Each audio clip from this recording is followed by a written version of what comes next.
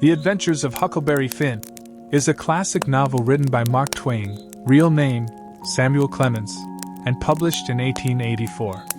The story revolves around the adventures of Huckleberry Finn, a young boy living in the 19th century in Missouri, and his friend Jim, a runaway black man.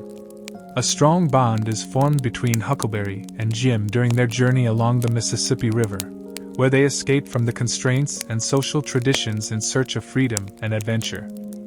Let's get started. You don't know about me without you have read a book by the name of The Adventures of Tom Sawyer, but that ain't no matter. That book was made by Mr. Mark Twain, and he told the truth, mainly. There was things which he stretched, but mainly he told the truth. That is nothing. I never seen anybody but lied one time or another, without it was Aunt Polly, or the widow, or maybe Mary. Aunt Polly, Tom's Aunt Polly, she is, and Mary, and the widow Douglas is all told about in that book, which is mostly a true book, with some stretchers, as I said before. Now the way that the book winds up is this. Tom and me found the money that the robbers hid in the cave, and it made us rich. We got $6,000 apiece, all gold. It was an awful sight of money when it was piled up. Well, Judge Thatcher he took it and put it out at interest, and it fetched us $1 a day apiece all the year round, more than a body could tell what to do with. The widow Douglas she took me for her son, and allowed she would civilize me. But it was rough living in the house all the time, considering how dismal regular and decent the widow was in all her ways. And so when I couldn't stand it no longer I lit out. I got into my old rags and my sugar hogshead again, and was free and satisfied. But Tom Sawyer he hunted me up and said he was going to start a band of robbers, and I might join if I would go back to the widow and be respectable. So I went back. The widow she cried over me, and called me a poor lost lamb, and she called me a lot of other names too, but she never meant no harm by it. She put me in them new clothes again, and I couldn't do nothing but sweat and feel all cramped up. Well then, the old thing commenced again. The widow rung a bell for supper, and you had to come to time. When you got to the table you couldn't go right to eating, but you had to wait for the widow to tuck down her head and grumble a little over the victuals, though there weren't really anything the matter with them, that is, nothing, only everything was cooked by itself. In a barrel of odds and ends it is different, things get mixed up, and the juice kind of swaps around, and the things go better. After supper she got out her book and learned me about Moses and the bulrushers, and I was in a sweat to find out all about him. But by and by she let it out that Moses had been dead a considerable long time, so then I didn't care no more about him, because I don't take no stock in dead people. Pretty soon I wanted to smoke, and asked the widow to let me. But she wouldn't. She said it was a mean practice and wasn't clean, and I must try to not do it anymore. That is just the way with some people. They get down on a thing when they don't know nothing about it. Here she was bothering about Moses, which was no kin to her, and no use to anybody, being gone, you see, yet finding a power of fault with me for doing a thing that had some good in it. And she took snuff, too. Of course that was all right, because she done it herself. Her sister, Miss Watson, a tolerable slim old maid, with goggles on, had just come to live with her, and took a set at me now with a spelling book. She worked me middling hard for about an hour, and then the widow made her ease up. I couldn't stood it much longer. Then for an hour it was deadly dull, and I was fidgety. Miss Watson would say, "Don't put your feet up there, Huckleberry," and "Don't scrunch up like that, Huckleberry, set up straight." And pretty soon she would say, "Don't gap and stretch like that, Huckleberry, why don't you try to behave?" Then she told me all about the bad place, and I said I wished I was there. She got mad then, but I didn't mean no harm. All I wanted was to go somewheres. All I wanted was a change. I warn't particular. She said it was wicked to say what I said she wouldn't say it for the whole world. She was going to live so as to go to the good place. Well, I couldn't see no advantage in going where she was going, so I made up my mind I wouldn't try for it. But I never said so, because it would only make trouble, and wouldn't do no good. Now she had got a start, and she went on and told me all about the good place. She said all a body would have to do there was to go around all day long with a harp and sing, forever and ever. So I didn't think much of it. But I never said so. I asked her if she reckoned Tom Sawyer would go there, and she said not by a considerable sight. I was glad about that, because I wanted him and me to be together. Miss Watson, she kept pecking at me, and it got tiresome and lonesome. By and by they fetched the niggers in and had prayers, and then everybody was off to bed. I went up to my room with a piece of candle, and put it on the table. Then I sat down in a chair by the window and tried to think of something cheerful, but it warn't no use. I felt so lonesome I most wished I was dead. The stars were shining, and the leaves rustled in the woods ever so mournful, and I heard an owl, away off, hoo-hooing about somebody that was dead, and a whippoorwill and a dog crying about somebody that was going to die, and the wind was trying to whisper something to me, and I couldn't make out what it was, and so it made the cold shivers run over me. Then away out in the woods I heard that kind of a sound that a ghost makes when it wants to tell about something that's on its mind and can't make itself understood, and so can't rest easy in its grave, and has to go about that way every night grieving. I got so downhearted and scared I did wish I had some company. Pretty soon a spider went crawling up my shoulder, and I flipped it off and it lit in the candle, and before I could budge it was all shriveled up. I didn't need anybody to tell me that that was an awful bad sign and would fetch me some bad luck, so I was scared and most shook the clothes off of me. I got up and turned around in my tracks 3 times and crossed my breast every time, and then I tied up a little lock of my hair with a thread to keep witches away. But I hadn't no confidence. You do that when you've lost a horseshoe that you've found, instead of nailing it up over the door, but I hadn't ever heard anybody say it was any way to keep off bad luck when you'd killed a spider. I sat down again, shaking all over, and got out my pipe for a smoke, for the house was all as still as death now, and so the widow wouldn't know. Well, after a long time I heard the clock away off in the town go boom, boom, boom, 12 licks, and all still again, stiller than ever. Pretty soon I heard a twig snap down in the dark amongst the trees. Something was a-stirring. I sat still and listened. Directly I could just barely hear a meow, meow, down there. That was good, says I. Meow, meow, as soft as I could, and then I put out the light and scrambled out of the window onto the shed. Then I slipped down to the ground and crawled in among the trees, and sure enough, there was Tom Sawyer waiting for me. We went tiptoeing along a path amongst the trees back towards the end of the widow's garden, stooping down so as the branches wouldn't scrape our heads. When we was passing by the kitchen I fell over a root and made a noise. We crouched down and laid still. Miss Watson's big nigger, named Jim, was sitting in the kitchen door. We could see him pretty clear, because there was a light behind him. He got up and stretched his neck out about a minute, listening. Then he says, "Who da?" He listened some more, then he come tiptoeing down and stood right between us. We could have touched him, nearly. Well, likely it was minutes and minutes that there weren't a sound, and we all there so close together. There was a place on my ankle that got to itching, but I daren't scratch it, and then my ear begun to itch, and next my back, right between my shoulders. Seemed like I'd die if I couldn't scratch. Well, I've noticed that thing plenty times since.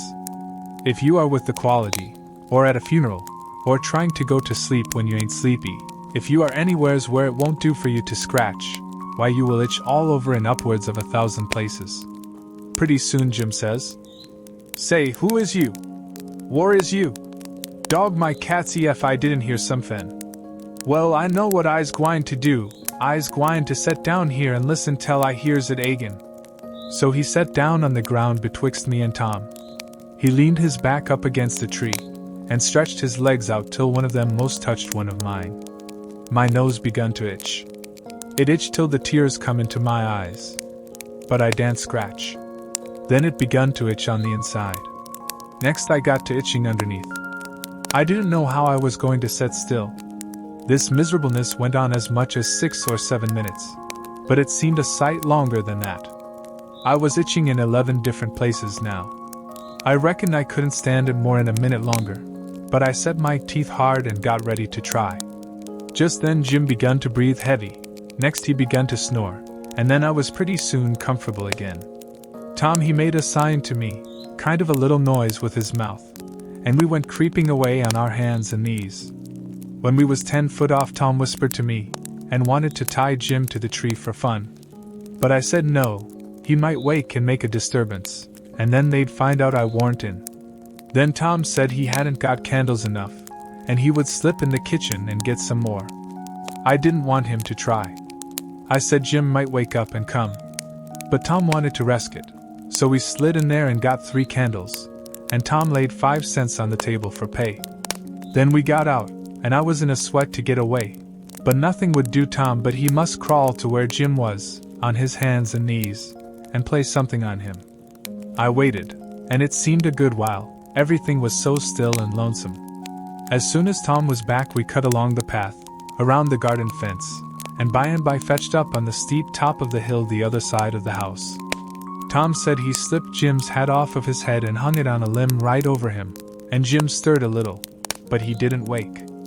Afterwards Jim said the witches bewitched him and put him in a trance, and rode him all over the state, and then set him under the trees again, and hung his hat on a limb to show who done it.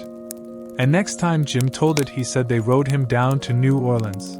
And after that, every time he told it he spread it more and more, till by he said they rode him all over the world, and tired him most to death, and his back was all over saddle boils. Jim was monstrous proud about it, and he got so he wouldn't hardly notice the other niggers. Niggers would come miles to hear Jim tell about it, and he was more looked up to than any nigger in that country. Strange niggers would stand with their mouths open and look him all over, same as if he was a wonder. Niggers is always talking about witches in the dark by the kitchen fire, but whenever one was talking and letting on to know all about such things, Jim would happen in and say, "H.M., what you know about witches?" And that nigger was corked up and had to take a back seat. Jim always kept that 5-center piece round his neck with a string, and said it was a charm the devil give to him with his own hands, and told him he could cure anybody with it, and fetch witches whenever he wanted to just by saying something to it. But he never told what it was he said to it. Niggers would come from all around there and give Jim anything they had, just for a sight of that 5-center piece. But they wouldn't touch it, because the devil had his hands on it. Jim was most ruined for a servant, because he got stuck up on account of having seen the devil and been rode by witches. Well, when Tom and me got to the edge of the hilltop, we looked away down into the village and could see 3 or 4 lights twinkling, where there was sick folks, maybe, and the stars over us was sparkling ever so fine, and down by the village was the river, a whole mile broad, and awful still and grand. We went down the hill and found Joe Harper and Ben Rogers, and 2 or 3 more of the boys, hid in the old tan yard. So we unhitched a skiff and pulled down the river 2.5 miles, to the big scar on the hillside, and went ashore. We went to a clump of bushes, and Tom made everybody swear to keep the secret, and then showed them a hole in the hill, right in the thickest part of the bushes. Then we lit the candles, and crawled in on our hands and knees. We went about 200 yards, and then the cave opened up. Tom poked about amongst the passages, and pretty soon ducked under a wall where you wouldn't have noticed that there was a hole. We went along a narrow place and got into a kind of room, all damp and sweaty and cold, and there we stopped. Tom says, "Now we'll start this band of robbers and call it Tom Sawyer's Gang. Everybody that wants to join has got to take an oath, and write his name in blood." Everybody was willing. So Tom got out a sheet of paper that he had wrote the oath on, and read it. It swore every boy to stick to the band, and never tell any of the secrets. And if anybody done anything to any boy in the band, whichever boy was ordered to kill that person, and his family must do it, and he mustn't eat, and he mustn't sleep till he had killed them and hacked a cross in their breasts, which was the sign of the band. And nobody that didn't belong to the band could use that mark, and if he did he must be sued, and if he done it again he must be killed. And if anybody that belonged to the band told the secrets, he must have his throat cut, and then have his carcass burned up and the ashes scattered all around, and his name blotted off of the list with blood and never mentioned again by the gang, but have a curse put on it, and be forgot forever. Everybody said it was a real beautiful oath, and asked Tom if he got it out of his own head. He said some of it, but the rest was out of pirate books and robber books, and every gang that was high-toned had it. Some thought it would be good to kill the families of boys that told the secrets. Tom said it was a good idea, so he took a pencil and wrote it in. Then Ben Rogers says, "Here's Huck Finn, he hain't got no family. What you going to do about him?" "Well, hain't he got a father?" says Tom Sawyer. "Yes, he's got a father, but you can't never find him these days. He used to lay drunk with the hogs in the tan yard, but he hain't been seen in these parts for a year or more." They talked it over, and they was going to rule me out, because they said every boy must have a family or somebody to kill, or else it wouldn't be fair and square for the others. Well, nobody could think of anything to do. Everybody was stumped, and sat still. I was most ready to cry, but all at once I thought of a way, and so I offered them Miss Watson. They could kill her. Everybody said, "Oh, she'll do. That's all right. Huck can come in." Then they all stuck a pin in their fingers to get blood to sign with, and I made my mark on the paper. "Now," says Ben Rogers, "what's the line of business of this gang?" "Nothing, only robbery and murder," Tom said. "But who are we going to rob? Houses, or cattle, or stuff?" "Stealing cattle and such things ain't robbery, it's burglary," says Tom Sawyer. "We ain't burglars. That ain't no sort of style. We are highwaymen. We stop stages and carriages on the road, with masks on, and kill the people and take their watches and money." "Must we always kill the people?" "Oh, certainly. It's best. Some authorities think different, but mostly it's considered best to kill them, except some that you bring to the cave here, and keep them till they're ransomed." "Ransomed? What's that?" "I don't know. But that's what they do. I've seen it in books, and so of course that's what we've got to do. But how can we do it if we don't know what it is?" "Why, blame it all, we've got to do it. Don't I tell you it's in the books? Do you want to go to doing different from what's in the books, and get things all muddled up?" "Oh, that's all very fine to say, Tom Sawyer, but how in the nation are these fellows going to be ransomed if we don't know how to do it to them? That's the thing I want to get at. Now, what do you reckon it is?" "Well, I don't know. But perhaps if we keep them till they're ransomed, it means that we keep them till they're dead. Now, that's something like. That'll answer. Why couldn't you said that before? We'll keep them till they're ransomed to death, and a bothersome lot they'll be, too, eating up everything, and always trying to get loose." "How you talk, Ben Rogers. How can they get loose when there's a guard over them, ready to shoot them down if they move a peg?" "A guard? Well, that is good. So somebody's got to set up all night and never get any sleep, just so as to watch them. I think that's foolishness. Why can't a body take a club and ransom them as soon as they get here?" "Because it ain't in the books, so that's why. Now, Ben Rogers, do you want to do things regular or don't you? That's the idea. Don't you reckon that the people that made the books knows what's the correct thing to do? Do you reckon you can learn them anything? Not by a good deal. No, sir, we'll just go on and ransom them in the regular way." "All right. I don't mind, but I say it's a fool way, anyhow. Say, do we kill the women too?" "Well, Ben Rogers, if I was as ignorant as you I wouldn't let on." "Kill the women? No, nobody ever saw anything in the books like that. You fetch them to the cave, and you're always as polite as pie to them, and by they fall in love with you, and never want to go home any more." "Well, if that's the way I'm agreed, but I don't take no stock in it. Mighty soon we'll have the cave so cluttered up with women, and fellows waiting to be ransomed, that there won't be no place for the robbers. But go ahead, I ain't got nothing to say." Little Tommy Barnes was asleep now, and when they waked him up he was scared, and cried, and said he wanted to go home to his ma, and didn't want to be a robber anymore.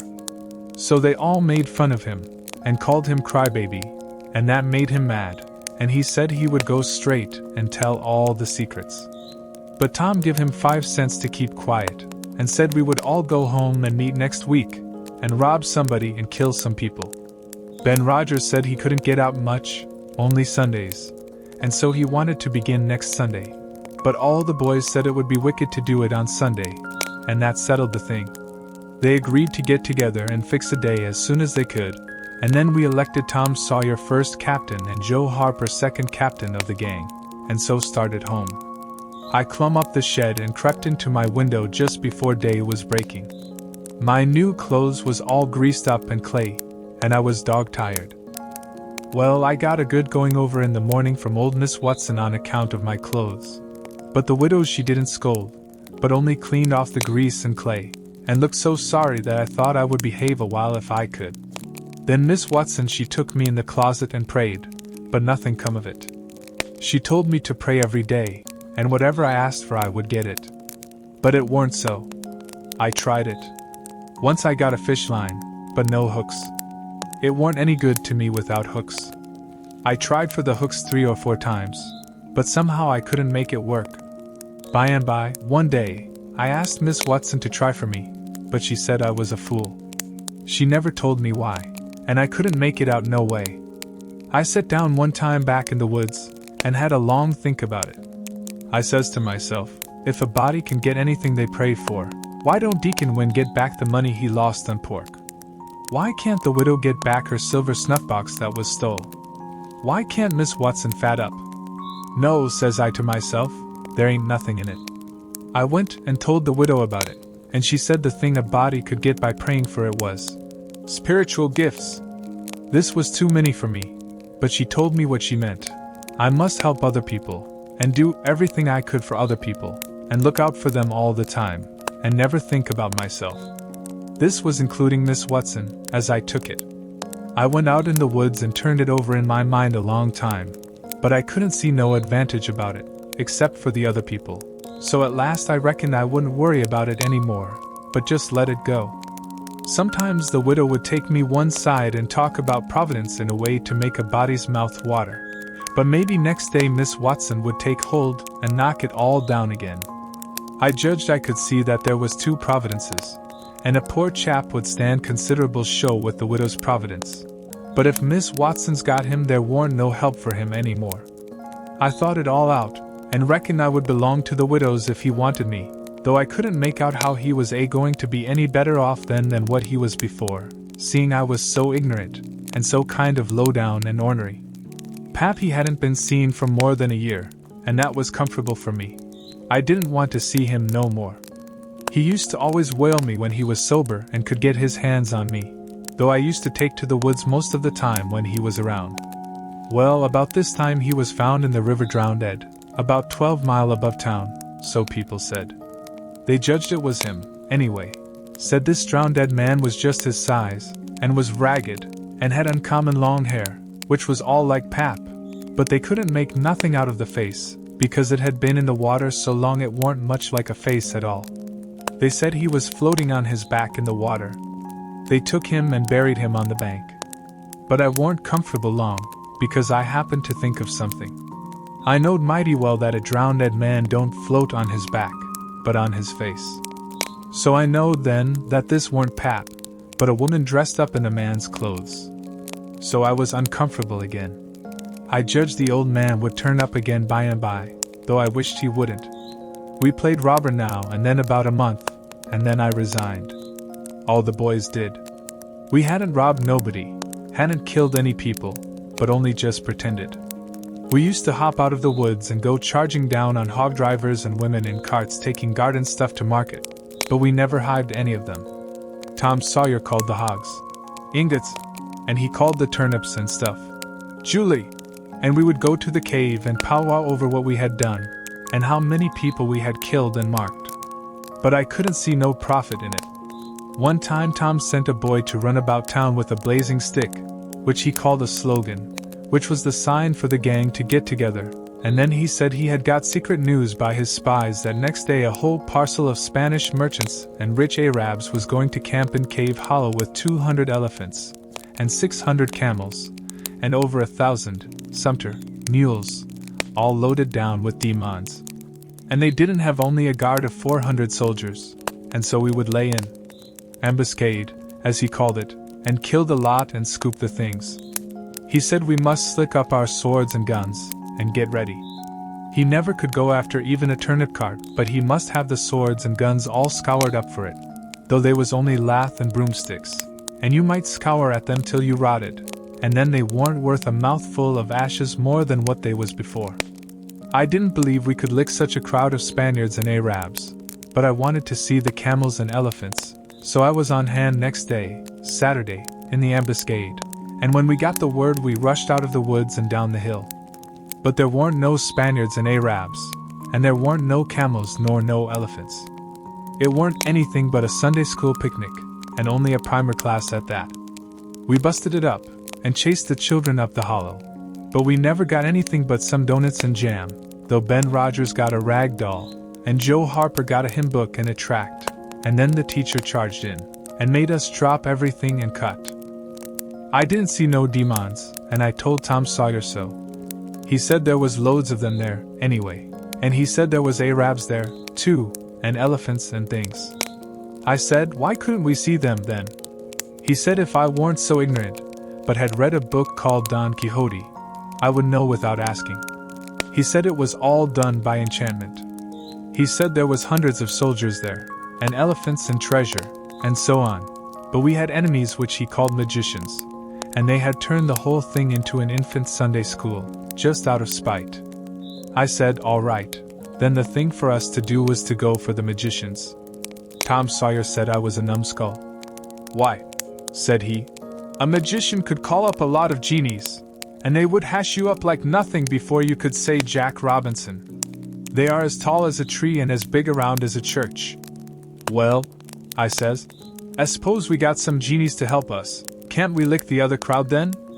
How you going to get them? I don't know. How do they get them? Why, they rub an old tin lamp or an iron ring, and then the genies come tearing in, with the thunder and lightning ripping around and the smoke rolling, and everything they're told to do they up and do it. They don't think nothing of pulling a shot tower up by the roots, and belting a Sunday school superintendent over the head with it, or any other man. Who makes them tear around so? Why, whoever rubs the lamp or the ring. They belong to whoever rubs the lamp or the ring, and they've got to do whatever he says. If he tells them to build a palace 40 miles long out of demons, and fill it full of chewing gum, or whatever you want, and fetch an emperor's daughter from China for you to marry, they've got to do it, and they've got to do it before sunup next morning, too. And more, they've got to waltz that palace around over the country wherever you want it, you understand. Well, says I think they are a pack of flatheads for not keeping the palace themselves instead of fooling them away like that. And what's more, if I was one of them I would see a man in Jericho before I would drop my business and come to him for the rubbing of an old tin lamp. How you talk, Huck Finn? Why, you'd have to come when he rubbed it, whether you wanted to or not. What? And I as high as a tree and as big as a church? All right then, I would come, but I lay I'd make that man climb the highest tree there was in the country. Shucks, it ain't no use to talk to you, Huck Finn. You don't seem to know anything, somehow. Perfect saphead. I thought all this over for 2 or 3 days, and then I reckoned I would see if there was anything in it. I got an old tin lamp and an iron ring, and went out in the woods and rubbed till I sweat like an Injun, calculating to build a palace and sell it. But it warn't no use, none of the genies come. So then I judged that all that stuff was only just one of Tom Sawyer's lies. I reckon he believed in the Arabs and the elephants, but as for me I think different. It had all the marks of a Sunday school. Well, 3 or 4 months run along, and it was well into the winter now. I had been to school most all the time and could spell and read and write just a little, and could say the multiplication table up to 6 times 7 is 35, and I don't reckon I could ever get any further than that if I was to live forever. I don't take no stock in mathematics anyway. At first I hated the school, but by and by I got so I could stand it. Whenever I got uncommon tired I played hooky, and the hiding I got next day done me good and cheered me up. So the longer I went to school the easier it got to be. I was getting sort of used to the widow's ways too, and they weren't so raspy on me. Living in a house and sleeping in a bed pulled on me pretty tight mostly, but before the cold weather I used to slide out and sleep in the woods sometimes, and so that was a rest to me. I liked the old ways best, but I was getting so I liked the new ones too a little bit. The widow said I was coming along slow but sure, and doing very satisfactory. She said she weren't ashamed of me. One morning I happened to turn over the salt cellar at breakfast. I reached for some of it as quick as I could to throw over my left shoulder and keep off the bad luck. But Miss Watson was in ahead of me and crossed me off. She says, "Take your hands away, Huckleberry. What a mess you are always making." The widow put in a good word for me, but that weren't going to keep off the bad luck. I knowed that well enough. I started out, after breakfast, feeling worried and shaky, and wondering where it was going to fall on me, and what it was going to be. There's ways to keep off some kinds of bad luck, but this wasn't one of them kind, so I never tried to do anything, but just poked along low-spirited and on the watch-out. I went down to the front garden and clomb over the stile where you go through the high board fence. There was an inch of new snow on the ground, and I seen somebody's tracks. They had come up from the quarry and stood around the stile a while, and then went on around the garden fence. It was funny they hadn't come in, after standing around so. I couldn't make it out. It was very curious, somehow. I was going to follow around, but I stooped down to look at the tracks first. I didn't notice anything at first, but next I did. There was a cross in the left boot heel made with big nails, to keep off the devil. I was up in a second and shinning down the hill. I looked over my shoulder every now and then, but I didn't see nobody. I was at Judge Thatcher's as quick as I could get there. He said, "Why, my boy, you are all out of breath. Did you come for your interest?" "No, sir," I says. "Is there some for me?" "Oh yes, a half-yearly is in, last night, over $150. Quite a fortune for you. You had better let me invest it along with your $6,000, because if you take it you'll spend it."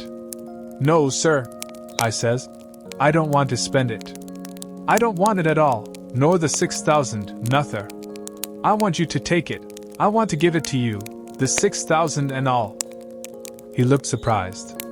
He couldn't seem to make it out. He says, "Why, what can you mean, my boy?" I says, "Don't you ask me no questions about it, please. You'll take it, won't you?" He says, "Well, I'm puzzled. Is something the matter?" "Please take it," says I. "And don't ask me nothing, then I won't have to tell no lies." He studied a while, and then he says, "Oh ho! I think I see. You want to sell all your property to me, not give it. That's the correct idea." Then he wrote something on a paper and read it over and says, "There, you see it says for a consideration. That means I have bought it of you and paid you for it. Here's $1 for you. Now you sign it." So I signed it and left. Miss Watson's nigger, Jim, had a hairball as big as your fist, which had been took out of the fourth stomach of an ox, and he used to do magic with it. He said there was a spirit inside of it, and it knowed everything. So I went to him that night, and told him Pap was here again, for I found his tracks in the snow. What I wanted to know was, what he was going to do, and was he going to stay? Jim got out his hairball and said something over it, and then he held it up and dropped it on the floor. It felt pretty solid, and only rolled about an inch. Jim tried it again, and then another time, and it acted just the same. Jim got down on his knees, and put his ear against it and listened. But it weren't no use. He said it wouldn't talk. He said sometimes it wouldn't talk without money. I told him I had an old slick counterfeit quarter that weren't no good because the brass showed through the silver a little, and it wouldn't pass nohow, even if the brass didn't show, because it was so slick it felt greasy, and so that would tell on it every time. I reckoned I wouldn't say nothing about the $1 I got from the judge. I said it was pretty bad money, but maybe the hairball would take it, because maybe it wouldn't know the difference. Jim smelt it, and bit it, and rubbed it, and said he would manage so the hairball would think it was good. He said he would split open a raw Irish potato and stick the quarter in between and keep it there all night, and next morning you couldn't see no brass, and it wouldn't feel greasy no more, and so anybody in town would take it in a minute, let alone a hairball. Well, I knowed a potato would do that before, but I had forgot it. Jim put the quarter under the hairball, and got down and listened again. This time he said the hairball was all right. He said it would tell my whole fortune if I wanted it to. I says, "Go on." So the hairball talked to Jim, and Jim told it to me. He says, "Yo old father don't know yet what he's a gwine to do. Sometimes he spec he'll go away, and den again he spec he'll stay. The best way is to res easy and let the old man take his own way. Days two angels hoverin' round about him. One UVM is white and shiny, and t'other one is black. The white one gets him to go right a little while, den the black one sail and en bust it all up. A body can't tell yet which one gwine to fetch him at the loss. But you is all right. You gwine to have considerable trouble in your life, and considerable joy. Sometimes you gwine to get hurt, and sometimes you gwine to get sick, but every time you's gwine to get well again. Days two gals flyin' bout you in your life. One UVM's light and t'other one is dark. One is rich and t'other is pa. You's gwine to marry de pa one fust and de rich one by and by. You wants to keep way from de water as much as you can, and don't run no risk, case it's down in de bills that you's gwine to get hung. When I lit my candle and went up to my room that night, there sat Pap his own self. I had shut the door too. Then I turned around and there he was. I used to be scared of him all the time, he tanned me so much.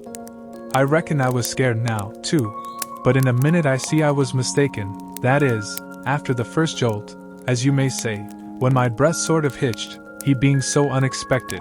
But right away after I see I warn't scared of him worth bothering about. He was most 50, and he looked it. His hair was long and tangled and greasy, and hung down, and you could see his eyes shining through like he was behind vines. It was all black, no gray, so was his long, mixed-up whiskers. There weren't no color in his face, where his face showed. It was white, not like another man's white, but a white to make a body sick, a white to make a body's flesh crawl, a tree-toad white, a fish-belly white. As for his clothes, just rags, that was all. He had one ankle resting on t'other knee. The boot on that foot was busted, and two of his toes stuck through, and he worked them now and then. His hat was laying on the floor, an old black slouch with the top caved in, like a lid. I stood looking at him. He sat there looking at me, with his chair tilted back a little. I set the candle down. I noticed the window was up, so he had clumb in by the shed. He kept looking me all over. By and by he says, "Starchy clothes, very. You think you're a good deal of a big bug, don't you?" "Maybe I am, maybe I ain't," I says.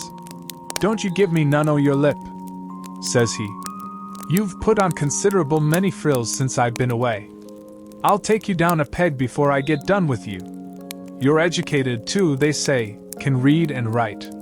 You think you're better than your father now, don't you, because he can't? I'll take it out of you. Who told you might meddle with such highfalutin foolishness, hey?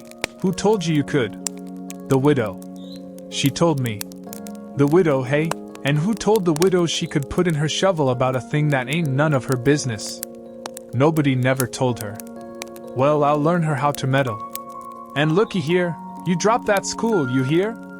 I'll learn people to bring up a boy to put on airs over his own father and let on to be better than what he is. You let me catch you fooling around that school again, you hear? Your mother couldn't read, and she couldn't write, nother, before she died. None of the family couldn't before they died. I can't, and here you're swelling yourself up like this. I ain't the man to stand it, you hear? Say, let me hear you read." I took up a book and begun something about General Washington and the wars. When I'd read about a half a minute, he fetched the book a whack with his hand and knocked it across the house. He says, "It's so. You can do it. I had my doubts when you told me. Now looky here, you stop that putting on frills. I won't have it. I'll lay for you, my smarty, and if I catch you about that school I'll tan you good. First you know you'll get religion, too. I never see such a son." He took up a little blue and yellow picture of some cows and a boy and says, "What's this?" "It's something they give me for learning my lessons good." He tore it up and says, "I'll give you something better. I'll give you a cowhide." He sat there mumbling and growling a minute, and then he says, "Ain't you a sweet-scented dandy, though? A bed, and bedclothes, and a looking-glass, and a piece of carpet on the floor, and your own father got to sleep with the hogs in the tanyard. I never see such a son. I bet I'll take some o' these frills out o' you before I'm done with you. Why, there ain't no end to your heirs, they say you're rich. Hey, how's that? They lie, that's how. Looky here, mind how you talk to me. I'm standing about all I can stand now, so don't gimme no sass. I've been in town 2 days, and I hain't heard nothing but about you being rich. I heard about it away down the river, too. That's why I come. You get me that money tomorrow, I want it. I hain't got no money. It's a lie. Judge Thatcher's got it. You get it. I want it. I hain't got no money, I tell you. You ask Judge Thatcher, he'll tell you the same. All right. I'll ask him, and I'll make him pungle too, or I'll know the reason why. Say, how much you got in your pocket? I want it. I hain't got only $1, and I want that too. It don't make no difference what you want it for, you just shell it out. He took it and bit it to see if it was good, and then he said he was going downtown to get some whiskey. Said he hadn't had a drink all day. When he had got out on the shed, he put his head in again, and cussed me for putting on frills and trying to be better than him. And when I reckoned he was gone, he come back and put his head in again, and told me to mind about that school, because he was going to lay for me and lick me if I didn't drop that. Next day he was drunk, and he went to Judge Thatcher's and bully-ragged him, and tried to make him give up the money. But he couldn't, and then he swore he'd make the law force him. The judge and the widow went to law to get the court to take me away from him and let one of them be my guardian. But it was a new judge that had just come, and he didn't know the old man. So he said courts mustn't interfere and separate families if they could help it. Said he'd rather not take a child away from its father. So Judge Thatcher and the widow had to quit on the business. That pleased the old man till he couldn't rest. He said he'd cowhide me till I was black and blue if I didn't raise some money for him. I borrowed $3 from Judge Thatcher, and Pap took it and got drunk, and went blowing around and cussing and whooping and carrying on, and he kept it up all over town, with a tin pan, till most midnight. Then they jailed him, and next day they had him before court, and jailed him again for a week. But he said he was satisfied, said he was boss of his son, and he'd make it warm for him. When he got out, the new judge said he was going to make a man of him. So he took him to his own house, and dressed him up clean and nice, and had him to breakfast and dinner and supper with the family, and was just old pie to him, so to speak. And after supper he talked to him about temperance, and such things till the old man cried, and said he'd been a fool, and fooled away his life. But now he was going to turn over a new leaf and be a man nobody wouldn't be ashamed of, and he hoped the judge would help him and not look down on him. The judge said he could hug him for them words, so he cried, and his wife she cried again. Pap said he'd been a man that had always been misunderstood before, and the judge said he believed it.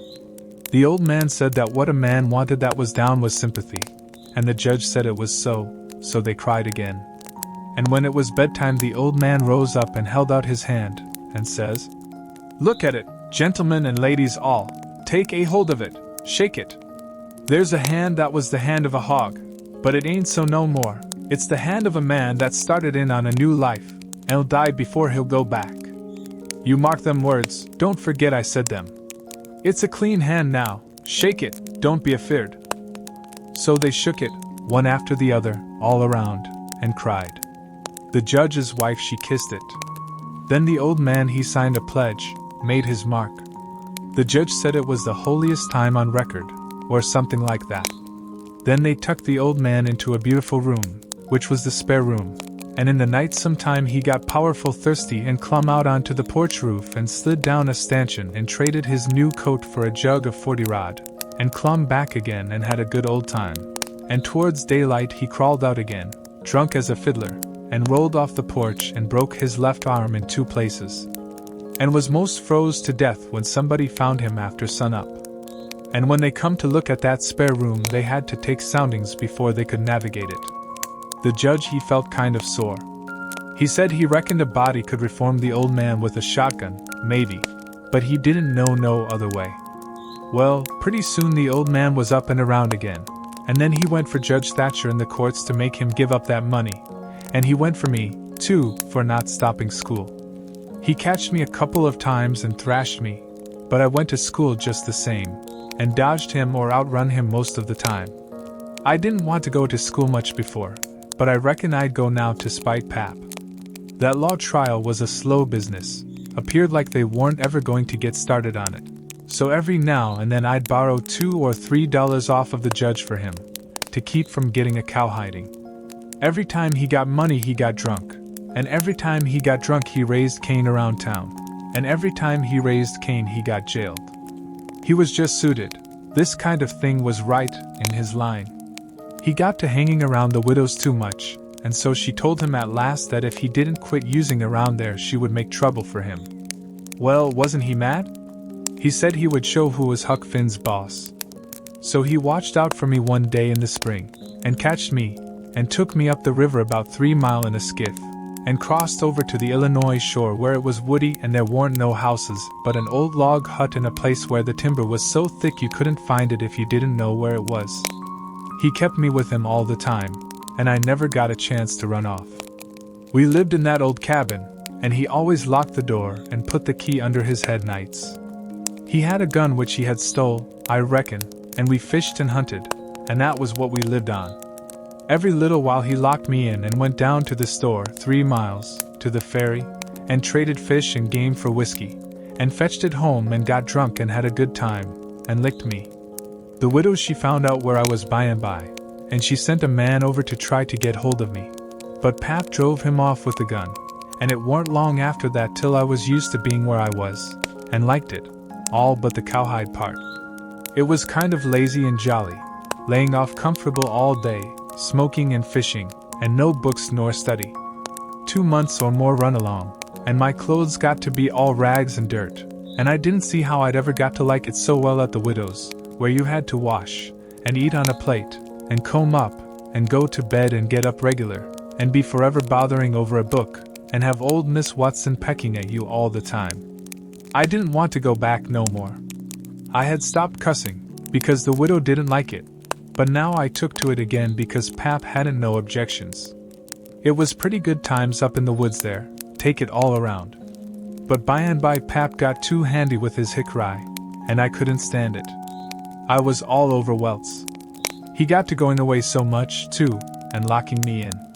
Once he locked me in and was gone 3 days. It was dreadful lonesome. I judged he had got drowned dead, and I wasn't ever going to get out any more. I was scared. I made up my mind I would fix up some way to leave there. I had tried to get out of that cabin many a time, but I couldn't find no way. There weren't a window to it big enough for a dog to get through. I couldn't get up the chimney. It was too narrow. The door was thick, solid oak slabs. Pap was pretty careful not to leave a knife or anything in the cabin when he was away. I reckon I had hunted the place over as much as 100 times. Well, I was most all the time at it, because it was about the only way to put in the time. But this time I found something at last. I found an old rusty wood saw without any handle. It was laid in between a rafter and the clapboards of the roof. I greased it up and went to work. There was an old horse blanket nailed against the logs at the far end of the cabin behind the table, to keep the wind from blowing through the chinks and putting the candle out. I got under the table and raised the blanket, and went to work to saw a section of the big bottom log out, big enough to let me through. Well, it was a good long job, but I was getting towards the end of it when I heard Pap's gun in the woods. I got rid of the signs of my work, and dropped the blanket, and hid my saw, and pretty soon Pap come in. Pap warn't in a good humor, so he was his natural self. He said he was downtown, and everything was going wrong. His lawyer said he reckoned he would win his lawsuit and get the money if they ever got started on the trial. But then there was ways to put it off a long time, and Judge Thatcher knowed how to do it. And he said people allowed there'd be another trial to get me away from him and give me to the widow for my guardian, and they guessed it would win this time. This shook me up considerable, because I didn't want to go back to the widow's any more and be so cramped up and civilized, as they called it. Then the old man got to cussing, and cussed everything and everybody he could think of, and then cussed them all over again to make sure he hadn't skipped any, and after that he polished off with a kind of a general cuss all round, including a considerable parcel of people which he didn't know the names of, and so called them what's his name when he got to them, and went right along with his cussing. He said he would like to see the widow get me. He said he would watch out, and if they tried to come any such game on him, he knowed of a place 6 or 7 mile off to stow me in, where they might hunt till they dropped, and they couldn't find me. That made me pretty uneasy again, but only for a minute. I reckoned I wouldn't stay on hand till he got that chance. The old man made me go to the skiff and fetch the things he had got. There was a 50-pound sack of cornmeal, and a side of bacon, ammunition, and a 4-gallon jug of whiskey, and an old book and 2 newspapers for wadding, besides some tow. I toted up a load, and went back and sat down on the bow of the skiff to rest. I thought it all over, and I reckoned I would walk off with the gun and some lines, and take to the woods when I run away. I guessed I wouldn't stay in one place, but just tramp right across the country, mostly night times, and hunt and fish to keep alive, and so get so far away that the old man nor the widow couldn't ever find me anymore. I judged I would saw out and leave that night if Pap got drunk enough, and I reckoned he would. I got so full of it I didn't notice how long I was staying till the old man hollered and asked me whether I was asleep or drowned dead. I got the things all up to the cabin, and then it was about dark. While I was cooking supper, the old man took a swig or 2 and got sort of warmed up, and went to ripping again. He had been drunk over in town, and laid in the gutter all night, and he was a sight to look at. A body would have thought he was Adam. He was just all mud. Whenever his liquor begun to work, he most always went for the government. This time he says, "Call this a government? Why, just look at it and see what it's like. Here's the law standing ready to take a man's son away from him, a man's own son, which he has had all the trouble and all the anxiety and all the expense of raising. Yes, just as that man has got that son raised at last, and ready to go to work and begin to do suthin for him and give him a rest, the law up and goes for him. And they call that government. That ain't all, nother. The law backs that old Judge Thatcher up and helps him to keep me out o' my property. Here's what the law does. The law takes a man worth $6,000 and up'ards, and jams him into an old trap of a cabin like this, and lets him go round in clothes that ain't fittin' for a hog. They call that government. A man can't get his rights in a government like this. Sometimes I've a mighty notion to just leave the country for good and all. Yes, and I told them so. I told old Thatcher so to his face. Lots of them heard me, and can tell what I said.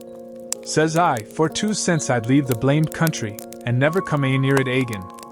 Them's the very words. I says, look at my hat, if you call it a hat, but the lid raises up and the rest of it goes down till it's below my chin, and then it ain't rightly a hat at all, but more like my head was shoved up through a jint o' stovepipe. Look at it, says I, such a hat for me to wear, one of the wealthiest men in this town if I could get my rights. Oh yes, this is a wonderful government, wonderful. Why, looky here. There was a free nigger there from Ohio, a mulatter, most as white as a white man. He had the whitest shirt on you ever see, too, and the shiniest hat, and there ain't a man in that town that's got as fine clothes as what he had. And he had a gold watch and chain, and a silver-headed cane, the awfulest old gray-headed nabob in the state. And what do you think? They said he was a professor in a college, and could talk all kinds of languages, and knowed everything. And that ain't the wust. They said he could vote when he was at home. Well, that let me out. Thinks I, what is the country coming to? It was 'lection day, and I was just about to go and vote myself if I warn't too drunk to get there. But when they told me there was a state in this country where they'd let that nigger vote, I drawed out. I says I'll never vote again. Them's the very words I said. They all heard me, and the country may rot for all me. I'll never vote again as long as I live. And to see the cool way of that nigger, why, he wouldn't have give me the road if I hadn't shoved him out o' the way. I says to the people, why ain't this nigger put up at auction and sold? That's what I want to know. And what do you reckon they said? Why, they said he couldn't be sold till he'd been in the state 6 months, and he hadn't been there that long yet. There now, that's a specimen. They call that a government that can't sell a free nigger till he's been in the state 6 months. Here's a government that calls itself a government, and lets on to be a government, and thinks it is a government, and yet's got to set stock still for 6 whole months before it can take a hold of a prowling, thieving, infernal, white-shirt-free nigger, and Pap was a-going on so he never noticed where his old limber legs was taking him to. So he went head over heels over the tub of salt pork and barked both shins, and the rest of his speech was all the hottest kind of language, mostly hove at the nigger and the government, though he give the tub some, too, all along, here and there. He hopped around the cabin considerable, first on one leg and then on the other, holding first one shin and then the other one, and at last he let out with his left foot all of a sudden and fetched the tub a rattling kick. But it warn't good judgment, because that was the boot that had a couple of his toes leaking out of the front end of it. So now he raised a howl that fairly made a body's hair raise, and down he went in the dirt, and rolled there, and held his toes, and the cussing he done then laid over anything he had ever done previous. He said so his own self afterwards. He had heard old Soberry Hagen in his best days, and he said it laid over him, too, but I reckon that was sort of piling it on, maybe. After supper Pap took the jug, and said he had enough whiskey there for 2 drunks and 1 delirium tremens. That was always his word. I judged he would be blind drunk in about an hour, and then I would steal the key, or saw myself out, one or t'other. He drank, and tumbled down on his blankets by and by, but luck didn't run my way. He didn't go sound asleep, but was uneasy.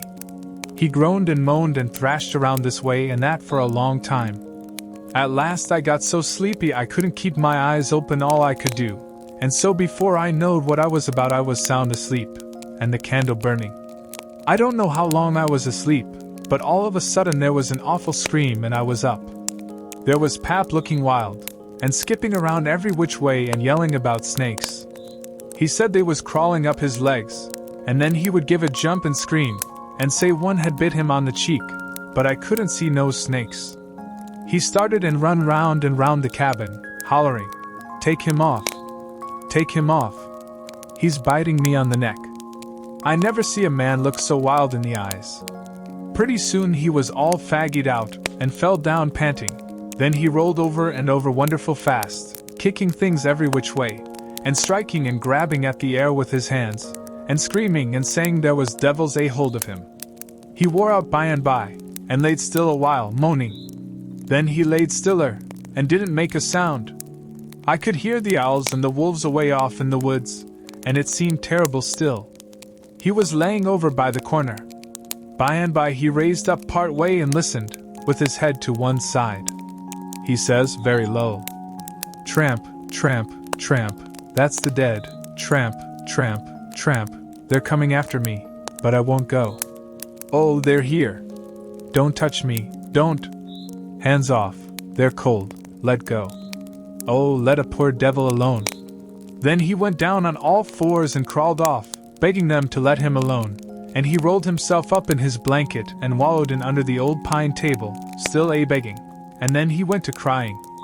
I could hear him through the blanket. By and by he rolled out and jumped up on his feet looking wild, and he see me and went for me. He chased me round and round the place with a clasp knife, calling me the angel of death, and saying he would kill me, and then I couldn't come for him no more. I begged, and told him I was only Huck, but he laughed such a screechy laugh, and roared and cussed, and kept on chasing me up.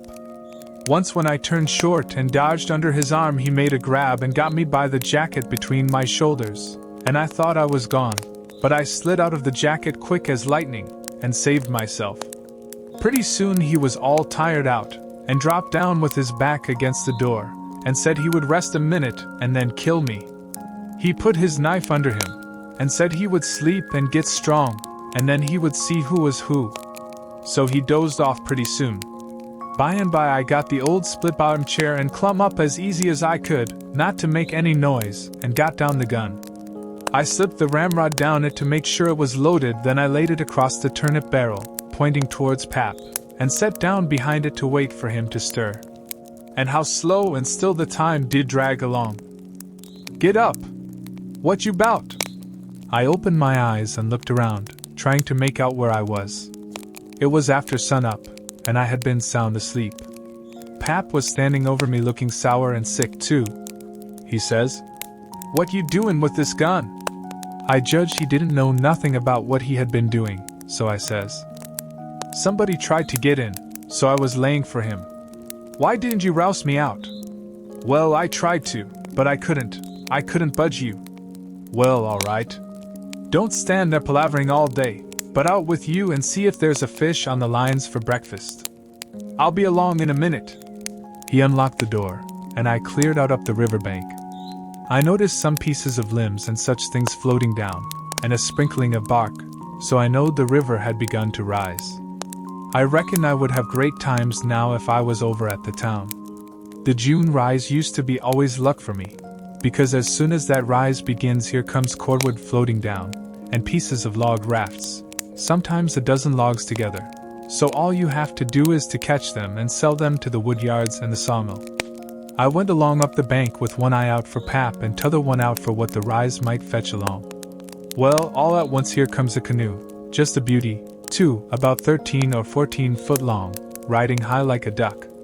I shot head first off of the bank like a frog, clothes and all on, and struck out for the canoe. I just expected there'd be somebody laying down in it, because people often done that to fool folks, and when a chap had pulled a skiff out most to it they'd raise up and laugh at him. But it warn't so this time. It was a drift canoe sure enough, and I clumb in and paddled her ashore.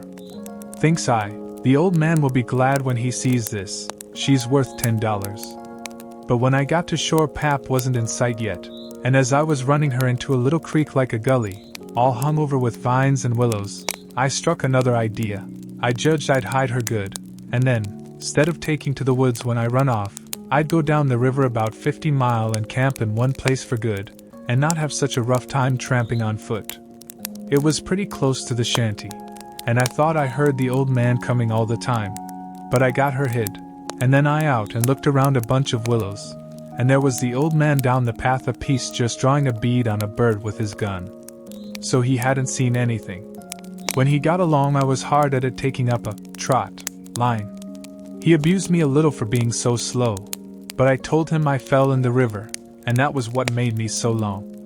I knowed he would see I was wet, and then he would be asking questions. We got 5 catfish off the lines and went home. While we laid off after breakfast to sleep up, both of us being about wore out, I got to thinking that if I could fix up some way to keep Pap and the widow from trying to follow me, it would be a certain thing than trusting to luck to get far enough off before they miss me. You see, all kinds of things might happen. Well, I didn't see no way for a while, but by and by Pap raised up a minute to drink another barrel of water, and he says, "Another time a man comes prowling round here you roust me out, you hear? That man warn't here for no good. I'd a shot him. Next time you roust me out, you hear?" Then he dropped down and went to sleep again, but what he had been saying give me the very idea I wanted. I says to myself, I can fix it now so nobody won't think of following me. About 12 o'clock we turned out and went along up the bank.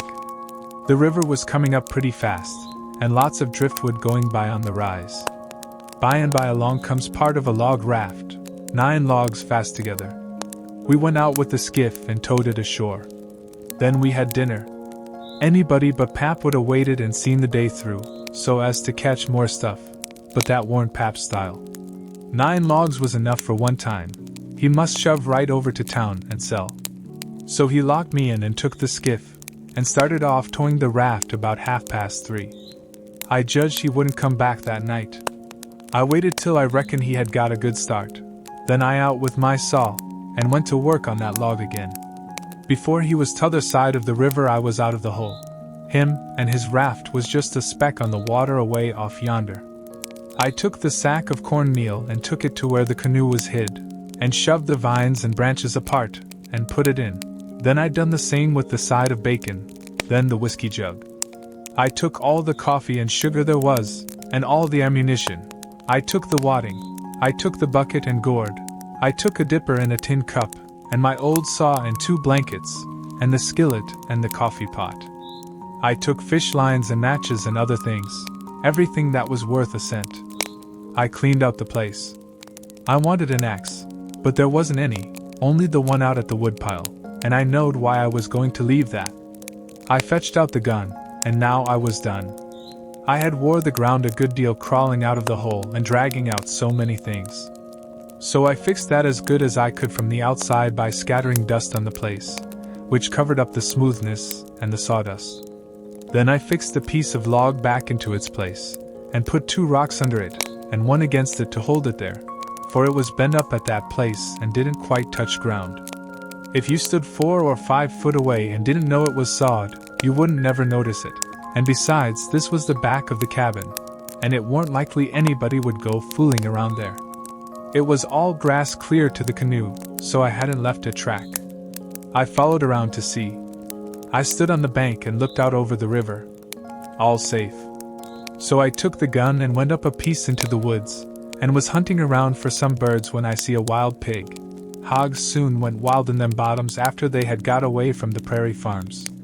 I shot this fellow and took him into camp. I took the axe and smashed in the door. I beat it, and hacked it considerable doing it. I fetched the pig in, and took him back nearly to the table and hacked into his throat with the axe, and laid him down on the ground to bleed. I say ground because it was ground, hard-packed, and no boards.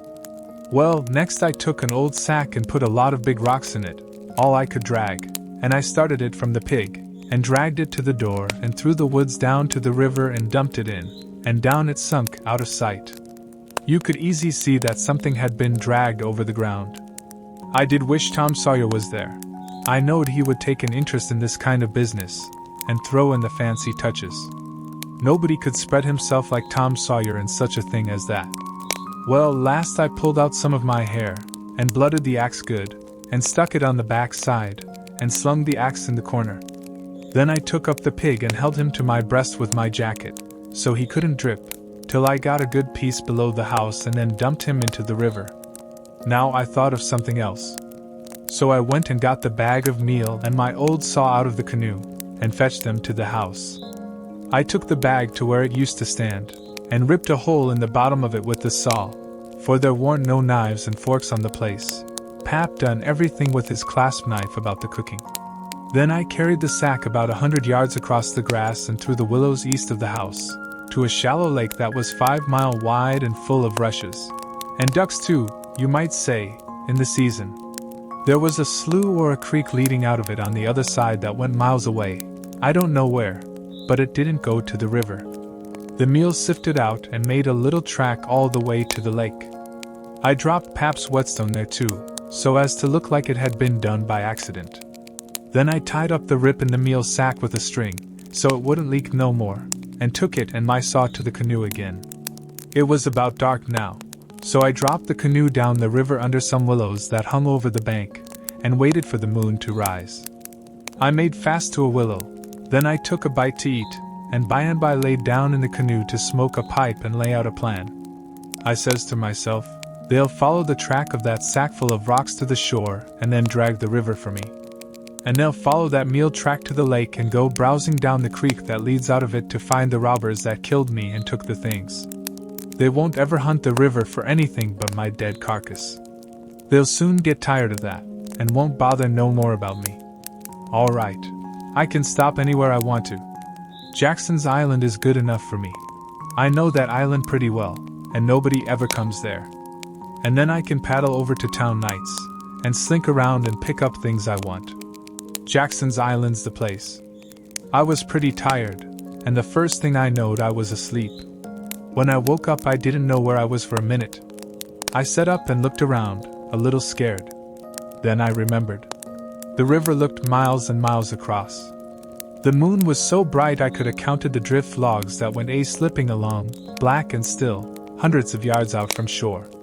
Everything was dead quiet, and it looked late, and smelled late. You know what I mean. I don't know the words to put it in. I took a good gap and a stretch, and was just going to unhitch and start when I heard a sound away over the water. I listened. Pretty soon I made it out. It was that dull kind of irregular sound that comes from oars working in rowlocks when it's a still night. I peeped out through the willow branches, and there it was, a skiff, away across the water. I couldn't tell how many was in it. It kept coming, and when it was abreast of me I see there warn't but one man in it. Thinks I, maybe it's Pap, though I warn't expecting him. He dropped below me with the current, and by he came swinging up shore in the easy water, and he went by so close I could have reached out the gun and touched him. Well, it was Pap, sure enough, and sober too, by the way he laid his oars. I didn't lose no time. The next minute I was spinning downstream soft but quick in the shade of the bank. I made 2.5 miles, and then struck out 1/4 mile or more towards the middle of the river, because pretty soon I would be passing the ferry landing, and people might see me and hail me. I got out amongst the driftwood, and then laid down in the bottom of the canoe and let her float. I laid there, and had a good rest and a smoke out of my pipe, looking away into the sky, not a cloud in it. The sky looks ever so deep when you lay down on your back in the moonshine. I never noted before. And how far a body can hear on the water such nights. I heard people talking at the ferry landing. I heard what they said too, every word of it. One man said it was getting towards the long days and the short nights now. T'other one said this warn't one of the short ones, he reckoned, and then they laughed, and he said it over again, and they laughed again. Then they waked up another fellow and told him, and laughed, but he didn't laugh. He ripped out something brisk, and said let him alone. The first fellow said he loathed to tell it to his old woman. She would think it was pretty good. But he said that warn't nothing to some things he had said in his time. I heard one man say it was nearly 3 o'clock, and he hoped daylight wouldn't wait more than about a week longer. After that the talk got further and further away, and I couldn't make out the words anymore. But I could hear the mumble, and now and then a laugh, too, but it seemed a long ways off. I was away below the ferry now. I rose up, and there was Jackson's Island, about 2.5 miles downstream, heavy timbered and standing up out of the middle of the river, big and dark and solid, like a steamboat without any lights. There weren't any signs of the bar at the head. It was all under water now. It didn't take me long to get there. I shot past the head at a ripping rate. The current was so swift, and then I got into the dead water and landed on the side towards the Illinois shore. I run the canoe into a deep dent in the bank that I knowed about. I had to part the willow branches to get in, and when I made fast nobody could have seen the canoe from the outside. I went up and sat down on a log at the head of the island, and looked out on the big river and the black driftwood and away over to the town, 3 miles away, where there was 3 or 4 lights twinkling. A monstrous big lumber raft was about 1 mile upstream, coming along down, with a lantern in the middle of it. I watched it come creeping down, and when it was most abreast of where I stood I heard a man say, "Stern oars there! Heave her head to starboard!" I heard that just as plain as if the man was by my side. There was a little gray in the sky now, so I stepped into the woods, and laid down for a nap before breakfast. The sun was up so high when I waked that I judged it was after 8 o'clock. I laid there in the grass in the cool shade thinking about things, and feeling rested and rather comfortable and satisfied. I could see the sun out at 1 or 2 holes, but mostly it was big trees all about, and gloomy in there amongst them. There was freckled places on the ground where the light sifted down through the leaves, and the freckled places swapped about a little, showing there was a little breeze up there. A couple of squirrels sat on a limb and jabbered at me very friendly. I was powerful lazy and comfortable, didn't want to get up and cook breakfast. Well, I was dozing off again when I thinks I hears a deep sound of boom! Away up the river. I rouses up, and rests on my elbow and listens. Pretty soon I hears it again. I hopped up, and went and looked out at a hole in the leaves, and I see a bunch of smoke laying on the water a long ways up, about abreast the ferry. And there was the ferry boat full of people floating along down. I knowed what was the matter now. Boom! I see the white smoke squirt out of the ferry boat's side. You see, they was firing cannon over the water, trying to make my carcass come to the top.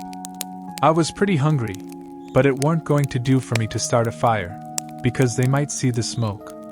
So I sat there and watched the cannon smoke and listened to the boom.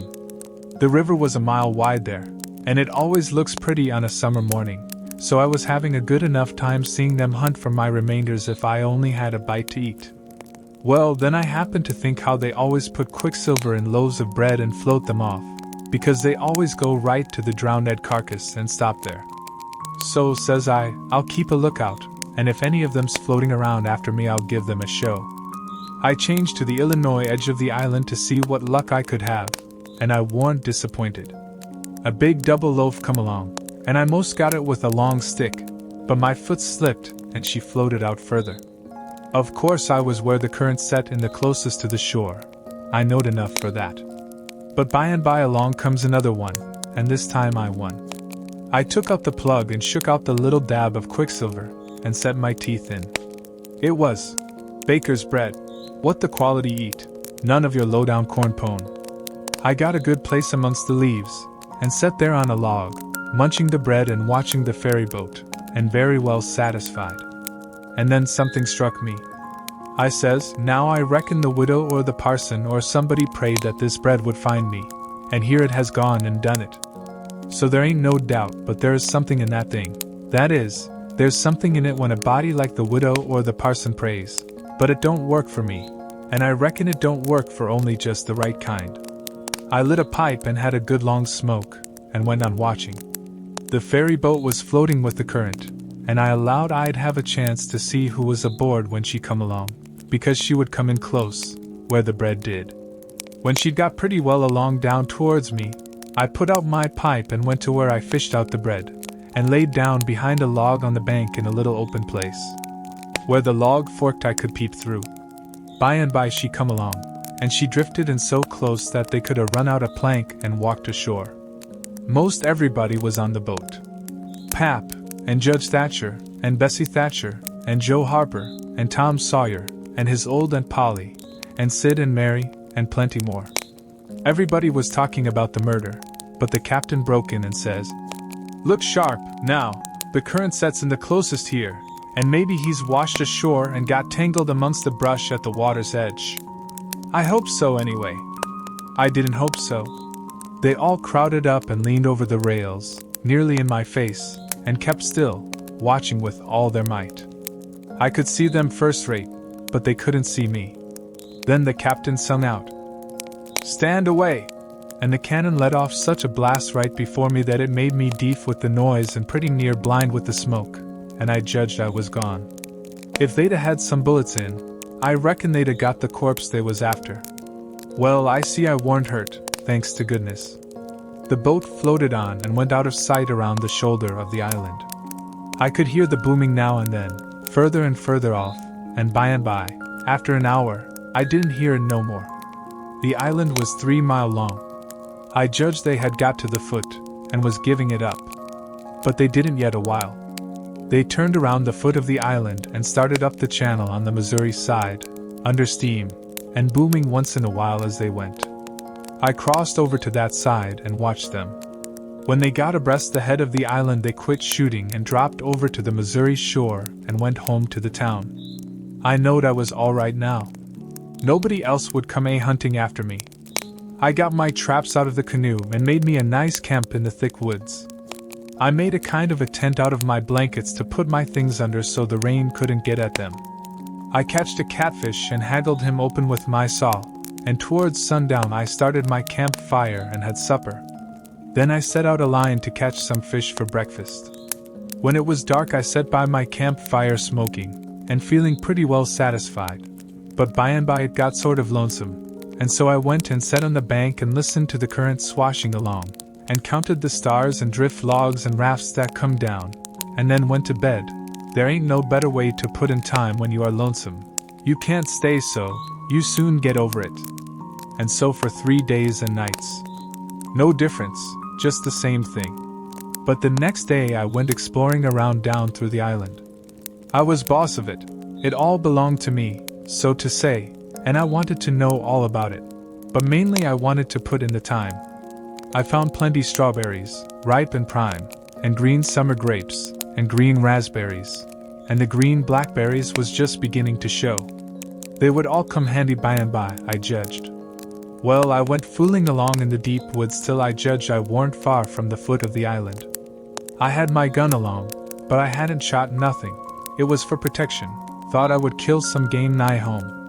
About this time I mighty near stepped on a good-sized snake, and it went sliding off through the grass and flowers, and I after it, trying to get a shot at it. I clipped along, and all of a sudden I bounded right onto the ashes of a campfire that was still smoking. My heart jumped up amongst my lungs. I never waited for to look further, but uncocked my gun and went sneaking back on my tiptoes as fast as ever I could. Every now and then I stopped a second amongst the thick leaves and listened, but my breath come so hard I couldn't hear nothing else. I slunk along another piece further, then listened again, and so on, and so on. If I see a stump, I took it for a man. If I trod on a stick and broke it, it made me feel like a person had cut one of my breaths in two and I only got half, and the short half, too. When I got to camp I warn't feeling very brash, there warn't much sand in my craw, but I says, this ain't no time to be fooling around. So I got all my traps into my canoe again so as to have them out of sight, and I put out the fire and scattered the ashes around to look like an old last year's camp, and then clumb a tree. I reckon I was up in the tree 2 hours. But I didn't see nothing, I didn't hear nothing. I only thought I heard and seen as much as 1,000 things. Well, I couldn't stay up there forever, so at last I got down, but I kept in the thick woods and on the lookout all the time. All I could get to eat was berries and what was left over from breakfast. By the time it was night I was pretty hungry. So when it was good and dark I slid out from shore before moonrise and paddled over to the Illinois bank, about 1/4 mile. I went out in the woods and cooked a supper, and I had about made up my mind I would stay there all night when I hear a pluckety-plunk, and says to myself, horses coming, and next I hear people's voices. I got everything into the canoe as quick as I could, and then went creeping through the woods to see what I could find out. I hadn't got far when I hear a man say, "We better camp here if we can find a good place. The horses is about beat out. Let's look around." I didn't wait, but shoved out and paddled away easy. I tied up in the old place, and reckoned I would sleep in the canoe. I didn't sleep much. I couldn't, somehow, for thinking. And every time I waked up I thought somebody had me by the neck. So the sleep didn't do me no good. By and by I says to myself, I can't live this way. I'm going to find out who it is that's here on the island with me. I'll find it out or bust. Well, I felt better right off. So I took my paddle and slid out from shore just a step or two, and then let the canoe drop along down amongst the shadows. The moon was shining, and outside of the shadows it made it most as light as day. I poked along well onto an hour, everything still as rocks and sound asleep. Well, by this time I was most down to the foot of the island. A little ripply, cool breeze began to blow, and that was as good as saying the night was about done. I give her a turn with the paddle and brung her nose to shore, then I got my gun and slipped out and into the edge of the woods. I sat down there on a log, and looked out through the leaves. I see the moon go off watch, and the darkness begin to blanket the river. But in a little while I see a pale streak over the treetops, and knowed the day was coming. So I took my gun and slipped off towards where I had run across that campfire, stopping every minute or two to listen. But I hadn't no luck somehow, I couldn't seem to find the place. But by and by, sure enough, I catched a glimpse of fire away through the trees. I went for it, cautious and slow. By and by I was close enough to have a look, and there laid a man on the ground. It most give me the fantods. He had a blanket around his head, and his head was nearly in the fire. I sat there behind a clump of bushes, in about 6 foot of him, and kept my eyes on him steady. It was getting gray daylight now. Pretty soon he gapped and stretched himself and hove off the blanket, and it was Miss Watson's Jim. I bet I was glad to see him. I says, "Hello, Jim," and skipped out. He bounced up and stared at me wild. Then he drops down on his knees, and puts his hands together and says, "Don't hurt me, don't. I hain't ever done no harm to a ghost. I always liked dead people, and done all I could for 'em. You go and get into River Agin, why you belongs, and don't do nothing to old Jim, at usie all as yo friend dot." Well, I warn't long making him understand I warn't dead. I was ever so glad to see Jim. I warn't lonesome now. I told him I warn't afraid of him telling the people where I was. I talked along, but he only sat there and looked at me, never said nothing. Then I says, "It's good daylight. Le's get breakfast. Make up your campfire good. What's the use making up the campfire to cook strawberries and sich truck? But you got a gun, hain't you? Den we can get something better den strawberries. Strawberries and such truck," I says. "Is that what you live on?" I couldn't get nothing else, he says. Why, how long you been on the island, Jim? I come here the night arter you's killed. What, all that time? Yes, indeedy. And ain't you had nothing but that kind of rubbish to eat? No, sah, nothing else. Well, you must be most starved, ain't you? I reckon I could eat a hoss. I think I could. How long you been on the island? Since the night I got killed. No. W.Y., what has you lived on? But you got a gun. Oh, yes, you got a gun. That's good. Now you kill something and I'll make up the fire. So we went over to where the canoe was, and while he built a fire in a grassy open place amongst the trees, I fetched meal and bacon and coffee pot and frying pan, and sugar and tin cups, and the nigger was set back considerable, because he reckoned it was all done with witchcraft. I catched a good big catfish, too, and Jim cleaned him with his knife, and fried him. When breakfast was ready we lolled on the grass and eat it smoking hot. Jim laid it in with all his might, for he was most about starved. Then when we had got pretty well stuffed, we laid off and lazied. By and by Jim says, But looky here, Huck, who was it dat you'sy killed in dat shanty ef it warn't you? Then I told him the whole thing, and he said it was smart. He said Tom Sawyer couldn't get up no better plan than what I had. Then I says, How do you come to be here, Jim, and how'd you get here? He looked pretty uneasy, and didn't say nothing for a minute. Then he says, Maybe I'd better not tell. Why, Jim? Well, they's reasons. But you wouldn't tell on me if I used to tell you, would you, Huck? Blamed if I would, Jim. Well, I'd believe you, Huck. I run off. Jim! But mind, you said you wouldn't tell. You know you said you wouldn't tell, Huck. Well, I did. I said I wouldn't, and I'll stick to it. Honest Injun, I will. People would call me a low-down abolitionist and despise me for keeping mum, but that don't make no difference. I ain't a-going to tell, and I ain't a-going back there, anyways. So now lees know all about it. Well, you see, it usually this way. Ol' missus, that's Miss Watson, she pecks on me all the time, and treats me pooty rough, but she allus said she wouldn't sell me down to Orleans. But I noticed they was a nigger trader ruined the place considerable lately, and I begin to get uneasy. Well, one night I creeps to de do pooty late, and de do warn't quite shet, and I hear old missus tell the widder she gwine to sell me down to Orleans, but she didn't want to, but she could get $800 for me, and it uses such a big stack o' money she couldn't resis. The widder she tried to get her to say she wouldn't do it, but I never waited to hear der res. I lit up mighty quick, I tell you. I tuck out and shin down the hill, and spec to steal a skiff long to show Somers bove de town, but dey was people a-stirring yet, so I hid in the old tumble-down cooper shop on the bank to wait for everybody to go away. Well, I was da all night. Dey was somebody roon all the time. Long 'bout 6 in the morning skiffs begin to go by, and 'bout 8 or 9 every skiff dat went long was talkin' 'bout how yo pap come over to the town and say you's killed. These lost skiffs was full o' ladies and gentlemen a-goin' over for to see the place.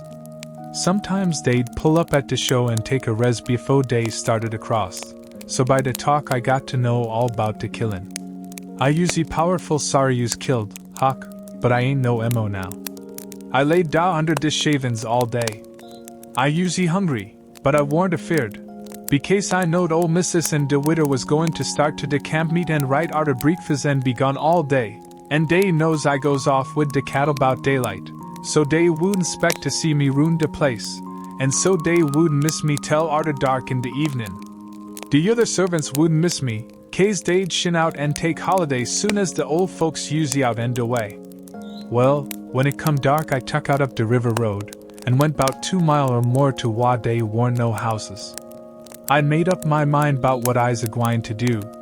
You see, ef I kept on trying to get away afoot, the dogs you'd track me.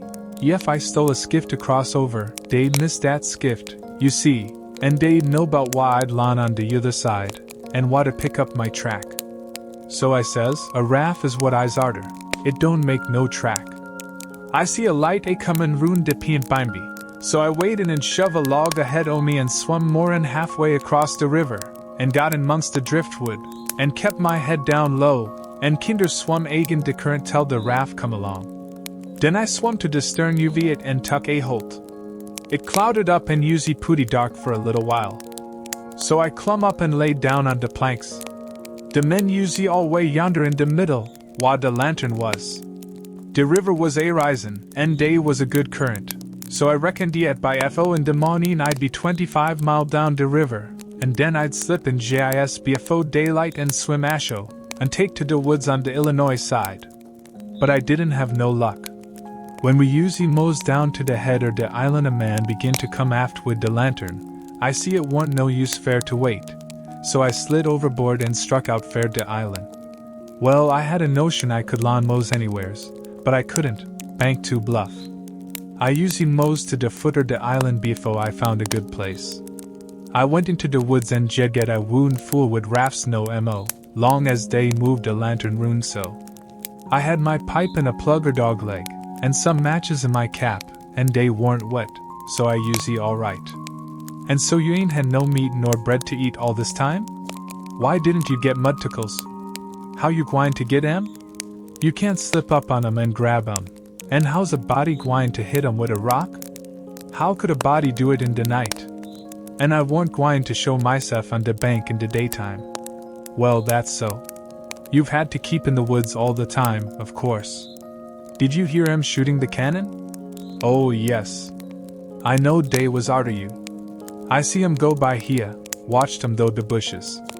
Some young birds come along, flying a yard or two at a time and lighting.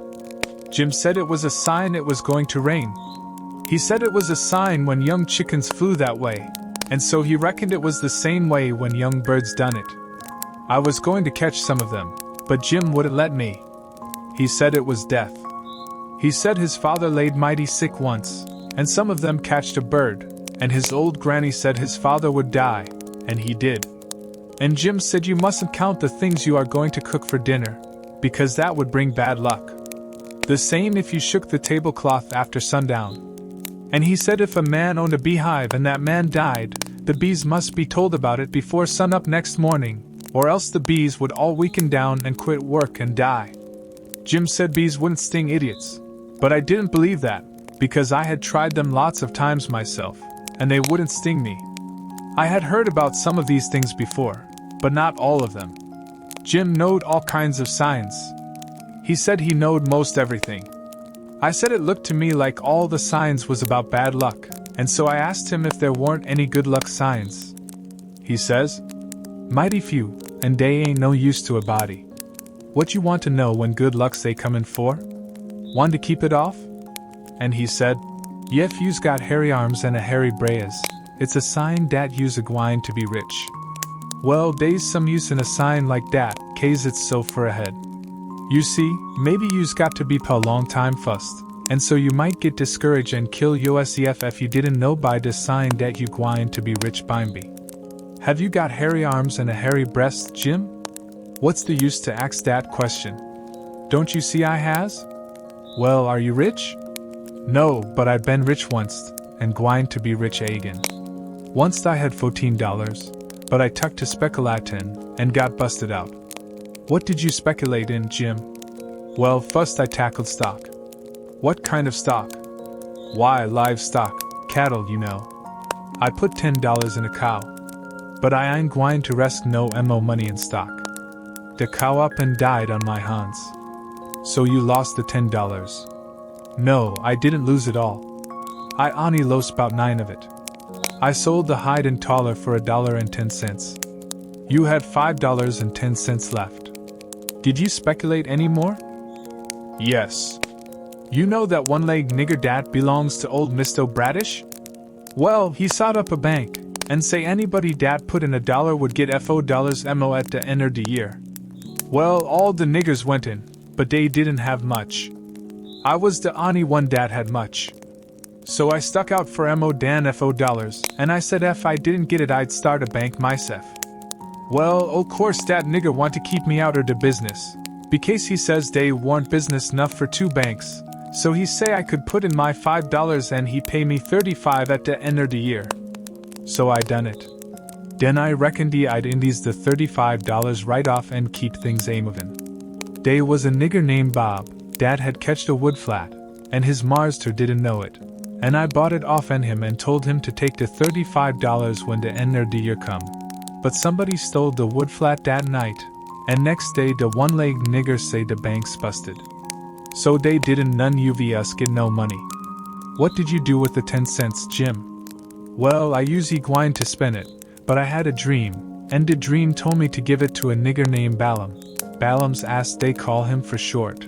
He's one of dem chuckleheads, you know. But he's lucky, they say, and I see I warn't lucky. The dream say let Balaam Indies the 10 cents and he'd make a raise for me.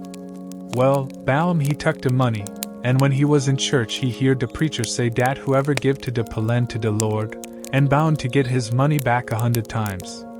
So Balaam he tuck and give the 10 cents to the pa, and laid low to see what was gwine to come of it. Well, what did come of it, Jim? Nuff never come of it. I couldn't manage to collect that money no way, and Balaam he couldn't. I ain't gwine to lend no mo money doubt I see this security. Bound to get yo money back 100 times, the preacher says. If I could get the 10 cents back, I'd call it squaw, and be gladder the chanced.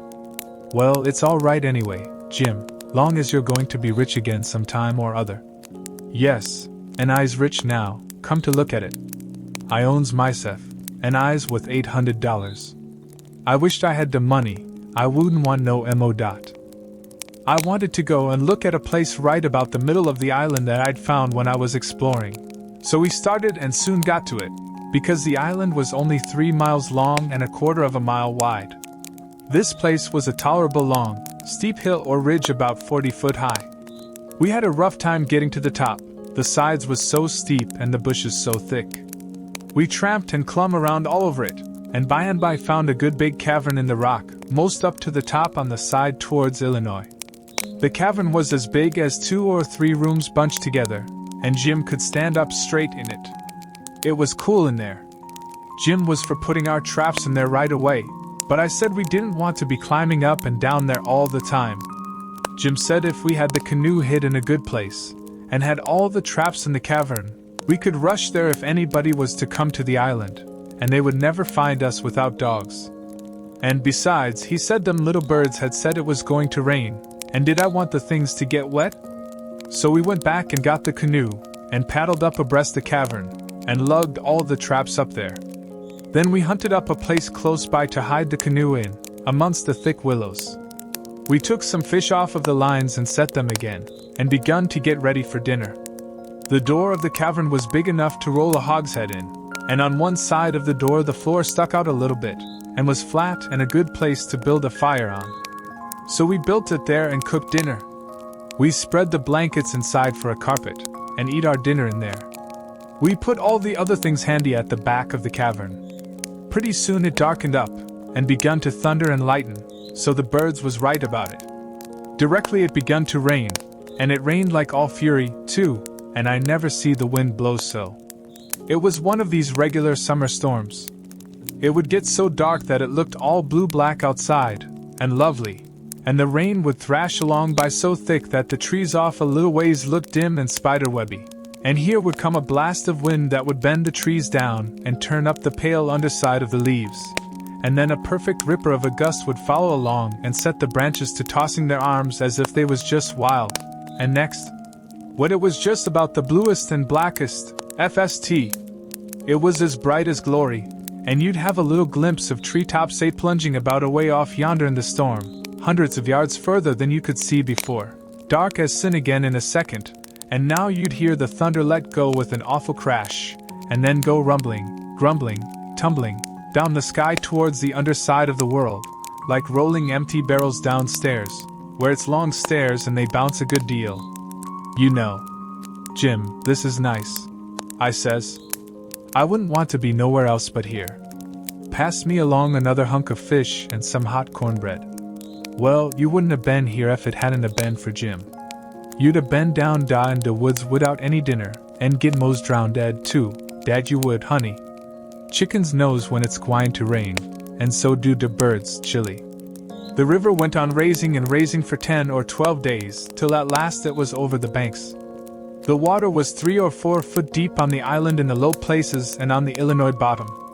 On that side it was a good many miles wide, but on the Missouri side it was the same old distance across, a half a mile, because the Missouri shore was just a wall of high bluffs. Daytimes we paddled all over the island in the canoe. It was mighty cool and shady in the deep woods, even if the sun was blazing outside. We went winding in and out amongst the trees, and sometimes the vines hung so thick we had to back away and go some other way. Well, on every old broken-down tree you could see rabbits and snakes and such things. And when the island had been overflowed a day or two they got so tame, on account of being hungry, that you could paddle right up and put your hand on them if you wanted to. But not the snakes and turtles. They would slide off in the water. The ridge our cavern was in was full of them. We could have had pets enough if we'd wanted them. One night we catched a little section of a lumber raft, nice pine planks. It was 12 foot wide and about 15 or 16 foot long, and the top stood above water 6 or 7 inches, a solid, level floor. We could see saw logs go by in the daylight sometimes, but we let them go. We didn't show ourselves in daylight. Another night when we was up at the head of the island, just before daylight, here comes a frame house down, on the west side. She was a 2-story, and tilted over considerable. We paddled out and got aboard, clumb in at an upstairs window. But it was too dark to see yet, so we made the canoe fast and set in her to wait for daylight. The light begun to come before we got to the foot of the island. Then we looked in at the window. We could make out a bed, and a table, and 2 old chairs, and lots of things around about on the floor, and there was clothes hanging against the wall. There was something laying on the floor in the far corner that looked like a man. So Jim says, "Hello, you." But it didn't budge. So I hollered again, and then Jim says, "The man ain't asleep, he's dead. You hold still, I'll go and see." He went, and bent down and looked and says, "It's a dead man. Yes, indeedy, naked too. He's been shot in the back. I reckon he's been dead 2 or 3 days. Come in, Huck, but don't look at his face, it's too ghastly." I didn't look at him at all. Jim throwed some old rags over him, but he needn't done it. I didn't want to see him. There was heaps of old greasy cards scattered around over the floor, and old whiskey bottles, and a couple of masks made out of black cloth, and all over the walls was the ignorantest kind of words and pictures made with charcoal. There was 2 old dirty calico dresses, and a sunbonnet, and some women's underclothes hanging against the wall, and some men's clothing, too. We put the lot into the canoe. It might come good. There was a boy's old speckled straw hat on the floor. I took that, too. And there was a bottle that had had milk in it, and it had a rag stopper for a baby to suck. We would have took the bottle, but it was broke. There was a seedy old chest, and an old hair trunk with the hinges broke. They stood open, but there weren't nothing left in them that was any account. The way things was scattered about, we reckoned the people left in a hurry, and weren't fixed so as to carry off most of their stuff.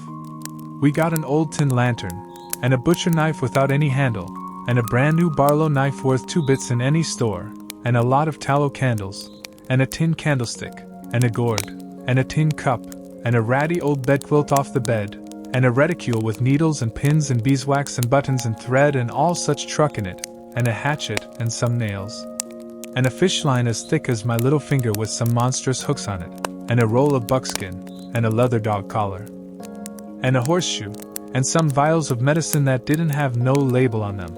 And just as we was leaving I found a tolerable good curry comb, and Jim he found a ratty old fiddle bow, and a wooden leg. The straps was broke off of it, but barring that, it was a good enough leg, though it was too long for me and not long enough for Jim, and we couldn't find the other one, though we hunted all around. And so, take it all around, we made a good haul. When we was ready to shove off we was a 1/4 of a mile below the island, and it was pretty broad day, so I made Jim lay down in the canoe and cover up with the quilt, because if he set up people could tell he was a nigger a good ways off. I paddled over to the Illinois shore, and drifted down most a half a mile doing it. I crept up the dead water under the bank, and hadn't no accidents and didn't see nobody. We got home all safe. After breakfast I wanted to talk about the dead man and guess out how he come to be killed, but Jim didn't want to. He said it would fetch bad luck, and besides, he said, he might come and haunt us. He said a man that warn't buried was more likely to go hunting around than one that was planted and comfortable. That sounded pretty reasonable, so I didn't say no more, but I couldn't keep from studying over it, and wishing I knowed who shot the man, and what they done it for. We rummaged the clothes we'd got, and found $8 in silver sewed up in the lining of an old blanket overcoat. Jim said he reckoned the people in that house stole the coat, because if they'd knowed the money was there they wouldn't have left it. I said I reckon they killed him, too, but Jim didn't want to talk about that. I says, "Now you think it's bad luck, but what did you say when I fetched in the snake skin that I found on the top of the ridge day before yesterday? You said it was the worst bad luck in the world to touch a snake skin with my hands.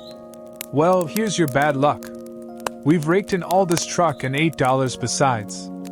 I wish we could have some bad luck like this every day, Jim." "Never you mind, honey, never you mind. Don't you get too pert. It's a comin'. Mind I tell you, it's a comin' dot." It did come, too.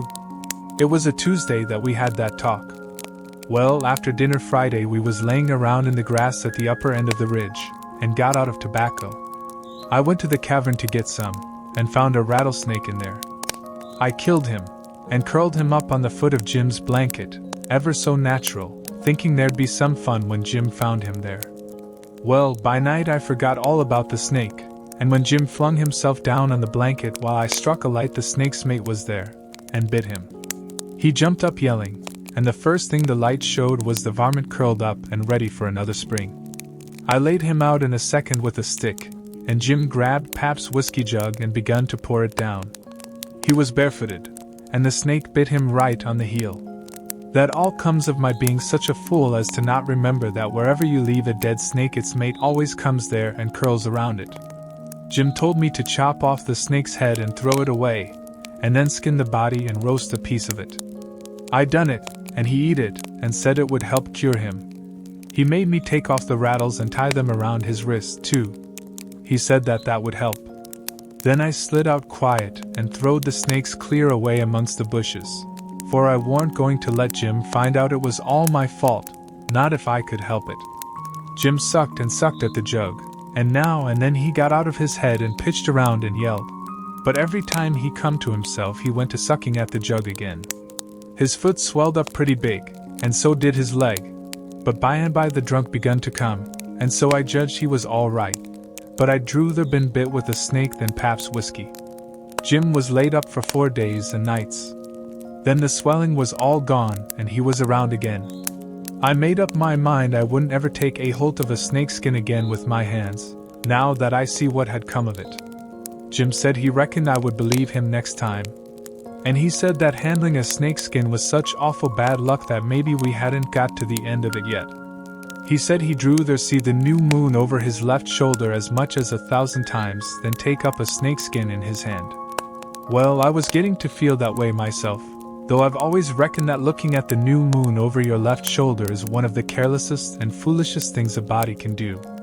Old Hank Bunker done it once, and bragged about it, and in less than 2 years he got drunk and fell off of the shot tower, and spread himself out so that he was just a kind of a layer, as you may say, and they slid him edgeways between 2 barn doors for a coffin, and buried him so they say, but I didn't see it.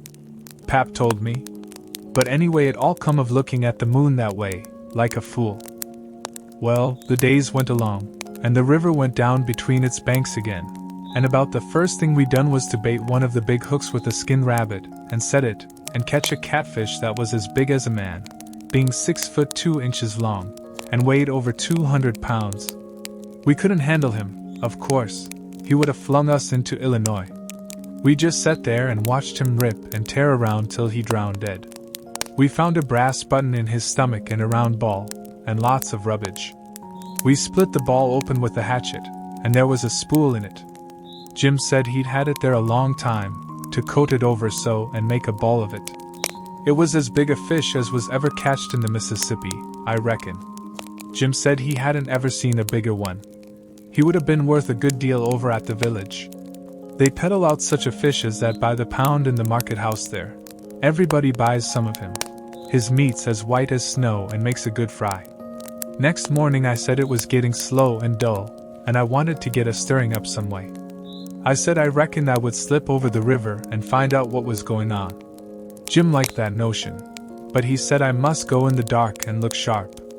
Then he studied it over and said, couldn't I put on some of them old things and dress up like a girl? That was a good notion, too. So we shortened up one of the calico gowns, and I turned up my trouser legs to my knees and got into it. Jim hitched it behind with the hooks, and it was a fair fit. I put on the sunbonnet and tied it under my chin, and then for a body to look in and see my face was like looking down a joint of stovepipe. Jim said nobody would know me, even in the daytime, hardly. I practiced around all day to get the hang of the things, and by I could do pretty well in them. Only Jim said I didn't walk like a girl, and he said I must quit pulling up my gown to get at my breeches pocket. I took notice, and done better. I started up the Illinois shore in the canoe just after dark. I started across to the town from a little below the ferry landing, and the drift of the current fetched me in at the bottom of the town. I tied up and started along the bank. There was a light burning in a little shanty that hadn't been lived in for a long time, and I wondered who had took up quarters there. I slipped up and peeped in at the window. There was a woman about 40-year-old in there knitting by a candle that was on a pine table. I didn't know her face. She was a stranger, for you couldn't start a face in that town that I didn't know. Now this was lucky, because I was weakening. I was getting afraid I had come. People might know my voice and find me out. But if this woman had been in such a little town 2 days, she could tell me all I wanted to know. So I knocked at the door, and made up my mind I wouldn't forget I was a girl. "Come in," says the woman, and I did. She says, "Take a cheer." I done it. She looked me all over with her little shiny eyes and says, "What might your name be?" "Sarah Williams." "Whereabouts do you live? In this neighborhood?" "No, in Hookerville, 7 miles below. I've walked all the way and I'm all tired out. Hungry too, I reckon. I'll find you something." "No, I ain't hungry. I was so hungry I had to stop 2 miles below here at a farm. So I ain't hungry no more. It's what makes me so late. My mother's down sick, and out of money and everything, and I come to tell my Uncle Abner more. He lives at the upper end of the town," she says. "I hain't ever been here before. Do you know him?" "No, but I don't know everybody yet. I haven't lived here quite 2 weeks. It's a considerable ways to the upper end of the town. You better stay here all night. Take off your bonnet." "No," I says. "I'll rest a while, I reckon, and go on. I ain't afeard of the dark." She said she wouldn't let me go by myself, but her husband would be in by and by, maybe in an hour and a half, and she'd send him along with me.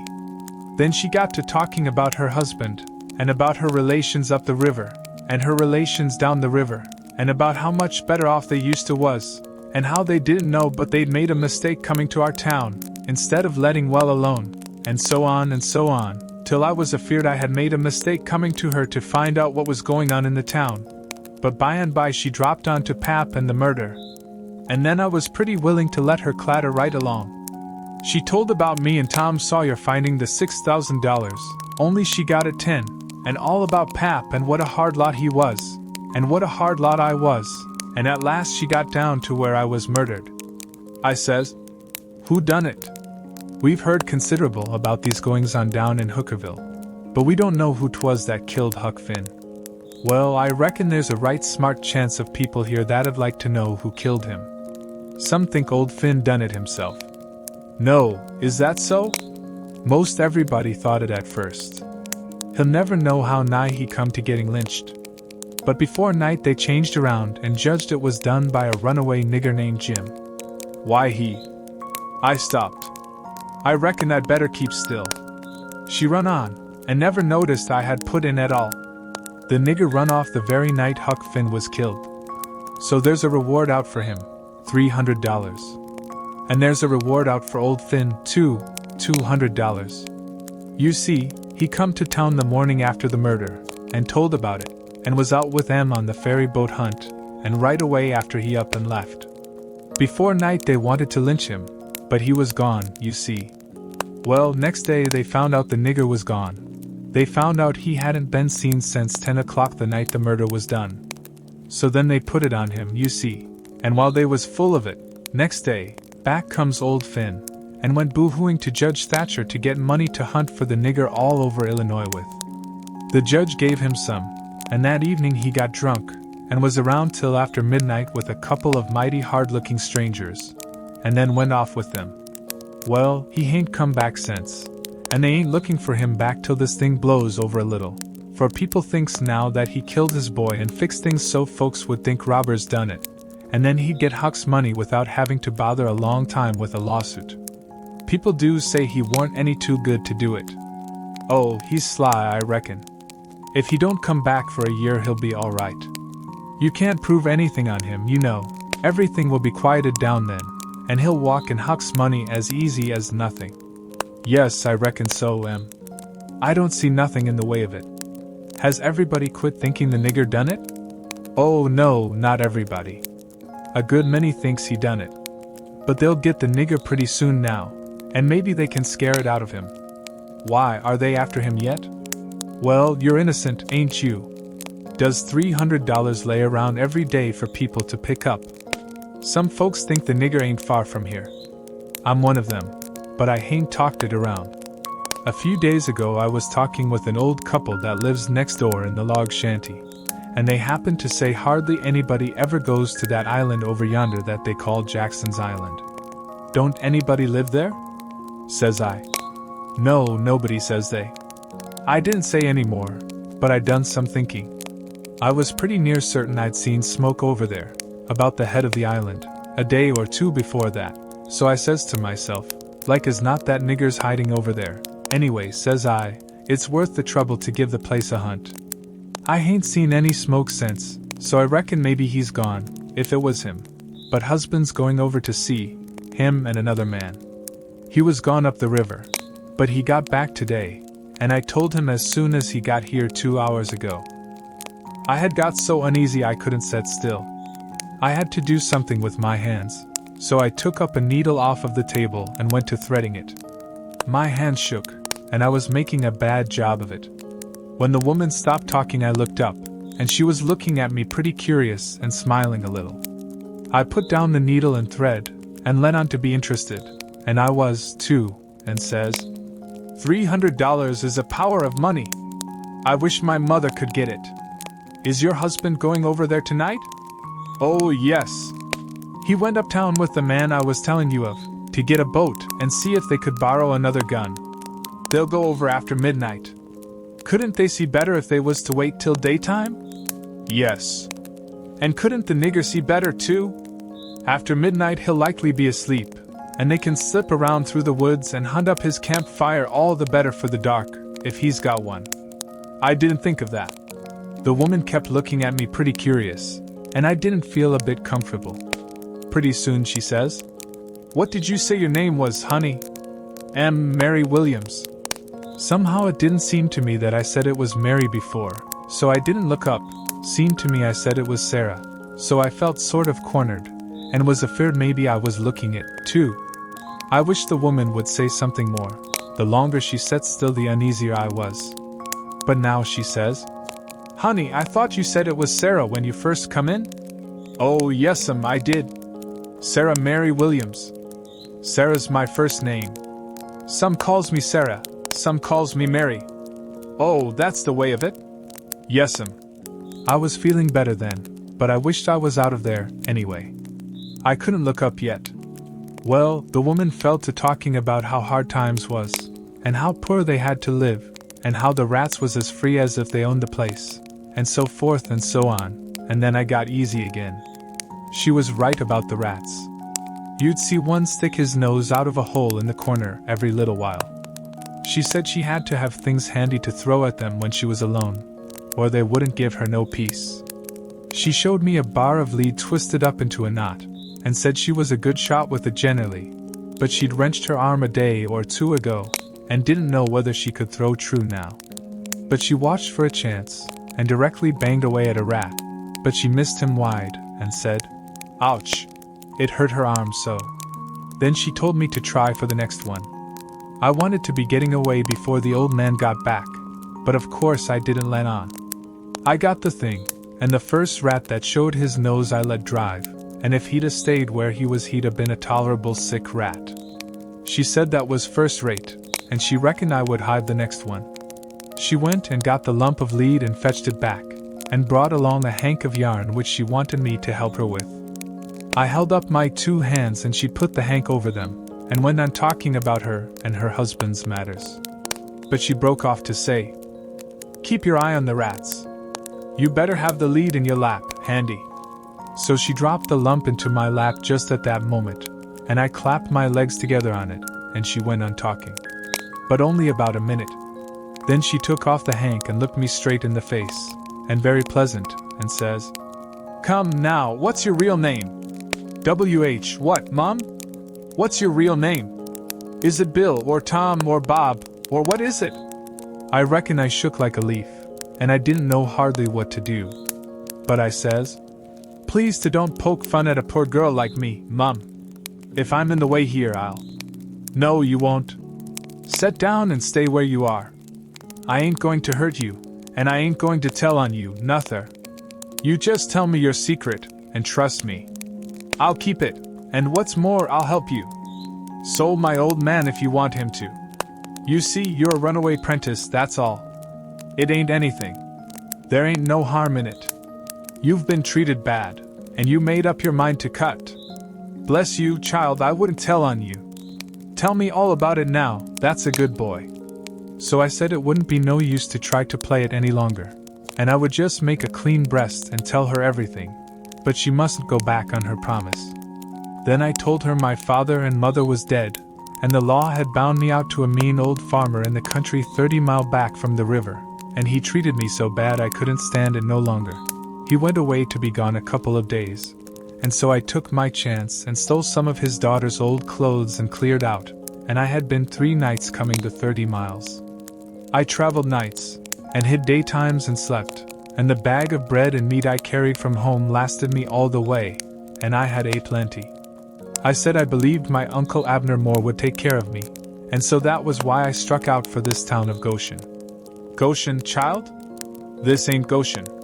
This is St. Petersburg. Goshen's 10 miles further up the river." "Who told you this was Goshen?" "Why, a man I met at daybreak this morning, just as I was going to turn into the woods for my regular sleep. He told me when the roads forked I must take the right hand, and 5 miles would fetch me to Goshen. He was drunk, I reckon. He told you just exactly wrong." "Well, he did act like he was drunk, but it ain't no matter now. I got to be moving along. I'll fetch Goshen before daylight. Hold on a minute. I'll put you up a snack to eat. You might want it." So she put me up a snack and says, "Say, when a cow's laying down, which end of her gets up first? Answer up prompt now, don't stop to study over it. Which end gets up first?" "The hind end, Mum." "Well then, a horse?" "The forrard end, Mum." "Which side of a tree does the moss grow on?" "North side." "If 15 cows is browsing on a hillside, how many of them eats with their heads pointed the same direction?" "The whole 15, Mum." "Well, I reckon you have lived in the country. I thought maybe you was trying to hocus me again. What's your real name, now?" "George Peters, Mum." "Well, try to remember it, George. Don't forget and tell me it's Alexander before you go, and then get out by saying it's George Alexander when I catch you. And don't go about women in that old calico. You do a girl tolerable poor, but you might fool men maybe. Bless you, child, when you set out to thread a needle don't hold the thread still and fetch the needle up to it. Hold the needle still and poke the thread at it. That's the way a woman most always does, but a man always does t'other way. And when you throw at a rat or anything, hitch yourself up a tiptoe and fetch your hand up over your head as awkward as you can, and miss your rat about 6 or 7 foot. Throw stiff-armed from the shoulder, like there was a pivot there for it to turn on, like a girl, not from the wrist and elbow, with your arm out to one side, like a boy. And mind you, when a girl tries to catch anything in her lap she throws her knees apart. She don't clap them together, the way you did when you catch the lump of lead. Why, I spotted you for a boy when you was threading the needle, and I contrived the other things just to make certain. Now trot along to your uncle, Sarah Mary Williams George Alexander Peters, and if you get into trouble you send word to Mrs. Judith Loftus, which is me, and I'll do what I can to get you out of it. Keep the river road all the way, and next time you tramp take shoes and socks with you. The river road's a rocky one, and your feet'll be in a condition when you get to Goshen, I reckon. I went up the bank about 50 yards, and then I doubled on my tracks and slipped back to where my canoe was, a good piece below the house. I jumped in, and was off in a hurry. I went upstream far enough to make the head of the island, and then started across. I took off the sunbonnet, for I didn't want no blinders on then. When I was about the middle I heard the clock begin to strike, so I stops and listens. The sound come faint over the water but clear, 11. When I struck the head of the island I never waited to blow, though I was most winded, but I shoved right into the timber where my old camp used to be, and started a good fire there on a high and dry spot. Then I jumped in the canoe and dug out for our place, 1.5 miles below, as hard as I could go. I landed, and slopped through the timber and up the ridge and into the cavern. There Jim laid, sound asleep on the ground. I roused him out and says, "Get up and hump yourself, Jim. There ain't a minute to lose. They're after us." Jim never asked no questions, he never said a word. But the way he worked for the next half an hour showed about how he was scared. By that time everything we had in the world was on our raft, and she was ready to be shoved out from the willow cove where she was hid. We put out the campfire at the cavern the first thing, and didn't show a candle outside after that. I took the canoe out from the shore a little piece, and took a look, but if there was a boat around I couldn't see it, for stars and shadows ain't good to see by. Then we got out the raft and slipped along down in the shade, past the foot of the island dead still, never saying a word. It must have been close on to 1 o'clock when we got below the island at last, and the raft did seem to go mighty slow. If a boat was to come along we was going to take to the canoe and break for the Illinois shore, and it was well a boat didn't come, for we hadn't ever thought to put the gun in the canoe, or a fishing line, or anything to eat. We was in Ruther too much of a sweat to think of so many things. It warn't good judgment to put everything on the raft. If the men went to the island I just expect they found the campfire I built, and watched it all night for Jim to come. Anyways, they stayed away from us, and if my building the fire never fooled them it warn't no fault of mine. I played it as low down on them as I could. When the first streak of day began to show we tied up to a towhead in a big bend on the Illinois side, and hacked off cottonwood branches with the hatchet, and covered up the raft with them so she looked like there had been a cave-in in the bank there. A towhead is a sandbar that has cottonwoods on it as thick as harrow teeth. We had mountains on the Missouri shore and heavy timber on the Illinois side, and the channel was down the Missouri shore at that place, so we weren't afraid of anybody running across us.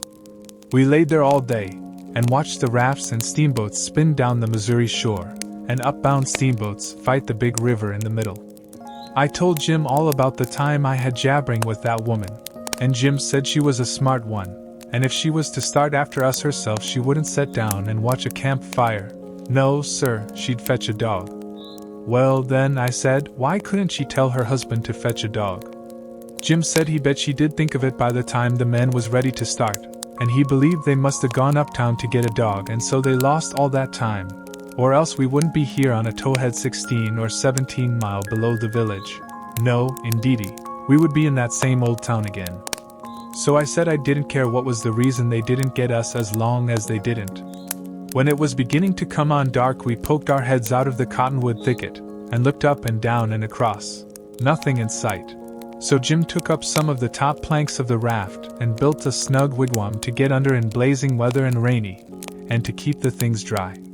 Jim made a floor for the wigwam, and raised it a foot or more above the level of the raft, so now the blankets and all the traps was out of reach of steamboat waves. Right in the middle of the wigwam we made a layer of dirt about 5 or 6 inches deep with a frame around it for to hold it to its place. This was to build a fire on in sloppy weather or chilly. The wigwam would keep it from being seen. We made an extra steering oar, too, because one of the others might get broke on a snag or something. We fixed up a short forked stick to hang the old lantern on, because we must always light the lantern whenever we see a steamboat coming downstream, to keep from getting run over. But we wouldn't have to light it for upstream boats unless we see we was in what they call a crossing. For the river was pretty high yet, very low banks being still a little underwater, so upbound boats didn't always run the channel, but hunted easy water. This second night we run between 7 and 8 hours, with a current that was making over 4 miles an hour. We catch fish and talked, and we took a swim now and then to keep off sleepiness. It was kind of solemn, drifting down the big, still river, laying on our backs looking up at the stars, and we didn't ever feel like talking loud, and it weren't often that we laughed, only a little kind of a low chuckle. We had mighty good weather as a general thing, and nothing ever happened to us at all, that night, nor the next, nor the next. Every night we passed towns, some of them away up on black hillsides, nothing but just a shiny bed of lights, not a house could you see. The fifth night we passed St. Louis, and it was like the whole world lit up. In St. Petersburg they used to say there was 20 or 30,000 people in St. Louis, but I never believed it till I see that wonderful spread of lights at 2 o'clock that still night. There weren't a sound there, everybody was asleep. Every night now I used to slip ashore towards 10 o'clock at some little village, and buy 10 or 15 cents worth of meal or bacon or other stuff to eat, and sometimes I lifted a chicken that weren't roosting comfortable, and took him along. Pap always said take a chicken when you get a chance, because if you don't want him yourself you can easy find somebody that does, and a good deed ain't ever forgot. I never see Pap when he didn't want the chicken himself, but that is what he used to say, anyway. Mornings before daylight I slipped into cornfields and borrowed a watermelon, or a mushmelon, or a pumpkin, or some new corn, or things of that kind. Pap always said it warn't no harm to borrow things if you was meaning to pay them back sometime. But the widow said it warn't anything but a soft name for stealing, and no decent body would do it. Jim said he reckoned the widow was partly right and Pap was partly right, so the best way would be for us to pick out 2 or 3 things from the list and say we wouldn't borrow them any more. Then he reckoned it wouldn't be no harm to borrow the others. So we talked it over all one night, drifting along down the river, trying to make up our minds whether to drop the watermelons, or the cantaloupes, or the mushmelons, or what. But towards daylight we got it all settled satisfactory, and concluded to drop crab apples and persimmons. We weren't feeling just right before that, but it was all comfortable now. I was glad the way it come out, too, because crab apples ain't ever good, and the persimmons wouldn't be ripe for 2 or 3 months yet. We shot a waterfowl, now and then, that got up too early in the morning or didn't go to bed early enough in the evening. Take it all round, we lived pretty high. The 5th night below St. Louis we had a big storm after midnight, with a power of thunder and lightning, and the rain poured down in a solid sheet. We stayed in the wigwam and let the raft take care of itself. When the lightning glared out we could see a big straight river ahead, and high, rocky bluffs on both sides. By and by says I, "Hello, Jim, look yonder!" It was a steamboat that had killed herself on a rock. We was drifting straight down for her. The lightning showed her very distinct. She was leaning over, with part of her upper deck above water, and you could see every little chimbley guy clean and clear, and a chair by the big bell, with an old slouch hat hanging on the back of it, when the flashes come. Well, it being away in the night and stormy, and all so mysterious-like, I felt just the way any other boy would have felt when I see that wreck laying there so mournful and lonesome in the middle of the river. I wanted to get aboard of her and slink around a little, and see what there was there. So I says, "Please land on her, Jim." But Jim was dead against it at first. He says, "I don't want to go foolin' long or no wrack. We's doin' blame well, and we better let blame well alone, as the good book says. Like as not days a watchman on dat rack." "Watchman your grandmother," I says. "There ain't nothing to watch but the Texas and the pilot house. And do you reckon anybody's going to risk his life for a Texas and a pilot house such a night as this, when it's likely to break up and wash off down the river any minute?" Jim couldn't say nothing to that, so he didn't try. "And besides," I says, "we might borrow something worth having out of the captain's stateroom. Seegers, I bet you, and costs 5 cents apiece, solid cash. Steamboat captains is always rich, and get $60 a month, and they don't care a cent what a thing costs, long as they want it. Stick a candle in your pocket. I can't rest, Jim, till we give her a rummaging. Do you reckon Tom Sawyer would ever go by this thing? Not for pie, he wouldn't. He'd call it an adventure, that's what he'd call it, and he'd land on that wreck if it was his last act. And wouldn't he throw style into it? Wouldn't he spread himself, nor nothing? Why, you'd think it was Christopher Columbus discovering Kingdom Come. I wish Tom Sawyer was here. Jim, he grumbled a little, but give in. He said we mustn't talk any more than we could help, and then talk mighty low. The lightning showed us the wreck again just in time, and we fetched the stab-board derrick, and made fast there. The deck was high out here. We went sneaking down the slope of it to Labboard, in the dark, towards the Texas, feeling our way slow with our feet, and spreading our hands out to fend off the guys, for it was so dark we couldn't see no sign of them. Pretty soon we struck the forward end of the skylight, and clumb onto it, and the next step fetched us in front of the captain's door, which was open, and by Jiminy, away down through the Texas hall we see a light. And all in the same second we seemed to hear low voices in yonder. Jim whispered and said he was feeling powerful sick, and told me to come along. I says, all right, and was going to start for the raft, but just then I heard a voice wail out and say, "Oh, please don't, boys, I swear I won't ever tell." Another voice said pretty loud, "It's a lie, Jim Turner. You've acted this way before. You always want more in your share of the truck, and you've always got it, too, because you've swore if you didn't you'd tell. But this time you've said it just one time too many. You're the meanest, treacherousest hound in this country." By this time Jim was gone for the raft. I was just a-biling with curiosity, and I says to myself, Tom Sawyer wouldn't back out now, and so I won't either. I'm going to see what's going on here. So I dropped on my hands and knees in the little passage, and crept aft in the dark till there warn't but one stateroom betwixt me and the cross hall of the Texas. Then in there I see a man stretched on the floor and tied hand and foot, and 2 men standing over him, and one of them had a dim lantern in his hand, and the other one had a pistol. This one kept pointing the pistol at the man's head on the floor, and saying, "I'd like to. And I orter too, a mean skunk." The man on the floor would shrivel up and say, "Oh, please don't, Bill, I hain't ever going to tell." And every time he said that the man with the lantern would laugh and say, "'Deed you ain't. You never said no truer thing than that, you bet you." And once he said, "Hear him beg. And yet if we hadn't got the best of him, and tied him he'd a killed us both. And what for? Just for nothin'. Just because we stood on our rights, that's what for. But I lay you ain't a-goin' to threaten nobody any more, Jim Turner. Put up that pistol, Bill." Bill says, "I don't want to, Jake Packard.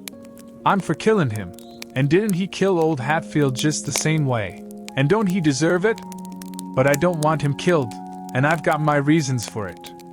Bless yo' heart for them words, Jake Packard. I'll never forget you long's I live," says the man on the floor, sort of blubbering. Packard didn't take no notice of that, but hung up his lantern on a nail and started towards where I was there in the dark, and motioned Bill to come. I crawfished as fast as I could about 2 yards, but the boat slanted so that I couldn't make very good time, so to keep from getting run over and catched I crawled into a stateroom on the upper side. The man came a-pawing along in the dark, and when Packard got to my stateroom, he says, "Here, come in here." And in he come, and Bill after him. But before they got in I was up in the upper berth, cornered, and sorry I come. Then they stood there, with their hands on the ledge of the berth, and talked. I couldn't see them, but I could tell where they was by the whiskey they'd been having. I was glad I didn't drink whiskey, but it wouldn't made much difference anyway, because most of the time they couldn't treat me because I didn't breathe. I was too scared. And besides, a body couldn't breathe and hear such talk. They talked low and earnest. Bill wanted to kill Turner. He says, "He's said he'll tell, and he will. If we was to give both our shares to him now it wouldn't make no difference after the row and the way we've served him. Sure as you're born, he'll turn state's evidence. Now you hear me. I'm for putting him out of his troubles. So am I, says Packard, very quiet. Blame it, I'd sorter begun to think you wasn't. Well then, that's alright. Le's go and do it. Hold on a minute, I hain't had my say yit. You listen to me. Shooting's good, but there's quieter ways if the thing's got to be done. But what I say is this, it ain't good sense to go courting around after a halter if you can get at what you're up to in some way that's just as good and at the same time don't bring you into no risks. Ain't that so? You bet it is. But how you going to manage it this time? Well, my idea is this. We'll rustle around and gather up whatever pickings we've overlooked in the staterooms, and shove for shore and hide the truck. Then we'll wait. Now I say it ain't going to be more'n 2 hours before this wrack breaks up and washes off down the river. See? He'll be drowned dead, and won't have nobody to blame for it but his own self. I reckon that's a considerable sight better'n killin' of him. I'm unfavorable to killin' a man as long as you can get around it. It ain't good sense, it ain't good morals. Ain't I right? Yes, I reckon you are. But I suppose she don't break up and wash off. Well, we can wait the 2 hours anyway and see, can't we? All right then, come along. So they started, and I lit out, all in a cold sweat, and scrambled forward. It was dark as pitch there, but I said, in a kind of a coarse whisper, Jim!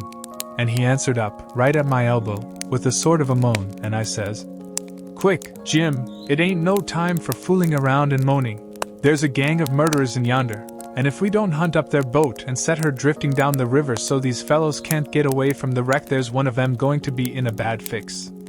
But if we find their boat, we can put all of them in a bad fix, for the sheriff LL get 'em. Quick, hurry! I'll hunt the labboard side, you hunt the stabboard. You start at the raft and... Oh, my lordy, lordy! Raft? Dey I no raft no mo, she done broke loose and gone I, and here we is. Well, I catched my breath and most fainted. Shut up on a wreck with such a gang as that.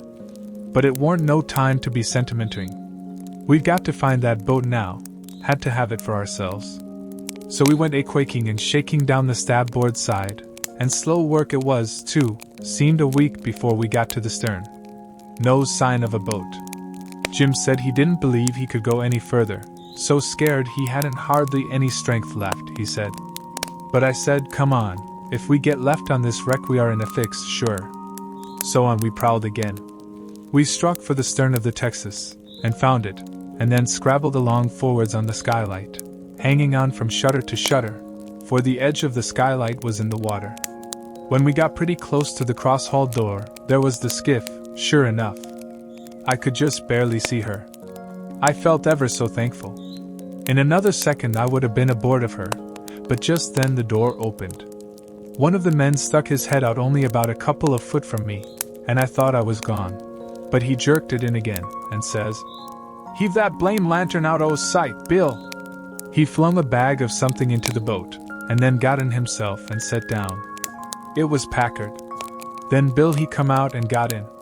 Packard says, in a low voice, All ready, shove off! I couldn't hardly hang on to the shutters, I was so weak. But Bill says, Hold on, do you go through him? No. Didn't you? No. So he's got his share o' the cash yet. Well then, come along, no use to take truck and leave money. Say, won't he suspicion what we're up to? Maybe he won't. But we got to have it anyway. Come along. So they got out and went in. The door slammed to because it was on the careen side, and in a half-second I was in the boat, and Jim come tumbling after me. I out with my knife and cut the rope, and away we went. We didn't touch an oar, and we didn't speak nor whisper, nor hardly even breathe. We went gliding swift along, dead silent, past the tip of the paddle box, and past the stern. Then in a second or two more we was 100 yards below the wreck, and the darkness soaked her up, every last sign of her, and we was safe, and knowed it. When we was 300 or 400 yards downstream we see the lantern show like a little spark at the Texas door for a second, and we knowed by that the rascals had missed their boat, and was beginning to understand that they was in just as much trouble now as Jim Turner was. Then Jim manned the oars, and we took out after our raft. Now was the first time that I begun to worry about the men. I reckon I hadn't had time to before. I begun to think how dreadful it was, even for murderers, to be in such a fix.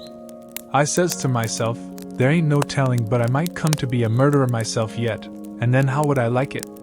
So says I to Jim, the first light we see will land 100 yards below it or above it, in a place where it's a good hiding place for you in the skiff, and then I'll go and fix up some kind of a yarn, and get somebody to go for that gang and get them out of their scrape, so they can be hung when their time comes. But that idea was a failure, for pretty soon it began to storm again, and this time worse than ever. The rain poured down, and never a light showed, everybody in bed I reckon. We boomed along down the river, watching for lights and watching for our raft. After a long time the rain let up, but the clouds stayed, and the lightning kept whimpering, and by a flash showed us a black thing ahead, floating, and we made for it. It was the raft, and mighty glad was we to get aboard of it again. We seen a light now away down to the right on shore. So I said I would go for it. The skiff was half full of plunder which that gang had stole there on the wreck. We hustled it on to the raft in a pile, and I told Jim to float along down, and show a light when he judged he had gone about 2 miles, and keep it burning till I come. Then I manned my oars and shoved for the light. As I got down towards it, 3 or 4 more showed, up on a hillside. It was a village. I closed in above the shore light, and laid on my oars and floated. As I went by, I see it was a lantern hanging on the jack-staff of a double-hull ferry boat. I skimmed around for the watchman, wondering whereabouts he slept, and by I found him roosting on the bitts, forward, with his head down between his knees. I gave his shoulder 2 or 3 little shoves, and begun to cry. He stirred up, in a kind of a startish way, but when he see it was only me, he took a good gap and stretch, and then he says, "Hello, what's up? Don't cry, bub. What's the trouble?" I says, "Pap and ma'am and sis and..." Then I broke down. He says, "Oh, dang it now, don't take on so. We all has to have our troubles, and this NLL come out all right. What's the matter with them? There, are you the watchman of the boat?" "Yes," he says, kind of pretty well satisfied like. "I'm the captain and the owner and the mate and the pilot and watchman and head deckhand, and sometimes I'm the freight and passengers.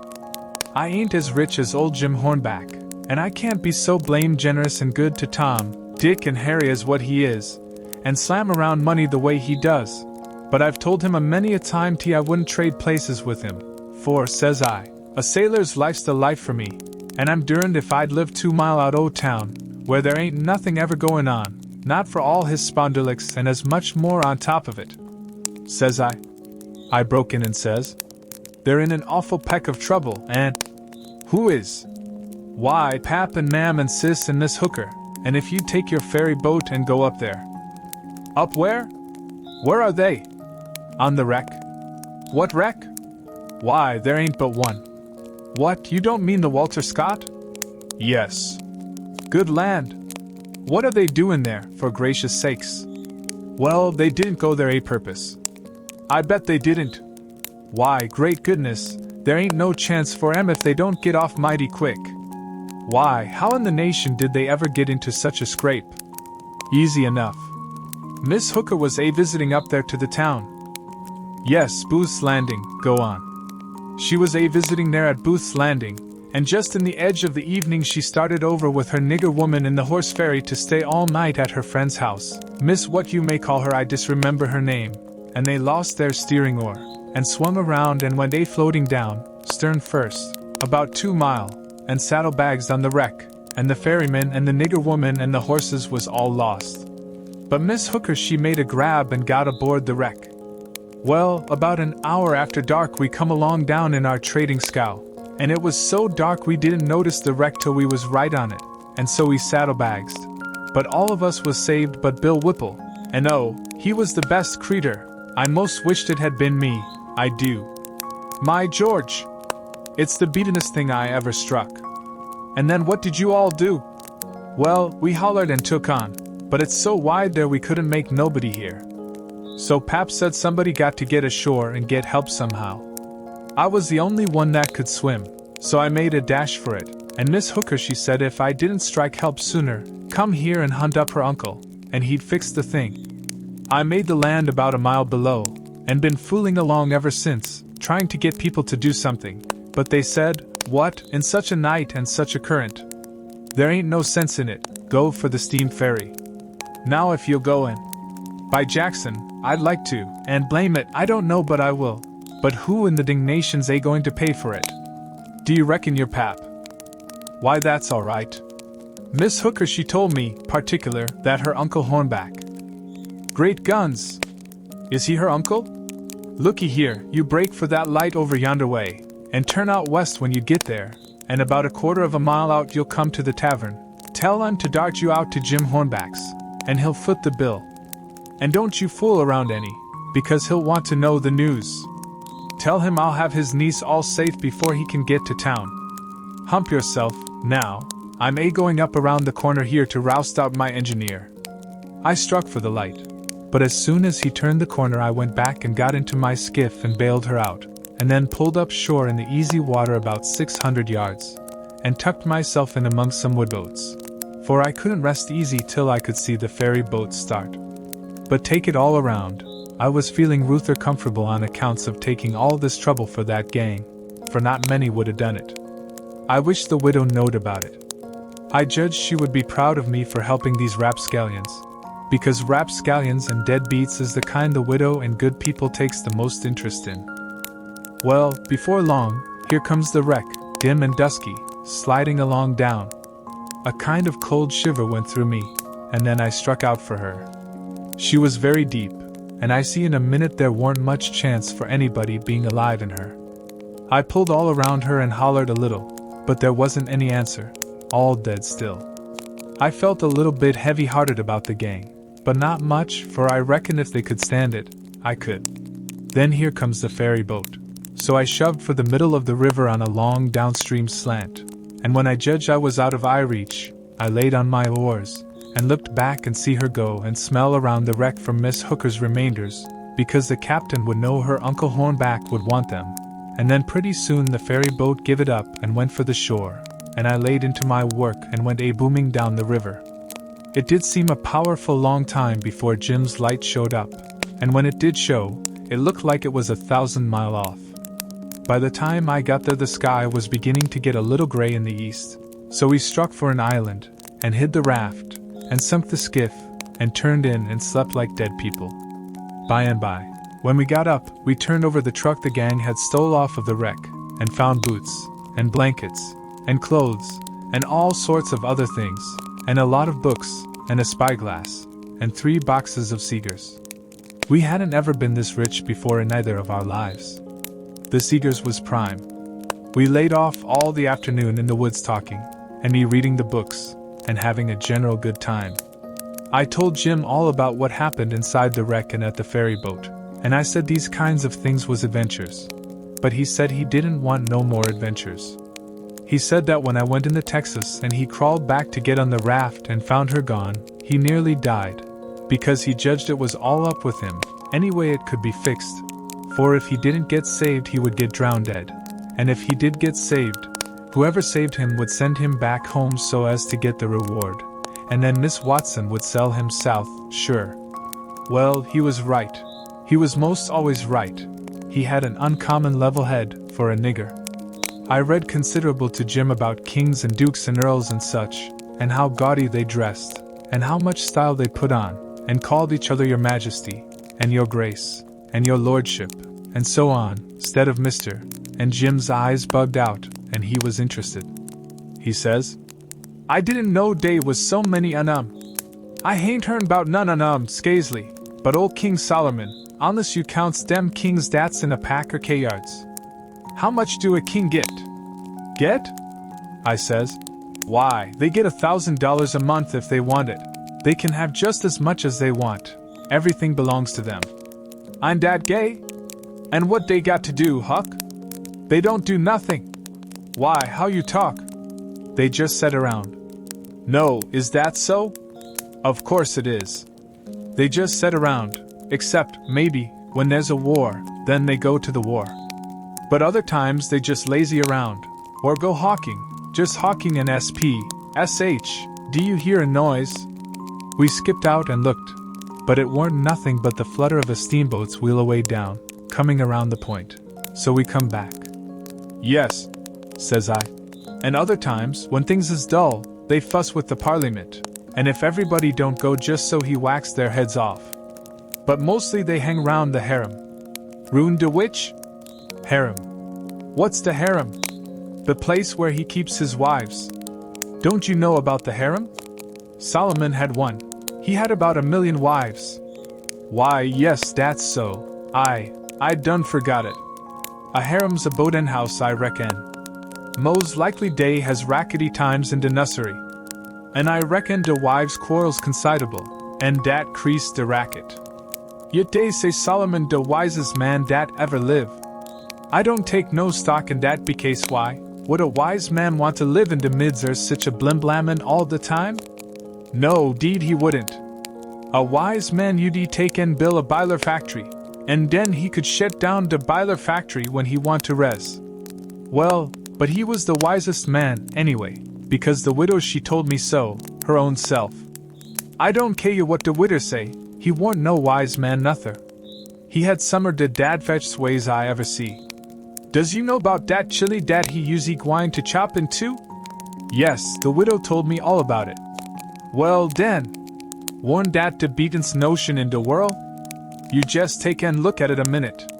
Da's de stump, that's one of de women. He is you, that's the other one. I's Solomon, and dish your dollar bills the chili. Both on you claims it. What does I do? Does I shin around mongs the neighbors and find out which and you de bill do belong to, and haunt it over to the right one, all safe and sown, the way dat anybody dat had any gumption would? No, I take and whack de bill in two, and give half on it to you, and de other half to de other woman. That's the way Solomon was gwine to do with de chili. Now I want to ask to you, what's the use or dat half a bill, can't buy nothin' with it? And what use is a half a chili? I wouldn't give a dern for 1 million on 'em. But hang it, Jim, you've clean missed the point. Blame it, you've missed it 1,000 mile. Who? Me? Go long. Don't talk to me 'bout yo pints.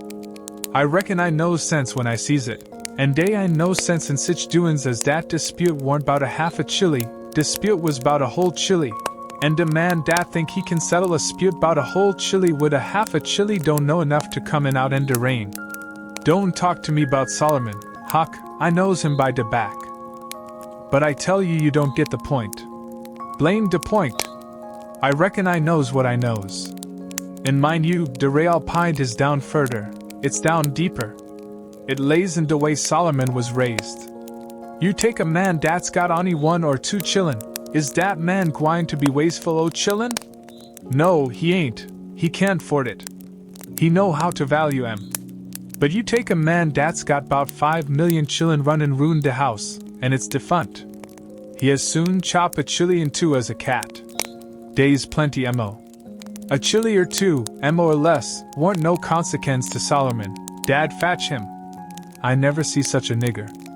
If he got a notion in his head once, there warn't no getting it out again. He was the most down on Solomon of any nigger I ever see. So I went to talking about other kings, and let Solomon slide.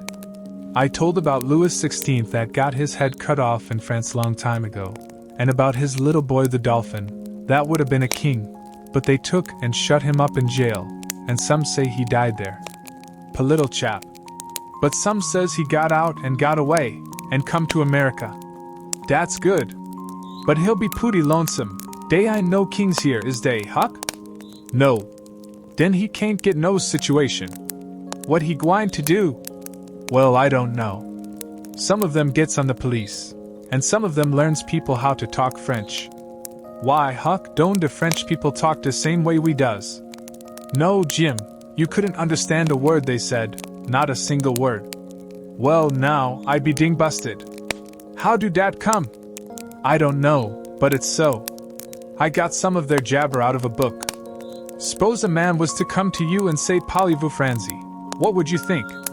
I wouldn't think nothin'. I'd take and bust him over de head, dat is, if he warn't white. I wouldn't low no nigger to call me dat. Shucks, it ain't calling you anything. It's only saying, do you know how to talk French? Well then, why couldn't he say it? Why, he is saying it. That's a Frenchman's way of saying it. Well, it's a blame ridiculous way, and I don't want to hear no mo about it. Dey ain't no sense in it. Looky here, Jim, does a cat talk like we do? No, a cat don't. Well, does a cow? No, a cow don't, nuther. Does a cat talk like a cow, or a cow talk like a cat? No, they don't. It's natural and right for 'em to talk different from each other, ain't it? Course. And ain't it natural and right for a cat and a cow to talk different from us? Why, most surely it is. Well then, why ain't it natural and right for a Frenchman to talk different from us? You answer me that. Is a cat a man, Huck? No. Well then, dey ain't no sense in a cat talking like a man. Is a cow a man? Is a cow a cat? No, she ain't either of them. Well then, she ain't got no business to talk like either one or the other of them. Is a Frenchman a man? Yes. Well then, dad blame it, why don't he talk like a man? You answer me dat. I see it warn't no use wasting words. You can't learn a nigger to argue. So I quit. We judged that 3 nights more would fetch us to Cairo, at the bottom of Illinois, where the Ohio River comes in, and that was what we was after. We would sell the raft and get on a steamboat, and go way up the Ohio amongst the free states, and then be out of trouble. Well, the second night a fog begun to come on, and we made for a towhead to tie to, for it wouldn't do to try to run in a fog. But when I paddled ahead in the canoe, with the line to make fast, there weren't anything but little saplings to tie to. I passed the line around one of them right on the edge of the cut bank, but there was a stiff current, and the raft come booming down so lively she tore it out by the roots and away she went. I see the fog closing down, and it made me so sick and scared I couldn't budge for most of half a minute it seemed to me, and then there weren't no raft in sight. You couldn't see 20 yards. I jumped into the canoe and run back to the stern, and grabbed the paddle and set her back a stroke. But she didn't come. I was in such a hurry I hadn't untied her. I got up and tried to untie her, but I was so excited my hands shook so I couldn't hardly do anything with them. As soon as I got started I took out after the raft, hot and heavy, right down the towhead. That was all right as far as it went, but the towhead warn't 60 yards long, and the minute I flew by the foot of it I shot out into the solid white fog, and hadn't no more idea which way I was going than a dead man. Thinks I, it won't do to paddle. First I know I'll run into the bank or a towhead or something. I got to sit still and float, and yet it's mighty fidgety business to have to hold your hands still at such a time. I hooped and listened. Away down there somewheres I hears a small whoop, and up comes my spirits. I went tearing after it, listening sharp to hear it again. The next time it come, I see I warn't heading for it, but heading away to the right of it. And the next time I was heading away to the left of it, and not gaining on it much either, for I was flying around, this way and that and t'other, but it was going straight ahead all the time. I did wish the fool would think to beat a tin pan, and beat it all the time, but he never did, and it was the still places between the whoops that was making the trouble for me. Well, I fought along, and directly I hears the whoop behind me. I was tangled good now. That was somebody else's whoop, or else I was turned around. I throwed the paddle down. I heard the whoop again. It was behind me yet, but in a different place. It kept coming, and kept changing its place, and I kept answering, till by and by it was in front of me again, and I knowed the current had swung the canoe's head downstream, and I was all right if that was Jim and not some other raftsman hollering. I couldn't tell nothing about voices in a fog, for nothing don't look natural nor sound natural in a fog. The whooping went on, and in about a minute I come a booming down on a cut bank with smoky ghosts of big trees on it, and the current throwed me off to the left and shot by, amongst a lot of snags that fairly roared. The current was tearing by them so swift. In another second or two it was solid white, and still again. I sat perfectly still then, listening to my heart thump, and I reckon I didn't draw a breath while it thumped 100. I just give up then. I knowed what the matter was. That cut bank was an island, and Jim had gone down t'other side of it. It warn't no towhead that you could float by in 10 minutes. It had the big timber of a regular island. It might be 5 or 6 miles long and more than half a mile wide. I kept quiet, with my ears cocked, about 15 minutes, I reckon. I was floating along, of course, 4 or 5 miles an hour, but you don't ever think of that. No, you feel like you are laying dead still on the water, and if a little glimpse of a snag slips by, you don't think to yourself how fast you're going, but you catch your breath and think, my, how that snag's tearing along.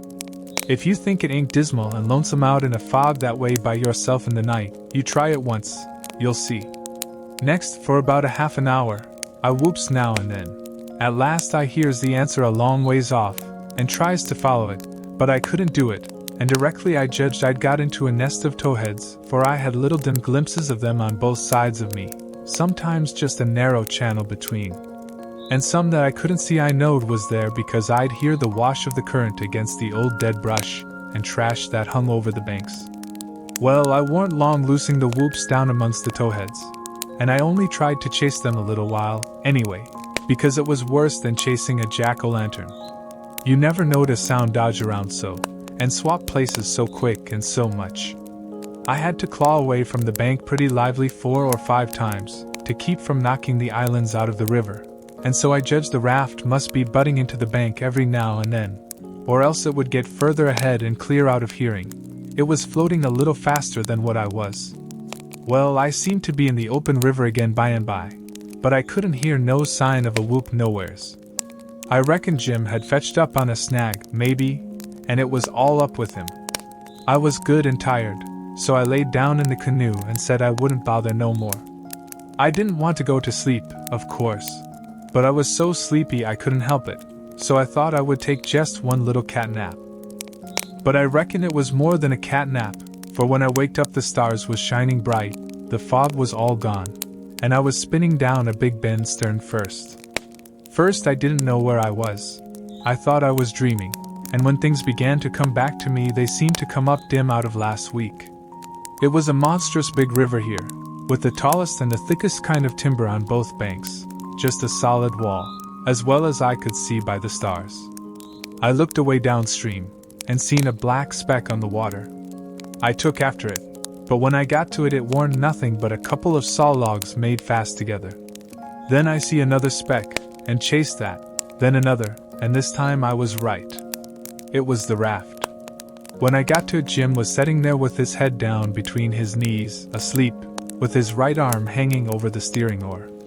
The other oar was smashed off, and the raft was littered up with leaves and branches and dirt. So she'd had a rough time. I made fast and laid down under Jim's nose on the raft, and began to gap, and stretched my fists out against Jim, and says, "Hello, Jim, have I been asleep? Why didn't you stir me up? Goodness gracious, is that you, Huck? And you ain't dead, you ain't drowned, Ed, you's back agin? It's too good for true, honey, it's too good for true. Let me look at you chilly, let me feel o' you. No, you ain't dead. You's back agin, livin' sown, jis de same ol' Huck, thanks to goodness. What's the matter with you, Jim? You been a-drinking? Drinkin'? Has I been a-drinkin'? Has I had a chance to be a-drinkin'? Well then, what makes you talk so wild? How does I talk wild? How? Why, hain't you been talking about my coming back, and all that stuff, as if I'd been gone away? Huck Finn, you look me in the eye, Hain't you been gone away? Gone away? Why, what in the nation do you mean? I hain't been gone anywheres. Where would I go to? Well, looky here, boss, dey's somethin' wrong, dey is. Is I me, or who is I? Is I here, or why is I? Now that's what I wants to know. Well, I think you're here, plain enough, but I think you're a tangle-headed old fool, Jim. I is I? Well, you answer me dis. Didn't you tote out de line in de canoe fair to make fas to de towhead? No, I didn't. What towhead? I hain't seen no towhead. You hain't seen no towhead? Looky here, didn't de line pull loose and de raft go a-hummin' down de river, and leave you and de canoe behind in de fog? What fog? Why, de fog that's been around all night. And didn't you whoop, and didn't I whoop, Till we got mixed up in the islands and one on us got los and t'other one was G's as good as los, case he didn't know why he was? And didn't I bust up agin a lot of dem islands and have a trouble time and mos get drowned, Ed? Now ain't that so, boss, ain't it so? You answer me dat. Well, this is too many for me, Jim. I hain't seen no fog, nor no islands, nor no troubles, nor nothing. I've been setting here talking with you all night till you went to sleep about 10 minutes ago, and I reckon I done the same. You couldn't have got drunk in that time, so of course you've been dreaming. Dad fetch it, how is I gwine to dream all that in 10 minutes? Well, hang it all, you did dream it, because there didn't any of it happen. But Huck, it's all G's as plain to me as. It don't make no difference how plain it is. There ain't nothing in it. I know, because I've been here all the time. Jim didn't say nothing for about 5 minutes, but sat there studying over it. Then he says, Well den, I reckon I did dream it, Huck, but dog my cats ef it ain't the powerfulest dream I ever see. And I hain't ever had no dream before that's tired me like this one. Oh, well, that's alright, because a dream does tire a body like everything sometimes. But this one was a staving dream. Tell me all about it, Jim. So Jim went to work and told me the whole thing right through, just as it happened, only he painted it up considerable. Then he said he must start and interpret it because it was sent for a warning. He said the first toe had stood for a man that would try to do us some good, but the current was another man that would get us away from him. The whoops was warnings that would come to us every now and then, and if we didn't try hard to make out to understand them, they'd just take us into bad luck, instead of keeping us out of it. The lot of towheads was troubles we was going to get into with quarrelsome people and all kinds of mean folks. But if we minded our business, and didn't talk back and aggravate them, we would pull through and get out of the fog and into the big clear river, which was the Free States, and wouldn't have no more trouble. It had clouded up pretty dark just after I got onto the raft, but it was clearing up again now. Oh, well, that's all interpreted well enough as far as it goes, Jim, I says. But what does these things stand for? It was the leaves and rubbish on the raft, and the smashed oar. You could see them first rate now. Jim looked at the trash, and then looked at me, and back at the trash again. He had got the dream fixed so strong in his head that he couldn't seem to shake it loose and get the facts back into its place again right away. But when he did get the thing straightened around, he looked at me steady without ever smiling, and says, What do they stand for? I see gwine to tell you. When I got all wore out with work, and with the callan for you, and went to sleep, my heart was mos broke because you was los, and I didn't care no mo what become of me and the raft. And when I wake up and find you back agin, all safe and sown, the tears come, and I could a got down on my knees and kiss your foot, I so thankful. And all you was thinking about was how you could make a fool of old Jim with a lie. Dat truck da is trash, and trash is what people is that puts dirt on the head of they friends and makes them ashamed. Then he got up slow and walked to the wigwam, and went in there without saying anything but that. But that was enough. It made me feel so mean I could almost kiss his foot to get him to take it back. It was 15 minutes before I could work myself up to go and humble myself to a nigger. But I done it, and I warn't ever sorry for it afterwards, either. I didn't do him no more mean tricks, and I wouldn't done that one if I'd a knowed it would make him feel that way. We slept most all day, and started out at night, a little ways behind a monstrous long raft that was as long going by as a procession. She had 4 long sweeps at each end, so we judged she carried as many as 30 men, likely. She had 5 big wigwams aboard, wide apart, and an open campfire in the middle, and a tall flagpole at each end. There was a power of style about her. It amounted to something being a raftsman on such a craft as that. We went drifting down into a big bend, and the night clouded up and got hot. The river was very wide, and was walled with solid timber on both sides. You couldn't see a break in it hardly ever, or a light.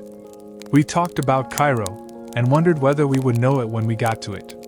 I said likely we wouldn't, because I had heard say there weren't but about a dozen houses there, and if they didn't happen to have them lit up, how was we going to know we was passing a town? Jim said if the 2 big rivers joined together there, that would show. But I said maybe we might think we was passing the foot of an island and coming into the same old river again. That disturbed Jim, and me too. So the question was, what to do? I said paddle ashore the first time a light showed, and tell them Pap was behind, coming along with a trading scow, and was a green hand at the business, and wanted to know how far it was to Cairo. Jim thought it was a good idea, so we took a smoke on it and waited. There warn't nothing to do now but to look out sharp for the town, and not pass it without seeing it. He said he'd be mighty sure to see it, because he'd be a free man the minute he seen it, but if he missed it he'd be in a slave country again and no more show for freedom. Every little while he jumps up and says, "Dah she is?" But it warn't. It was jack-o'-lanterns, or lightning bugs, so he sat down again, and went to watching, same as before. Jim said it made him all over trembly and feverish to be so close to freedom. Well, I can tell you it made me all over trembly and feverish, too, to hear him, because I'd begun to get it through my head that he was most free, and who was to blame for it? Why, me? I couldn't get that out of my conscience, no how nor no way. It got to troubling me so I couldn't rest. I couldn't stay still in one place.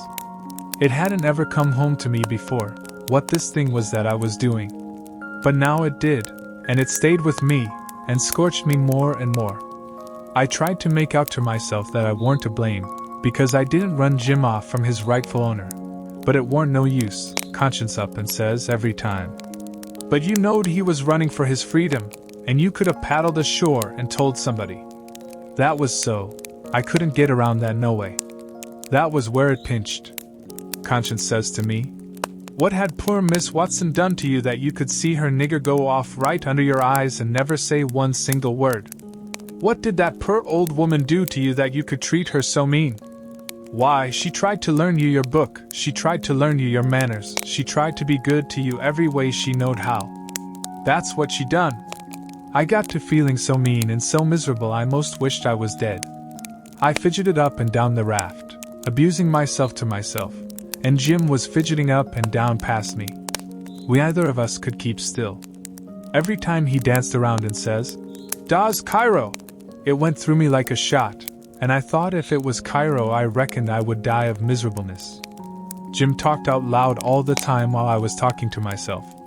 He was saying how the first thing he would do when he got to a free state he would go to saving up money and never spend a single cent, and when he got enough he would buy his wife, which was owned on a farm close to where Miss Watson lived, and then they would both work to buy the 2 children, and if their master wouldn't sell them, they'd get an abolitionist to go and steal them. It most froze me to hear such talk. He wouldn't ever dared to talk such talk in his life before. Just see what a difference it made in him the minute he judged he was about free. It was according to the old saying, "Give a nigger an inch and he'll take an ell." Thinks I, this is what comes of my not thinking. Here was this nigger, which I had as good as helped to run away, coming right out flat-footed and saying he would steal his children that belonged to a man I didn't even know, a man that hadn't ever done me no harm. I was sorry to hear Jim say that, it was such a lowering of him.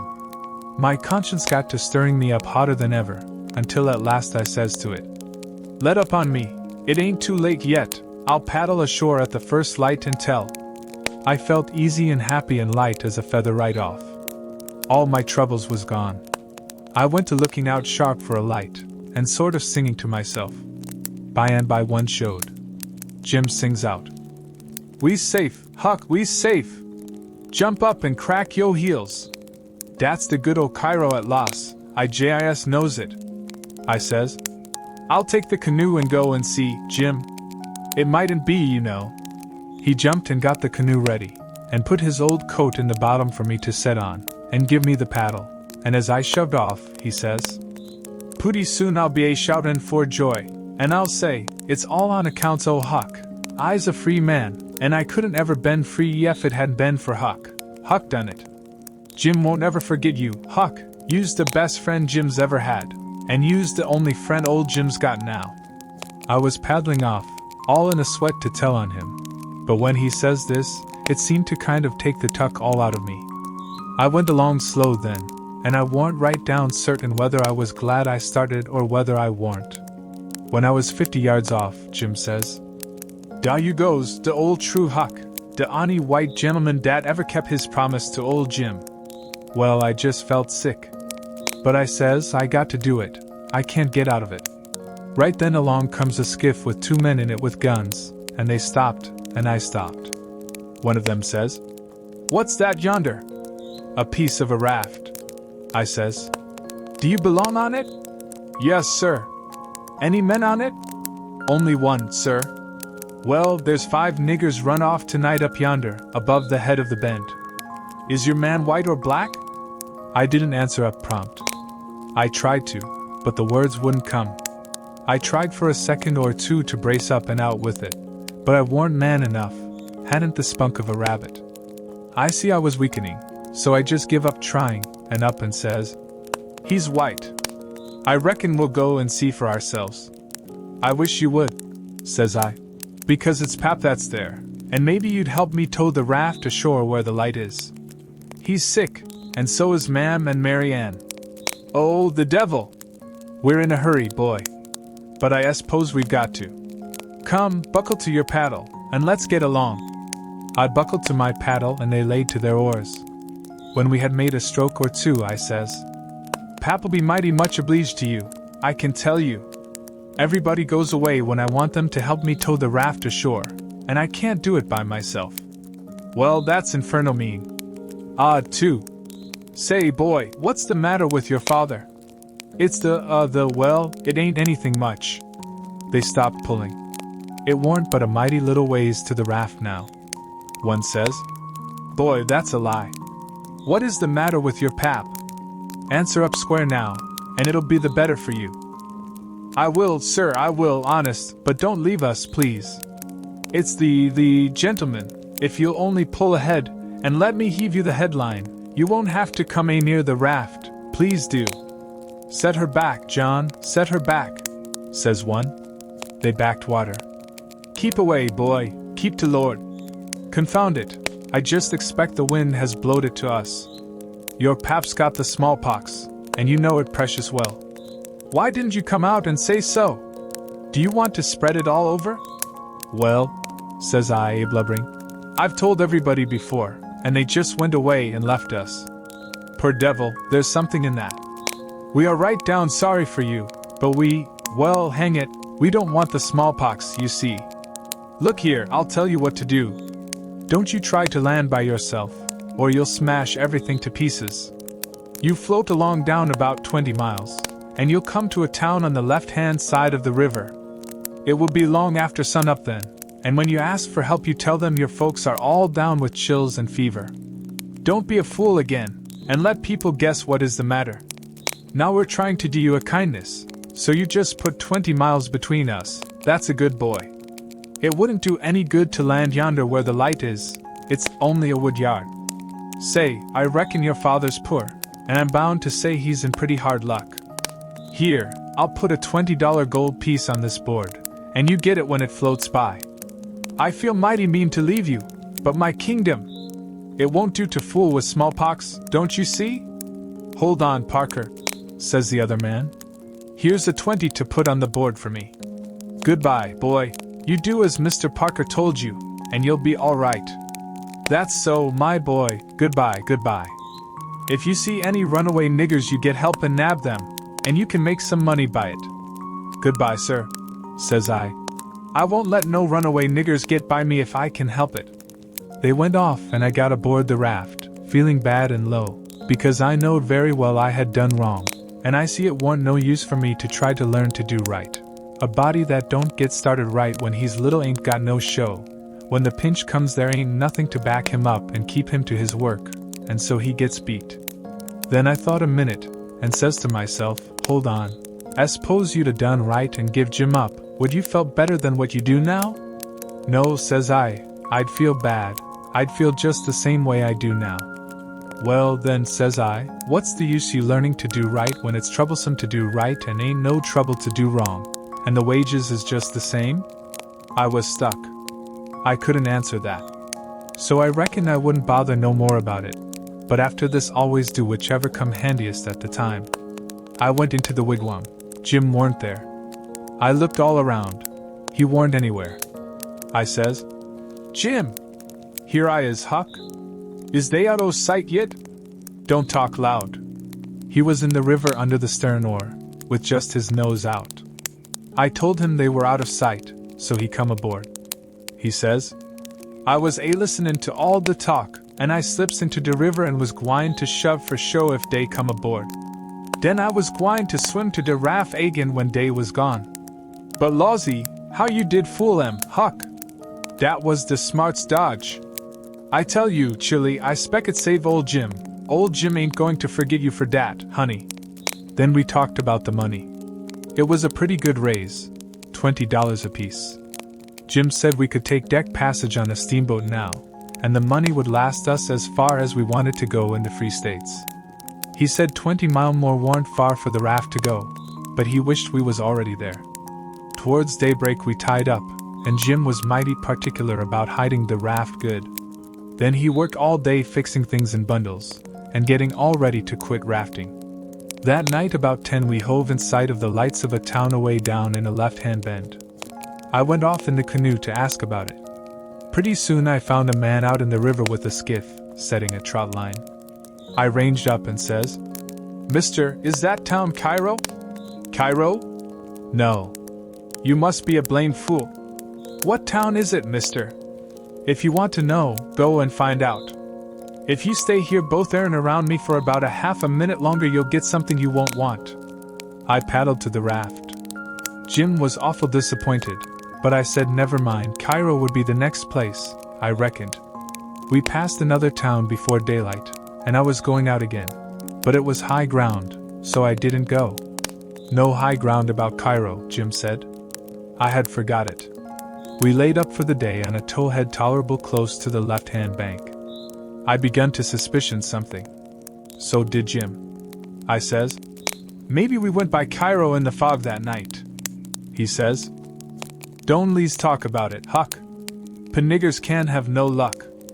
I allus spect dat rattlesnake skin warn't done wid its work. I wish I'd never seen that snake skin, Jim. I do wish I'd never laid eyes on it. It ain't your fault, Huck, you didn't know. Don't you blame yourself about it." When it was daylight, here was the clear Ohio water inshore, sure enough, and outside was the old regular muddy. So it was all up with Cairo. We talked it all over.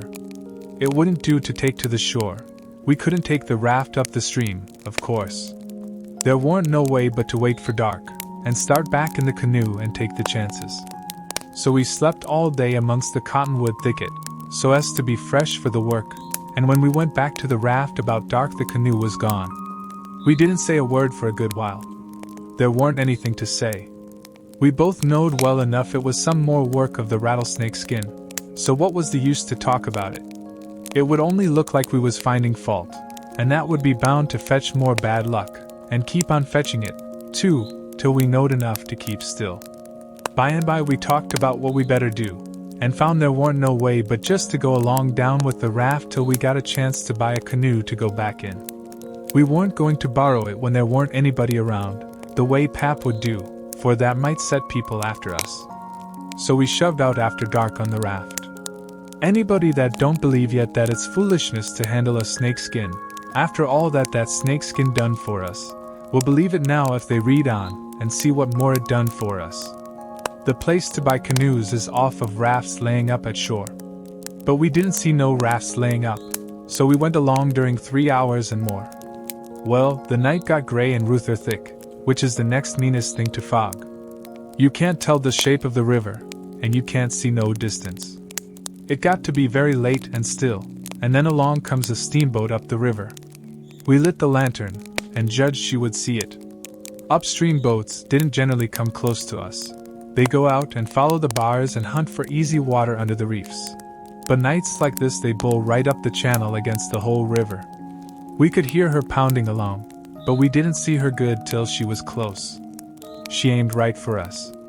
Often they do that and try to see how close they can come without touching. Sometimes the wheel bites off a sweep, and then the pilot sticks his head out and laughs, and thinks he's mighty smart. Well, here she comes, and we said she was going to try and shave us, but she didn't seem to be shearing off a bit. She was a big one, and she was coming in a hurry, too, looking like a black cloud with rows of glowworms around it. But all of a sudden she bulged out, big and scary, with a long row of wide-open furnace doors shining like red-hot teeth, and her monstrous bows and guards hanging right over us. There was a yell at us, and a jingling of bells to stop the engines, a powwow of cussing, and whistling of steam, and as Jim went overboard on one side and I on the other, she comes smashing straight through the raft. I dived, and I aimed to find the bottom, too, for a 30-foot whale had got to go over me, and I wanted it to have plenty of room. I could always stay underwater a minute. This time I reckon I stayed under a minute and a half. Then I bounced for the top in a hurry, for I was nearly busting. I popped out to my armpits and blowed the water out of my nose, and puffed a bit. Of course there was a booming current, and of course that boat started her engines again 10 seconds after she stopped them, for they never cared much for raftsmen, so now she was churning along up the river, out of sight in the thick weather, though I could hear her. I sung out for Jim about a dozen times, but I didn't get any answer, so I grabbed a plank that touched me while I was treading water, and struck out for shore, shoving it ahead of me. But I made out to see that the drift of the current was towards the left-hand shore, which meant that I was in a crossing, so I changed off and went that way. It was one of these long, slanting, 2-mile crossings, so I was a good long time in getting over. I made a safe landing, and clomb up the bank. I couldn't see but a little ways, but I went poking along over rough ground for a 1/4 of a mile or more, and then I run across a big old-fashioned double log house before I noticed it. I was going to rush by and get away, but a lot of dogs jumped out and went to howling and barking at me, and I knowed better than to move another peg. In about a minute somebody spoke out of a window without putting his head out, and says, "Be done, boys." "Who's there?" I says. "It's me." "Who's me?" "George Jackson, sir." "What do you want?" "I don't want nothing, sir. I only want to go along by, but the dogs won't let me." "What are you prowling around here this time of night for, hey?" "I weren't prowling around, sir. I fell overboard off of the steamboat." "Oh, you did you? Strike a light there, somebody. What did you say your name was?" "George Jackson, sir." "I'm only a boy. Look here, if you're telling the truth you needn't be afraid, nobody'll hurt you. But don't try to budge, stand right where you are. Rouse out Bob and Tom, some of you, and fetch the guns." "George Jackson, is there anybody with you?" "No, sir, nobody." I heard the people stirring around in the house now, and see a light. The man sung out, "Snatch that light away, Betsy, you old fool, ain't you got any sense? Put it on the floor behind the front door. Bob, if you and Tom are ready, take your places." "All ready." "Now, George Jackson, do you know the Shepherdsons?" "No, sir, I never heard of them." "Well, that may be so, and it mayn't. Now, all ready? Step forward, George Jackson. And mind, don't you hurry, come mighty slow. If there's anybody with you, let him keep back. If he shows himself, he'll be shot. Come along now. Come slow, push the door open yourself, just enough to squeeze in, do you hear?" I didn't hurry. I couldn't if I'd wanted to. I took one slow step at a time and there weren't a sound, only I thought I could hear my heart. The dogs were as still as the humans, but they followed a little behind me. When I got to the 3 log doorsteps I heard them unlocking and unbarring and unbolting. I put my hand on the door and pushed it a little and a little more till somebody said, "There, that's enough, put your head in." I done it, but I judged they would take it off. The candle was on the floor, and there they all was, looking at me, and me at them, for about a 1/4 of a minute, 3 big men with guns pointed at me, which made me wince, I tell you. The oldest, gray and about 60, the other 2 30 or more, all of them fine and handsome, and the sweetest old gray-headed lady, and back of her 2 young women which I couldn't see right well. The old gentleman says, "There, I reckon it's all right. Come in." As soon as I was in, the old gentleman he locked the door and barred it, and bolted it, and told the young men to come in with their guns, and they all went in a big parlor that had a new rag carpet on the floor, and got together in a corner that was out of the range of the front windows. There weren't none on the side. They held the candle, and took a good look at me, and all said, "Why, he ain't a shepherdson. No, there ain't any shepherdson about him." Then the old man said he hoped I wouldn't mind being searched for arms, because he didn't mean no harm by it. It was only to make sure. So he didn't pry into my pockets, but only felt outside with his hands and said it was all right. He told me to make myself easy and at home, and tell all about myself, but the old lady says, "Why, bless you, Saul, the poor thing's as wet as he can be, and don't you reckon it may be he's hungry?" "True for you, Rachel, I forgot." So the old lady says, "Betsy, this was a nigger woman.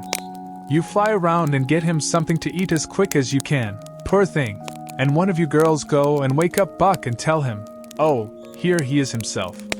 Buck, take this little stranger and get the wet clothes off from him, and dress him up in some of yours that's dry."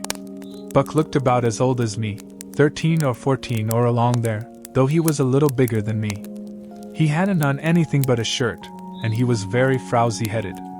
He came in gaping and digging one fist into his eyes, and he was dragging a gun along with the other one. He says, "Ain't they no shepherdsons around?" They said no, 'twas a false alarm. "Well," he says, "if they'd have been some, I reckon I'd have got one." They all laughed, and Bob says, "Why, Buck, they might have scalped us all, you've been so slow in coming." "Well, nobody come after me, and it ain't right I'm always kept down, I don't get no show." "Never mind, Buck, my boy," says the old man. "You'll have show enough, all in good time, don't you fret about that. Go along with you now, and do as your mother told you." When we got upstairs to his room, he got me a coarse shirt, and a roundabout and pants of his, and I put them on. While I was at it, he asked me what my name was, but before I could tell him, he started to tell me about a blue jay and a young rabbit he had catched in the woods day before yesterday, and he asked me where Moses was when the candle went out.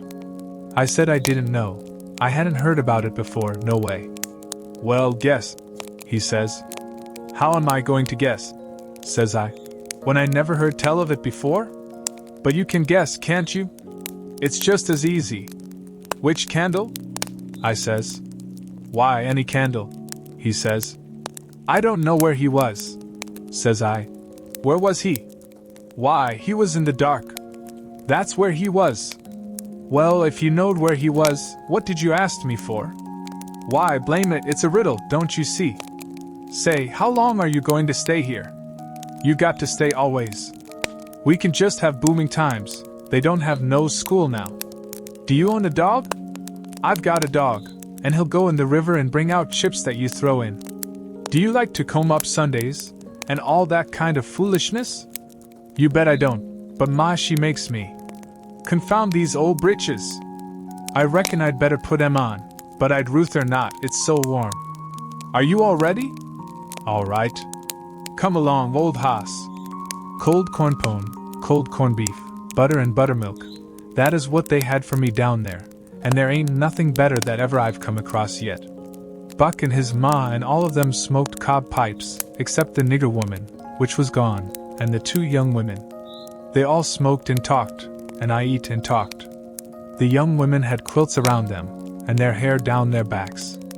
They all asked me questions, and I told them how Pap and me and all the family was living on a little farm down at the bottom of Arkansas, and my sister Mary and run off and got married and never was heard of no more, and Bill went to hunt them and he weren't heard of no more, and Tom and Mort died, and then there weren't nobody but just me and Pap left, and he was just trimmed down to nothing, on account of his troubles.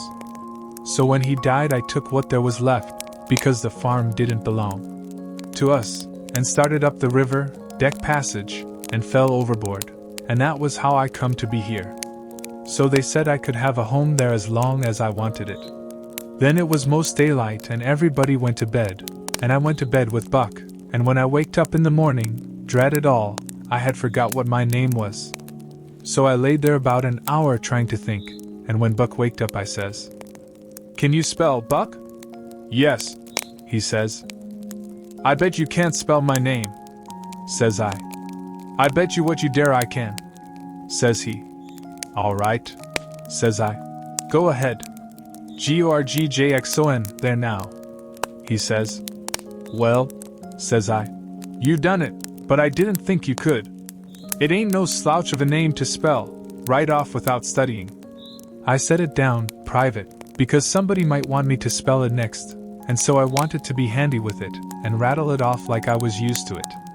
It was a mighty nice family, and a mighty nice house, too. I hadn't seen no house out in the country before that was so nice and had so much style. It didn't have an iron latch on the front door, nor a wooden one with a buckskin string, but a brass knob to turn, the same as houses in town. There warn't no bed in the parlor, nor a sign of a bed, but heaps of parlors in towns has beds in them. There was a big fireplace that was bricked on the bottom, and the bricks was kept clean and red by pouring water on them and scrubbing them with another brick. Sometimes they washed them over with red water paint that they call Spanish brown, same as they do in town. They had big brass dog irons that could hold up a saw log. There was a clock on the middle of the mantelpiece, with a picture of a town painted on the bottom half of the glass front, and a round place in the middle of it for the sun, and you could see the pendulum swinging behind it. It was beautiful to hear that clock tick, and sometimes when one of these peddlers had been along and scoured her up and got her in good shape, she would start in and strike 150 before she got tuckered out. They wouldn't took any money for her. Well, there was a big outlandish parrot on each side of the clock, made out of something like chalk, and painted up gaudy. By one of the parrots was a cat made of crockery, and a crockery dog by the other, and when you pressed down on them they squeaked, but didn't open their mouths nor look different nor interested. They squeaked through underneath. There was a couple of big wild turkey wing fans spread out behind those things.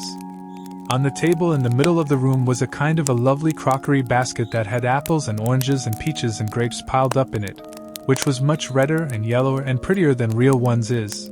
But they weren't real because you could see where pieces had got chipped off and showed the white chalk, or whatever it was, underneath. This table had a cover made out of beautiful oilcloth, with a red and blue spread eagle painted on it, and a painted border all around. It come all the way from Philadelphia, they said. There was some books, too, piled up perfectly exact, on each corner of the table. One was a big family Bible full of pictures. One was Pilgrim's Progress, about a man that left his family, it didn't say why. I read considerable in it now and then. The statements was interesting, but tough.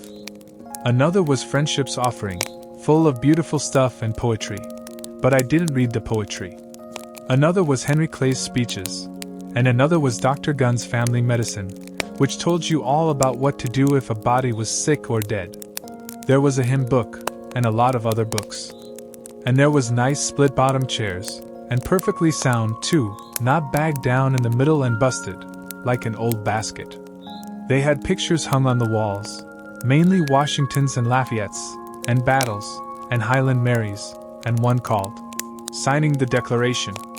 There was some that they called crayons, which one of the daughters which was dead made her own self when she was only 15 years old.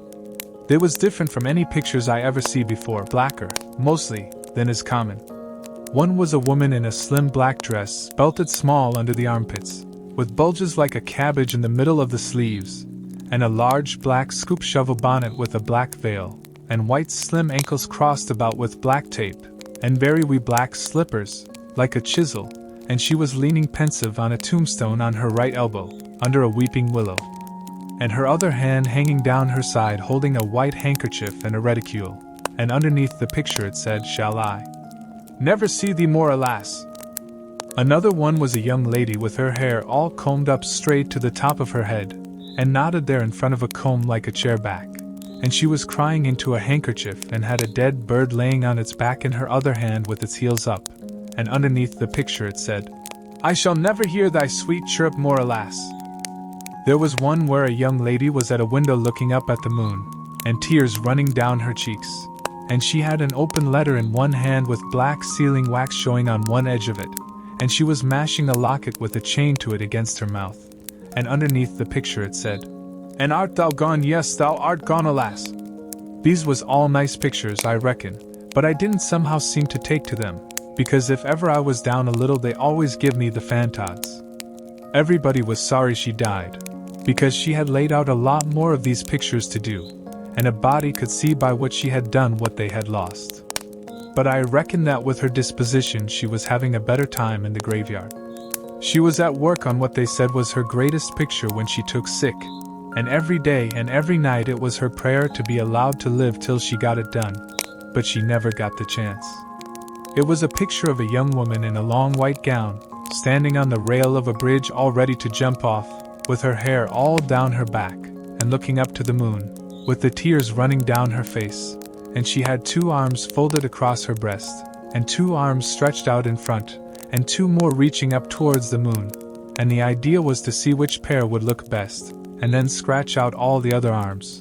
But, as I was saying, she died before she got her mind made up, and now they kept this picture over the head of the bed in her room, and every time her birthday come they hung flowers on it. Other times it was hid with a little curtain. The young woman in the picture had a kind of a nice sweet face, but there was so many arms it made her look too spidery, seemed to me.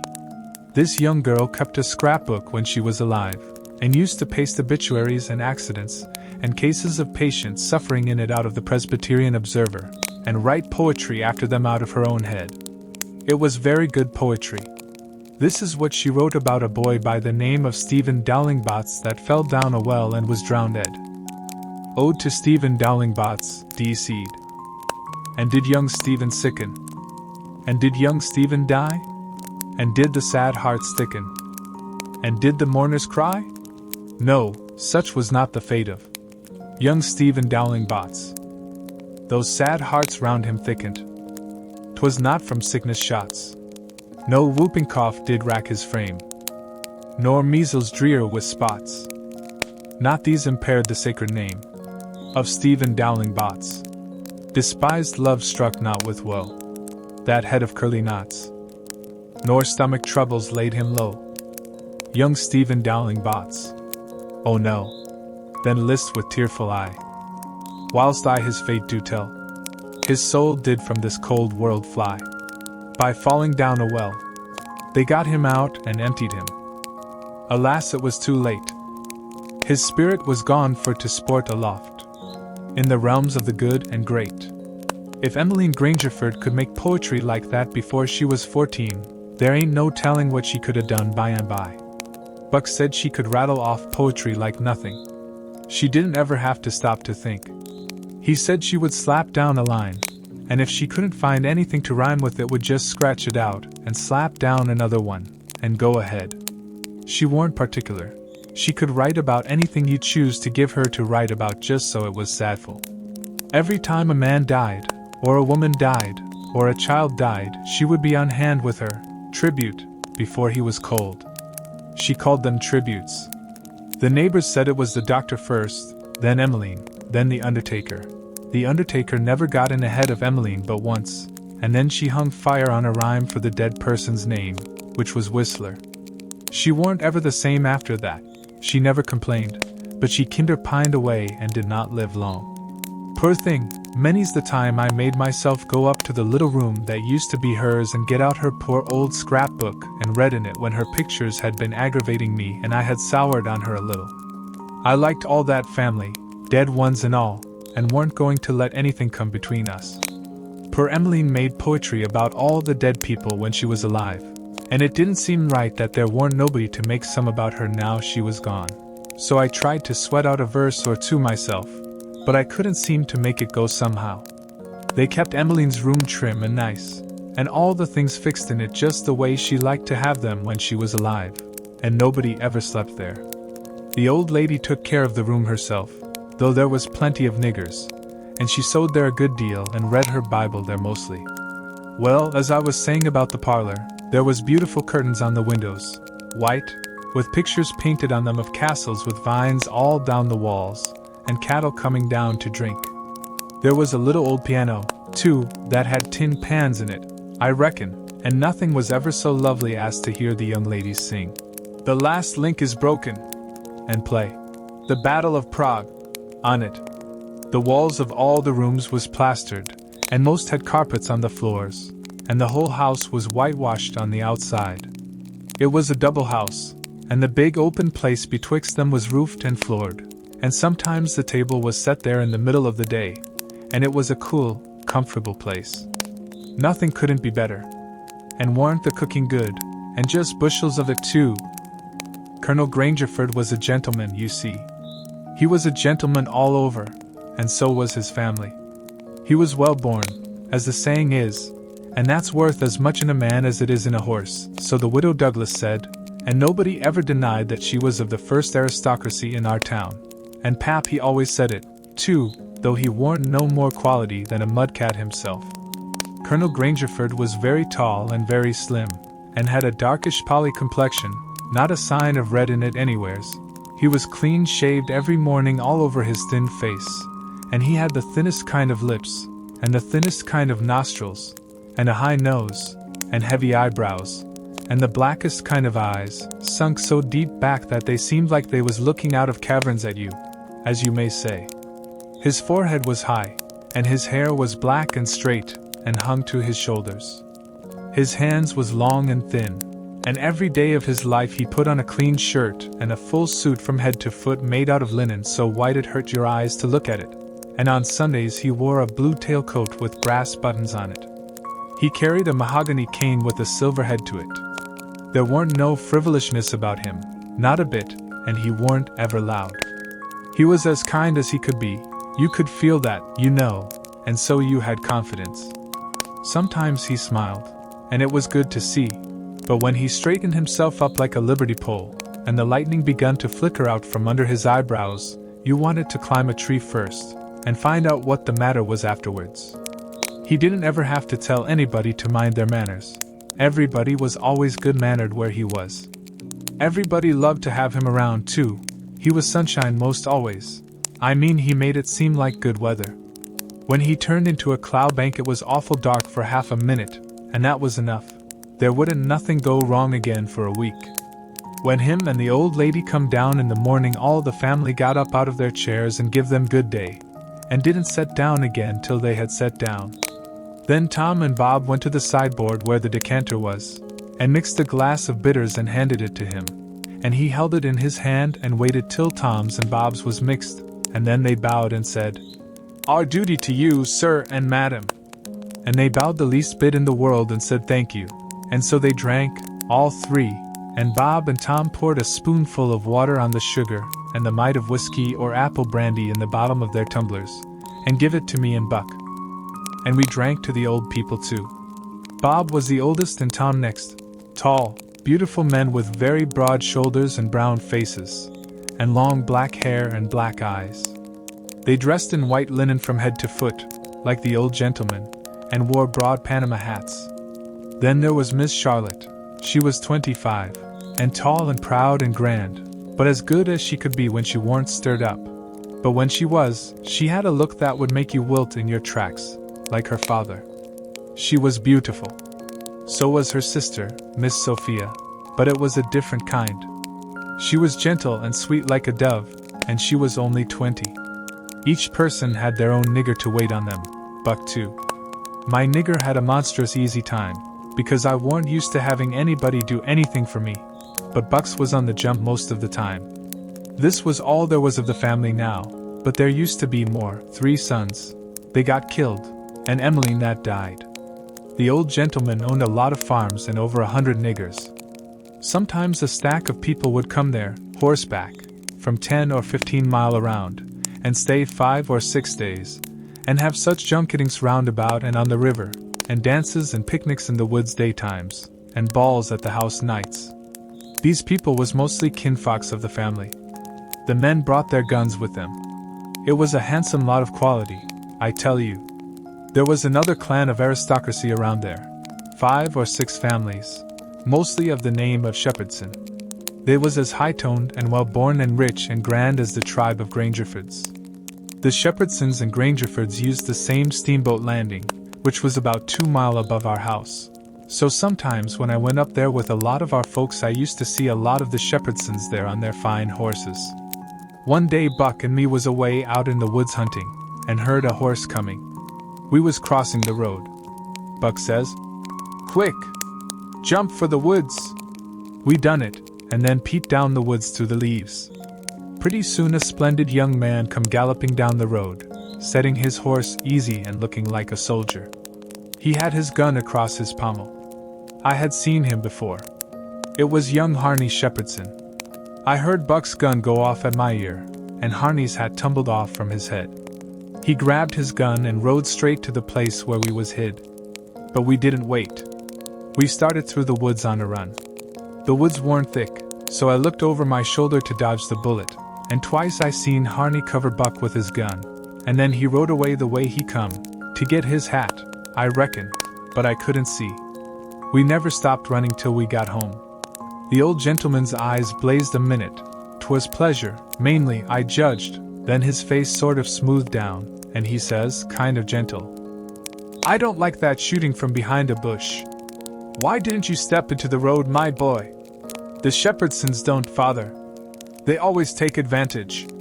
Miss Charlotte, she held her head up like a queen while Buck was telling his tale, and her nostrils spread and her eyes snapped. The two young men looked dark, but never said nothing. Miss Sophia, she turned pale, but the color come back when she found the man weren't hurt. Soon as I could get Buck down by the corn cribs under the trees by ourselves, I says, "Did you want to kill him, Buck?" "Well, I bet I did." "What did he do to you?" "Him? He never done nothing to me." "Well then, what did you want to kill him for?" "Why, nothing, only it's on account of the feud." "What's a feud?" "Why, where was you raised? Don't you know what a feud is?" "Never heard of it before, tell me about it." "Well," says Buck, "a feud is this way. A man has a quarrel with another man, and kills him. Then that other man's brother kills him. Then the other brothers, on both sides, goes for one another. Then the cousins chip in, and by everybody's killed off, and there ain't no more feud. But it's kind of slow, and takes a long time." "Has this one been going on long, Buck?" "Well, I should reckon. It started 30 year ago, or somewhere along there.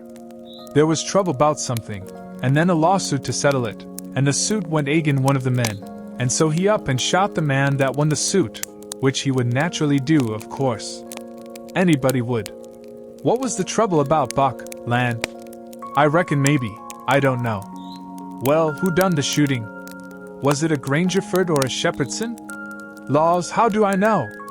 It was so long ago." "Don't anybody know?" "Oh yes, Pa knows, I reckon, and some of the other old people. But they don't know now what the row was about in the first place." "Has there been many killed, Buck?" "Yes, right smart chance of funerals. But they don't always kill. Pa's got a few buckshot in him, but he don't mind it 'cause he don't weigh much, anyway. Bob's been carved up some with a bowie, and Tom's been hurt once or twice."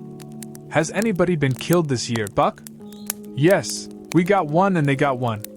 'Bout 3 months ago my cousin Bud, 14-year-old, was riding through the woods on t'other side of the river, and didn't have no weapon with him, which was blame foolishness, and in a lonesome place he hears a horse coming behind him, and sees old Baldy Shepherdson linking after him with his gun in his hand and his white hair flying in the wind.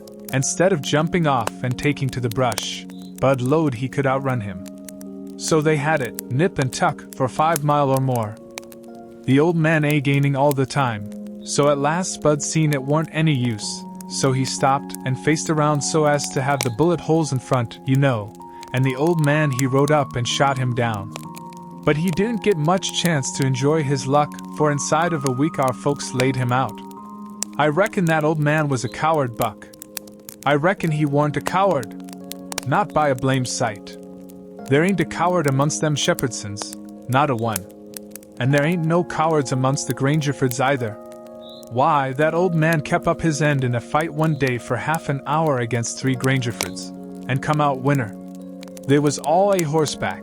He lit off of his horse and got behind a little woodpile, and kept his horse before him to stop the bullets. But the Grangerfords stayed on their horses and capered around the old man, and peppered away at him, and he peppered away at them. Him and his horse both went home pretty leaky and crippled, but the Grangerfords had to be fetched home, and one of them was dead, and another died the next day. No, sir, if a body's out hunting for cowards he don't want to fool away any time amongst them Shepherdsons, because they don't breed any of that kind." Next Sunday we all went to church, about 3 mile, everybody horseback.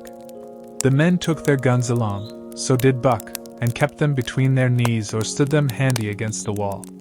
The Shepherdsons done the same. It was pretty ornery preaching, all about brotherly love, and such like tiresomeness. But everybody said it was a good sermon, and they all talked it over going home, and had such a powerful lot to say about faith and good works and free grace and predestination, and I don't know what all, that it did seem to me to be one of the roughest Sundays I had run across yet. About an hour after dinner everybody was dozing around, some in their chairs and some in their rooms, and it got to be pretty dull. Buck and a dog was stretched out on the grass in the sun sound asleep. I went up to our room, and judged I would take a nap myself.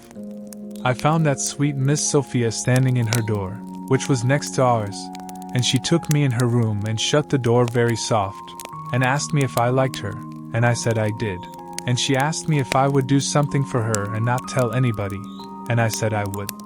Then she said she forgot her testament, and left it in the seat at church between two other books, and would I slip out quiet and go there and fetch it to her, and not say nothing to nobody. I said I would. So I slid out and slipped off up the road, and there weren't anybody at the church, except maybe a hog or two, for there weren't any lock on the door, and hogs likes a punchin' floor in summertime because it's cool. If you notice, most folks don't go to church only when they've got to, but a hog is different. Says I to myself, something's up. It ain't natural for a girl to be in such a sweat about a testament. So I give it a shake, and out drops a little piece of paper with 2:30, wrote on it with a pencil. I ransacked it, but couldn't find anything else. I couldn't make anything out of that, so I put the paper in the book again, and when I got home and upstairs there was Miss Sophia in her door waiting for me. She pulled me in and shut the door, then she looked in the testament till she found the paper, and as soon as she read it she looked glad, and before a body could think she grabbed me and give me a squeeze, and said I was the best boy in the world, and not to tell anybody. She was mighty red in the face for a minute, and her eyes lighted up, and it made her powerful pretty. I was a good deal astonished, but when I got my breath I asked her what the paper was about, and she asked me if I had read it, and I said no, and she asked me if I could read writing, and I told her, no, only coarse hand. And then she said the paper weren't anything but a bookmark to keep her place, and I might go and play now. I went off down to the river, studying over this thing, and pretty soon I noticed that my nigger was following along behind. When we was out of sight of the house he looked back and around a second, and then comes a running, and says, Mars George, if you'll come down into the swamp I'll show you a whole stack o' water moccasins. Thinks I, that's mighty curious, he said that yesterday. He ought to know a body don't love water moccasins enough to go around hunting for them. What is he up to anyway? So I says, all right, trot ahead. I followed a half a mile, then he struck out over the swamp, and waded ankle deep as much as another half mile.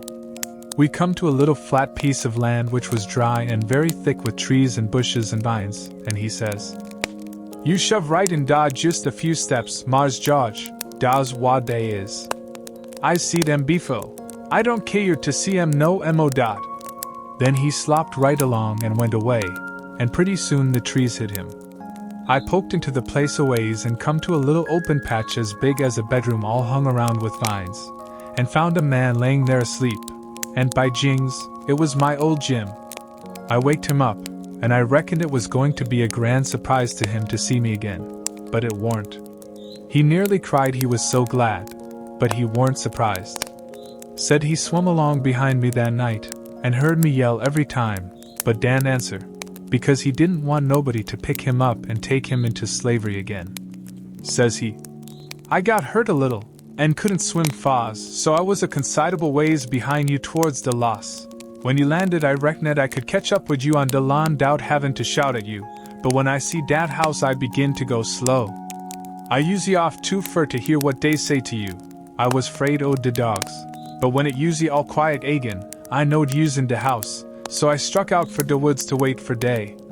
Early in de morning some of de niggers come along, gwine to de fields, and dey tuck me and showed me dis place, why de dogs can't track me on accounts o' de water, and dey brings me truck to eat every night, and tells me how yous a get in along.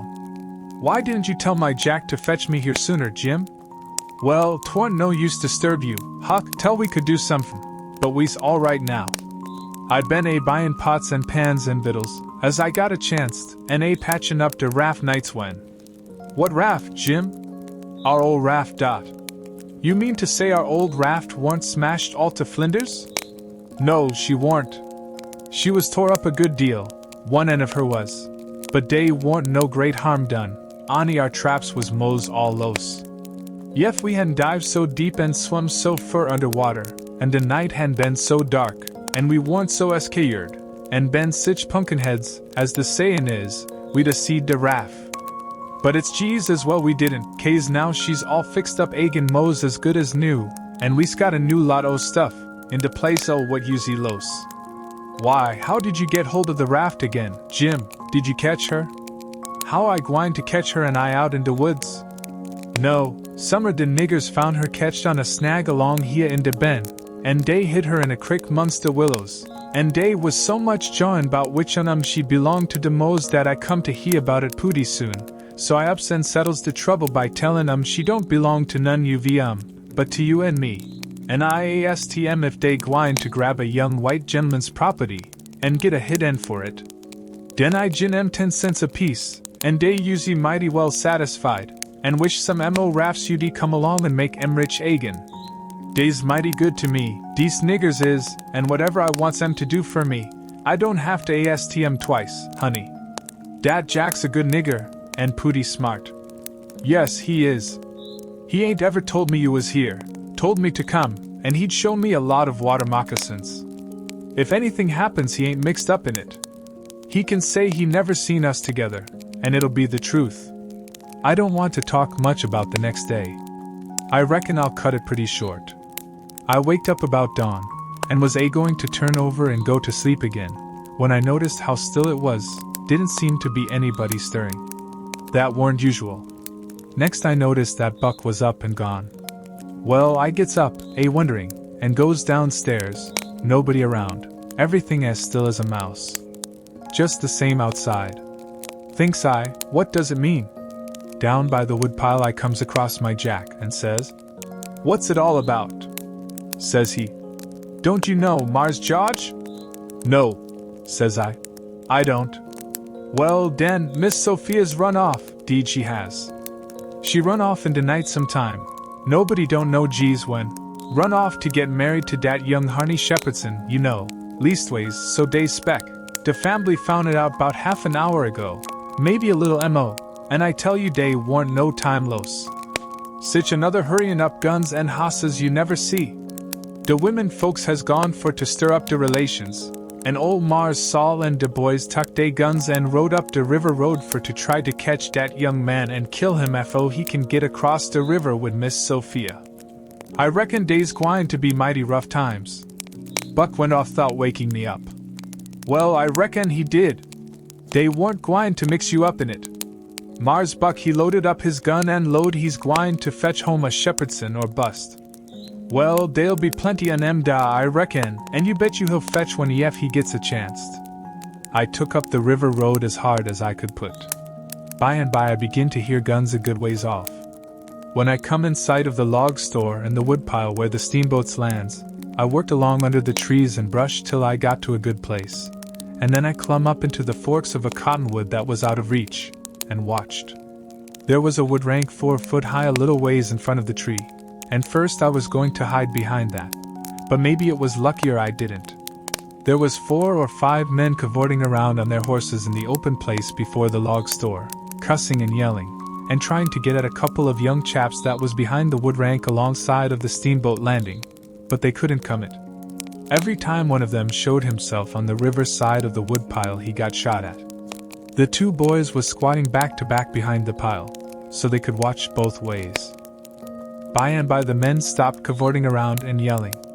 They started riding towards the store. Then up gets one of the boys, draws a steady bead over the wood rank, and drops one of them out of his saddle.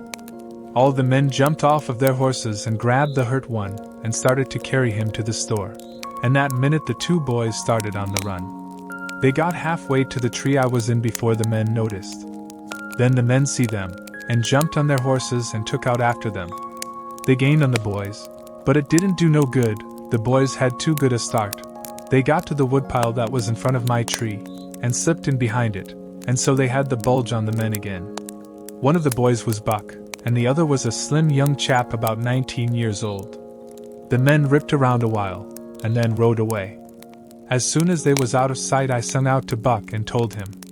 He didn't know what to make of my voice coming out of the tree at first. He was awful surprised. He told me to watch out sharp and let him know when the men come in sight again. Said they was up to some devilment or other, wouldn't be gone long. I wished I was out of that tree, but I daren't come down. Buck begun to cry and rip, and load that him and his cousin Joe, that was the other young chap, would make up for this day yet. He said his father and his 2 brothers was killed, and 2 or 3 of the enemy. Said the Shepherdsons laid for them in ambush. Buck said his father and brothers ought to waited for their relations. The Shepherdsons was too strong for them. I asked him what was become of young Harney and Miss Sophia. He said they'd got across the river and was safe. I was glad of that. But the way Buck did take on because he didn't manage to kill Harney that day he shot at him, I hain't ever heard anything like it. All of a sudden, bang, bang, bang, goes 3 or 4 guns. The men had slipped around through the woods and come in from behind without their horses. The boys jumped for the river, both of them hurt, and as they swum down the current the men run along the bank shooting at them and singing out, "Kill them! Kill them!" It made me so sick I most fell out of the tree. I ain't going to tell all that happened. It would make me sick again if I was to do that. I wished I hadn't ever come ashore that night to see such things. I ain't ever going to get shut of them. Lots of times I dream about them. I stayed in the tree till it begun to get dark, afraid to come down. Sometimes I heard guns away off in the woods, and twice I seen little gangs of men gallop past the log store with guns, so I reckon the trouble was still going on. I was mighty downhearted, so I made up my mind I wouldn't ever go near that house again, because I reckoned I was to blame, somehow. I judged that that piece of paper meant that Miss Sophia was to meet Harney somewheres at 2:30 and run off, and I judged I ought to told her father about that paper and the curious way she acted, and then maybe he would 'a' locked her up, and this awful mess wouldn't ever happened. When I got down out of the tree, I crept along down the river bank a piece, and found the 2 bodies laying in the edge of the water, and tugged at them till I got them ashore. Then I covered up their faces, and got away as quick as I could. I cried a little when I was covering up Buck's face, for he was mighty good to me. It was just dark now. I never went near the house, but struck through the woods and made for the swamp. Jim warned on his island, so I tramped off in a hurry for the crick, and crowded through the willows, red hot to jump aboard and get out of that awful country. The raft was gone. My souls, but I was scared. I couldn't get my breath for most a minute. Then I raised a yell. A voice not 25 foot from me says, "Good lawn! Is that you, honey? Don't make no noise." It was Jim's voice. Nothing ever sounded so good before. I run along the bank a piece and got aboard, and Jim he grabbed me and hugged me. He was so glad to see me. He says, "Laws bless you, Chilly, I use you right down show you's dead agin. Jack's been here.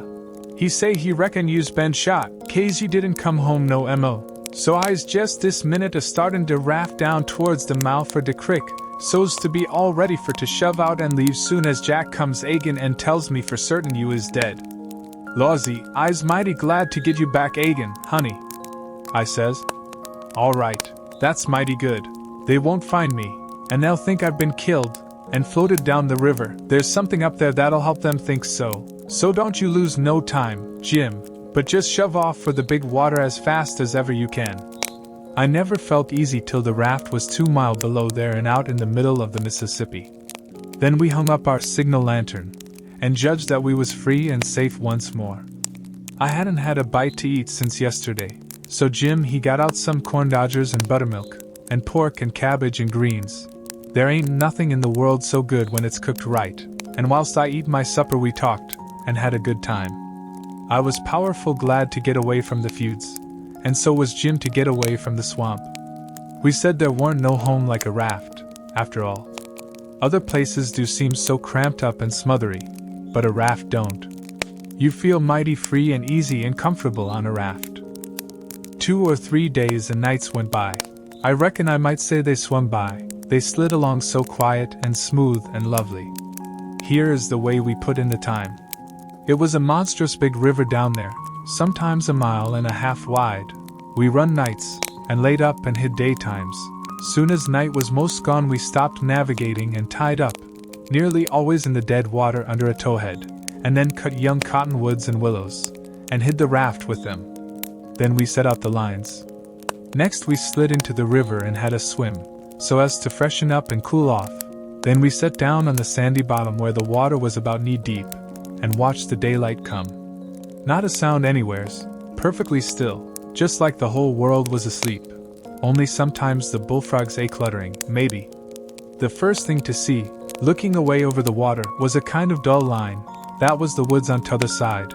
You couldn't make nothing else out. Then a pale place in the sky. Then more paleness spreading around. Then the river softened up away off, and weren't black any more, but gray. You could see little dark spots drifting along ever so far away, trading scows, and such things. And long black streaks, rafts. Sometimes you could hear a sweep squeaking, or jumbled up voices, it was so still. And sounds come so far, and by you could see a streak on the water which you know by the look of the streak that there's a snag there in a swift current which breaks on it, and makes that streak look that way. And you see the mist curl up off of the water, and the east reddens up, and the river, and you make out a log cabin in the edge of the woods, away on the bank on t'other side of the river, being a woodyard, likely, and piled by them cheats so you can throw a dog through it anywheres. Then the nice breeze springs up, and comes fanning you from over there, so cool and fresh and sweet to smell on account of the woods and the flowers. But sometimes not that way, because they've left dead fish laying around, gars and such, and they do get pretty rank. And next you've got the full day, and everything smiling in the sun, and the songbirds just going it. A little smoke couldn't be noticed now, so we would take some fish off of the lines and cook up a hot breakfast. And afterwards we would watch the lonesomeness of the river, and kind of lazy along, and by lazy off to sleep. Wake up by, and look to see what done it, and maybe see a steamboat coughing along upstream, so far off towards the other side you couldn't tell nothing about her, only whether she was a stern wheel or side wheel. Then for about an hour there wouldn't be nothing to hear nor nothing to see, just solid lonesomeness. Next you'd see a raft sliding by, away off yonder, and maybe a galoot on it chopping, because they're most always doing it on a raft. You'd see the axe flash and come down. You don't hear nothing. You see that axe go up again, and by the time it's above the man's head then you hear the K-chunk. It had took all that time to come over the water. So we would put in the day, lazying around, listening to the stillness. Once there was a thick fog, and the rafts and things that went by was beating tin pans so the steamboats wouldn't run over them. A scow or a raft went by so close we could hear them talking and cussing and laughing, heard them playing, but we couldn't see no sign of them. It made you feel crawly. It was like spirits carrying on that way in the air. Jim said he believed it was spirits, but I says, no, spirits wouldn't say durn the durn fog. Soon as it was night out we shoved. When we got her out to about the middle we let her alone, and let her float wherever the current wanted her to. Then we lit the pipes, and dangled our legs in the water, and talked about all kinds of things. We was always naked, day and night, whenever the mosquitoes would let us. The new clothes bucks folks made for me was too good to be comfortable, and besides I didn't go much on clothes, nohow. Sometimes we'd have that whole river all to ourselves for the longest time. Yonder was the banks and the islands, across the water, and maybe a spark, which was a candle in a cabin window, and sometimes on the water you could see a spark or two, on a raft or a scow you know, and maybe you could hear a fiddle or a song coming over from one of them crafts. It's lovely to live on a raft. We had the sky up there, all speckled with stars, and we used to lay on our backs and look up at them, and discuss about whether they was made or only just happened. Jim he allowed they was made, but I allowed they happened. I judged it would have took too long to make so many. Jim said the moon could have laid them. Well, that looked kind of reasonable, so I didn't say nothing against it, because I've seen a frog lay most as many, so of course it could be done. We used to watch the stars that fell, too, and see them streak down. Jim allowed they'd got spoiled and was hove out of the nest. Once or twice of a night we would see a steamboat slipping along in the dark, and now and then she would belch a whole world of sparks up out of her chimneys, and they would rain down in the river and look awful pretty. Then she would turn a corner, and her lights would wink out, and her power shut off and leave the river still again, and by her waves would get to us, a long time after she was gone, and joggle the raft a bit. And after that you wouldn't hear nothing, for you couldn't tell how long, except maybe frogs or something. After midnight the people on shore went to bed, and then for 2 or 3 hours the shores was black. No more sparks in the cabin windows. These sparks was our clock. The first one that showed again meant morning was coming, so we hunted a place to hide and tie up right away. One morning about daybreak I found a canoe and crossed over a chute to the main shore. It was only 200 yards, and paddled about a mile up a creek amongst the cypress woods, to see if I couldn't get some berries. Just as I was passing a place where a kind of a cowpath crossed the creek, here comes a couple of men tearing up the path as tight as they could foot it. I thought I was a goner, for whenever anybody was after anybody I judged it was me, or maybe Jim. I was about to dig out from there in a hurry, but they was pretty close to me then, and sung out and begged me to save their lives, said they hadn't been doing nothing, and was being chased for it, said there was men and dogs coming. They wanted to jump right in, but I says, "Don't you do it. I don't hear the dogs and horses yet. You've got time to crowd through the brush and get up the creek a little ways. Then you take to the water and wade down to me and get in. That'll throw the dogs off the scent." They done it, and soon as they was aboard I lit out for our towhead, and in about 5 or 10 minutes we heard the dogs and the men away off, shouting. We heard them come along towards the creek, but couldn't see them. They seemed to stop and fool around a while. Then, as we got further and further away all the time, we couldn't hardly hear them at all. By the time we had left a mile of woods behind us and struck the river, everything was quiet, and we paddled over to the towhead and hid in the cottonwoods and was safe. One of these fellows was about 70 or upwards, and had a bald head and very gray whiskers. He had an old battered-up slouch hat on, and a greasy blue woolen shirt, and ragged old blue jeans breeches stuffed into his boot tops, and home-knit galluses. No, he only had one. He had an old long-tailed blue jeans coat with slick brass buttons flung over his arm, and both of them had big, fat, ratty-looking carpet bags. The other fellow was about 30, and dressed about as ornery. After breakfast we all laid off and talked, and the first thing that come out was that these chaps didn't know one another. "What got you into trouble?" says the bald-head to t'other chap. "Well, I'd been selling an article to take the tartar off the teeth, and it does take it off, too, and generally the enamel along with it, but I stayed about one night longer than I ought to, and was just in the act of sliding out when I ran across you on the trail this side of town, and you told me they were coming, and begged me to help you to get off. So I told you I was expecting trouble myself, and would scatter out with you. That's the whole yarn. What's yourn?" Well, I'd been running a little temperance revival there, 'bout a week, and was the pet of the women folks, big and little, for I was making it mighty warm for the rummies, I tell you, and talking as much as $5 or $6 a night, 10 cents a head, children and niggers free, and business growing all the time. When somehow or another a little report got around last night that I had a way of puttin' in my time with a private jug on the sly. A nigger rousted me out this morning, and told me the people was gatherin' on the quiet with their dogs and horses, and they'd be along pretty soon and give me 'bout half an hour's start, and then run me down if they could, and if they got me they'd tar and feather me and ride me on a rail, sure. I didn't wait for no breakfast. I warn't hungry. "Old man," said the young one, "I reckon we might double-team it together. What do you think?" "I ain't undisposed." "What's your line, mainly?" "Sure printer by trade. Do a little in patent medicines, theater actor, tragedy, you know. Take a turn to mesmerism and phrenology when there's a chance. Teach singing geography school for a change. Sling a lecture sometimes. Oh, I do lots of things. Most anything that comes handy, so it ain't work." "What's your lay?" "I've done considerable in the doctoring way in my time. Layin' on hands is my best holt, for cancer and paralysis, and sich things. And I can tell a fortune pretty good when I've got somebody along to find out the facts for me. Preachin's my line, too, and workin' camp meetin's and missionarying around. Nobody never said anything for a while. Then the young man hove a sigh and says, "Alas! What were you alassin' about?"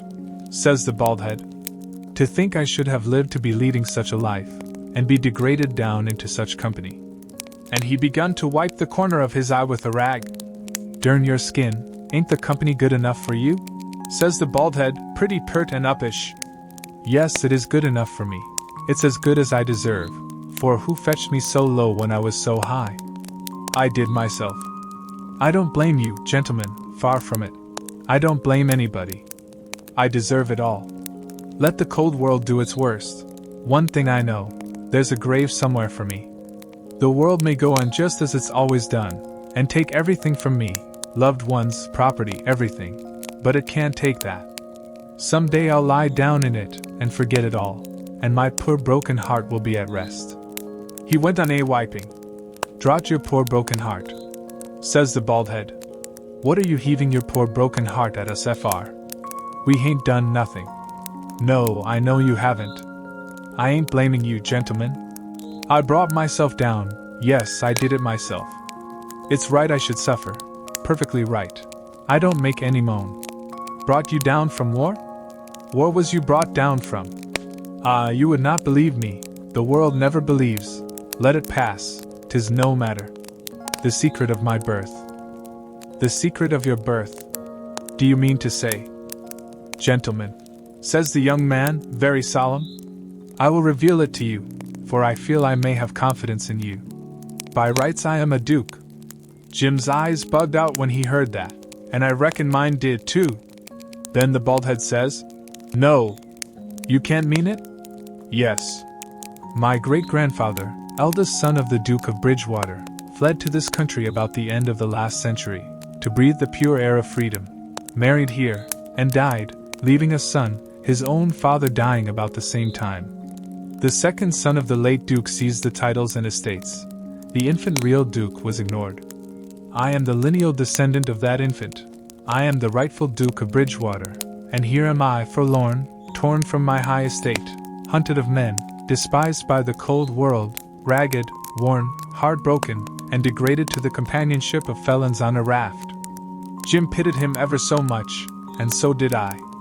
We tried to comfort him, but he said it warn't much use, he couldn't be much comforted, said if we was a mind to acknowledge him, that would do him more good than most anything else, so we said we would, if he would tell us how.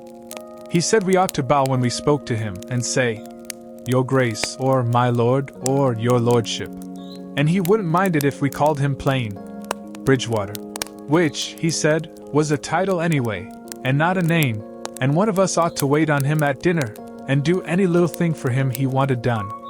Well, that was all easy, so we done it. All through dinner Jim stood around and waited on him, and says, "Will your Grace have some o' dis or some o' dat?" And so on, and a body could see it was mighty pleasing to him. But the old man got pretty silent by and by, didn't have much to say, and didn't look pretty comfortable over all that petting that was going on around that Duke. He seemed to have something on his mind. So along in the afternoon he says, "Looky here, Bilgewater," he says, "I'm nation sorry for you, but you ain't the only person that's had troubles like that. No, you ain't. You ain't the only person that's been snaked down wrongfully out in a high place. Alas! No, you ain't the only person that's had a secret of his birth." And by jings he begins to cry. "Hold.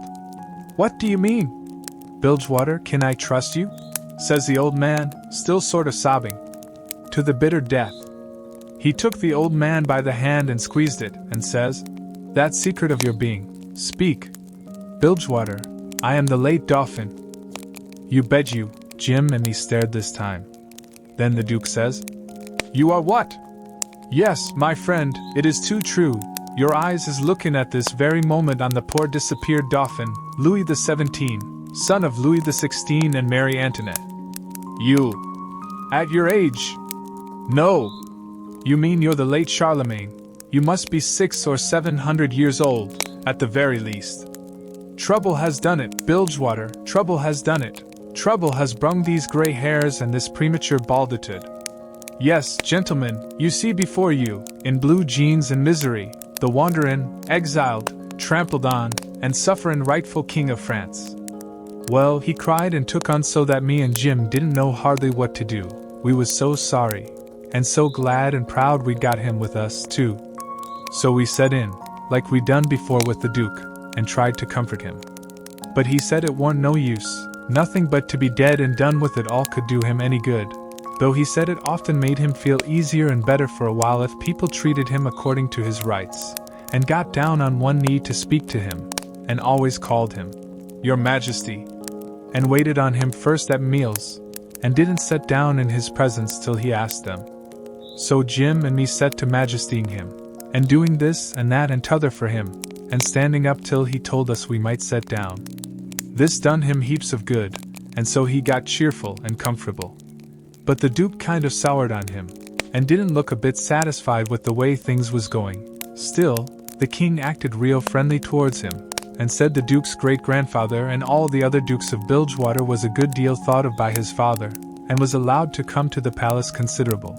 But the Duke stayed huffy a good while, till by and by the king says, Like as not we got to be together a blamed long time on this 8-year raft, Bilgewater, and so what's the use o' your being sour? It'll only make things uncomfortable. It ain't my fault I warn't born a duke, it ain't your fault you warn't born a king, so what's the use to worry? Make the best o' things the way you find 'em, says I, that's my motto. This ain't no bad thing that we've struck here, plenty grub and an easy life. Come, give us your hand, Duke, and le's all be friends. The Duke done it, and Jim and me was pretty glad to see it. It took away all the uncomfortableness, and we felt mighty good over it, because it would have been a miserable business to have any unfriendliness on the raft. For what you want, above all things, on a raft, is for everybody to be satisfied, and feel right and kind towards the others. It didn't take me long to make up my mind that these liars weren't no kings nor dukes at all, but just low-down humbugs and frauds. But I never said nothing, never let on, kept it to myself. It's the best way. Then you don't have no quarrels, and don't get into no trouble. If they wanted us to call them kings and dukes, I hadn't no objections, long as it would keep peace in the family. And it warn't no use to tell Jim, so I didn't tell him. If I never learned nothing else out of Pap, I learned that the best way to get along with his kind of people is to let them have their own way. They asked us considerable many questions, wanted to know what we covered up the raft that way for, and laid by in the daytime instead of running. Was Jim a runaway nigger? Says I. Goodness sakes, would a runaway nigger run south? No, they allowed he wouldn't. I had to account for things some way, so I says, My folks was living in Pike County, in Missouri, where I was born, and they all died off but me and Pa and my brother Ike. Pa, he lowed he'd break up and go down and live with Uncle Ben, who's got a little one-horse place on the river, 44 miles below Orleans. Pa was pretty poor, and had some debts, so when he'd squared up there warn't nothing left but $16 and our nigger, Jim. That warn't enough to take us 1,400 mile, deck passage nor no other way. Well, when the river rose Pa had a streak of luck one day, he catched this piece of a raft, so we reckoned we'd go down to Orleans on it. Pa's luck didn't hold out. A steamboat run over the forward corner of the raft one night, and we all went overboard and dove under the wheel.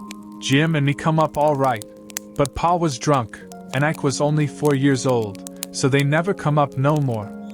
Well, for the next day or two we had considerable trouble, because people was always coming out in skiffs and trying to take Jim away from me, saying they believed he was a runaway nigger. We don't run daytimes no more now, nights they don't bother us. The Duke says, Leave me alone to cipher out a way so we can run in the daytime if we want to. I'll think the thing over, I'll invent a plan that'll fix it.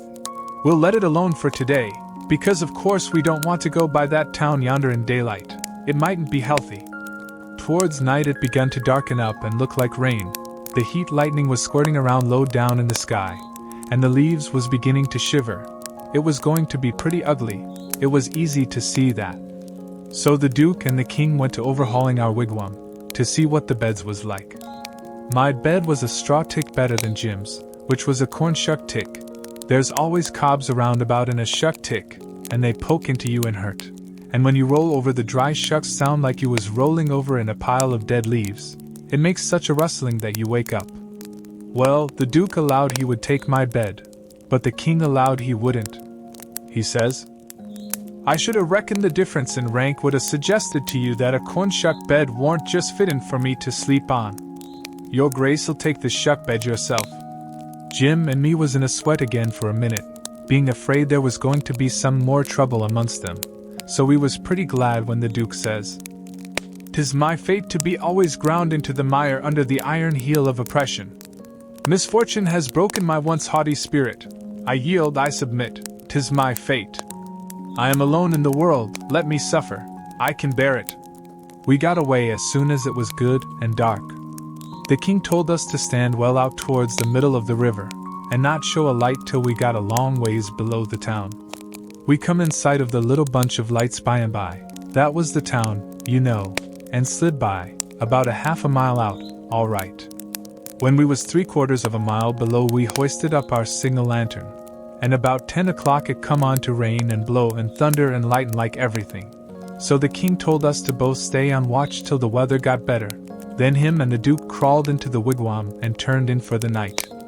It was my watch below till 12, but I wouldn't have turned in anyway if I'd had a bed, because a body don't see such a storm as that every day in the week, not by a long sight. My souls, how the wind did scream along. And every second or two there'd come a glare that lit up the white caps for a half a mile around, and you'd see the islands looking dusty through the rain, and the trees thrashing around in the wind. Then comes a h-whack, bum, bum, bumble-umble-um bum-bum-bum-bum, and the thunder would go rumbling and grumbling away, and quit, and then rip comes another flash and another sockdolager.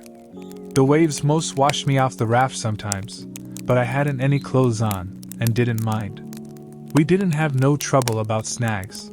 The lightning was glaring and flittering around so constant that we could see them plenty soon enough to throw her head this way or that and miss them.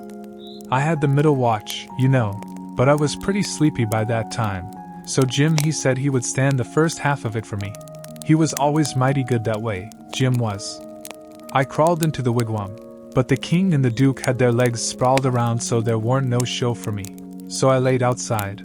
I didn't mind the rain, because it was warm, and the waves weren't running so high now.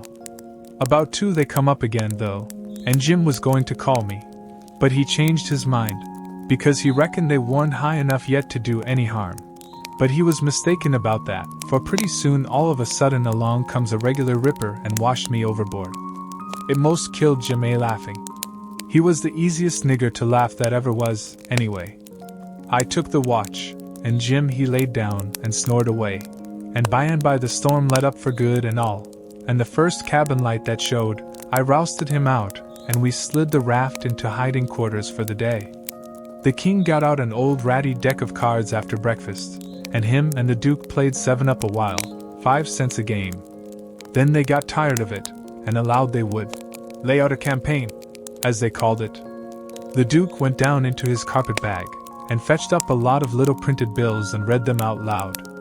One bill said, "The celebrated Dr. Armand de Montalban of Paris would lecture on the science of phrenology at such and such a place, on the blank day of blank, at 10 cents admission, and furnish charts of character at 25 cents apiece." The Duke said that was him. In another bill he was the world-renowned Shakespearean tragedian, Garrick the Younger, of Drury Lane, London.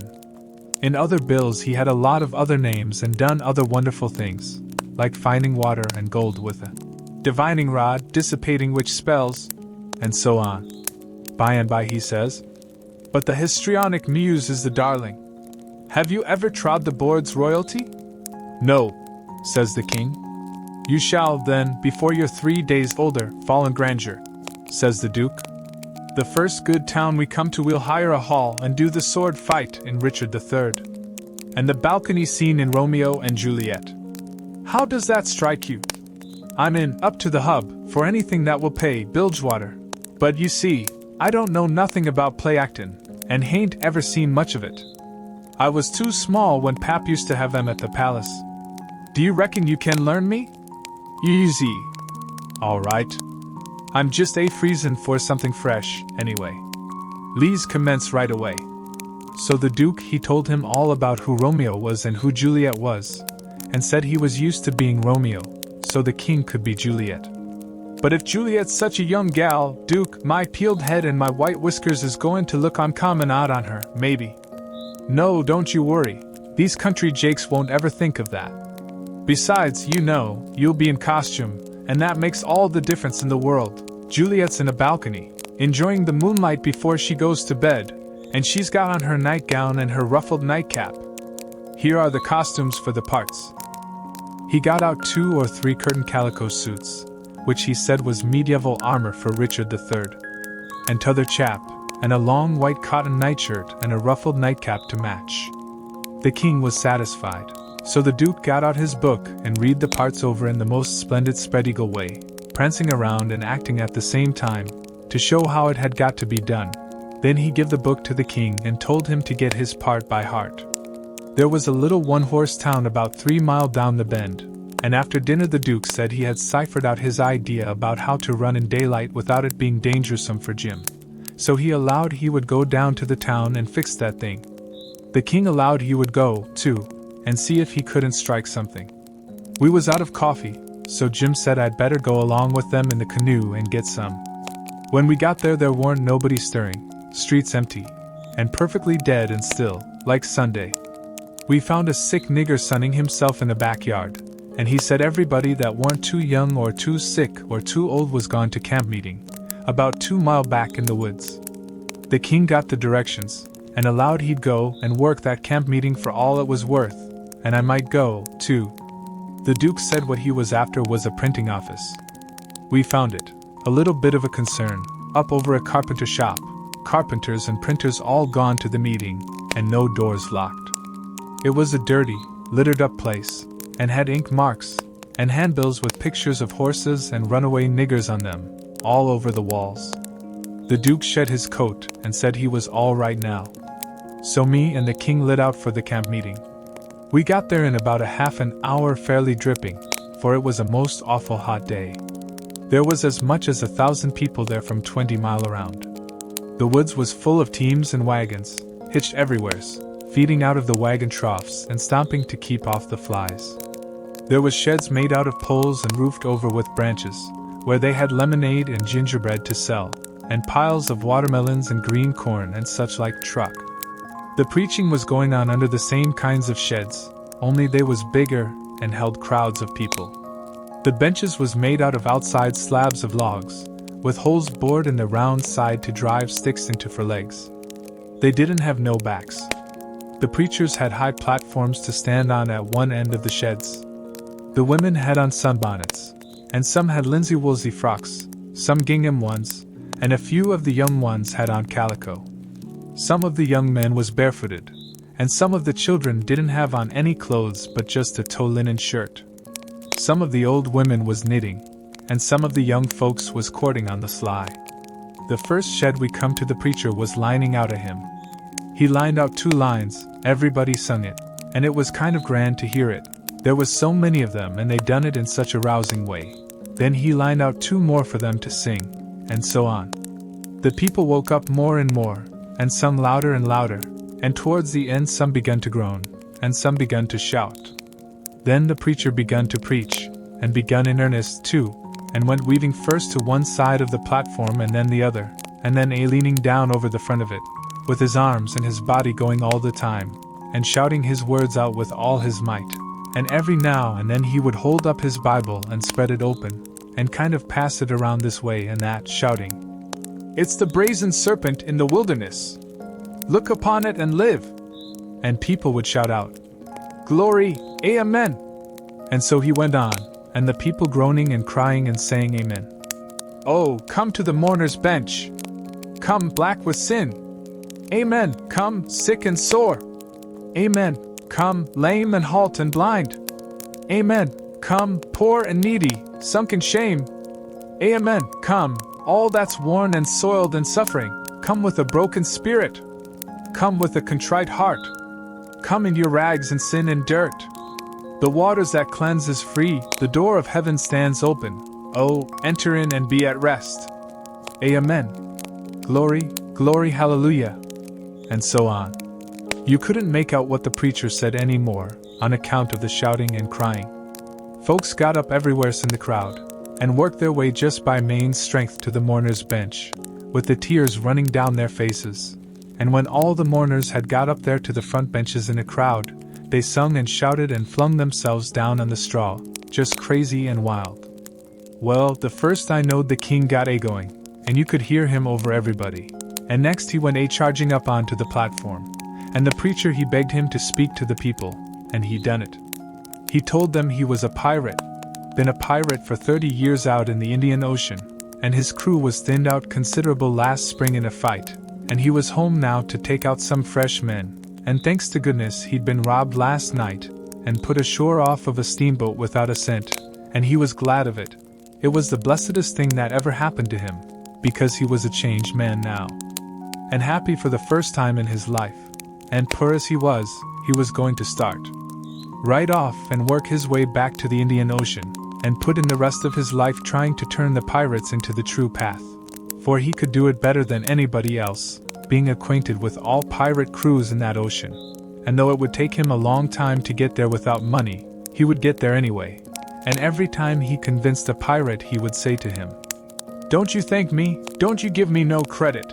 It all belongs to them dear people in Polkville camp meeting. Natural brothers and benefactors of the race, and that dear preacher there, the truest friend a pirate ever had." And then he busted into tears, and so did everybody. Then somebody sings out, "Take up a collection for him, take up a collection." Well, a half a dozen made a jump to do it, but somebody sings out, "Let him pass the hat around." Then everybody said it, the preacher too. So the king went all through the crowd with his hat swabbing his eyes, and blessing the people and praising them and thanking them for being so good to the poor pirates away off there. And every little while the prettiest kind of girls, with the tears running down their cheeks, would up and ask him would he let them kiss him for to remember him by. And he always done it, and some of them he hugged and kissed as many as 5 or 6 times. And he was invited to stay a week, and everybody wanted him to live in their houses, and said they'd think it was an honor. But he said as this was the last day of the camp meeting he couldn't do no good, and besides he was in a sweat to get to the Indian Ocean right off and go to work on the pirates. When we got back to the raft, and he come to count up, he found he had collected $87.75. And then he had fetched away a 3-gallon jug of whiskey, too, that he found under a wagon when he was starting home through the woods. The king said take it all around, it laid over any day he'd ever put in the missionarying line. He said it warn't no use talking, heathens don't amount to shucks alongside of pirates to work a camp meeting with. The Duke was thinking he'd been doing pretty well till the king come to show up, but after that he didn't think so much. He had set up and printed off 2 little jobs for farmers in that printing office, horse bills, and took the money for dollars. And he had gotten $10 worth of advertisements for the paper, which he said he would put in for $4 if they would pay in advance. So they done it. The price of the paper was $2 a year, but he took in 3 subscriptions for $50 apiece on condition of them paying him in advance. They were going to pay in cordwood and onions as usual, but he said he had just bought the concern and knocked down the price as low as he could afford it, and was going to run it for cash. He set up a little piece of poetry, which he made himself, out of his own head, 3 verses, kind of sweet and saddish. The name of it was, "Yes, crush, cold world, this breaking heart." And he left that all set up and ready to print in the paper, and didn't charge nothing for it. Well, he took in $9.50, and said he'd done a pretty square day's work for it. Then he showed us another little job he'd printed and hadn't charged for, because it was for us. It had a picture of a runaway nigger with a bundle on a stick over his shoulder, and $200 reward under it. The reading was all about Jim, and just described him to a dot. It said he run away from St. Jacques Plantation, 40 miles below New Orleans, last winter, and likely went north, and whoever would catch him and send him back he could have the reward and expenses. "Now," says the Duke, "after tonight we can run in the daytime if we want to. Whenever we see anybody coming we can tie Jim hand and foot with a rope, and lay him in the wigwam and show this handbill and say we captured him up the river, and we're too poor to travel on a steamboat, so we got this little raft on credit from our friends and are going down to get the reward. Handcuffs and chains would look still better on Jim, but it wouldn't go well with the story of us being so poor. Too much like jewelry. Ropes are the correct thing. We must preserve the unities, as we say on the boards. We all said the Duke was pretty smart, and there couldn't be no trouble about running daytimes. We judged we could make miles enough that night to get out of the reach of the powwow we reckoned the Duke's work in the printing office was going to make in that little town. Then we could boom right along if we wanted to. We laid low and kept still, and never shoved out till nearly 10 o'clock. Then we slid by, pretty wide away from the town, and didn't hoist our lantern till we was clear out of sight of it. When Jim called me to take the watch at 4 in the morning, he says, "Huck, does you reckon we gwine to run across any M.O. Kings on dis trip?" "No," I says. "I reckon not." "Well," says he, "dat's all right den. I don't mind 1 or 2 kings, but dat's enough. This one's powerful drunk, and de Duke ain't much better." I found Jim had been trying to get him to talk French, so he could hear what it was like, but he said he had been in this country so long, and had so much trouble, he'd forgot it. It was after sunup now, but we went right on and didn't tie up. The king and the Duke turned out by and by looking pretty rusty, but after they jumped overboard and took a swim it chippered them up a good deal. After breakfast the king he took a seat on the corner of the raft, and pulled off his boots and rolled up his breeches, and let his legs dangle in the water, so as to be comfortable, and lit his pipe, and went to getting his Romeo and Juliet by heart. When he had got it pretty good, him and the Duke begun to practice it together. The Duke had to learn him over and over again how to say every speech, and he made him sigh, and put his hand on his heart, and after a while he said he'd done it pretty well. "Only," he says, "you mustn't bellow out Romeo.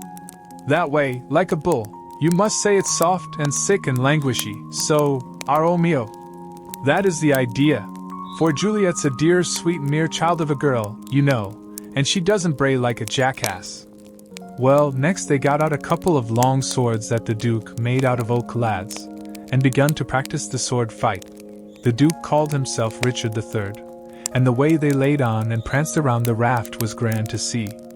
But by and by the king tripped and fell overboard, and after that they took a rest, and had a talk about all kinds of adventures they'd had in other times along the river.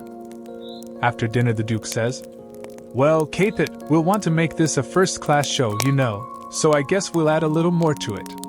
We want a little something to answer encores with, anyway." "What's encores, Bilgewater?" the Duke told him, and then says, "I'll answer by doing the Highland fling or the sailor's hornpipe. And you, well, let me see, oh, I've got it, you can do Hamlet's soliloquy." "Hamlet's which?" "Hamlet's soliloquy, you know, the most celebrated thing in Shakespeare." It's sublime, sublime. Always fetches the house. I haven't got it in the book, I've only got 1 volume, but I reckon I can piece it out from memory. I'll just walk up and down a minute, and see if I can call it back from recollection's vaults. So he went to marching up and down, thinking, and frowning horrible every now and then. Then he would hoist up his eyebrows.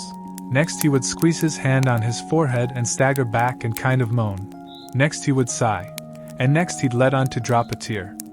It was beautiful to see him. By and by he got it. He told us to give attention.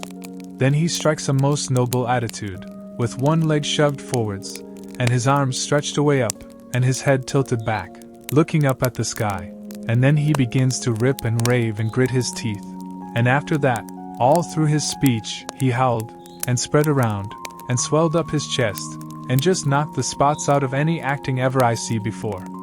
This is the speech, I learned it, easy enough, while he was learning it to the king. To be, or not to be, that is the bare bodkin. That makes calamity of so long life. For who would Fardell's bear, till Burnham would do come to Dunsinane? But that the fear of something after death murders the innocent sleep. Great nature's second course. And makes us rather sling the arrows of outrageous fortune, than fly to others that we know not of. There's the respect must give us pause. Wake Duncan with thy knocking. I would thou couldst. For who would bear the whips and scorns of time? The oppressor's wrong, the proud man's contumely, the law's delay, and the quietus which his pangs might take. In the dead waste and middle of the night, when churchyards yawn, in customary suits of solemn black, but that the undiscovered country from whose bourne no traveller returns, breathes forth contagion on the world. And thus the native hue of resolution, like the poor cat-eye the adage, is sicklied o'er with care, and all the clouds that lowered o'er our housetops, with this regard their currents turn awry, and lose the name of action. 'Tis a consummation devoutly to be wished. But soft you, the fair Ophelia, ope not thy ponderous and marble jaws, but get thee to a nunnery, go. Well, the old man he liked that speech, and he mighty soon got it so he could do it first rate. It seemed like he was just born for it, and when he had his hand in and was excited, it was perfectly lovely the way he would rip and tear and rear up behind when he was getting it off. The first chance we got, the Duke he had some show bills printed, and after that, for 2 or 3 days as we floated along, the raft was a most uncommon lively place, for there warn't nothing but sword fighting and rehearsing, as the Duke called it, going on all the time. One morning, when we was pretty well down the state of Arkansas, we come in sight of a little one-horse town in a big bend, so we tied up about 3/4 of a mile above it, in the mouth of a creek which was shut in like a tunnel by the cypress trees, and all of us but Jim took the canoe and went down there to see if there was any chance in that place for our show. We struck it mighty lucky. There was going to be a circus there that afternoon, and the country people was already beginning to come in all kinds of old shackly wagons, and on horses. The circus would leave before night, so our show would have a pretty good chance. The Duke he hired the courthouse, and we went around and stuck up our bills. They read like this: Shakespearean Revival. Wonderful attraction. For one night only. The world-renowned tragedians. David Garrick the Younger, of Drury Lane Theatre, London. And Edmund Kean the Elder, of the Royal Haymarket Theatre, Whitechapel, Pudding Lane, Piccadilly, London, and the Royal Continental Theatres in their sublime Shakespearean spectacle entitled The Balcony Scene. In Romeo and Juliet. Romeo, Mr. Garrick. Juliet, Mr. Kean. Assisted by the whole strength of the company. New costumes, new scenery, new appointments. Also, the thrilling, masterly, and blood-curdling broadsword conflict. In Richard III. Richard III. Mr. Garrick. Richmond.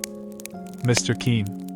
Also, by special request, Hamlet's immortal soliloquy, by the illustrious Kean, done by him 300 consecutive nights in Paris, for one night only, on account of imperative European engagements. Admission 25 cents, children and servants 10 cents. Then we went loafing around the town. The stores and houses was most all old shackly dried up frame concerns that hadn't ever been painted. They was set up 3 or 4 foot above ground on stilts, so as to be out of reach of the water when the river was overflowed. The houses had little gardens around them, but they didn't seem to raise hardly anything in them but Jimson weeds, and sunflowers, and ash piles, and old curled-up boots and shoes, and pieces of bottles, and rags, and played-out tinware. The fences was made of different kinds of boards, nailed on at different times, and they leaned every which way, and had gates that didn't generally have but one hinge, a leather one. Some of the fences had been whitewashed, some time or another, but the Duke said it was in Columbus's time, like enough. There was generally hogs in the garden, and people driving them out. All the stores was along one street. They had white domestic awnings in front, and the country people hitched their horses to the awning posts. There was empty dry goods boxes under the awnings, and loafers roosting on them all day long, whittling them with their Barlow knives, and chawing tobacco, and gaping and yawning and stretching, a mighty ornery lot. They generally had on yellow straw hats most as wide as an umbrella, but didn't wear no coats nor waistcoats. They called one another Bill, and Buck, and Hank, and Joe, and Andy, and talked lazy and drawly, and used considerable many cuss words. There was as many as one loafer leaning up against every awning post, and he most always had his hands in his breeches pockets, except when he fetched them out to lend a chaw of tobacco or scratch. What a body was hearing amongst them all the time was, "Gimme a chaw of tobacco, Hank?" "Cain't, I hain't got but one chaw left," asked Bill. Maybe Bill he gives him a chaw, maybe he lies and says he ain't got none. Some of them kinds of loafers never has a cent in the world, nor a chaw of tobacco of their own. They get all their chawing by borrowing. They say to a fellow, "I wish you'd lend me a chaw, Jack. I just this minute give Ben Thompson the last chaw I had." Which is a lie pretty much every time. It don't fool nobody but a stranger. But Jack ain't no stranger, so he says, "You give him a chaw, did you? So did your sister's cat's grandmother. You pay me back the chaws you've already borried off'n me, Leif Buckner, then I'll loan you 1 or 2 ton of it, and won't charge you no back in trust, nother." "Well, I did pay you back some of it once." "Yes, you did, 'bout 6 chaws. You borried store tobacco and paid back niggerhead." Store tobacco is flat black plug, but these fellows mostly chaws the natural leaf twisted. When they borrow a chaw they don't generally cut it off with a knife, but set the plug in between their teeth, and gnaw with their teeth and tug at the plug with their hands till they get it in two. Then sometimes the one that owns the tobacco looks mournful at it when it's handed back, and says sarcastic, "Here, gimme the chaw, and you take the plug." All the streets and lanes was just mud. They worn nothing else but mud. Mud as black as tar and nigh about a foot deep in some places, and 2 or 3 inches deep in all the places. The hogs loafed and grunted around everywheres. You'd see a muddy sow and a litter of pigs come lazying along the street and hollop herself right down in the way, where folks had to walk around her, and she'd stretch out and shut her eyes and wave her ears whilst the pigs was milking her, and look as happy as if she was on salary. And pretty soon you'd hear a loafer sing out, "Hi! So boy! Sick him, Tige!" And away the sow would go, squealing most horrible, with a dog or 2 swinging to each ear, and 3 or 4 dozen more a-coming, and then you would see all the loafers get up and watch the thing out of sight, and laugh at the fun and look grateful for the noise. Then they'd settle back again till there was a dog fight. There couldn't anything wake them up all over, and make them happy all over, like a dog fight, unless it might be putting turpentine on a stray dog and setting fire to him, or tying a tin pan to his tail and see him run himself to death. On the riverfront some of the houses was sticking out over the bank, and they was bowed and bent, and about ready to tumble in. The people had moved out of them. The bank was caved away under one corner of some others, and that corner was hanging over. People lived in them yet, but it was dangersome, because sometimes a strip of land as wide as a house caves in at a time. Sometimes a belt of land 1/4 of a mile deep will start in, and cave along till it all caves into the river in one summer. Such a town as that has to be always moving back, and back, and back, because the river's always gnawing at it. The nearer it got to noon that day the thicker and thicker was the wagons and horses in the streets, and more coming all the time. Families fetched their dinners with them from the country, and eat them in the wagons. There was considerable whiskey drinking going on, and I seen 3 fights. By and by somebody sings out, "Here comes old Boggs, in from the country for his little old monthly drunk. Here he comes, boys." All the loafers looked glad. I reckon they was used to having fun out of Boggs. One of them says, "Wonder who he's a-gwine to chaw up this time. If he'd a-chawed up all the men he's been a-gwine to chaw up in the last 20 year, he'd have considerable reputation now." Another one says, "I wish old Boggs d threaten me, 'cause then I'd know I warn't gwine to die for 1,000 year." Boggs comes a-tearing along on his horse, whooping and yelling like an Injun, and singing out, "Clear the track, thar. I'm on the Vav path, and the price UV coffins is a-gwine to raise." He was drunk, and weaving about in his saddle. He was over 50-year-old, and had a very red face. Everybody yelled at him and laughed at him and sassed him, and he sassed back, and said he'd attend to them and lay them out in their regular turns. But he couldn't wait now because he'd come to town to kill old Colonel Sherburne, and his motto was, "Meat first, and spoon victuals to top off on." He see me, and rode up and says, Ward you come FM, boy? You prepared to die? Then he rode on. I was scared, but a man says, he don't mean nothing. He's always a carryin' on like that when he's drunk. He's the best-naturedest old fool in Arkansas. Never hurt nobody, drunk nor sober. Boggs rode up before the biggest store in town, and bent his head down so he could see under the curtain of the awning and yells. Come out here, Sherburne! Come out and meet the man you've swindled. You're the hound I'm after, and I'm a-gwine to have you too. And so he went on, calling Sherburne everything he could lay his tongue to, and the whole street packed with people listening and laughing and going on. By and by a proud-looking man about 55, and he was a heap the best-dressed man in that town, too, steps out of the store, and the crowd drops back on each side to let him come. He says to Boggs, mighty CM and slow, he says, I'm tired of this, but I'll endure it till 1 o'clock. Till 1 o'clock, mind, no longer. If you open your mouth against me only once after that time you can't travel so far, but I will find you. Then he turns and goes in. The crowd looked mighty sober, nobody stirred, and there weren't no more laughing. Boggs rode off blackguarding Sherburne as loud as he could yell, all down the street, and pretty soon back he comes and stops before the store, still keeping it up. Some men crowded around him and tried to get him to shut up, but he wouldn't. They told him it would be 1 o'clock in about 15 minutes, and so he must go home. He must go right away. But it didn't do no good. He cussed away with all his might, and throwed his hat down in the mud and rode over it, and pretty soon away he went a-raging down the street again, with his gray hair a-flying. Everybody that could get a chance at him tried their best to coax him off of his horse so they could lock him up and get him sober. But it warn't no use. Up the street he would tear again, and give Sherburne another cussing. By and by somebody says, Go for his daughter, quick, go for his daughter. Sometimes he'll listen to her. If anybody can persuade him, she can. So somebody started on a run. I walked down street a ways and stopped. In about 5 or 10 minutes here comes Boggs again, but not on his horse. He was a-reeling across the street towards me, bareheaded, with a friend on both sides of him a-holt of his arms and hurrying him along. He was quiet, and looked uneasy, and he warn't hanging back any, but was doing some of the hurrying himself. Somebody sings out, Boggs! I looked over there to see who said it, and it was that Colonel Sherburne.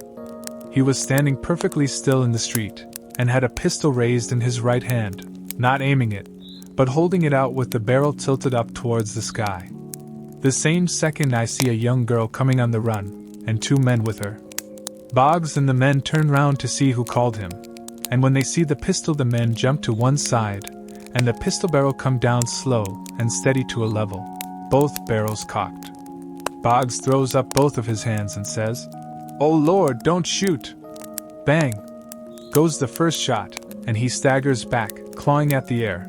Bang! Goes the second one, and he tumbles backwards onto the ground, heavy and solid, with his arms spread out.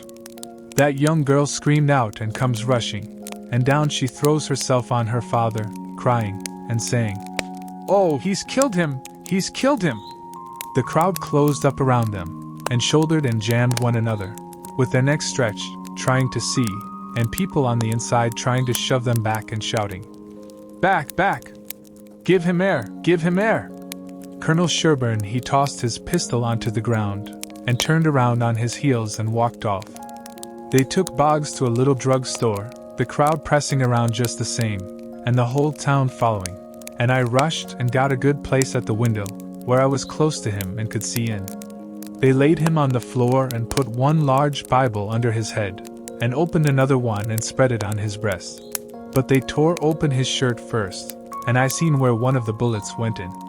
He made about a dozen long gasps, his breast lifting the Bible up when he drawed in his breath, and letting it down again when he breathed it out, and after that he laid still. He was dead. Then they pulled his daughter away from him, screaming and crying, and took her off.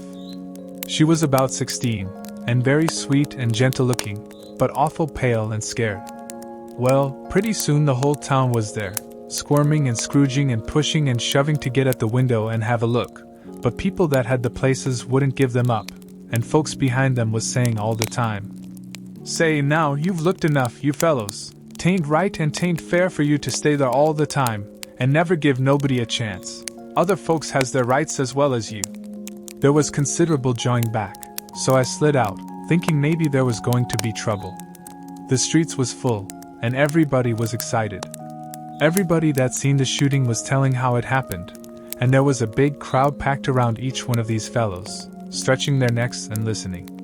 One long, lanky man, with long hair and a big white fur stovepipe hat on the back of his head, and a crooked-handled cane, marked out the places on the ground where Boggs stood and where Sherburne stood, and the people following him around from one place to t'other and watching everything he done, and bobbing their heads to show they understood, and stooping a little and resting their hands on their thighs to watch him mark the places on the ground with his cane. And then he stood up straight and stiff where Sherburne had stood, frowning and having his hat brim down over his eyes, and sung out, "Boggs!" and then fetched his cane down slow to a level, and says, "Bang!" Staggered backwards, says, "Bang!" again, and fell down flat on his back. The people that had seen the thing said he done it perfect, said it was just exactly the way it all happened. Then as much as a dozen people got out their bottles and treated him. Well, by and by somebody said Sherburne ought to be lynched. In about a minute everybody was saying it, so away they went, mad and yelling, and snatching down every clothesline they come to do the hanging with. They swarmed up towards Sherburne's house, whooping and raging like Injuns, and everything had to clear the way or get run over and tromped to mush, and it was awful to see. Children was heeling it ahead of the mob, screaming and trying to get out of the way, and every window along the road was full of women's heads, and there was nigger boys in every tree, and bucks and wenches looking over every fence, and as soon as the mob would get nearly to them they would break and scattle back out of reach. Lots of the women and girls was crying and taking on, scared most to death. They swarmed up in front of Sherburne's palings as thick as they could jam together, and you couldn't hear yourself think for the noise. It was a little 20-foot yard. Some sung out, "Tear down the fence! Tear down the fence!" Then there was a racket of ripping and tearing and smashing, and down she goes, and the front wall of the crowd begins to roll in like a wave. Just then Sherburne steps out onto the roof of his little front porch, with a double-barrel gun in his hand, and takes his stand, perfectly CM and deliberate, not saying a word. The racket stopped, and the wave sucked back. Sherburne never said a word, just stood there, looking down. The stillness was awful creepy and uncomfortable. Sherburne run his eye slow along the crowd, and wherever it struck the people tried a little to outgaze him, but they couldn't. They dropped their eyes and looked sneaky. Then pretty soon Sherburne sort of laughed, not the pleasant kind, but the kind that makes you feel like when you are eating bread that's got sand in it. Then he says, slow and scornful, "The idea of you lynching anybody! It's amusing. The idea of you thinking you had pluck enough to lynch a man, because you're brave enough to tar and feather poor friendless cast-out women that come along here. Did that make you think you had grit enough to lay your hands on a man? Why, a man's safe in the hands of 10,000 of your kind, as long as it's daytime and you're not behind him. Do I know you? I know you clear through. I was born and raised in the South, and I've lived in the North, so I know the average all around. The average man's a coward. In the North he lets anybody walk over him that wants to, and goes home and prays for a humble spirit to bear it. In the South one man all by himself has stopped a stage full of men in the daytime, and robbed the lot. Your newspapers call you a brave people so much that you think you are braver than any other people, whereas you're just as brave, and no braver. Why don't your juries hang murderers? Because they're afraid the man's friends will shoot them in the back, in the dark, and it's just what they would do. So they always acquit, and then a man goes in the night, with 100 masked cowards at his back and lynches the rascal. Your mistake is that you didn't bring a man with you. That's one mistake, and the other is that you didn't come in the dark and fetch your masks. You brought part of a man, Buck Harkness, there, and if you hadn't had him to start you, you'd have taken it out in blowing. You didn't want to come. The average man don't like trouble and danger. You don't like trouble and danger. But if only half a man, like Buck Harkness, there, shouts lynch him, you're afraid to back down, afraid you'll be found out to be what you are, cowards. And so you raise a yell, and hang yourselves onto that half a man's coattail, and come raging up here, swearing what big things you're going to do. The pitifullest thing out is a mob. That's what an army is, a mob. They don't fight with courage that's born in them, but with courage that's borrowed from their mass, and from their officers. But a mob without any man at the head of it is beneath pitifulness. Now the thing for you to do is to droop your tails and go home and crawl in a hole. If any real lynching's going to be done, it will be done in the dark, southern fashion. And when they come they'll bring their masks, and fetch a man along. Now leave, and take your half a man with you. Tossing his gun up across his left arm and cocking it when he says this. The crowd washed back sudden, and then broke all apart, and went tearing off every which way, and Buck Harkness he heeled after them, looking tolerable cheap. I could have stayed if I wanted to, but I didn't want to. I went to the circus and loafed around the back side till the watchman went by, and then dived in under the tent. I had my $20 gold piece and some other money, but I reckon I'd better save it, because there ain't no telling how soon you are going to need it, away from home and amongst strangers that way. You can't be too careful. I ain't opposed to spending money on circuses when there ain't no other way, but there ain't no use in wasting it on them. It was a real bully circus. It was the splendidest sight that ever was when they all come riding in, 2 and 2, a gentleman and lady, side by side, the men just in their drawers and undershirts, and no shoes nor stirrups, and resting their hands on their thighs easy and comfortable. There must have been 20 of them, and every lady with a lovely complexion, and perfectly beautiful, and looking just like a gang of real sure-enough queens. And dressed in clothes that cost millions of dollars, and just littered with diamonds. It was a powerful fine sight. I never see anything so lovely. And then one by one they got up and stood, and went a-weaving around the ring so gentle and wavy and graceful, the men looking ever so tall and airy and straight, with their heads bobbing and skimming along, away up there under the tent roof, and every lady's rose-leafy dress flapping soft and silky around her hips, and she looking like the most loveliest parasol. And then faster and faster they went, all of them dancing, first one foot out in the air and then the other, the horses leaning more and more, and the ringmaster going round and round the center pole, cracking his whip and shouting, "Hi, hi!" and the clown cracking jokes behind him, and by all hands dropped the reins, and every lady put her knuckles on her hips and every gentleman folded his arms, and then how the horses did lean over and hump themselves. And so one after the other they all skipped off into the ring, and made the sweetest bow I ever see, and then scampered out, and everybody clapped their hands and went just about wild. Well, all through the circus they done the most astonishing things, and all the time that clown carried on so it most killed the people. The ringmaster couldn't ever say a word to him, but he was back at him quick as a wink with the funniest things a body ever said, and how he ever could think of so many of them, and so sudden and so pat, was what I couldn't no way understand. Why, I couldn't have thought of them in a year. And by a drunk man tried to get into the ring, said he wanted to ride, said he could ride as well as anybody that ever was. They argued and tried to keep him out, but he wouldn't listen, and the whole show come to a standstill. Then the people begun to holler at him and make fun of him, and that made him mad, and he begun to rip and tear, so that stirred up the people, and a lot of men begun to pile down off of the benches and swarm towards the ring, saying, "Knock him down! Throw him out!" And 1 or 2 women began to scream. So then, the ringmaster he made a little speech, and said he hoped there wouldn't be no disturbance, and if the man would promise he wouldn't make no more trouble he would let him ride if he thought he could stay on the horse. So everybody laughed and said all right, and the man got on. The minute he was on, the horse begun to rip and tear and jump and cavort around, with 2 circus men hanging on to his bridle trying to hold him, and the drunk man hanging on to his neck, and his heels flying in the air every jump, and the whole crowd of people standing up shouting and laughing till tears rolled down. And at last, sure enough, all the circus men could do, the horse broke loose, and away he went like the very nation, round and round the ring, with that sot laying down on him and hanging to his neck, with first one leg hanging most to the ground on one side, and then t'other one on t'other side, and the people just crazy. It weren't funny to me, though. I was all of a tremble to see his danger. But pretty soon he struggled up a straddle and grabbed the bridle, reeling this way and that, and the next minute he sprung up and dropped the bridle and stood. And the horse going like a house afire too.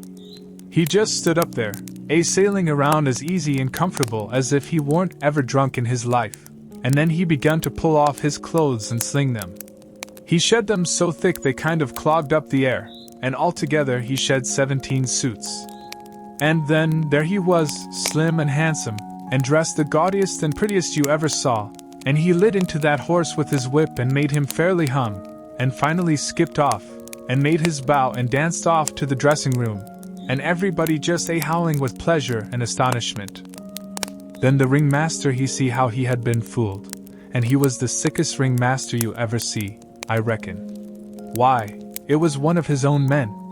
He had got up that joke all out of his own head, and never let on to nobody.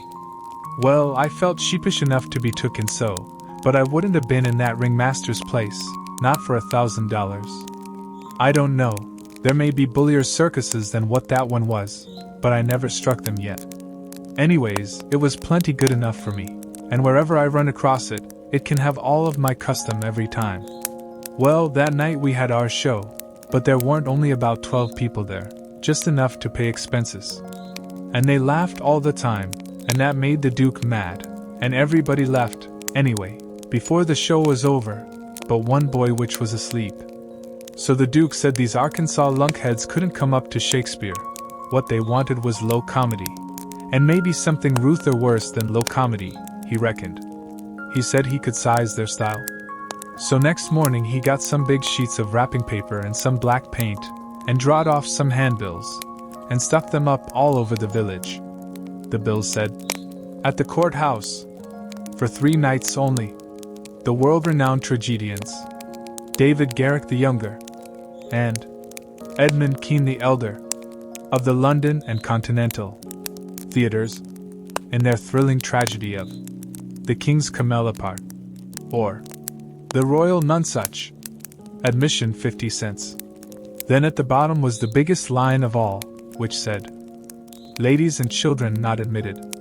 "There," says he, "if that line don't fetch them, I don't know Arkansas." Well, all day him and the king was hard at it, rigging up a stage and a curtain and a row of candles for footlights, and that night the house was jammed full of men in no time. When the place couldn't hold no more, the Duke he quit tending door and went around the back way and come on to the stage and stood up before the curtain and made a little speech, and praised up this tragedy, and said it was the most thrillingest one that ever was. And so he went on bragging about the tragedy, and about Edmund Kean the Elder, which was to play the main principal part in it. And at last, when he got everybody's expectations up high enough, he rolled up the curtain, and the next minute the king come prancing out on all fours, naked, and he was painted all over, ring-streaked and striped, all sorts of colors, as splendid as a rainbow. But never mind the rest of his outfit. It was just wild, but it was awful funny. The people most killed themselves laughing, and when the king got done capering and capered off behind the scenes, they roared and clapped and stormed and haw-hawed till he come back and done it over again, and after that they made him do it another time. Well, it would make a cow laugh to see the shines that old idiot cut. Then the Duke he lets the curtain down, and bows to the people, and says the great tragedy will be performed only 2 nights more, on accounts of pressing London engagements, where the seats is all sold already for it in Drury Lane, and then he makes them another bow, and says if he has succeeded in pleasing them and instructing them, he will be deeply obliged if they will mention it to their friends and get them to come and see it. 20 people sings out, "What, is it over? Is that all?" The Duke says yes. Then there was a fine time. Everybody sings out, "Sold!" and rose up mad, and was going for that stage and them tragedians. But a big, fine-looking man jumps up on a bench and shouts, "Hold on! Just a word, gentlemen." They stop to listen. "We are sold, mighty badly sold. But we don't want to be the laughing stock of this whole town, I reckon, and never hear the last of this thing as long as we live. No. What we want is to go out of here quiet, and talk this show up, and sell the rest of the town. Then we'll all be in the same boat." Ain't that sensible? You bet it is, the jedge is right. Everybody sings out. All right, then, not a word about any cell.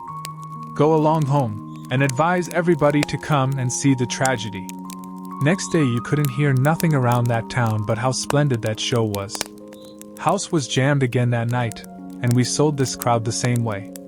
When me and the king and the duke got home to the raft, we all had a supper, and by, about midnight, they made Jim and me back her out and float her down the middle of the river, and fetch her in and hide her about 2 miles below town. The third night the house was crammed again, and they weren't newcomers this time, but people that was at the show the other 2 nights. I stood by the duke at the door, and I see that every man that went in had his pockets bulging, or something muffled up under his coat, and I see it weren't no perfumery, either, not by a long sight. I smelled sickly eggs by the barrel, and rotten cabbages, and such things, and if I know the signs of a dead cat being around, and I bet I do, there was 64 of them went in. I shoved in there for a minute, but it was too various for me. I couldn't stand it. Well, when the place couldn't hold no more people, the duke he give a fellow a quarter and told him to tend door for him a minute, and then he started around for the stage door, I after him.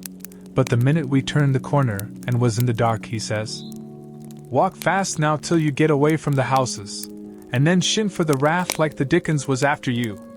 I done it, and he done the same. We struck the raft at the same time, and in less than 2 seconds we was gliding downstream, all dark and still, and edging towards the middle of the river, nobody saying a word. I reckon the poor king was in for a gaudy time of it with the audience, but nothing of the sort. Pretty soon he crawls out from under the wigwam, and says, "Well, how'd the old thing pan out this time, Duke?" He hadn't been uptown at all. We never showed a light till we was about 10 miles below the village. Then we lit up and had a supper, and the king and the duke fairly laughed their bones loose over the way they'd served them people. The duke says, "Greenhorns, flatheads. I knew the first house would keep mum and let the rest of the town get roped in, and I knew they'd lay for us the third night, and consider it was their turn now. Well, it is their turn, and I'd give something to know how much they take for it. I would just like to know how they're putting in their opportunity. They can turn it into a picnic if they want to. They brought plenty provisions." Them rapscallions took in $465 in that 3 nights.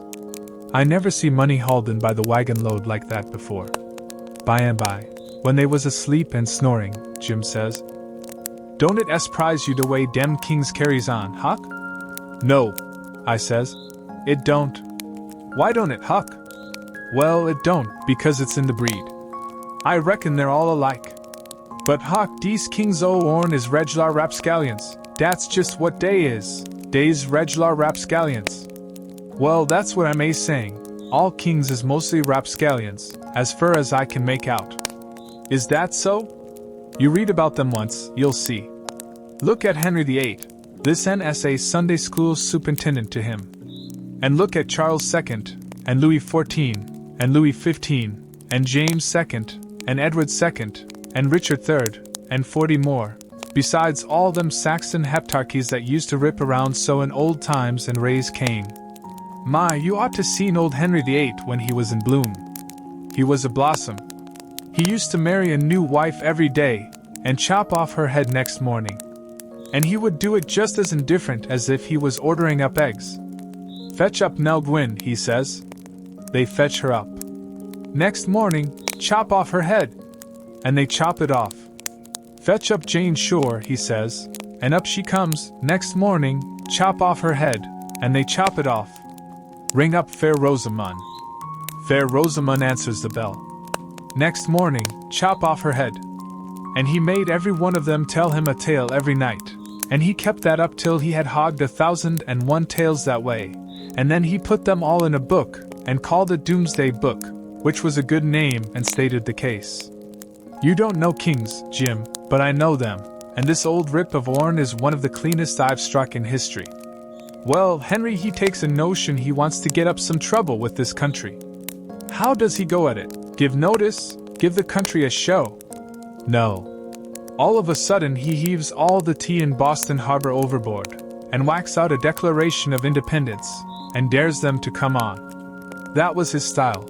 He never give anybody a chance. He had suspicions of his father, the Duke of Wellington. Well, what did he do? Ask him to show up? No, drowned at him in a butt of Mamsie, like a cat. S'pose people left money laying around where he was. What did he do? He collared it. S'pose he contracted to do a thing, and you paid him, and didn't sit down there and see that he done it. What did he do? He always done the other thing. S'pose he opened his mouth. What then? If he didn't shut it up powerful quick, he'd lose a lie every time. That's the kind of a bug Henry was. And if we'd a had him along 'stead of our kings, he'd a fooled that town a heap worse than Orn done. I don't say that Orn is lambs, because they ain't, when you come right down to the cold facts, but they ain't nothing to that old ram, anyway. All I say is kings, and you got to make allowances. Take them all around, they're a mighty ornery lot. It's the way they're raised. But this one do smell so like the nation, Huck. Well, they all do, Jim. We can't help the way a king smells. History don't tell no way. Now the Duke, he's a tolerable likely man in some ways. Yes, a Duke's different. But not very different. This one's a middling hard lot for a Duke. When he's drunk, there ain't no near-sighted man could tell him from a king. Well, anyways, I don't hanker for no Huck. This is all I can stand at. It's the way I feel too, Jim. But we've got them on our hands, and we got to remember what they are, and make allowances. Sometimes I wish we could hear of a country that's out of kings. What was the use to tell Jim these weren't real kings and dukes? It wouldn't have done no good, and besides, it was just as I said, you couldn't tell them from the real kind. I went to sleep, and Jim didn't call me when it was my turn. He often done that. When I waked up just at daybreak, he was sitting there with his head down betwixt his knees, moaning and mourning to himself. I didn't take notice nor let on. I knowed what it was about. He was thinking about his wife and his children, away up yonder, and he was low and homesick, because he hadn't ever been away from home before in his life, and I do believe he cared just as much for his people as white folks does for their'n. It don't seem natural, but I reckon it's so. He was often moaning and mourning that way nights, when he judged I was asleep, and saying, "Pa little Lizabeth, pa little Johnny, it's mighty hard. I spec I ain't ever gwine to see you no mo. He was a mighty good nigger, Jim was. But this time I somehow got to talking to him about his wife and young ones, and by he says, "What makes me feel so bad dis time usually because I hear some over yonder on the bank like a whack, or a slam, while ago, and it mind me er de time I treat my little Lizabeth so ornery. She warn't onny 'bout 4 year old, and she tucked to scarlet fever, and had a powerful rough spell, but she got well, and one day she was standing around, and I says to her, I says, "Shet to do dot." She never done it. Jeez stood da, kinder smilin' up at me. It make me mad, and I says again, mighty loud, I says, "Don't you hear me? Shet to do." She just stood the same way, kinder smilin' up. I was bilin'. I says, "I lay I make you mine." And with dat I fetch her a slap side the head dat sont her sprawlin'. Den I went into de other room, and usie gone 'bout 10 minutes, and when I come back da was dat do standin' open yit, and dat chilly standin' mos right in it, lookin' down and mournin', and de tears runnin' down. My, but I was mad. I was gwine for de chilly, but geez den, it was a do dat open in its, geez den, long come de wind and slam it to, behind de chilly, kerblam, and my lawn, de chilly never move. My breath mos hop out of me, and I feel so, I don't know how I feel. I crope out, all tremblin', and crope around and open to do easy and slow, and poke my head in behind de chilly, soft and still, and all a sudden I says pow. Geez as loud as I could yell. She never budge. Oh Huck, I bust out cryin' and grab her up in my arms, and say, "Oh, de pa little thing. The Lord God Almighty forgive pa old Jim, cause he never gwine to forgive hisself as long's he live." Oh, she was plumb deef and dumb, Huck, plumb deef and dumb, and I'd been treatin' her so. Next day, towards night, we laid up under a little willow towhead out in the middle, where there was a village on each side of the river, and the Duke and the King begun to lay out a plan for working them towns. Jim he spoke to the Duke, and said he hoped it wouldn't take but a few hours, because it got mighty heavy and tiresome to him when he had to lay all day in the wigwam tied with the rope. You see, when we left him all alone we had to tie him, because if anybody happened on to him all by himself and not tied it wouldn't look much like he was a runaway nigger, you know. So the Duke said it was kind of hard to have to lay roped all day, and he'd cipher out some way to get around it. He was uncommon bright, the Duke was, and he soon struck it. He dressed Jim up in King Lear's outfit. It was a long curtain calico gown, and a white horsehair wig and whiskers. And then he took his theater paint and painted Jim's face and hands and ears and neck all over a dead, dull, solid blue, like a man that's been drowned dead 9 days. Blamed if he warn't the horriblest looking outrage I ever see. Then the Duke took and wrote out a sign on a shingle so, "Sick Arab, but harmless when not out of his head." And he nailed that shingle to a lath, and stood the lath up 4 or 5 foot in front of the wigwam. Jim was satisfied. He said it was a sight better than lying tied a couple of years every day, and trembling all over every time there was a sound. The Duke told him to make himself free and easy, and if anybody ever come meddling around, he must hop out of the wigwam, and carry on a little, and fetch a howl or two like a wild beast, and he reckoned they would light out and leave him alone. Which was sound enough judgment. But you take the average man, and he wouldn't wait for him to howl. Why, he didn't only look like he was dead, he looked considerable more than that.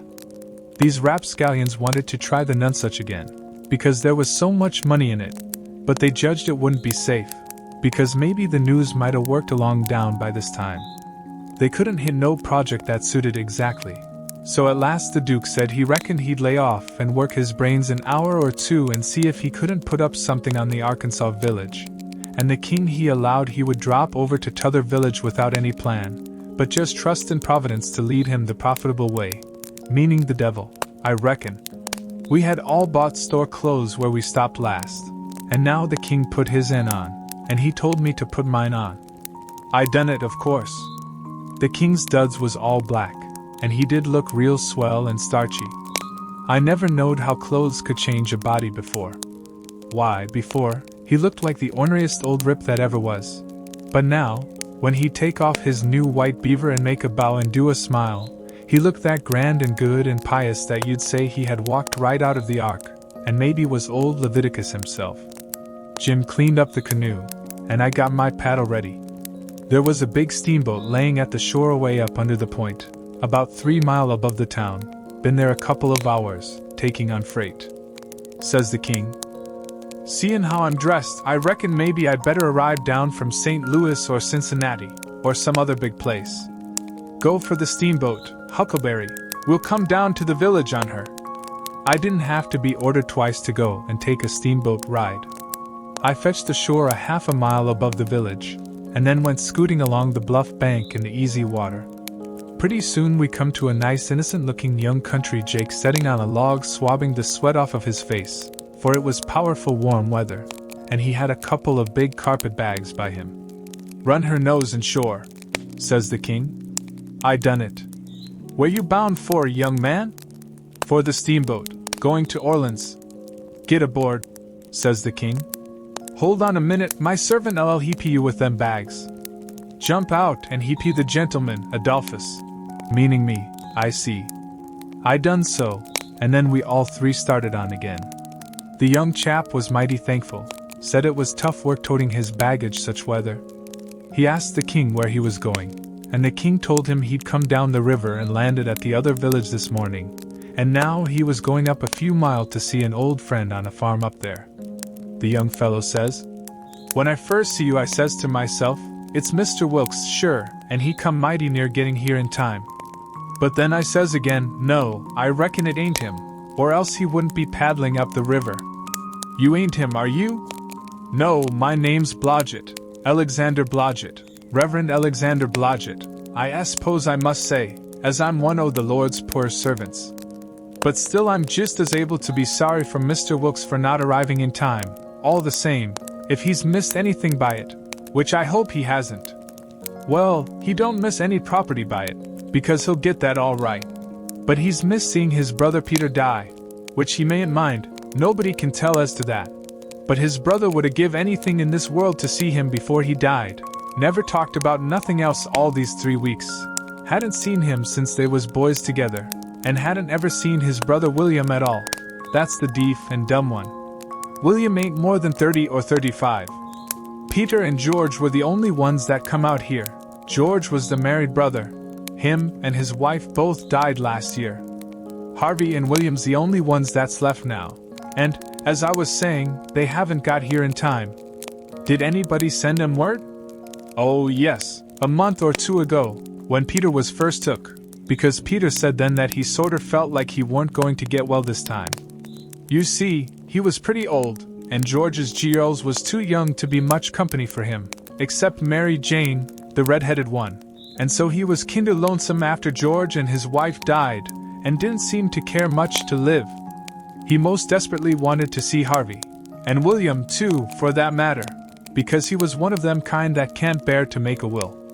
He left a letter behind for Harvey, and said he told in it where his money was hid, and how he wanted the rest of the property divided up so George's girls would be all right, for George didn't leave nothing. And that letter was all they could get him to put a pen to. Why do you reckon Harvey don't come? Where does he live? Oh, he lives in England, Sheffield, preaches there.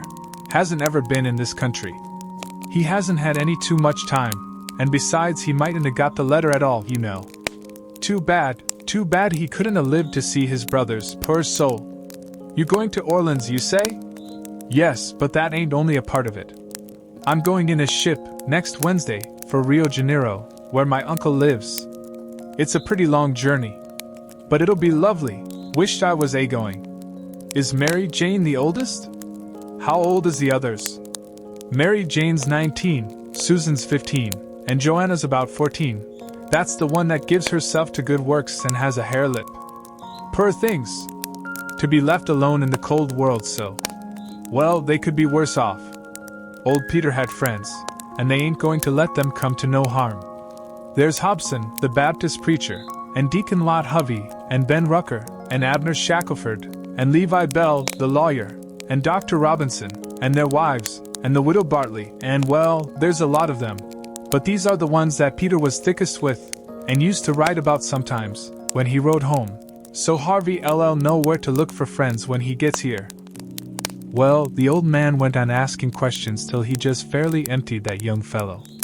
Blamed if he didn't inquire about everybody and everything in that blessed town, and all about the Wilkses, and about Peter's business, which was a tanner, and about George's, which was a carpenter, and about Harvey's, which was a dissentering minister, and so on, and so on. Then he says, "What did you want to walk all the way up to the steamboat for?" "Because she's a big Orleans boat, and I was afeard she mightn't stop there. When they're deep they won't stop for a hail. A Cincinnati boat will, but this is a St. Louis one." Was Peter Wilkes well off? Oh yes, pretty well off. He had houses and land, and it's reckoned he left 3 or 4,000 in cash hid up Somers. When did you say he died? I didn't say, but it was last night. Funeral tomorrow, likely? Yes, about the middle of the day. Well, it's all terrible sad, but we've all got to go, one time or another. So what we want to do is to be prepared, then we're all right. Yes, sir, it's the best way. Ma used to always say that. When we struck the boat she was about done loading, and pretty soon she got off.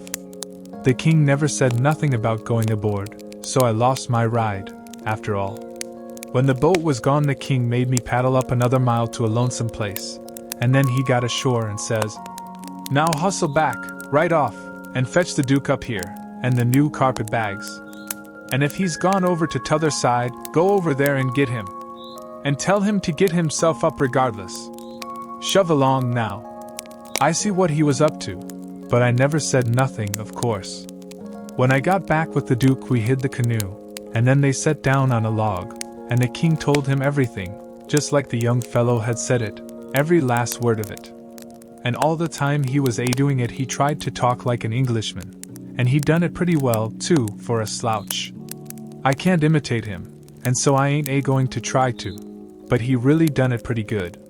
Then he says, "How are you on the deaf and dumb, Bilgewater?" The Duke said leave him alone for that. Said he had played a deaf and dumb person on the histrionic boards.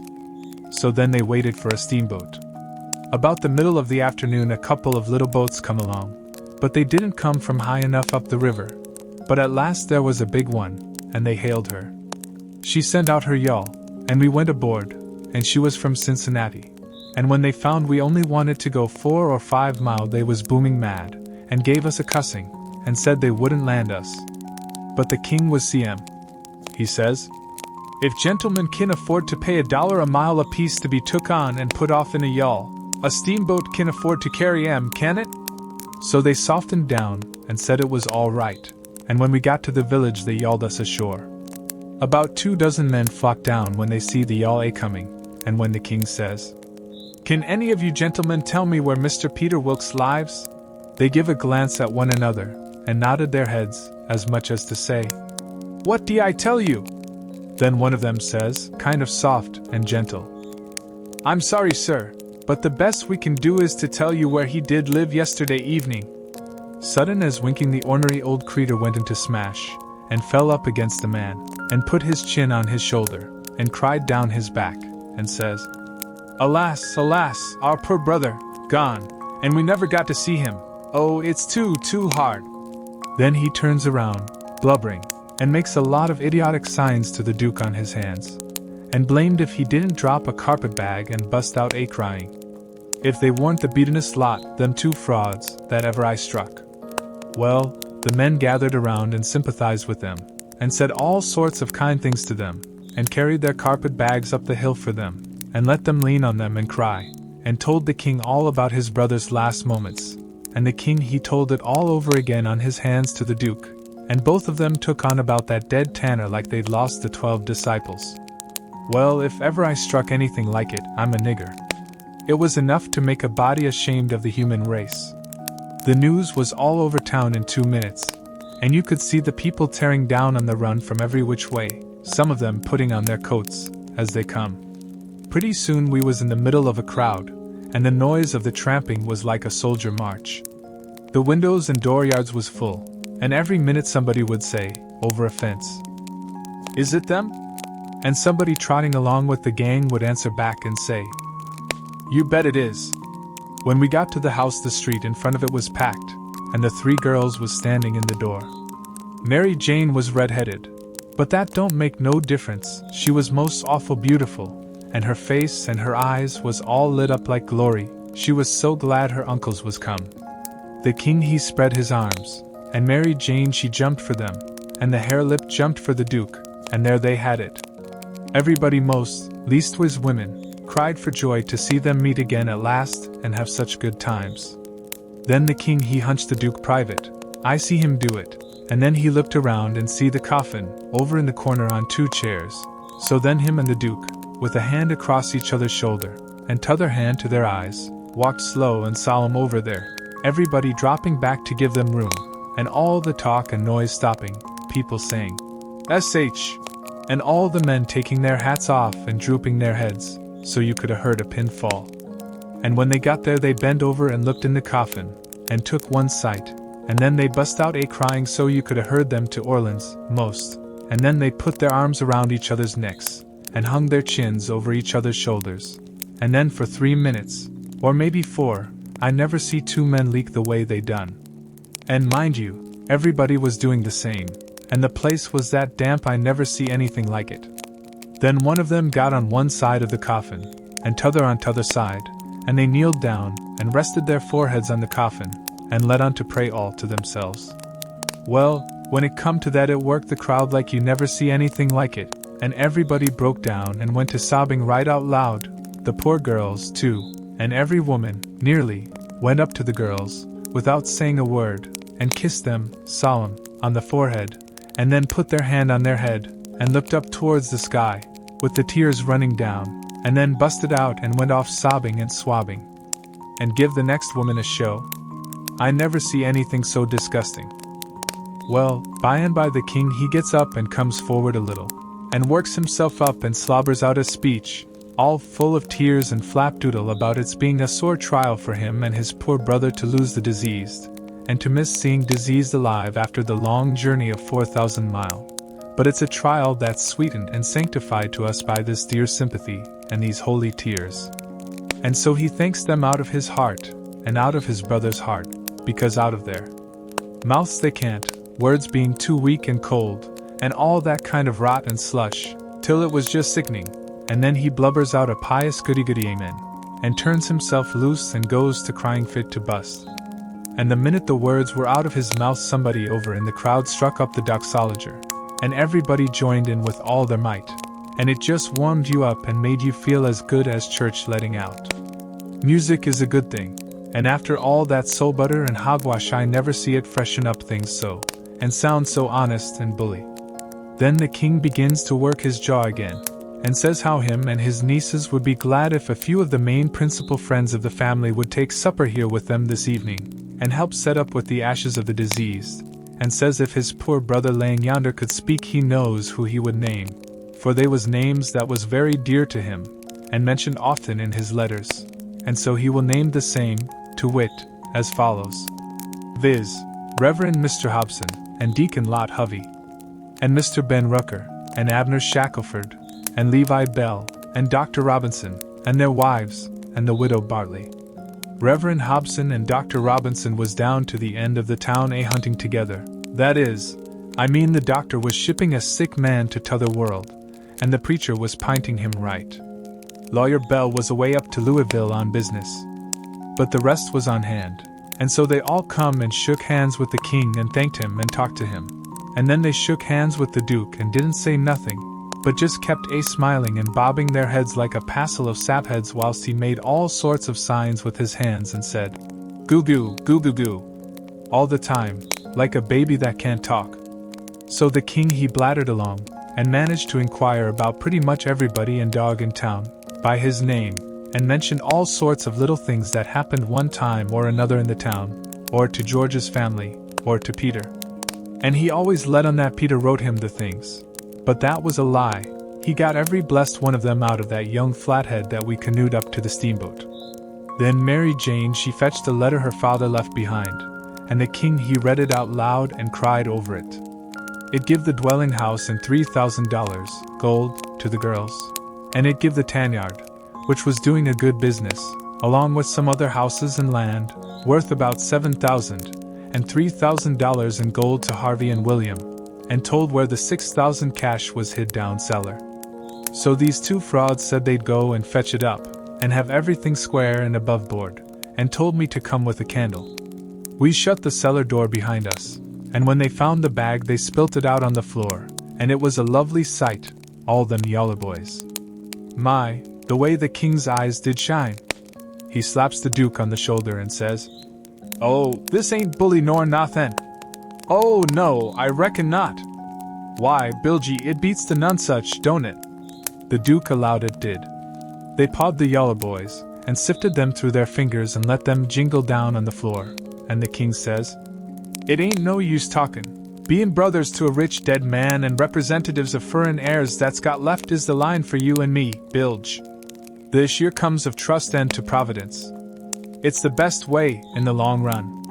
I've tried 'em all, and there ain't no better way." Most everybody would have been satisfied with the pile, and took it on trust, but no, they must count it. So they counts it, and it comes out $415 short.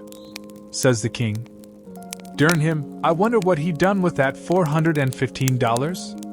They worried over that a while, and ransacked all around for it. Then the duke says, "Well, he was a pretty sick man, and likely he made a mistake. I reckon that's the way of it. The best way's to let it go, and keep still about it. We can spare it." "Oh, shucks, yes, we can spare it. I don't care nothin' about that. It's the count I'm thinking about. We want to be awful square and open and above board here, you know. We want to lug this your money upstairs and count it before everybody, then there ain't nothin' suspicious. But when the dead man says there's $6,000, you know, we don't want to." "Hold on," says the duke. "Le's make up the deficit." And he begun to haul out yaller boys out of his pocket. It's a most amazin' good idea, Duke. You have got a rattlin' clever head on you, says the king. Blessed if the old nun such ain't to heppin' us out agin. And he begun to haul out yaller jackets and stack them up. It most busted them, but they made up the 6,000 clean and clear. Say, says the Duke, I got another idea. Le's go upstairs and count this money, and then take and give it to the girls. Good land, Duke, let me hug you. It's the most dazzling idea at ever a man struck. You have certain I got the most astonishin' head I ever see. Oh, this is the boss dodge, they ain't no mistake bout it. Let 'em fetch along their suspicions now if they want to, this'll lay 'em out. When we got upstairs everybody gathered around the table, and the king he counted it and stacked it up, $300 in a pile, 20 elegant little piles. Everybody looked hungry at it, and licked their chops. Then they raked it into the bag again, and I see the king begin to swell himself up for another speech. He says, Friends all, my poor brother that lays yonder has done generous by them that's left behind in the Vale of Sorus. He has done generous by these your poor little lambs that he loved and sheltered, and that's left fatherless and motherless. Yes, and we that knowed him knows that he would ha' done more generous by 'em if he hadn't been afeard o' wundin' his dear William and me. Now, wouldn't he? There ain't no question about it in my mind. Well then, what kind o' brothers would it be that d stand in his way at second time? And what kind o' uncles would it be that d rob? Yes, rob, sec poor sweet lambs as these that he loved so at second time? If I know William, and I think I do, well, I'll just ask him. He turns around and begins to make a lot of signs to the Duke with his hands. And the Duke he looks at him stupid and leather-headed a while. Then all of a sudden he seems to catch his meaning, and jumps for the king, goo-gooing with all his might for joy, and hugs him about 15 times before he lets up. Then the king says, I knowed it. I reckon that'll convince anybody the way he feels about it. Here, Mary Jane, Susan, Joanna, take the money, take it all. It's the gift of him that lays yonder, cold but joyful. Mary Jane she went for him, Susan and the harelip went for the Duke, and then such another hugging and kissing I never see yet. And everybody crowded up with the tears in their eyes, and most shook the hands off of them frauds, saying all the time, You dear good souls, how lovely, how could you? Well then, pretty soon all hands got to talking about the diseased again, and how good he was, and what a loss he was, and all that, and before long a big iron-jawed man worked himself in there from outside, and stood listening and looking, and not saying anything, and nobody saying anything to him either, because the king was talking and they was all busy listening. The king was saying, in the middle of something he'd started in on. They be in particular friends o' the diseased. That's why they're invited here this evening. But tomorrow we want all to come, everybody. For he respected everybody, he liked everybody, and so it's fittin' that his funeral orgies be public. And so he went mooning on and on, liking to hear himself talk, and every little while he fetched in his funeral orgies again, till the Duke he couldn't stand it no more. So he writes on a little scrap of paper, Obsequies, you old fool, and folds it up, and goes to goo-gooing and reaching it over people's heads to him. The king he reads it and puts it in his pocket, and says, Poor William, afflicted as he is, his heart's allus right. Asks me to invite everybody to come to the funeral, wants me to make 'em all welcome. But he needn't a worried, it was just what I was at. Then he reaves along again, perfectly CM, and goes to dropping in his funeral orgies again every now and then, just like he done before. And when he done it the third time he says, I say orgies, not because it's the common term, because it ain't, obsequies being the common term, but because orgies is the right term. Obsequies ain't used in England no more now, it's gone out. We say orgies now in England. Orgies is better, because it means the thing you're after more exact. It's a word that's made up out in the Greek argo, outside, open, abroad, and the Hebrew jism, to plant, cover up, hence inter. So, you see, funeral orgies is an open or public funeral. He was the worst I ever struck. Well, the iron-jawed man he laughed right in his face. Everybody was shocked. Everybody says, Why, doctor? And Abner Shackelford says, Why, Robinson, hain't you heard the news? This is Harvey Wilkes. The king he smiled eager, and shoved out his flapper, and says, Is it my poor brother's dear good friend and physician? Keep your hands off of me, says the doctor. You talk like an Englishman, don't you? It's the worst imitation I ever heard. You Peter Wilkes's brother? You're a fraud, that's what you are. Well, how they all took on. They crowded around the doctor and tried to quiet him down, and tried to explain to him and tell him how Harvey D showed in 40 ways that he was Harvey, and knowed everybody by name, and the names of the very dogs, and begged him not to hurt Harvey's feelings and the poor girl's feelings, and all that. But it warn't no use. He stormed right along, and said any man that pretended to be an Englishman and couldn't imitate the lingo no better than what he did was a fraud and a liar. The poor girls was hanging to the king and crying, and all of a sudden the doctor ups and turns on them. He says, I was your father's friend, and I'm your friend, and I warn you as a friend, and an honest one that wants to protect you and keep you out of harm and trouble, to turn your backs on that scoundrel and have nothing to do with him, the ignorant tramp, with his idiotic Greek and Hebrew, as he calls it. He is the thinnest kind of an impostor, has come here with a lot of empty names and facts which he picked up somewheres, and you take them for proofs, and are helped to fool yourselves by these foolish friends here, who ought to know better. Mary Jane Wilkes, you know me for your friend, and for your unselfish friend, too. Now listen to me, turn this pitiful rascal out, I beg you to do it. Will you? Mary Jane straightened herself up, and but she was handsome. She says, Here is my answer. She hove up the bag of money and put it in the king's hands, and says, Take this $6,000, and invest for me and my sisters any way you want to, and don't give us no receipt for it. Then she put her arm around the king on one side, and Susan and the harelip done the same on the other. Everybody clapped their hands and stomped on the floor like a perfect storm, whilst the king held up his head and smiled proud. The doctor says, All right, I wash my hands of the matter. But I warn you all that a time is coming when you're going to feel sick whenever you think of this day. And away he went. All right, doctor, says the king, kinder mocking him. We'll try and get him to send for you. Which made them all laugh, and they said it was a prime good hit.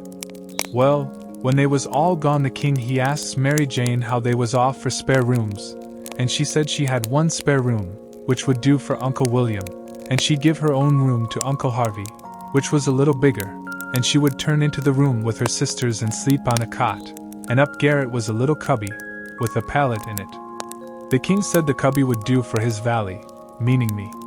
So Mary Jane took us up, and she showed them their rooms, which was plain but nice. She said she'd have her frocks and a lot of other traps took out of her room if they was in Uncle Harvey's way, but he said they weren't.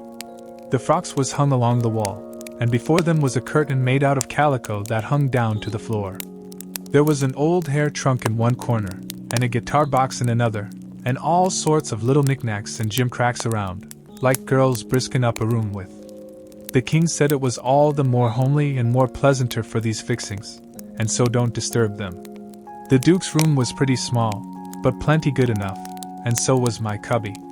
That night they had a big supper, and all the men and women was there, and I stood behind the king and the Duke's chairs and waited on them, and the niggers waited on the rest. Mary Jane she sat at the head of the table, with Susan alongside of her, and said how bad the biscuits was, and how mean the preserves was, and how ornery and tough the fried chickens was, and all that kind of rot, the way women always do for to force out compliments. And the people all knowed everything was tip-top, and said, How do you get biscuits to brown so nice? And, Where, for the land's sake, did you get these Amazon pickles?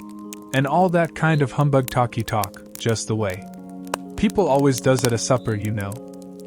And when it was all done, me and the harelip had supper in the kitchen off of the leavings, whilst the others was helping the niggers clean up the things.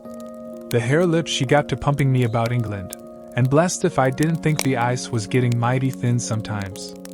She says, Did you ever see the king? Who? William IV? Well, I bet I have. He goes to our church. I knowed he was dead years ago, but I never let on. So when I says he goes to our church, she says, What, regular? Yes, regular. His pew's right over opposite Orne, on t'other side the pulpit. I thought he lived in London? Well, he does. Where would he live? But I thought you lived in Sheffield? I see I was up a stump. I had to let on to get choked with a chicken bone, so as to get time to think how to get down again. Then I says, I mean he goes to our church regular when he's in Sheffield. That's only in the summertime, when he comes there to take the sea baths. Why, how you talk, Sheffield ain't on the sea. Well, who said it was? Why, you did. I didn't nother. You did. I didn't. You did. I never said nothing of the kind. Well, what did you say then? Said he come to take the sea baths, that's what I said. Well then, how's he going to take the sea baths if it ain't on the sea? Looky here, I says. Did you ever see any Congress water? Yes. Well, did you have to go to Congress to get it? Why, no. Well, either does William IV have to go to the sea to get a sea bath. How does he get it then? Gets it the way people down here gets Congress water, in barrels. There in the palace at Sheffield they've got furnaces, and he wants his water hot. They can't bow that amount of water away off there at the sea. They haven't got no conveniences for it. Oh, I see now. You might have said that in the first place and saved time. When she said that I see I was out of the woods again, and so I was comfortable and glad. Next she says, Do you go to church too? Yes, regular. Where do you set? Why, in our pew. Whose pew? Why, Orne, your Uncle Harvey's. His en? What does he want with a pew? Wants it to set in. What did you reckon he wanted with it? Why, I thought he'd be in the pulpit. Rot him, I forgot he was a preacher. I see I was up a stump again, so I played another chicken bone and got another think. Then I says, Blame it, do you suppose there ain't but one preacher to a church? Why, what do they want with more? What, to preach before a king? I never did see such a girl as you. They don't have no less than 17. 17? My land! Why, I wouldn't set out such a string as that, not if I never got to glory. It must take 'em a week. Shucks, they don't all of 'em preach the same day, only one of 'em. Well then, what does the rest of 'em do? Oh, nothing much. Loll around, pass the plate, and one thing or another. But mainly they don't do nothing. Well then, what are they for? Why, they're for style. Don't you know nothing? Well, I don't want to know no such foolishness as that. How is servants treated in England? Do they treat 'em better 'an we treat our niggers? No. A servant ain't nobody there. They treat them worse than dogs. Don't they give 'em holidays the way we do, Christmas and New Year's week, and 4th of July? Oh, just listen. A body could tell you hain't ever been to England by that. Why, Harrell, why, Joanna, they never see a holiday from year's end to year's end, never go to the circus, nor theater, nor nigger shows, nor nowheres. Nor church? Nor church. But you always went to church. Well, I was gone up again. I forgot I was the old man's servant. But next minute I whirled in on a kind of an explanation how a valley was different from a common servant, and had to go to church whether he wanted to or not, and set with the family, on account of its being the law. But I didn't do it pretty good, and when I got done I see she warn't satisfied. She says, Honest Injun, now, hain't you been telling me a lot of lies? Honest Injun, says I. None of it at all?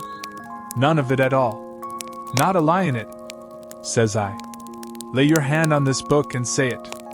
I see it warn't nothing but a dictionary, so I laid my hand on it and said it. So then she looked a little better satisfied and says, Well then, I'll believe some of it, but I hope to gracious if I'll believe the rest. What is it you won't believe, Joe? Says Mary Jane, stepping in with Susan behind her. It ain't right nor kind for you to talk so to him, and him a stranger and so far from his people. How would you like to be treated so? That's always your way, Mame, always sailing in to help somebody before they're hurt. I hain't done nothing to him. He's told some stretchers, I reckon, and I said I wouldn't swallow it all, and that's every bit and grain I did say. I reckon he can stand a little thing like that, can he? I don't care whether 'twas little or whether 'twas big. He's here in our house and a stranger, and it wasn't good of you to say it. If you was in his place it would make you feel ashamed, and so you oughtn't to say a thing to another person that will make them feel ashamed." "Why, ma'am," he said. "It don't make no difference what he said, that ain't the thing. The thing is for you to treat him kind, and not be saying things to make him remember he ain't in his own country, and amongst his own folks." I says to myself, this is a girl that I'm letting that old reptile rob her of her money. Then Susan she waltzed in, and if you'll believe me, she did give Harelip hark from the tomb. Says I to myself, and this is another one that I'm letting him rob her of her money. Then Mary Jane she took another inning, and went in sweet and lovely again, which was her way. But when she got done there warn't hardly anything left, oh poor Harelip. So she hollered, "All right then," says the other girls. "You just ask his pardon." She done it, too, and she done it beautiful. She done it so beautiful it was good to hear, and I wished I could tell her 1,000 lies, so she could do it again. I says to myself, this is another one that I'm letting him rob her of her money. And when she got through they all just laid theirselves out to make me feel at home, and know I was amongst friends. I felt so ornery and low down and mean that I says to myself, my mind's made up, I'll hide that money for them or bust. So then I lit out, for bed, I said, meaning some time or another. When I got by myself I went to thinking the thing over. I says to myself, shall I go to that doctor private, and blow on these frauds? No, that won't do. He might tell who told him, then the king and the duke would make it warm for me. Shall I go, private, and tell Mary Jane? No, I daren't do it. Her face would give them a hint, sure, they've got the money, and they'd slide right out and get away with it. If she was to fetch and help I'd get mixed up in the business before it was done with, I judge. No, there ain't no good way but one. I got to steal that money somehow, and I got to steal it some way that they won't suspicion that I done it. They've got a good thing here, and they ain't going to leave till they've played this family and this town for all they're worth, so I'll find a chance time enough. I'll steal it and hide it, and by, when I'm away down the river, I'll write a letter and tell Mary Jane where it's hid. But I'd better hide it tonight if I can, because the doctor maybe hasn't let up as much as he lets on he has. He might scare them out of here yet. So, thinks I, I'll go and search them rooms. Upstairs the hall was dark, but I found the Duke's room, and started to paw around it with my hands. But I recollected it wouldn't be much like the king to let anybody else take care of that money but his own self. So then I went to his room and begun to paw around there. But I see I couldn't do nothing without a candle, and I daren't light one, of course. So I judged I'd got to do the other thing, lay for them and eavesdrop. About that time I hears their footsteps coming, and was going to skip under the bed. I reached for it, but it wasn't where I thought it would be. But I touched the curtain that hid Mary Jane's frocks, so I jumped in behind that and snuggled in amongst the gowns, and stood there perfectly still. They come in and shut the door, and the first thing the Duke done was to get down and look under the bed. Then I was glad I hadn't found the bed when I wanted it. And yet, you know, it's kind of natural to hide under the bed when you are up to anything private. They sets down then, and the king says, "Well, what is it?" And cut it middlin' short, because it's better for us to be down there a-hoopin' up the mornin' than up here givin' 'em a chance to talk us over. "Well, this is it, Capet. I ain't easy, I ain't comfortable. That doctor lays on my mind. I wanted to know your plans. I've got a notion, and I think it's a sound one." "What is it, Duke?" "That we better glide out of this before 3 in the morning, and clip it down the river with what we've got. Specially, seeing we got it so easy, given back to us, flung at our heads, as you may say, when of course we allowed to have to steal it back. I'm for knocking off and lighting out." That made me feel pretty bad. About an hour or two ago it would have been a little different, but now it made me feel bad and disappointed. The king rips out and says, "What? And not sell out the rest o' the property?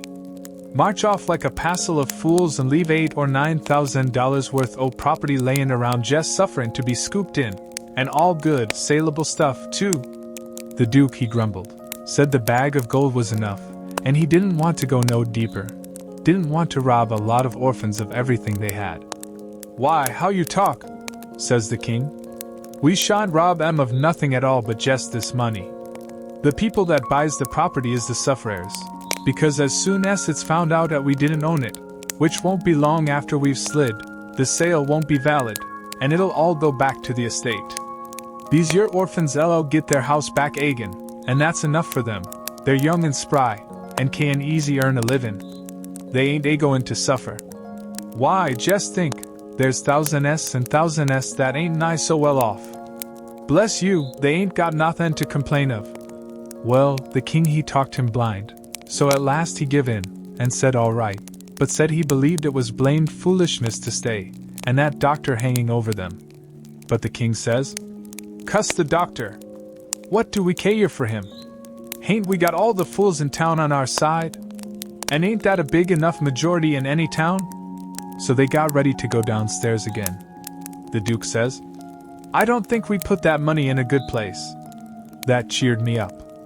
I'd begun to think I warn't going to get a hint of no kind to help me. The king says, "Why?" "Because Mary Jane 'll be in mourning from this out, and first you know the nigger that does up the rooms will get an order to box these duds up and put 'em away. And do you reckon a nigger can run across money and not borrow some of it?" "Your head's level again, Duke," says the king, and he comes fumbling under the curtain 2 or 3 foot from where I was. I stuck tight to the wall and kept mighty still, though quivery, and I wondered what them fellows would say to me if they catch me, and I tried to think what I'd better do if they did catch me. But the king he got the bag before I could think more than about a half a thought, and he never suspicioned I was around. They took and shoved the bag through a rip in the straw tick that was under the feather bed, and crammed it in a foot or 2 amongst the straw and said it was all right now, because a nigger only makes up the feather bed, and don't turn over the straw tick only about twice a year, and so it warn't in no danger of getting stole now. But I knowed better. I had it out of there before they was halfway downstairs. I groped along up to my cubby, and hid it there till I could get a chance to do better. I judged I'd better hide it outside of the house somewheres, because if they missed it they would give the house a good ransacking. I knowed that very well. Then I turned in, with my clothes all on. But I couldn't have gone to sleep if I'd have wanted to. I was in such a sweat to get through with the business. By and by I heard the king and the duke come up, so I rolled off my pallet and laid with my chin at the top of my ladder, and waited to see if anything was going to happen. But nothing did. So I held on till all the late sounds had quit and the early ones hadn't begun yet, and then I slipped down the ladder. I crept to their doors and listened. They was snoring. So I tiptoed along, and got downstairs all right. There weren't a sound anywheres. I peeped through a crack of the dining room door, and see the men that was watching the corpse all sound asleep on their chairs. The door was open into the parlor, where the corpse was laying, and there was a candle in both rooms. I passed along, and the parlor door was open, but I see there warn't nobody in there but the remainders of Peter, so I shoved on by, but the front door was locked, and the key wasn't there. Just then I heard somebody coming down the stairs, back behind me. I run in the parlor and took a swift look around, and the only place I see to hide the bag was in the coffin. The lid was shoved along about a foot, showing the dead man's face down in there, with a wet cloth over it, and his shroud on. I tucked the money bag in under the lid, just down beyond where his hands was crossed, which made me creep, they was so cold, and then I run back across the room and in behind the door. The person coming was Mary Jane. She went to the coffin, very soft, and kneeled down and looked in. Then she put up her handkerchief, and I see she begun to cry, though I couldn't hear her, and her back was to me. I slid out, and as I passed the dining room I thought I'd make sure them watchers hadn't seen me, so I looked through the crack, and everything was all right. They hadn't stirred. I slipped up to bed, feeling ruther blue, on accounts of the thing playing out that way after I had took so much trouble and run so much risk about it. Says I, if it could stay where it is, all right. Because when we get down the river 100 mile or 2 I could write back to Mary Jane, and she could dig him up again and get it. But that ain't the thing that's going to happen. The thing that's going to happen is, the money LL be found when they come to screw on the lid. Then the king LL get it again, and it LL be a long day before he gives anybody another chance to smouch it from him. Of course I wanted to slide down and get it out of there, but I daren't try it. Every minute it was getting earlier now, and pretty soon some of them watchers would begin to stir, and I might get catched with $6,000 in my hands that nobody hadn't hired me to take care of. I don't wish to be mixed up in no such business as that, I says to myself. When I got downstairs in the morning, the parlor was shut up, and the watchers was gone. There weren't nobody around but the family and the widow Bartley and our tribe. I watched their faces to see if anything had been happening, but I couldn't tell. Towards the middle of the day the undertaker come with his man, and they set the coffin in the middle of the room on a couple of chairs, and then set all our chairs in rows, and borrowed more from the neighbors till the hall and the parlor and the dining room was full. I see the coffin lid was the way it was before, but I daren't go to looking under it, with folks around. Then the people begun to flock in, and the beats and the girls took seats in the front row at the head of the coffin, and for a half an hour the people filed around slow, in single rank, and looked down at the dead man's face a minute, and some dropped in a tear, and it was all very still and solemn, only the girls and the beats holding handkerchiefs to their eyes and keeping their heads bent, and sobbing a little.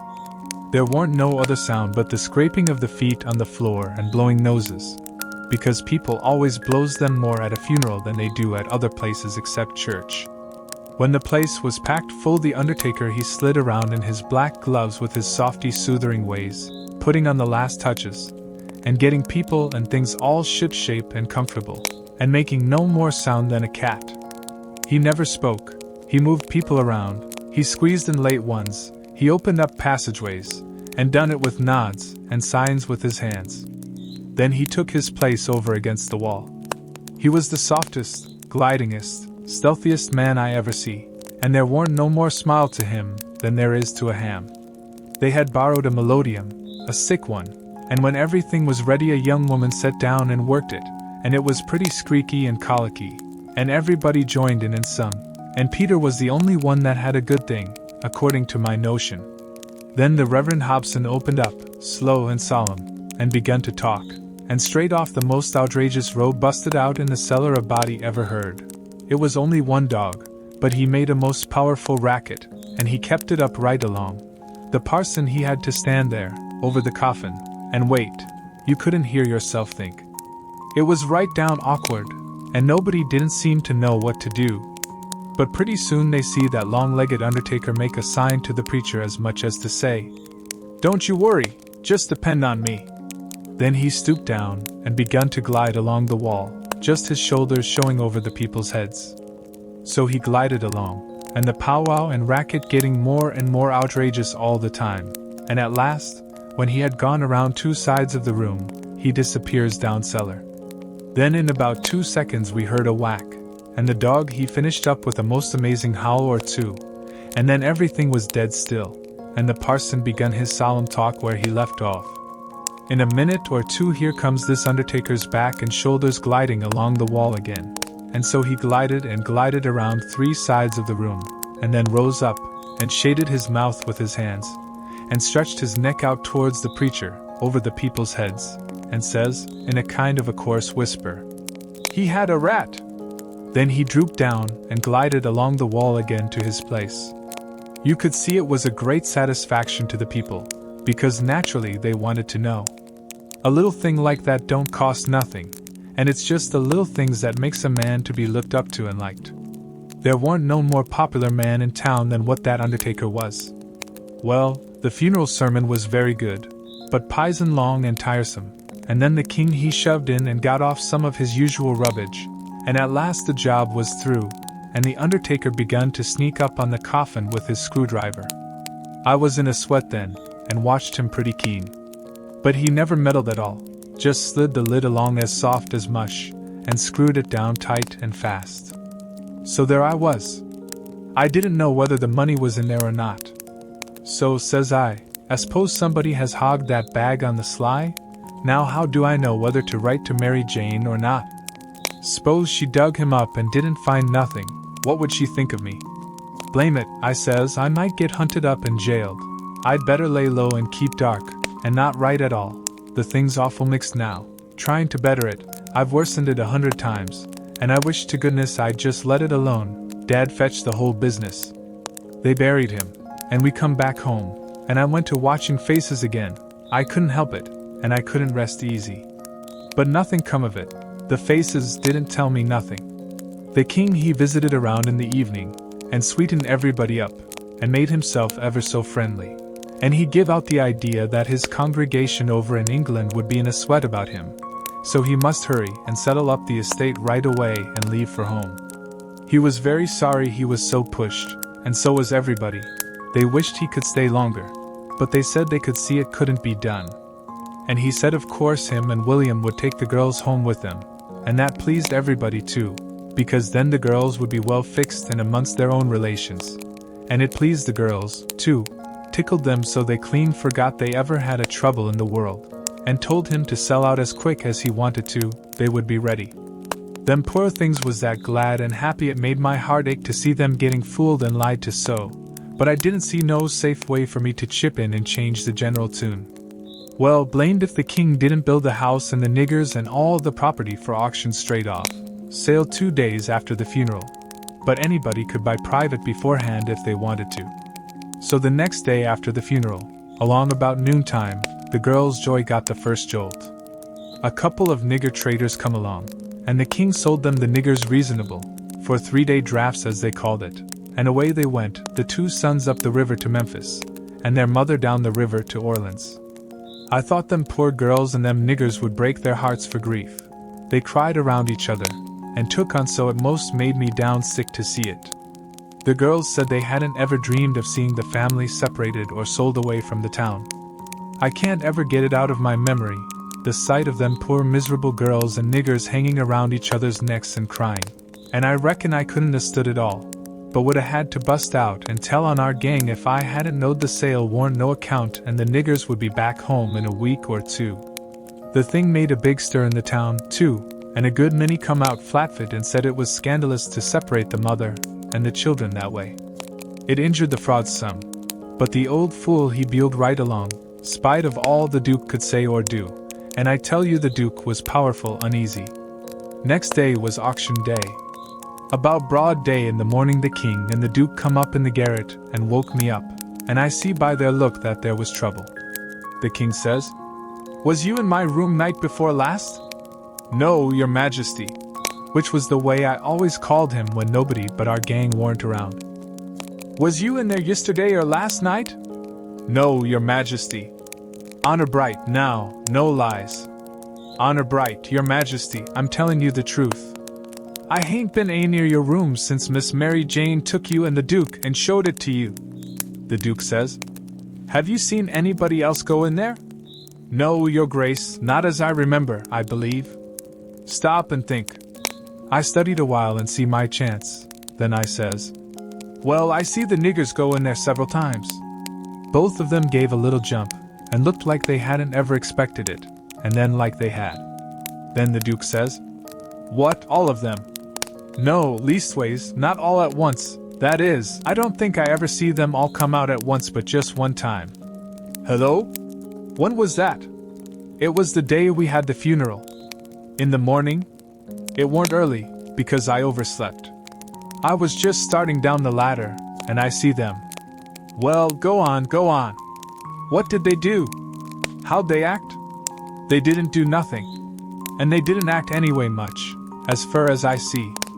They tiptoed away, so I seen, easy enough, that they'd shoved in there to do up your majesty's room, or something, supposing you was up, and found you worn up, and so they was hoping to slide out of the way of trouble without waking you up, if they hadn't already waked you up." "Great guns, this is a go," says the king, and both of them looked pretty sick and tolerable silly. They stood there thinking and scratching their heads a minute, and the Duke he bust into a kind of a little raspy chuckle, and says, "It does beat all how neat the niggers played their hand. They let on to be sorry they was going out of this region. And I believe they was sorry, and so did you, and so did everybody. Don't ever tell me any more that a nigger ain't got any histrionic talent. Why, the way they played that thing it would fool anybody. In my opinion, there's a fortune in 'em.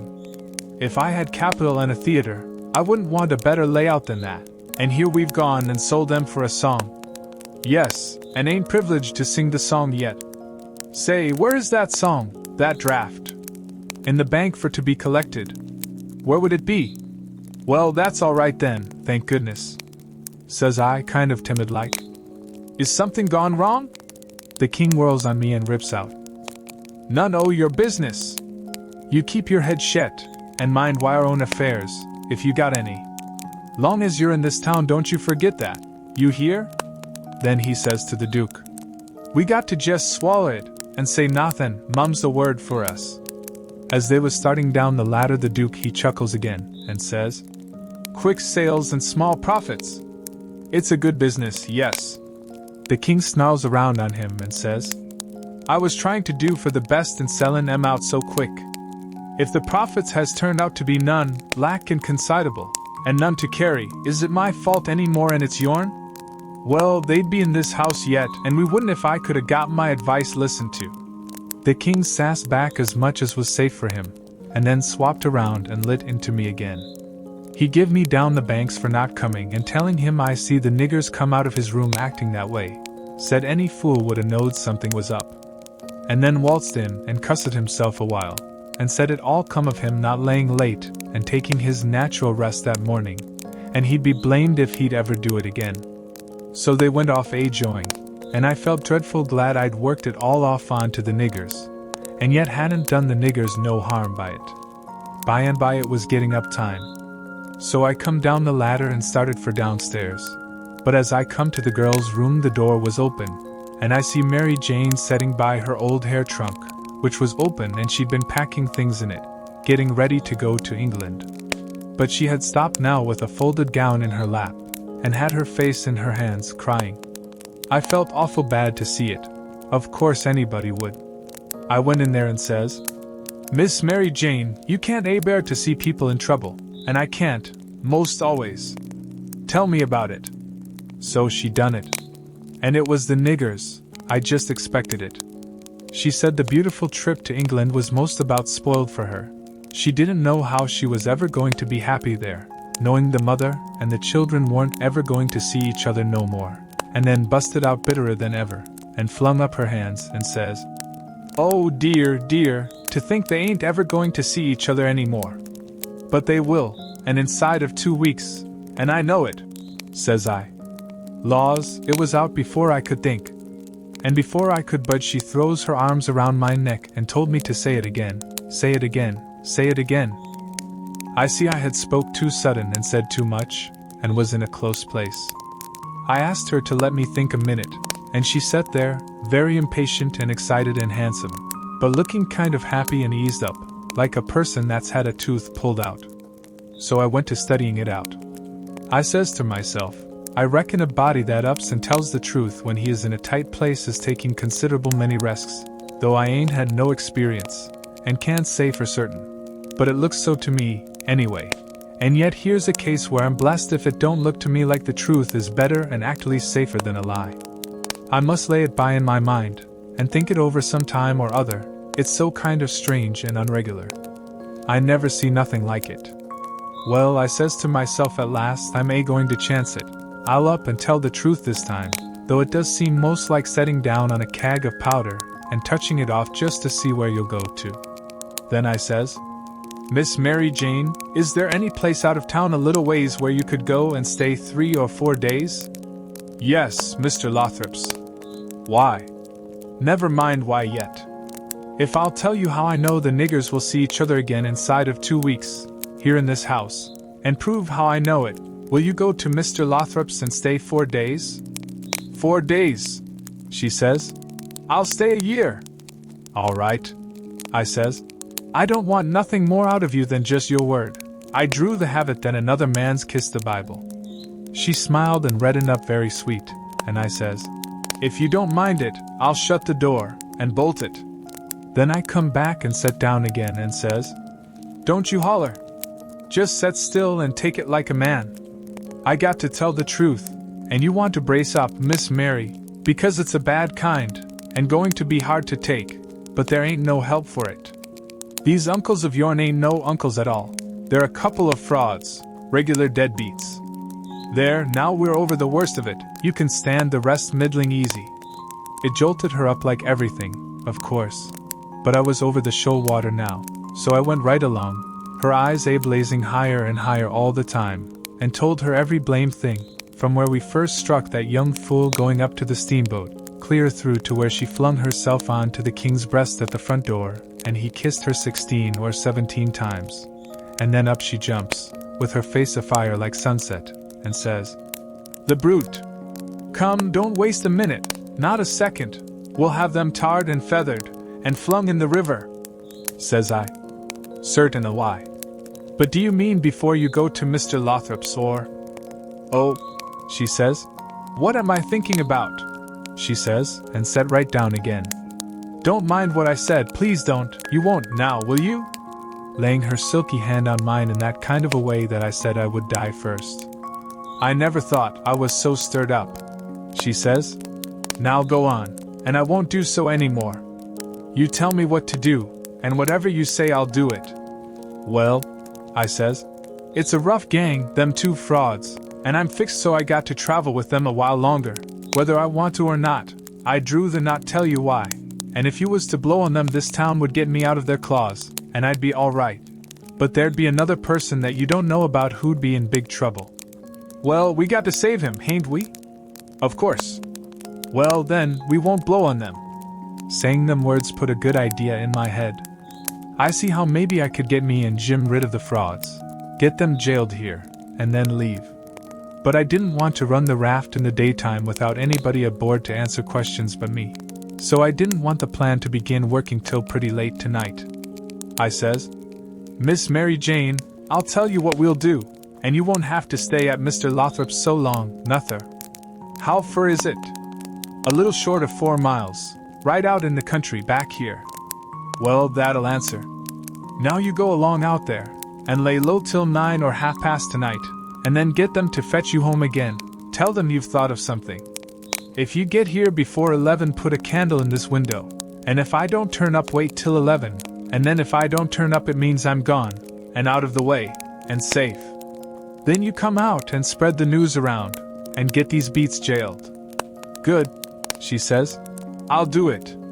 And if it just happens so that I don't get away, but get took up along with them, you must up and say I told you the whole thing beforehand, and you must stand by me all you can." "Stand by you?" "Indeed I will. They shan't touch a hair of your head," she says, and I see her nostrils spread and her eyes snap when she said it, too. "If I get away I shan't be here," I says, "to prove these rapscallions ain't your uncles, and I couldn't do it if I was here. I could swear they was beats and bummers, that's all, though that's worth something."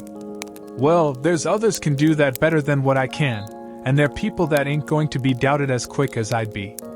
I'll tell you how to find them. Give me a pencil and a piece of paper. There, Royal Nonsuch, Bricksville. Put it away, and don't lose it.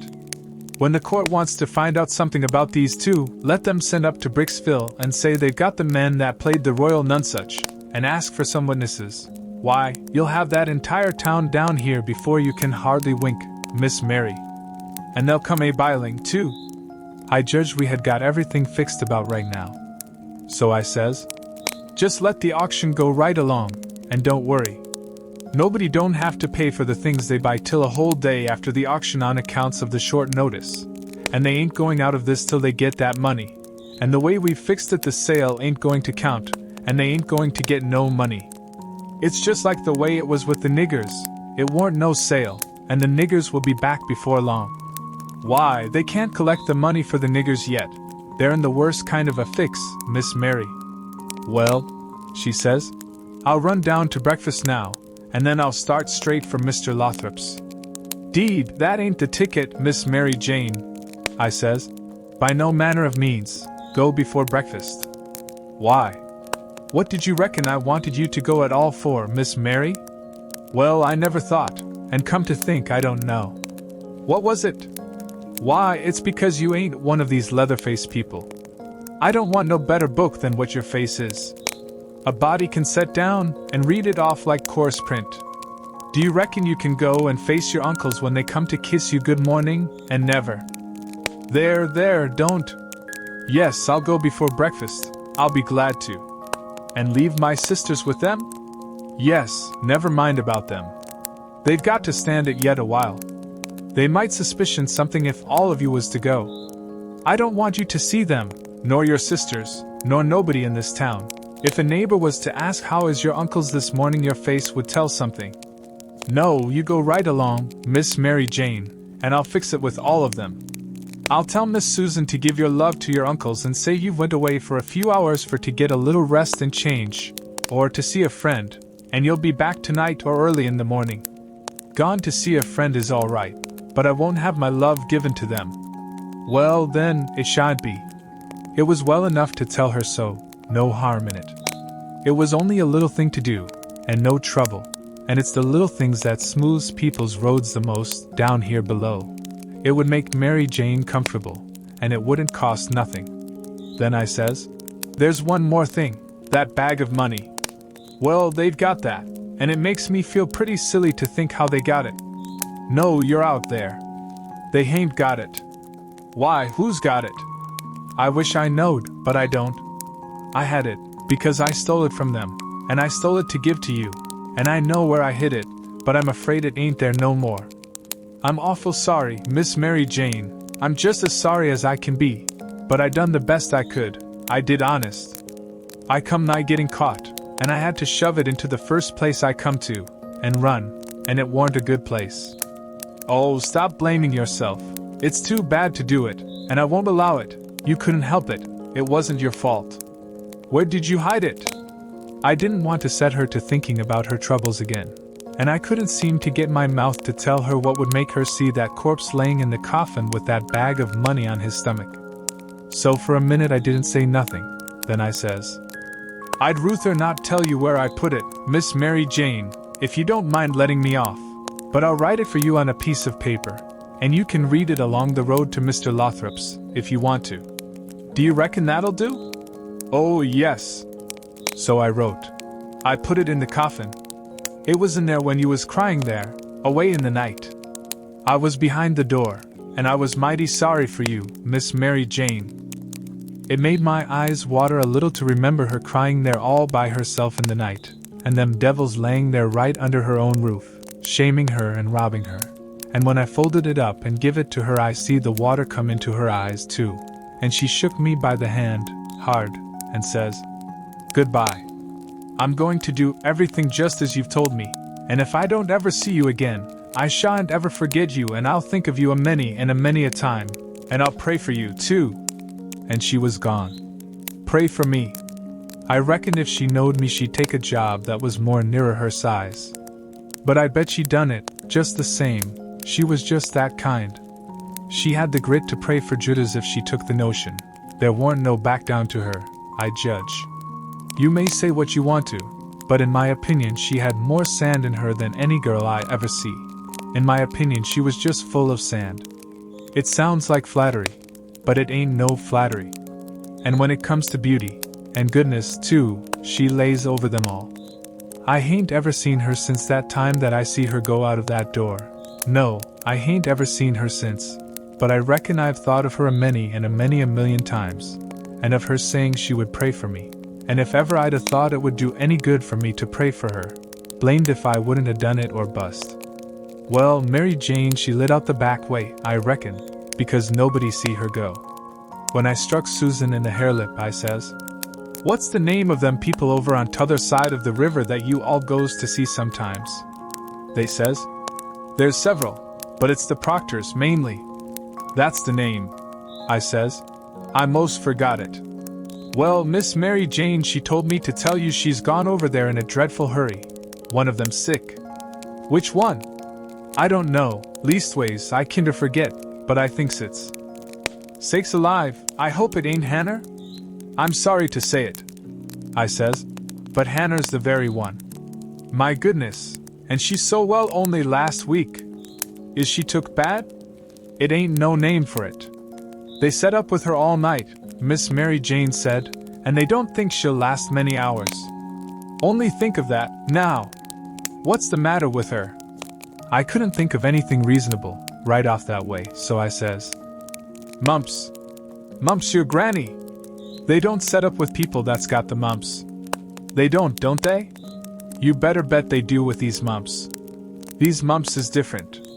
It's a new kind, Miss Mary Jane said. How's it a new kind? Because it's mixed up with other things. What other things? Well, measles, and whooping cough, and erysipelas, and consumption, and yaller janders, and brain fever, and I don't know what all. My land! And they call it the mumps? That's what Miss Mary Jane said. Well, what in the nation do they call it the mumps for? Why, because it is the mumps. That's what it starts with. Well, there ain't no sense in it. A body might stump his toe, and take poison, and fall down the well, and break his neck, and bust his brains out, and somebody come along and ask what killed him, and some numbskull up and say, why, he stumped his toe. Would there be any sense in that? No. And there ain't no sense in this, nother. Is it catching? Is it catching? Why, how you talk. Is a harrow catching, in the dark? If you don't hitch onto one tooth, you're bound to on another, ain't you? And you can't get away with that tooth without fetching the whole harrow along, can you? Well, these kind of mumps is a kind of a harrow, as you may say. And it ain't no slouch of a harrow, nother, you come to get it hitched on good. Well, it's awful, I think, says the harelip. I'll go to Uncle Harvey Ann. Oh, yes, I says. I would. Of course I would. I would lose no time. Well, why wouldn't you? Just look at it a minute, and maybe you can see. Hain't your uncles obliged to get along home to England as fast as they can? And do you reckon they'd be mean enough to go off and leave you to go all that journey by yourselves?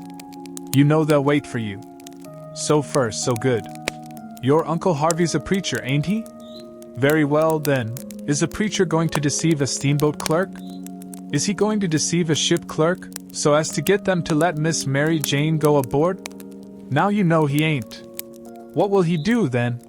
Why, he'll say, it's a great pity, but my church matters has got to get along the best way they can, for my niece has been exposed to the dreadful pluribus unum mumps, and so it's my bounden duty to sit down here and wait the 3 months it takes to show on her if she's got it. But never mind if you think it's best to tell your Uncle Harvey. Shucks, and stay fooling around here when we could all be having good times in England whilst we was waiting to find out whether Mary Jane's got it or not. Why, you talk like a muggins. Well, anyway, maybe you'd better tell some of the neighbors. Listen at that, now. You do beat all for natural stupidness. Can't you see that they'd go and tell? There ain't no way but just to not tell anybody at all. Well, maybe you're right. Yes, I judge you are right. But I reckon we ought to tell Uncle Harvey she's gone out a while, anyway, so he won't be uneasy about her. Yes, Miss Mary Jane, she wanted you to do that. She says, tell them to give Uncle Harvey and William my love and a kiss, and say I've run over the river to see Mr. What is the name of that rich family your Uncle Peter used to think so much of? I mean the one that. Why, you must mean the Apthorpes, ain't it? Of course. Bother them kind of names. A body can't ever seem to remember them, half the time, somehow. Yes, she said, say she has run over for to ask the Apthorpes to be sure and come to the auction and buy this house, because she allowed her Uncle Peter would ruther they had it than anybody else, and she's going to stick to them till they say they'll come, and then, if she ain't too tired, she's coming home, and if she is, she'll be home in the morning anyway. She said, don't say nothing about the Proctors, but only about the Apthorpes, which'll be perfectly true, because she is going there to speak about their buying the house. I know it, because she told me so herself. All right, they said, and cleared out to lay for their uncles, and give them the love and the kisses, and tell them the message. Everything was all right now. The girls wouldn't say nothing because they wanted to go to England, and the King and the Duke would ruther Mary Jane was off working for the auction then around in reach of Dr. Robinson. I felt very good. I judged I had done it pretty neat. I reckon Tom Sawyer couldn't have done it no neater himself. Of course he would have throwed more style into it, but I can't do that very handy, not being brung up to it. Well, they held the auction in the public square, along towards the end of the afternoon, and it strung along, and the old man he was on hand and looking his level pisonist, up there long side of the auctioneer, and chipping in a little scripture now and then. or a little goody-goody saying of some kind, and the Duke he was around googling for sympathy all he knowed how, and just spreading himself generally. But by and by the thing dragged through, and everything was sold, everything but a little old trifling lot in the graveyard. So they'd got to work that off. I never see such a giraffe as the king was for wanting to swallow everything. Well, whilst they was at it a steamboat landed, and in about 2 minutes up comes a crowd whooping and yelling and laughing and carrying on, and singing out, "Here's your opposition line! Here's your 2 sets o' heirs to old Peter Wilkes, and you pays your money and you takes your choice."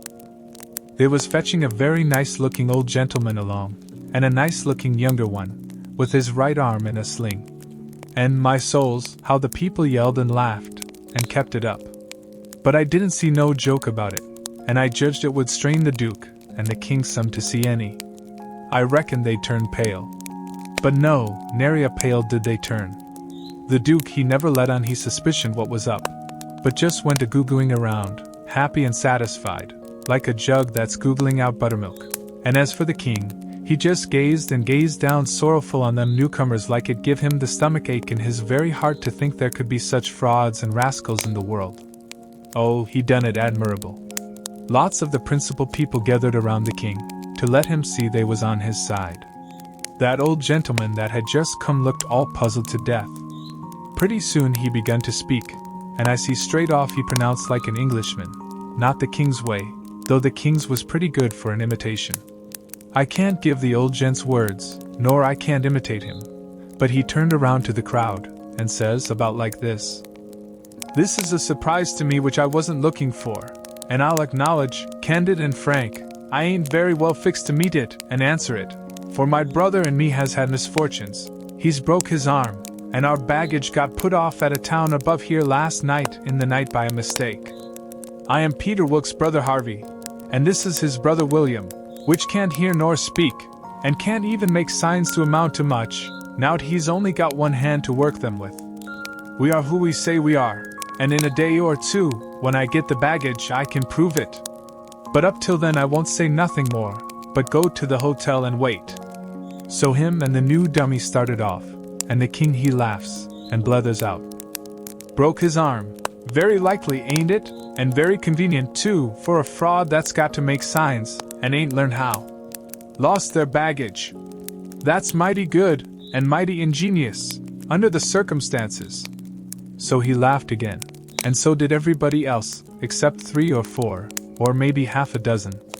One of these was that doctor.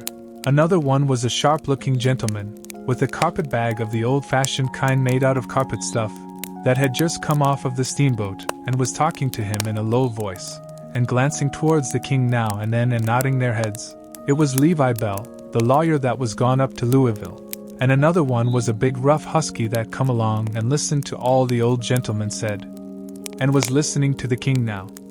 And when the King got done this husky up and says, "Say, looky here, if you are Harvey Wilkes, when do you come to this town?" "The day before the funeral, friend," says the King. "But what time o' day?" "In the evening, 'bout an hour or 2 before sundown." "How'd you come?" "I come down on the Susan Powell from Cincinnati." "Well then, how'd you come to be up at the Pint in the morning, in a canoe?" "I warn't up at the Pint in the morning.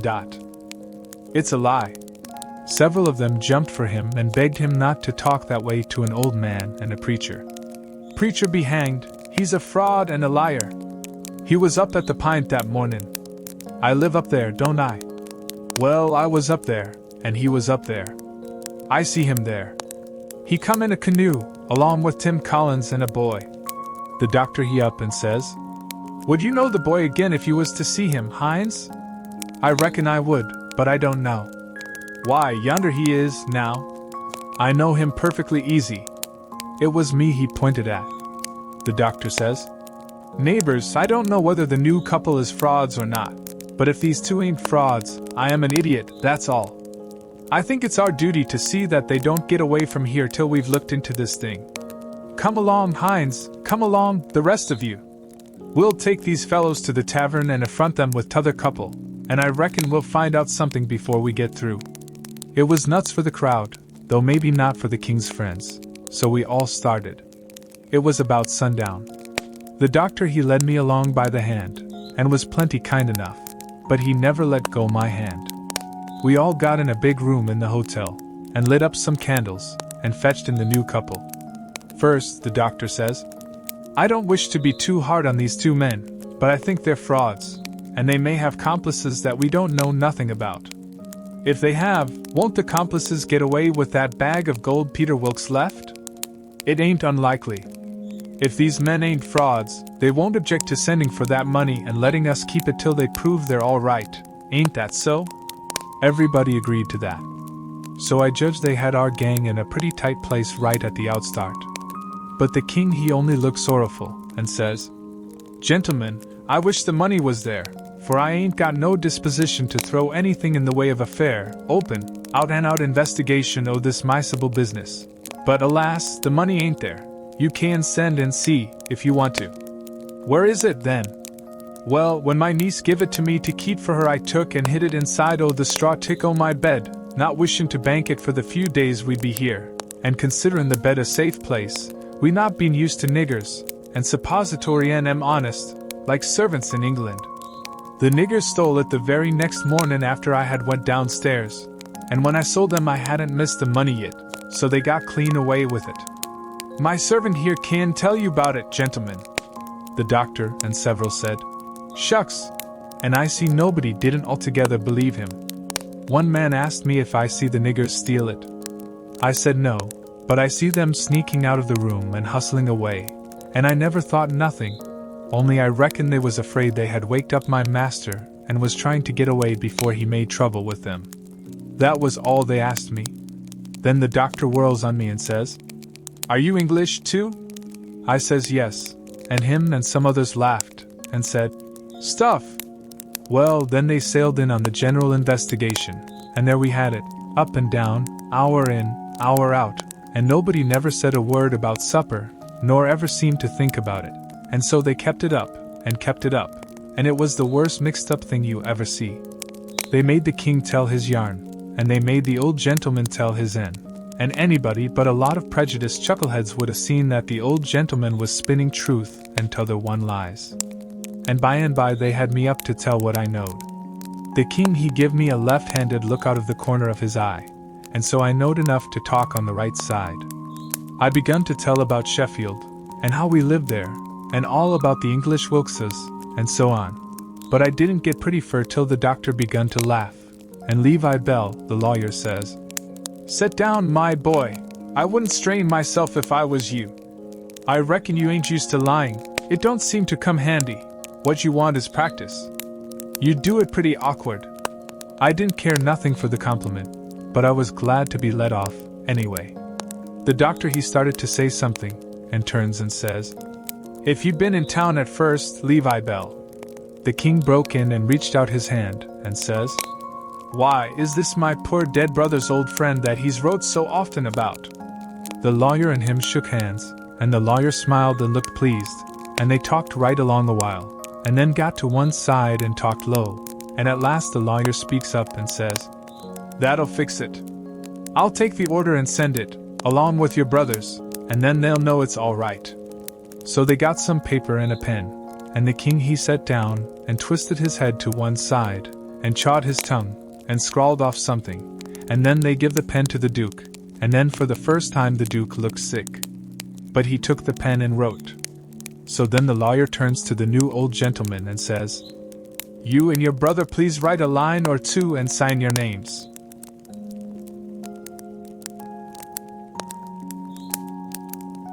The old gentleman wrote, but nobody couldn't read it. The lawyer looked powerful astonished, and says, Well, it beats me, and snaked a lot of old letters out of his pocket, and examined them, and then examined the old man's writing, and then them again, and then says, These old letters is from Harvey Wilkes, and here's these two handwritings, and anybody can see they didn't write them. The king and the duke looked old and foolish, I tell you, to see how the lawyer had took them in. And here's this old gentleman's handwriting, and anybody can tell, easy enough, he didn't write them, fact is. The scratches he makes ain't properly writing at all. Now, here's some letters from. The new old gentleman says, If you please, let me explain. Nobody can read my hand but my brother there, so he copies for me.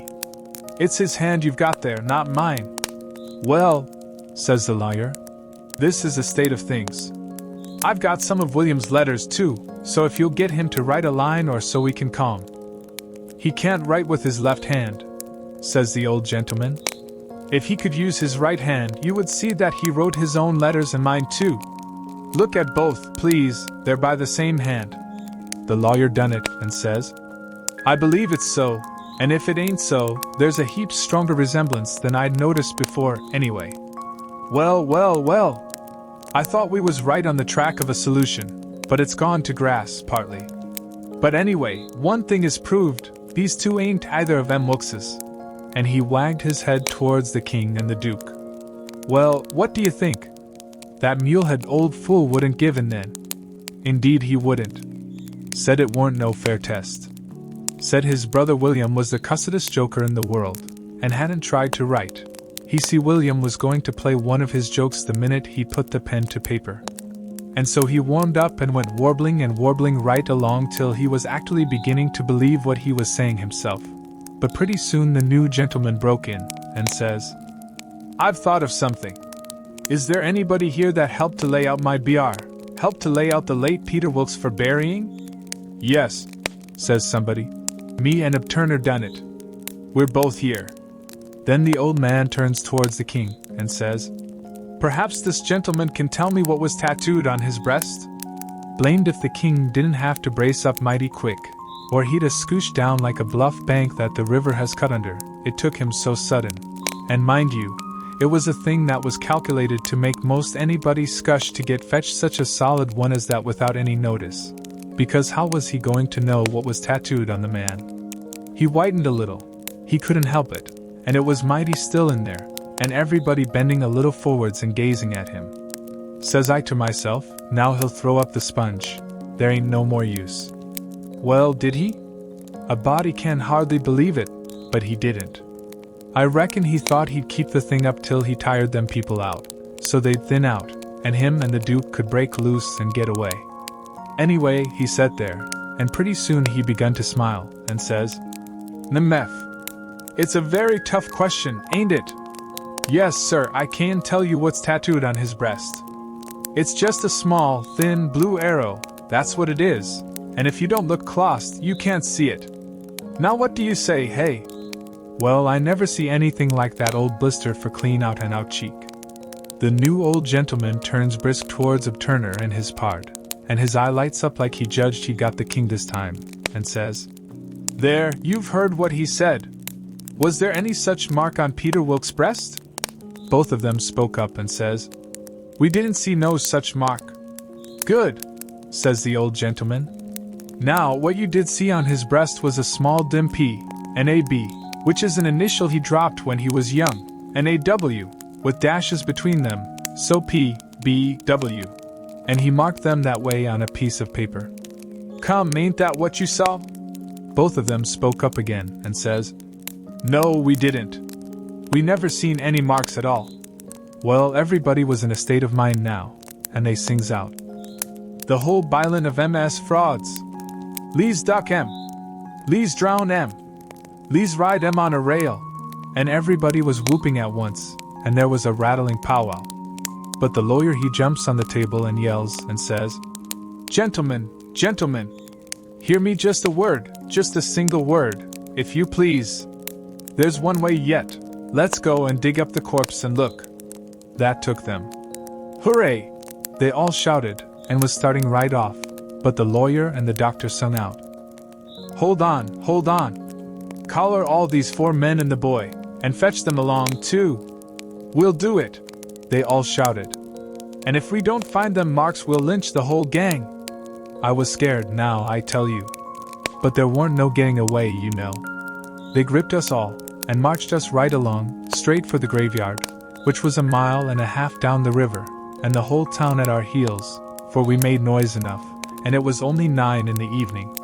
As we went by our house, I wished I hadn't sent Mary Jane out of town, because now if I could tip her the wink, she'd light out and save me, and blow on our deadbeats. Well, we swarmed along down the river road, just carrying on like wildcats, and to make it more scary, the sky was darking up, and the lightning beginning to wink and flitter, and the wind to shiver amongst the leaves. This was the most awful trouble and most dangersome I ever was in, and I was kinder stunned. Everything was going so different from what I had allowed for. Instead of being fixed so I could take my own time if I wanted to, and see all the fun, and have Mary Jane at my back to save me and set me free when the clothes fit come, here was nothing in the world betwixt me and sudden death but just them tattoo marks. If they didn't find them. I couldn't bear to think about it, and yet, somehow, I couldn't think about nothing else. It got darker and darker, and it was a beautiful time to give the crowd the slip. But that big husky had me by the wrist, Hines, and a body might as well try to give Golier the slip. He dragged me right along, he was so excited, and I had to run to keep up. When they got there they swarmed into the graveyard and washed over it like an overflow. And when they got to the grave they found they had about 100 times as many shovels as they wanted, but nobody hadn't thought to fetch a lantern. But they sailed into digging anyway by the flicker of the lightning, and sent a man to the nearest house, a half a mile off, to borrow one. So they dug and dug like everything, and it got awful dark, and the rain started, and the wind swished and swushed along, and the lightning come brisker and brisker, and the thunder boomed. But them people never took no notice of it, they was so full of this business, and 1 minute you could see everything and every face in that big crowd, and the shovelfuls of dirt sailing up out of the grave, and the next second the dark wiped it all out, and you couldn't see nothing at all. At last they got out the coffin and begun to unscrew the lid, and then such another crowding and shouldering and shoving as there was, to scrooge in and get a sight you never see, and in the dark, that way, it was awful. Hines he hurt my wrist dreadful pulling and tugging so, and I reckon he clean forgot I was in the world, he was so excited and panting. All of a sudden the lightning let go a perfect sluice of white glare, and somebody sings out, "By the living Jingo, here's the bag of gold on his breast." Hines let out a whoop, like everybody else, and dropped my wrist and give a big surge to bust his way in and get a look, and the way I lit out and shinned for the road in the dark there ain't nobody can tell. I had the road all to myself, and I fairly flew, leastways, I had it all to myself except the solid dark, and the now and then glares, and the buzzing of the rain, and the thrashing of the wind, and the splitting of the thunder, and sure as you are born I did clip it along. When I struck the town I see there warn't nobody out in the storm, so I never hunted for no back streets, but humped it straight through the main one, and when I begun to get towards our house I aimed my eye and set it. No light there, the house all dark, which made me feel sorry and disappointed, I didn't know why. But at last, just as I was sailing by, flash comes the light in Mary Jane's window, and my heart swelled up sudden, like to bust, and the same second the house and all was behind me in the dark, and wasn't ever going to be before me no more in this world. She was the best girl I ever see, and had the most sand. The minute I was far enough above the town to see I could make the towhead, I begun to look sharp for a boat to borrow, and the first time the lightning showed me one that wasn't chained I snatched it and shoved. It was a canoe, and weren't fastened with nothing but a rope. The towhead was a rattling big distance off, away out there in the middle of the river, but I didn't lose no time, and when I struck the raft at last I was so faggied I would have just laid down to blow and gasp if I could afforded it. But I didn't. As I sprung aboard I sung out, "Out with you, Jim, and set her loose! Glory be to goodness, we're shut of them!" Jim lit out, and was coming for me with both arms spread, he was so full of joy. But when I glimpsed him in the lightning my heart shot up in my mouth and I went overboard backwards, for I forgot he was old King Lear and a drowned dead Arab all in one, and it most scared the livers and lights out of me. But Jim fished me out, and was going to hug me and bless me, and so on. He was so glad I was back and we was shut of the king and the duke, but I says, "Not now, have it for breakfast, have it for breakfast. Cut loose and let her slide." So in 2 seconds away we went sliding down the river, and it did seem so good to be free again and all by ourselves on the big river, and nobody to bother us. I had to skip around a bit, and jump up and crack my heels a few times, I couldn't help it. But about the third crack I noticed a sound that I knowed mighty well, and held my breath and listened and waited, and sure enough, When the next flash busted out over the water, here they come, and just a-laying to their oars and making their skiff hum. It was the king and the duke.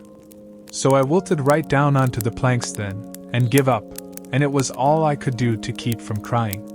When they got aboard, the king went for me, and shook me by the collar, and says, "Trying to give us the slip, was ye, you pup? Tired of our company, hey?" I says, "No, your majesty, we weren't. Please don't, your majesty." "Quick then, and tell us what was your idea, or I'll shake the insides out o' you." "Honest, I'll tell you everything just as it happened, your majesty. The man that had a holt of me was very good to me, and kept saying he had a boy about as big as me that died last year, and he was sorry to see a boy in such a dangerous fix. And when they was all took by surprise by finding the gold, and made a rush for the coffin, he lets go of me and whispers, 'Heal it now, or they'll hang ye, sure,' and I lit out. It didn't seem no good for me to stay. I couldn't do nothing, and I didn't want to be hung if I could get away. So I never stopped running till I found the canoe, and when I got here I told Jim to hurry, or they'd catch me and hang me yet, and said I was afeard you and the Duke wasn't alive now, and I was awful sorry, and so was Jim, and was awful glad when we see you coming. You may ask Jim if I didn't." Jim said it was so, and the king told him to shut up, and said, "Oh yes, it's mighty likely," and shook me up again, and said he reckoned he'd drown me. But the Duke says, "Lego the boy, you old idiot. Would you 'a done any different? Did you inquire around for him when you got loose?" "I don't remember it." So the king let go of me, and begun to cuss that town and everybody in it. But the Duke says, "You better a blame sight give yourself a good cussing, for you're the one that's entitled to it most. You hain't done a thing from the start that had any sense in it, except coming out so cool and cheeky with that imaginary blue arrow mark. That was bright, it was right down bully, and it was the thing that saved us. For if it hadn't been for that, they'd a jailed us till them Englishmen's baggage come, and then, the penitentiary, you bet. But that trick took 'em to the graveyard, and the gold done us a still bigger kindness. For if the excited fools hadn't let go all holts and made that rush to get a look, we'd a slept in our cravats tonight. Cravats warranted to wear, too, longer than we need 'em." There was still a minute, thinking. Then the king says, kind of absent-minded like, "Nemeth. And we reckon the niggers stole it." That made me squirm. "Yes," says the Duke, kinder slow and deliberate and sarcastic. "We did." After about a half a minute the king drawls out, "Leastways I did." The Duke says the same way. "On the contrary, I did." The king kind of ruffles up, and says, "Looky here, Bilgewater, what are you referring to?" The Duke says pretty brisk, "When it comes to that, maybe you'll let me ask, what was you referring to?" "Shucks," says the king, very sarcastic. "But I don't know, maybe you was asleep, and didn't know what you was about." The Duke bristles up now, and says, "Oh, let up on this cussed nonsense.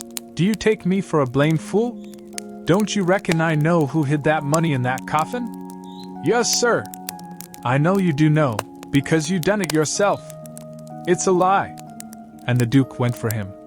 The king sings out, "Take wire hands off, Lego my throat. I take it all back." The Duke says, "Well, you just own up first that you did hide that money there, intending to give me the slip one of these days, and come back and dig it up, and have it all to yourself." "Wait just a minute, Duke. Answer me this one question, honest and fair. If you didn't put the money there, say it, and I'll believe you, and take back everything I said." "You old scoundrel, I didn't, and you know I didn't." "There, now." "Well, then, I believe you. But answer me only just this one more. Now don't get mad. Didn't you have it in your mind to hook the money and hide it?" The Duke never said nothing for a little bit. Then he says, "Well, I don't care if I didn't do it anyway. But you not only had it in mind to do it, but you done it. I wished I never die if I done it, Duke, and that's honest. I won't say I weren't going to do it, because I was. But you, I mean somebody, got in ahead o' me. It's a lie. You done it, and you got to say you done it, or—" The king began to gurgle, and then he gasps out, "'Nuff, I own up." I was very glad to hear him say that. it made me feel much more easier than what I was feeling before. So the Duke took his hands off and says, "If you ever deny it again, I'll drown you. It's well for you to sit there and blubber like a baby. It's fitting for you, after the way you've acted. I never see such an old ostrich for wanting to gobble everything, and I ain't trusting you all the time, like you was my own father. You ought to been ashamed of yourself to stand by and hear it saddled on to a lot of poor niggers, and you never say a word for 'em. It makes me feel ridiculous to think I was soft enough to believe that rubbish. Cuss you, I can see now why you was so anxious to make up the deficit. You wanted to get what money I'd got out of the nonsuch and one thing or another, and scoop it all," the king says, timid, and still snuffling. "Why, Duke, it was you that said make up the deficit, it warn't me. Dry up. I don't want to hear no more out of you," says the Duke. "And now you see what you got by it. They've got all their own money back, and all of ourn but a shekel or two besides. Glong to bed, and don't you defersit me no more defersits, long as you live." So the king sneaked into the wigwam and took to his bottle for comfort, and before long the Duke tackled his bottle, and so in about a half an hour they was as thick as thieves again, and the tighter they got, the lovinger they got, and went off snoring in each other's arms. They both got powerful mellow, but I noticed the king didn't get mellow enough to forget to remember to not deny about hiding the money bag again. That made me feel easy and satisfied. Of course, when they got to snoring we had a long gabble, and I told Jim everything. We didn't stop again at any town for days and days, kept right along down the river. We was down south in the warm weather now, and a mighty long ways from home. We begun to come to trees with Spanish moss on them, hanging down from the limbs like long, gray beards. It was the first I ever see it growing, and it made the woods look solemn and dismal. So now the frauds reckoned they was out of danger, and they begun to work the villages again.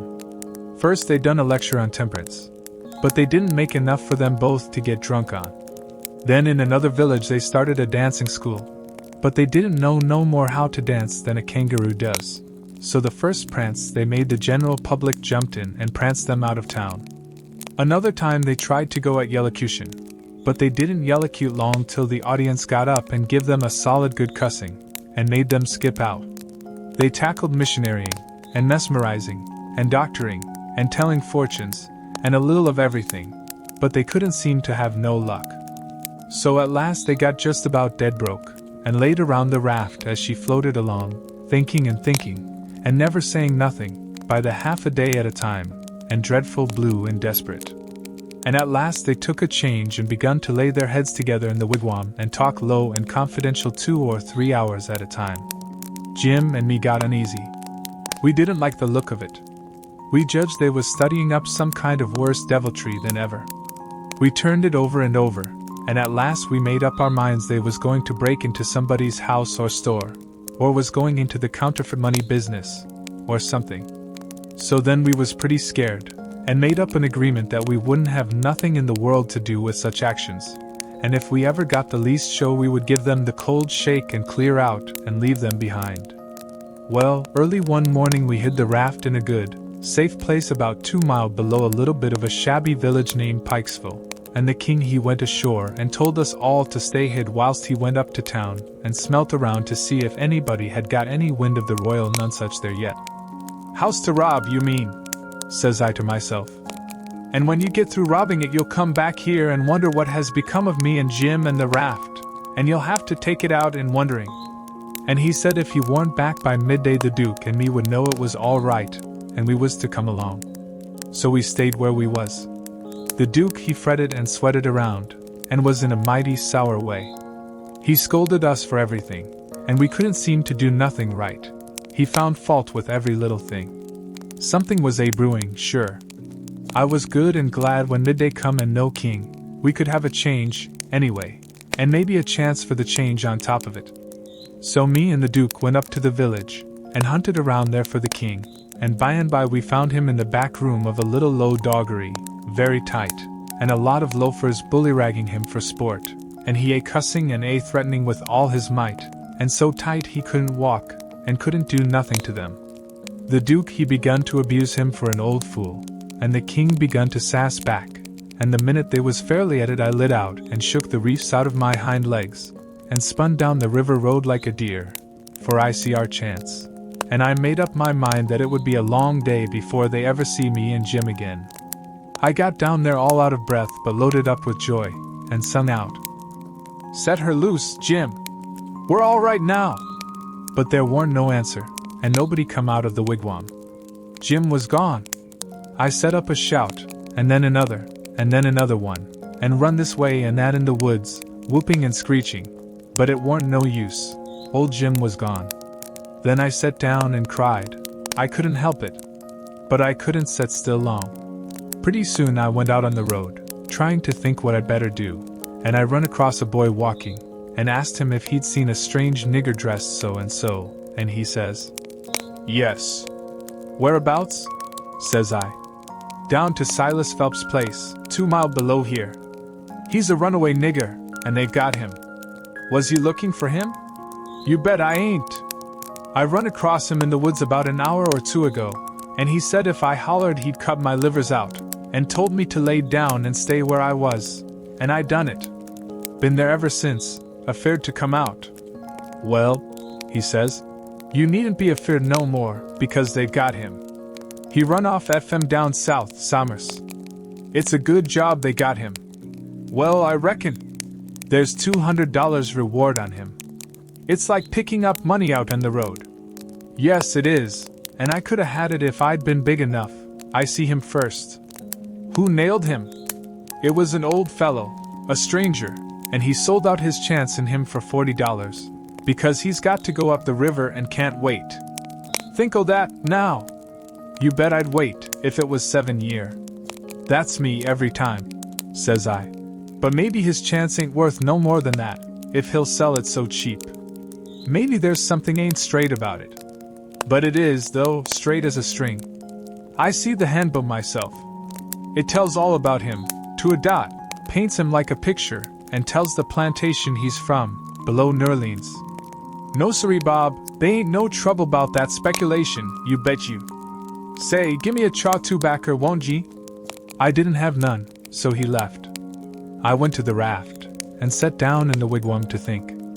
But I couldn't come to nothing. I thought till I wore my head sore, but I couldn't see no way out of the trouble. After all this long journey, and after all we'd done for them scoundrels, here it was all come to nothing, everything all busted up and ruined, because they could have the heart to serve Jim such a trick as that, and make him a slave again all his life, and amongst strangers, too, for $40 dirty. Once I said to myself it would be 1,000 times better for Jim to be a slave at home where his family was, as long as he'd got to be a slave, and so I'd better write a letter to Tom Sawyer, and tell him to tell Miss Watson where he was. But I soon give up that notion for 2 things. She'd be mad and disgusted at his rascality and ungratefulness for leaving her, and so she'd sell him straight down the river again. And if she didn't, everybody naturally despises an ungrateful nigger, and they'd make Jim feel it all the time, and so he'd feel ornery and disgraced. And then think of me. It would get all around that Huck Finn helped a nigger to get his freedom, and if I was ever to see anybody from that town again I'd be ready to get down and lick his boots for shame. That's just the way a person does a low-down thing, and then he don't want to take no consequences of it. Thinks as long as he can hide it, it ain't no disgrace. That was my fix exactly. The more I studied about this, the more my conscience went to grinding me, and the more wicked and low-down and ornery I got to feeling. And at last, when it hit me all of a sudden that here was the plain hand of Providence slapping me in the face and letting me know my wickedness was being watched all the time from up there in heaven, whilst I was stealing a poor old woman's nigger that hadn't ever done me no harm, and now was showing me there's one that's always on the lookout, and ain't going to allow no such miserable doings to go only just so fur and no further. I most dropped in my tracks, I was so scared. Well, I tried the best I could to kinder soften it up somehow for myself by saying I was brung up wicked, and so I warn't so much to blame, but something inside of me kept saying, "There was the Sunday school, you could have gone to it, and if you'd have done it they'd have learnt you there that people that acts as I'd been acting about that nigger goes to everlasting fire." It made me shiver, and I about made up my mind to pray, and see if I couldn't try to quit being the kind of a boy I was and be better. So I kneeled down. But the words wouldn't come. Why wouldn't they? It warn't no use to try and hide it from him. Nor from me, either. I knowed very well why they wouldn't come. It was because my heart warn't right. It was because I warn't square. It was because I was playing double. I was letting on to give up sin. But away inside of me I was holding on to the biggest one of all. I was trying to make my mouth say I would do the right thing and the clean thing, and go and write to that nigger's owner and tell where he was. But deep down in me I knowed it was a lie, and he knowed it. You can't pray a lie, I found that out. So I was full of trouble, full as I could be, and didn't know what to do. At last I had an idea, and I says, I'll go and write the letter, and then see if I can pray. Why, it was astonishing, the way I felt as light as a feather right straight off, and my troubles all gone. So I got a piece of paper and a pencil, all glad and excited, and sat down and wrote. Miss Watson, your runaway nigger Jim is down here 2 miles below Pikesville, and Mr. Phelps has got him, and he will give him up for the reward if you send. Huck Finn.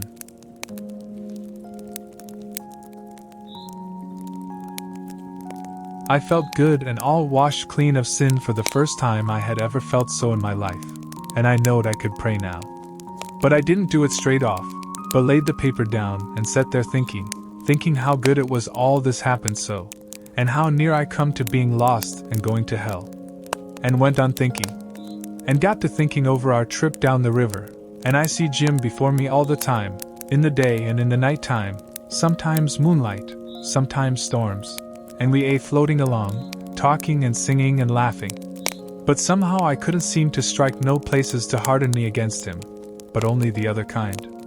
I'd see him standing my watch on top of his inn, stead of calling me, so I could go on sleeping, and see him how glad he was when I come back out of the fog, and when I come to him again in the swamp, up there where the feud was, and such like times, and would always call me honey, and pet me and do everything he could think of for me.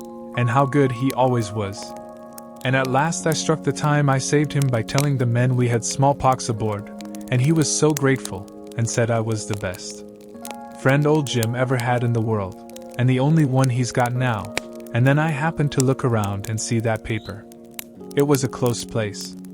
I took it up, and held it in my hand. I was trembling, because I'd got to decide, forever, betwixt two things, and I knowed it.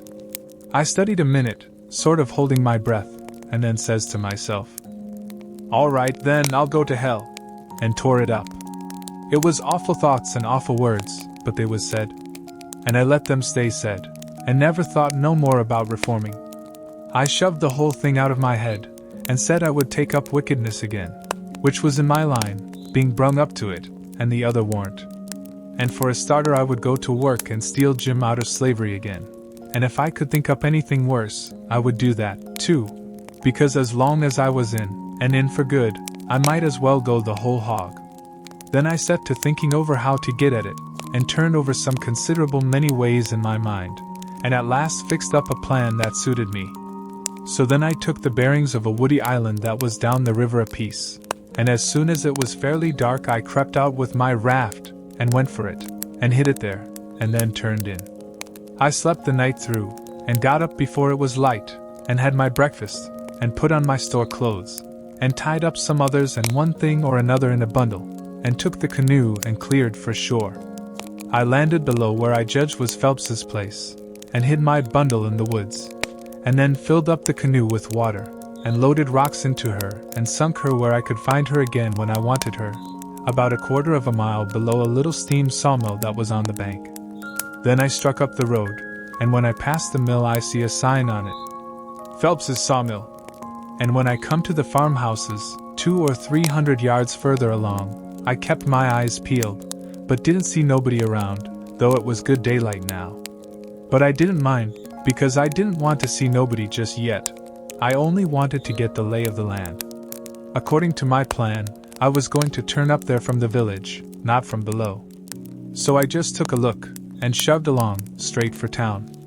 Well, the very first man I see when I got there was the Duke. He was sticking up a bill for the Royal Nonsuch, 3-night performance, like that other time. They had the cheek, them frauds. I was right on him before I could shirk. He looked astonished and says, "Hello! Where'd you come from?" Then he says, kind of glad and eager, "Where's the raft? Got her in a good place." I says, "Why, that's just what I was going to ask your grace." Then he didn't look so joyful, and says, "What was your idea for asking me?" He says, "Well," I says, "when I see the king in that doggery yesterday, I says to myself, we can't get him home for hours, till he's sober, so I went a-loafing around town to put in the time and wait. A man up and offered me 10 cents to help him pull a skiff over the river and back to fetch a sheep, and so I went along. But when we was dragging him to the boat, and the man left me a holt of the rope and went behind him to shove him along, he was too strong for me and jerked loose and run, and we after him. We didn't have no dog, and so we had to chase him all over the country till we tired him out. We never got him till dark, then we fetched him over, and I started down for the raft. When I got there and see it was gone, I says to myself, they've got into trouble and had to leave, and they've took my nigger, which is the only nigger I've got in the world, and now I'm in a strange country, and ain't got no property no more, nor nothing, and no way to make my living, so I sat down and cried. I slept in the woods all night. But what did become of the raft then? And Jim, poor Jim? Blamed if I know, that is, what's become of the raft. That old fool had made a trade and got $40, and when we found him in the doggery, the loafers had matched $50 with him and got every cent but what he'd spent for whiskey. And when I got him home late last night and found the raft gone, we said, that little rascal has stole our raft and shook us, and run off down the river. I wouldn't shake my nigger, would I? The only nigger I had in the world, and the only property. We never thought of that. Fact is, I reckon we'd come to consider him our nigger. Yes, we did consider him so, goodness knows we had trouble enough for him. So when we see the raft was gone and we flat broke, there weren't anything for it but to try the royal none-such another shake. And I've pegged along ever since, dry as a powder horn. Where's that 10 cents? Give it here. I had considerable money, so I give him 10 cents, but begged him to spend it for something to eat, and give me some, because it was all the money I had, and I hadn't had nothing to eat since yesterday. He never said nothing. The next minute he whirls on me and says, "Do you reckon that nigger would blow on us? We'd skin him if he done that. How can he blow? Hain't he run off?" "No. That old fool sold him, and never divided with me, and the money's gone." "Sold him?" I says, and began to cry. "Why, he was my nigger, and that was my money. Where is he? I want my nigger." "Well, you can't get your nigger, that's all, so dry up your blubbering.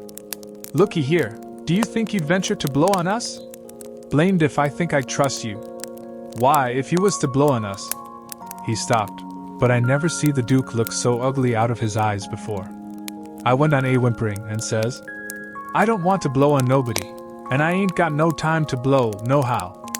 I got to turn out and find my nigger."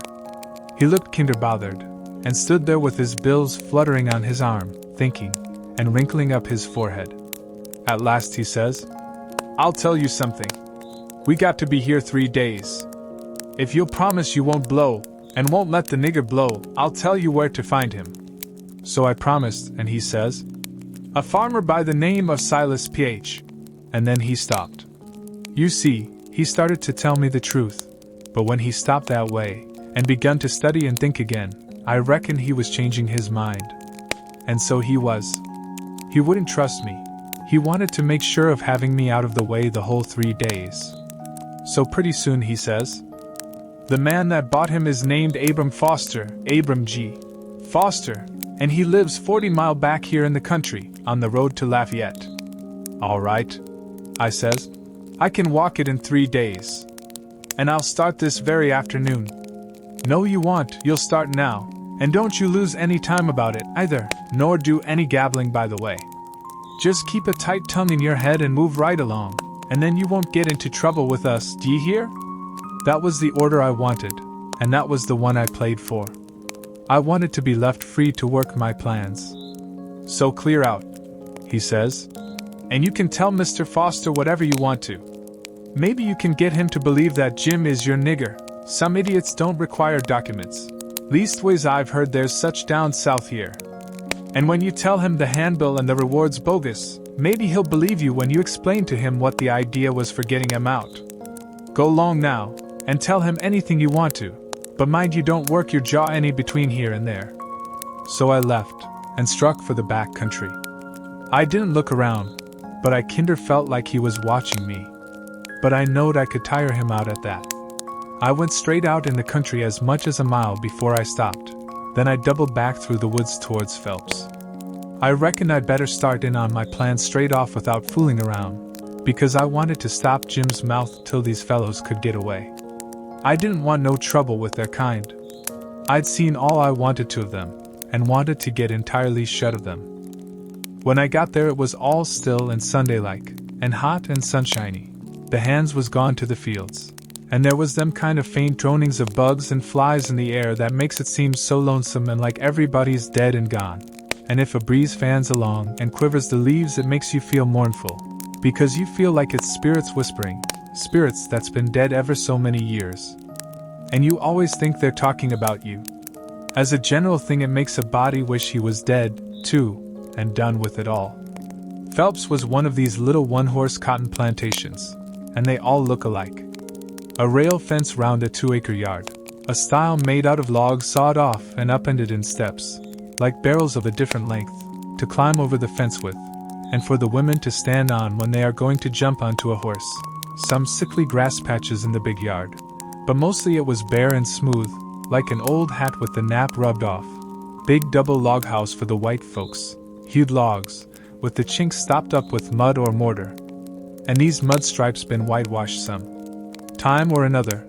Round log kitchen, with a big broad, open but roofed passage joining it to the house. Log smokehouse back of the kitchen. 3 little log nigger cabins in a row t'other side the smokehouse. 1 little hut all by itself away down against the back fence. And some outbuildings down a piece the other side. Ash hopper and big kettle to boil soap in by the little hut. Bench by the kitchen door, with bucket of water and a gourd. Hound asleep there in the sun. More hounds asleep. Roundabout, about 3 shade trees away off in a corner. Some currant bushes and gooseberry bushes in one place by the fence. Outside of the fence a garden and a watermelon patch. Then the cotton fields begins, and after the fields the woods. I went around and clomb over the back stile by the ash hopper, and started for the kitchen. When I got a little ways I heard the dim hum of a spinning wheel wailing along up and sinking along down again. And then I knowed for certain I wished I was dead, for that is the lonesomest sound in the whole world. I went right along, not fixing up any particular plan, but just trusting to Providence to put the right words in my mouth when the time come. For I noticed that Providence always did put the right words in my mouth if I left it alone. When I got halfway, first one hound and then another got up and went for me, and of course I stopped and faced them, and kept still. And such another powwow as they made. In a quarter of a minute I was a kind of a hub of a wheel, as you may say, spokes made out of dogs, circle of 15 of them packed together around me, with their necks and noses stretched up towards me, a barking and howling, and more a coming. You could see them sailing over fences and around corners from everywheres. A nigger woman come tearing out of the kitchen with a rolling pin in her hand, singing out, "Begone you Tige! You Spot! Begone sa!" And she fetched first one and then another of them a clip and sent them howling, and then the rest followed. And the next second half of them come back, wagging their tails around me, and making friends with me. There ain't no harm in a hound, nohow. And behind the woman comes a little nigger girl and 2 little nigger boys without anything on but tow linen shirts, and they hung on to their mother's gown, and peeped out from behind her at me, bashful, the way they always do. And here comes the white woman running from the house, about 45 or 50-year-old, bareheaded, and her spinning stick in her hand, and behind her comes her little white children, acting the same way the little niggers was doing. She was smiling all over so she could hardly stand, and says, "It's you, at last, ain't it?" I out with a, "Yes'm," before I thought. She grabbed me and hugged me tight, and then gripped me by both hands and shook, and the tears come in her eyes, and run down over, and she couldn't seem to hug and shake enough, and kept saying, You don't look as much like your mother as I reckon you would, but law's sakes, I don't care for that. I'm so glad to see you. Dear, dear, it does seem like I could eat you up. Children, it's your cousin Tom, tell him howdy. But they ducked their heads, and put their fingers in their mouths, and hid behind her. So she run on. Lisa, hurry up and get him a hot breakfast right away, or did you get your breakfast on the boat? I said I had got it on the boat. So then she started for the house, leading me by the hand, and the children tagging after. When we got there she set me down in a split-bottomed chair, and set herself down on a little low stool in front of me, holding both of my hands, and says, Now I can have a good look at you, and laws o' me, I've been hungry for it a many a time, all these long years, and it's come at last. We've been expecting you a couple of days and more. What kept you, boat get aground? Yes'm, she. Don't say yes'm, say Aunt Sally. Where'd she get aground? I didn't rightly know what to say, because I didn't know whether the boat would be coming up the river or down. But I go a good deal on instinct, and my instinct said she would be coming up, from down towards Orleans. That didn't help me much, though, for I didn't know the names of bars down that way. I see I'd got to invent a bar, or forget the name of the one we got aground on, or, now I struck an idea, and fetched it out. It warn't the grounding, that didn't keep us back but a little. We blowed out a cylinder head. Good gracious. Anybody hurt? No'n. Killed a nigger. Well, it's lucky, because sometimes people do get hurt. 2 years ago last Christmas your Uncle Silas was coming up from Nerleans on the old Lally Rook, and she blowed out a cylinder head and crippled a man. And I think he died afterwards. He was a Baptist. Your Uncle Silas knowed a family in Baton Rouge that knowed his people very well. Yes, I remember now, he did die. Mortification set in, and they had to amputate him. But it didn't save him. Yes, it was mortification, that was it.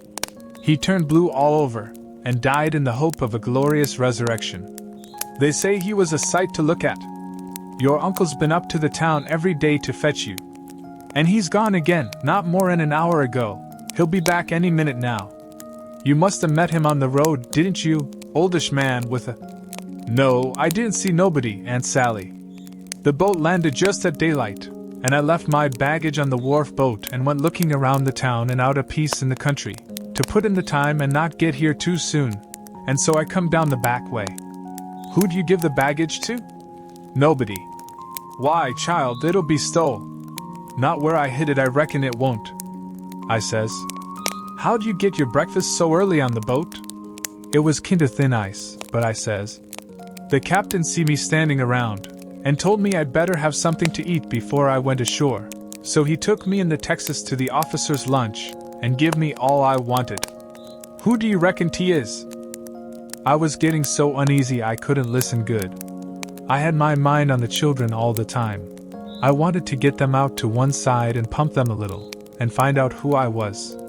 But I couldn't get no show. Mrs. Phelps kept it up and run on so. Pretty soon she made the cold chills streak all down my back, because she says, But here we're a-running on this way, and you hain't told me a word about Sis, nor any of them. Now I'll rest my works a little, and you start up yourn. Just tell me everything. Tell me all about every one of em, and how they are, and what they're doing, and what they told you to tell me, and every last thing you can think of. Well, I see I was up a stump, and up it good. Providence had stood by me this for all right, but I was hard and tight aground now. I see it warn't a bit of use to try to go ahead, I'd got to throw up my hand. So I says to myself, here's another place where I got to rest the truth. I opened my mouth to begin, but she grabbed me and hustled me in behind the bed, and says, Here he comes! Stick your head down lower, there, that'll do, you can't be seen now. Don't you let on you're here. I'll play a joke on him. Children, don't you say a word. I see I was in a fix now. But it warn't no use to worry. There warn't nothing to do but just hold still, and try and be ready to stand from under when the lightning struck. I had just one little glimpse of the old gentleman when he come in, then the bed hit him. Mrs. Phelps she jumps for him, and says, Has he come? No, says her husband. Goodness gracious. she says. What in the world can have become of him? I can't imagine, says the old gentleman. And I must say it makes me dreadful uneasy. Uneasy, she says. I'm ready to go distracted. He must have come, and you've missed him along the road. I know it's so, something tells me so. Why, Sally, I couldn't miss him along the road, you know that. But oh dear, dear, what will Sis say? He must have come. You must have missed him. Oh, don't distress me any more, and I'm already distressed. I don't know what in the world to make of it. I'm at my wit's end, and I don't mind acknowledging I'm right down scared. But there's no hope that he's come, for he couldn't come and me miss him. Sally, it's terrible, just terrible. Something's happened to the boat, sure. Why, Silas? Look yonder, up the road, ain't that somebody coming? He sprung to the window at the head of the bed, and that give Mrs. Phelps the chance she wanted. She stooped down quick at the foot of the bed and give me a pull, and out I come. And when he turned back from the window, there she stood, a beaming and a smiling like a house afire, and I standing pretty meek and sweaty alongside. The old gentleman stared and says, Why, who's that? Who do you reckon 't is? I hain't no idea. Who is it? It's Tom Sawyer. By jings, I most slumped through the floor. But there warn't no time to swap knives. The old man grabbed me by the hand and shook, and kept on shaking, and all the time how the woman did dance around and laugh and cry, and then how they both did fire off questions about Sid, and Mary, and the rest of the tribe. But if they was joyful, it warn't nothing to what I was, for it was like being born again. I was so glad to find out who I was. Well, they froze to me for 2 hours, and at last, when my chin was so tired it couldn't hardly go any more, I had told them more about my family, I mean the Sawyer family, than ever happened to any 6 Sawyer families. And I explained all about how we blowed out a cylinder head at the mouth of White River, and it took us 3 days to fix it. Which was all right, and worked first rate, because they didn't know but what it would take 3 days to fix it. If I'd have called it a bolt head it would have done just as well. Now I was feeling pretty comfortable all down one side, and pretty uncomfortable all up the other. Being Tom Sawyer was easy and comfortable, and it stayed easy and comfortable till by and by I hear a steamboat coughing along down the river. Then I says to myself, "S'pose Tom Sawyer comes down on that boat? And s'pose he steps in here any minute, and sings out my name before I can throw him a wink to keep quiet? Well, I couldn't have it that way. It wouldn't do at all. I must go up the road and waylay him." So I told the folks I reckoned I would go up to the town and fetch down my baggage. The old gentleman was for going along with me, but I said no, I could drive the horse myself, and I drew that he wouldn't take no trouble about me. So I started for town in the wagon, and when I was halfway I see a wagon coming, and sure enough it was Tom Sawyer, and I stopped and waited till he come along. I says, "Hold on," and it stopped alongside, and his mouth opened up like a trunk, and stayed so, and he swallowed 2 or 3 times like a person that's got a dry throat, and then says, "I hain't ever done you no harm. You know that. So then, what you want to come back and haunt me for?" I says, "I hain't come back, I hain't been gone." When he heard my voice it righted him up some, but he warn't quite satisfied yet. He says, "Don't you play nothing on me, because I wouldn't on you. Honest Injun now, you ain't a ghost?" "Honest Injun I ain't," I says. "Well, well, that ought to settle it, of course, but I can't somehow seem to understand it no way. Looky here, weren't you ever murdered at all?" "No. I warn't ever murdered at all, I played it on them." "You come in here and feel of me if you don't believe me." So he done it, and it satisfied him, and he was that glad to see me again he didn't know what to do. And he wanted to know all about it right off, because it was a grand adventure, and mysterious, and so it hit him where he lived. But I said, leave it alone till by and by, and told his driver to wait, and we drove off a little piece, and I told him the kind of a fix I was in, and what did he reckon we better do? He said, let him alone a minute, and don't disturb him. So he thought, and pretty soon he says, "It's all right, I've got it. Take my trunk in your wagon, and let on it's your end, and you turn back and fool along slow, so as to get to the house about the time you ought to, and I'll go towards town a piece, and take a fresh start, and get there a quarter or a half an hour after you, and you needn't let on to know me at first. I says, all right, but wait a minute. There's one more thing, a thing that nobody don't know but me. And that is, there's a nigger here that I'm trying to steal out of slavery, and his name is Jim, old Miss Watson's Jim. He says, what? Why, Jim is... He stopped and went to studying. I says, I know what you'll say. You'll say it's dirty, low-down business, but what if it is? I'm low down, and I'm going to steal him, and I want you to keep mum and not let on. Will you? His eye lit up, and he says, I'll help you steal him. Well, I let go all holts then, like I was shot. It was the most astonishing speech I ever heard, and I'm bound to say Tom Sawyer fell considerable in my estimation. Only I couldn't believe it. Tom Sawyer a nigger stealer. Oh, shucks!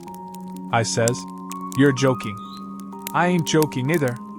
Well then, I says, joking or no joking, if you hear anything said about a runaway nigger, don't forget to remember that you don't know nothing about him, and I don't know nothing about him. Then we took the trunk and put it in my wagon, and he drove off his way and I drove mine. But of course I forgot all about driving slow on accounts of being glad and full of thinking, so I got home a heap too quick for that length of a trip. The old gentleman was at the door, and he says, why, this is wonderful! Whoever would have thought it was in that mare to do it? I wish we'd have timed her. And she hain't sweated a hair, not a hair. It's wonderful. Why, I wouldn't take $100 for that horse now, I wouldn't, honest, and yet I'd have sold her for 15 before, and thought 'twas all she was worth. That's all he said. He was the innocentest, best old soul I ever see.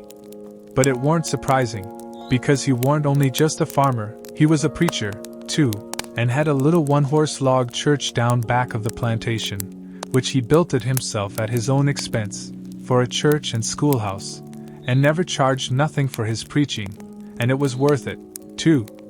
There was plenty other farmer preachers like that, and done the same way, down south. In about half an hour Tom's wagon drove up to the front stile, and Aunt Sally she see it through the window, because it was only about 50 yards, and says, why, there's somebody come! I wonder who 'tis. Why, I do believe it's a stranger. Jimmy, that's one of the children. Run and tell Lisa to put on another plate for dinner.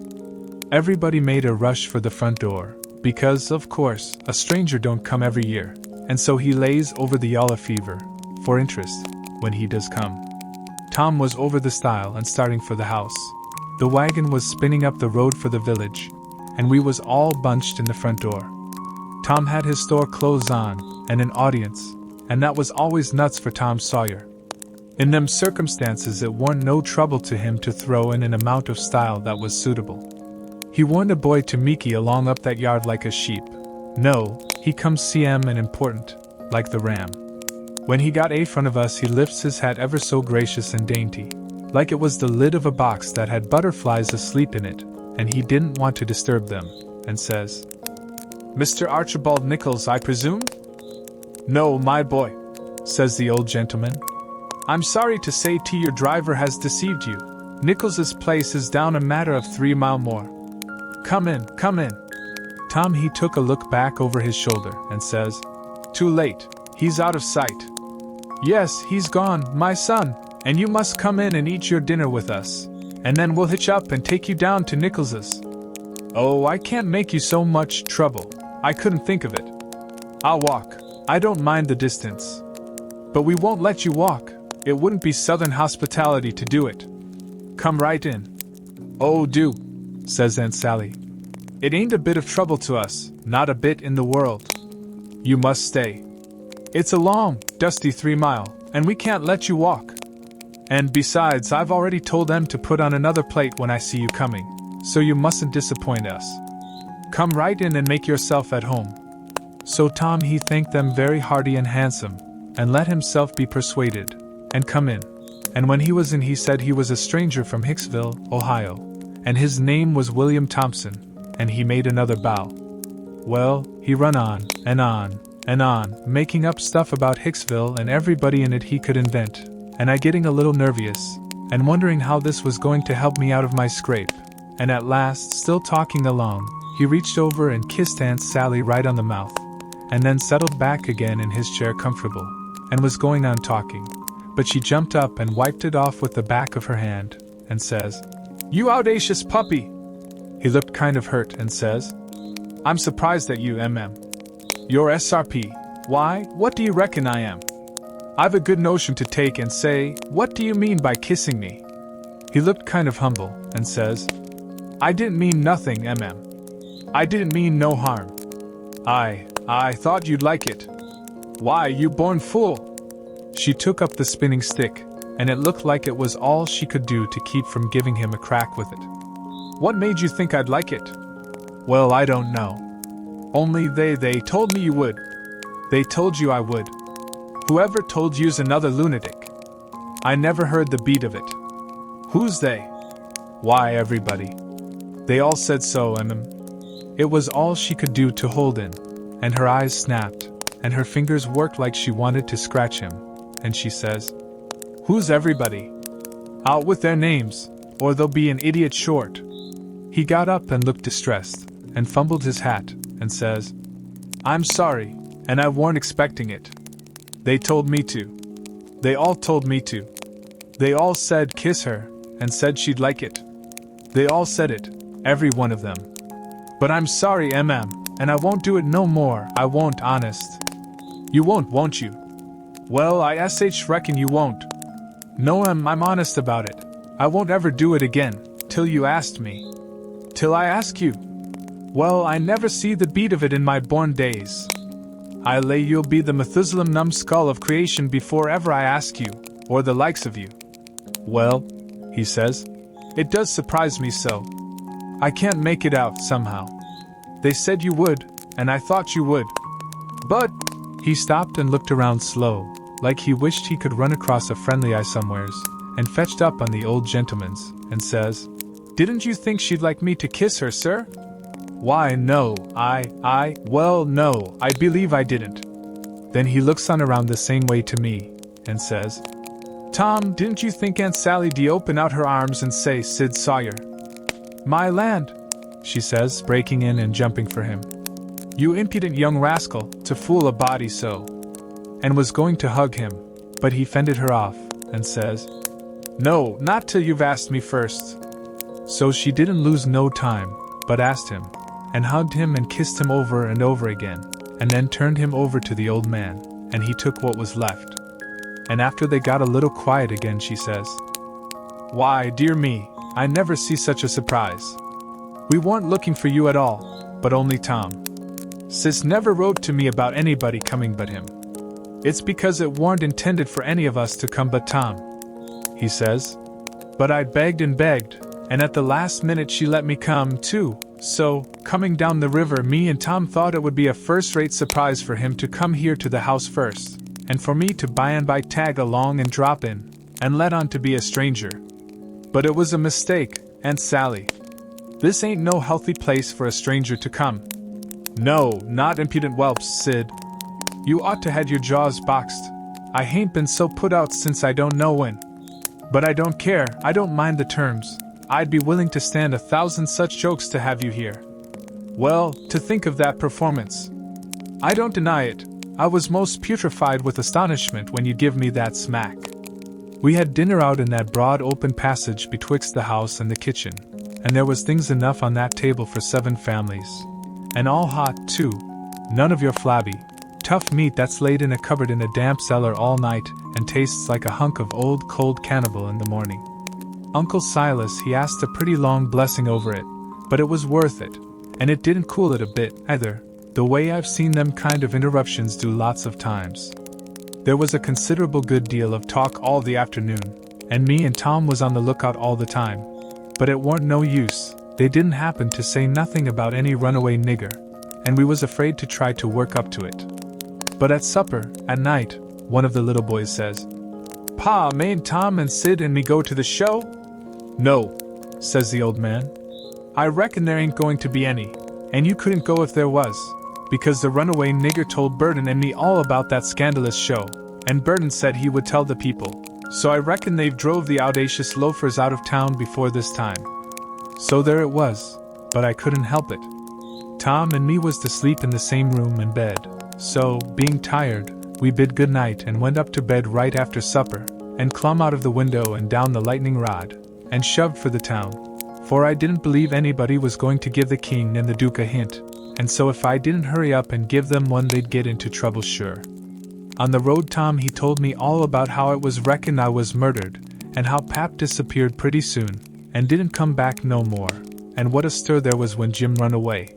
And I told Tom all about our Royal Nonsuch rapscallions, and as much of the raft voyage as I had time to, and as we struck into the town and up through to the middle of it, it was as much as 8:30 then. Here comes a raging rush of people with torches, and an awful whooping and yelling, and banging tin pans and blowing horns, and we jumped to one side to let them go by, and as they went by I see they had the king and the duke astraddle of a rail, that is, I knowed it was the king and the duke, though they was all over tar and feathers, and didn't look like nothing in the world that was human, just looked like a couple of monstrous big soldier plumes. Well, it made me sick to see it, and I was sorry for them poor pitiful rascals. It seemed like I couldn't ever feel any hardness against them any more in the world. It was a dreadful thing to see. Human beings can be awful cruel to one another. We see we was too late, couldn't do no good. We asked some stragglers about it, and they said everybody went to the show looking very innocent, and laid low and kept dark till the poor old king was in the middle of his cavortings on the stage. Then somebody gave a signal, and the house rose up and went for them. So we poked along back home, and I warn't feeling so brash as I was before, but kind of ornery, and humble, and to blame, somehow, though I hadn't done nothing. But that's always the way. It don't make no difference whether you do right or wrong. A person's conscience ain't got no sense, and just goes for him anyway. If I had a yaller dog that didn't know no more than a person's conscience does, I would poison him. It takes up more room than all the rest of a person's insides, and yet ain't no good, no how. Tom Sawyer he says the same. We stopped talking, and got to thinking. By and by Tom says, "Looky here, Huck, what fools we are to not think of it before. I bet I know where Jim is." "No." "Where?" "In that hut down by the ash hopper." "Why, looky here. When we was at dinner, didn't you see a nigger man go in there with some victuals?" "Yes." "What did you think the victuals was for?" "For a dog." "So'd I." "Well, it wasn't for a dog." "Why?" "Because part of it was watermelon." "So it was, I noticed it." "Well, it does beat all that. I never thought about a dog not eating watermelon. It shows how a body can see and don't see at the same time. Well, the nigger unlocked the padlock when he went in, and he locked it again when he came out. He fetched Uncle a key about the time we got up from table, same key, I bet. Watermelon shows man, lock shows prisoner, and it ain't likely there's two prisoners on such a little plantation, and where the people's all so kind and good. Jim's the prisoner. All right, I'm glad we found it out detective fashion. I wouldn't give shucks for any other way. Now you work your mind, and study out a plan to steal Jim, and I will study out one too, and we'll take the one we like the best. What a head for just a boy to have. If I had Tom Sawyer's head I wouldn't trade it off to be a duke, nor mate of a steamboat, nor clown in a circus, nor nothing I can think of. I went to thinking out a plan, but only just to be doing something. I knowed very well where the right plan was going to come from. Pretty soon Tom says, "Ready?" "Yes," I says. "All right, bring it out." "My plan is this," I says. "We can easy find out if it's Jim in there. Then get up my canoe tomorrow night, and fetch my raft over from the island. Then the first dark night that comes steal the key out of the old man's breeches after he goes to bed, and shove off down the river on the raft with Jim, hiding daytimes and running nights, the way me and Jim used to do before. Wouldn't that plan work?" "Work? Why, certain a why it would work, like rats a fighting. But it's too blamed simple, there ain't nothing to it. What's the good of a plan that ain't no more trouble than that? It's as mild as goose milk. Why, Huck, it wouldn't make no more talk than breaking into a soap factory. I never said nothing, because I weren't expecting nothing different. But I knowed mighty well that whenever he got his plan ready it wouldn't have none of them objections to it. And it didn't. He told me what it was, and I see in a minute it was worth 15 of mine for style, and would make Jim just as free a man as mine would, and maybe get us all killed besides. So I was satisfied, and said we would waltz in on it. I needn't tell what it was here, because I knowed it wouldn't stay the way it was. I knowed he would be changing it around every which way as we went along, and heaving in new bullinesses wherever he got a chance. And that is what he done. Well, one thing was dead sure, and that was that Tom Sawyer was in earnest, and was actually going to help steal that nigger out of slavery. That was the thing that was too many for me. Here was a boy that was respectable and well brung up, and had a character to lose, and folks at home that had characters, and he was bright and not leather-headed, and knowing and not ignorant, and not mean, but kind, and yet here he was, without any more pride, or rightness, or feeling, than to stoop to this business, and make himself a shame, and his family a shame, before everybody. I couldn't understand it no way at all. It was outrageous, and I knowed I ought to just up and tell him so, and so be his true friend, and let him quit the thing right where he was and save himself. And I did start to tell him, but he shut me up, and says, "Don't you reckon I know what I'm about?" "Don't I generally know what I'm about?" "Yes." "Didn't I say I was going to help steal the nigger?" "Yes." "Well then." That's all he said, and that's all I said. It warn't no use to say any more, because when he said he'd do a thing, he always done it. But I couldn't make out how he was willing to go into this thing, so I just let it go, and never bothered no more about it. If he was bound to have it so, I couldn't help it. When we got home the house was all dark and still, so we went on down to the hut by the ash hopper for to examine it. We went through the yard so as to see what the hounds would do. They knowed us, and didn't make no more noise than country dogs is always doing when anything comes by in the night. When we got to the cabin we took a look at the front and the two sides, and on the side I warn't acquainted with, which was the north side, we found a square window hole, up tolerable high, with just one stout board nailed across it. I says, "Here's the ticket. This hole's big enough for Jim to get through if we wrench off the board." Tom says, "It's as simple as tit-tat-toe, 3 in a row, and as easy as playing hooky. I should hope we can find a way that's a little more complicated than that, Huck Finn." "Well then," I says, "how'll it do to saw him out, the way I done before I was murdered that time?" "That's more like," he says. "It's real mysterious, and troublesome, and good," he says. "But I bet we can find a way that's twice as long. There ain't no hurry. Please keep on looking around." Betwixt the hut and the fence, on the back side, was a lean-to that joined the hut at the eaves, and was made out of plank. It was as long as the hut, but narrow, only about 6 foot wide. The door to it was at the south end, and was padlocked.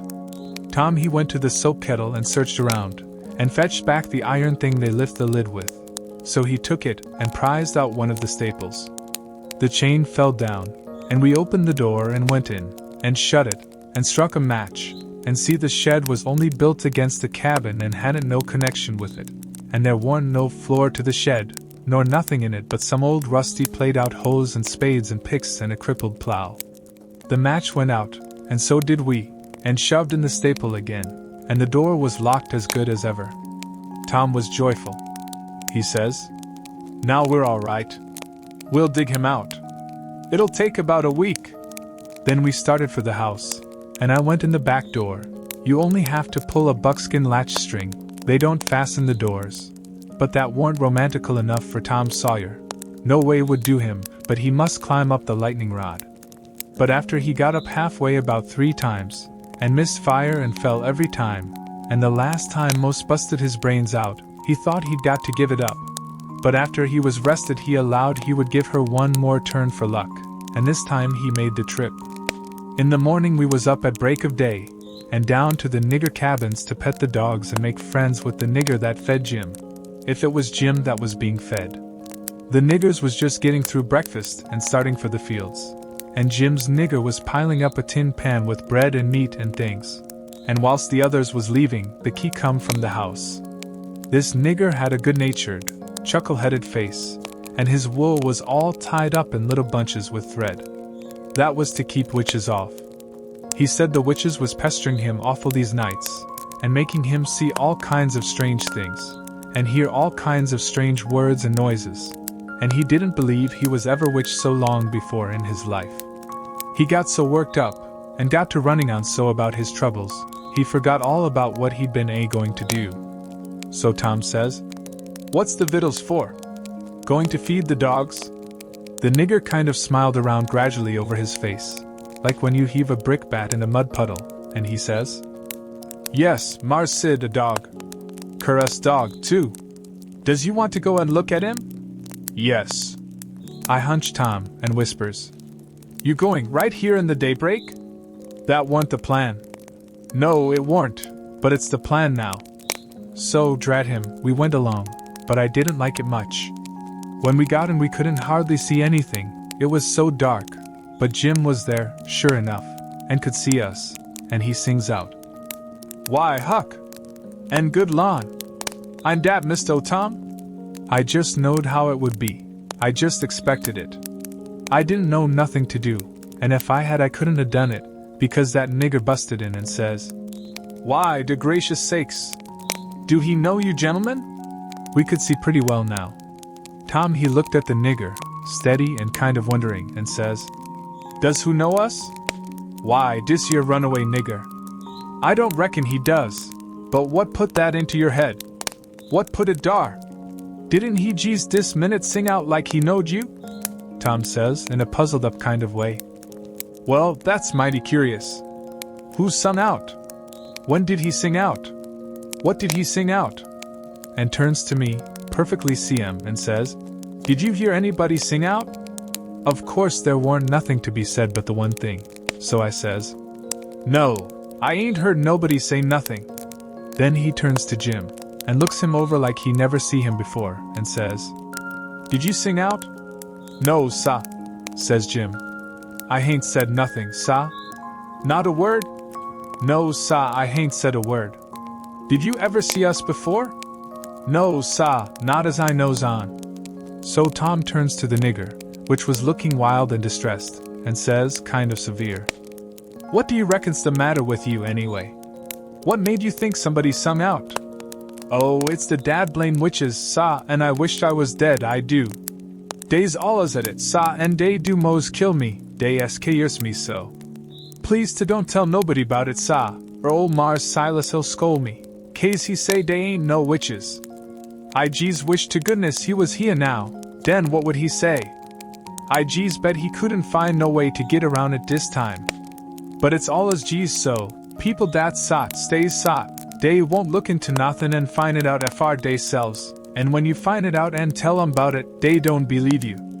Tom give him a dime, and said we wouldn't tell nobody, and told him to buy some more thread to tie up his wool with, and then looks at Jim, and says, "I wonder if Uncle Silas is going to hang this nigger. If I was to catch a nigger that was ungrateful enough to run away, I wouldn't give him up, I'd hang him." And whilst the nigger stepped to the door to look at the dime and bite it to see if it was good, he whispers to Jim and says, "Don't ever let on to know us. And if you hear any digging going on nights, it's us, we're going to set you free."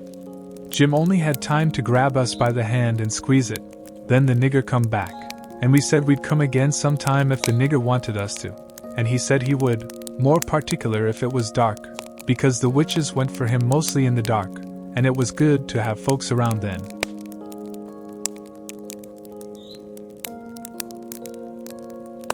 It would be most an hour yet till breakfast, so we left and struck down into the woods. Because Tom said we got to have some light to see how to dig by, and a lantern makes too much, and might get us into trouble. What we must have was a lot of them rotten chunks that's called foxfire, and just makes a soft kind of a glow when you lay them in a dark place. We fetched an armful and hid it in the weeds, and sat down to rest, and Tom says, kind of dissatisfied, "Blame it, this whole thing is just as easy and awkward as it can be. And so it makes it so rotten difficult to get up a difficult plan. There ain't no watchman to be drugged, now there ought to be a watchman.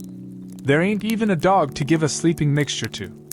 And there's Jim chained by one leg, with a 10-foot chain, to the leg of his bed. Why, all you got to do is to lift up the bedstead and slip off the chain.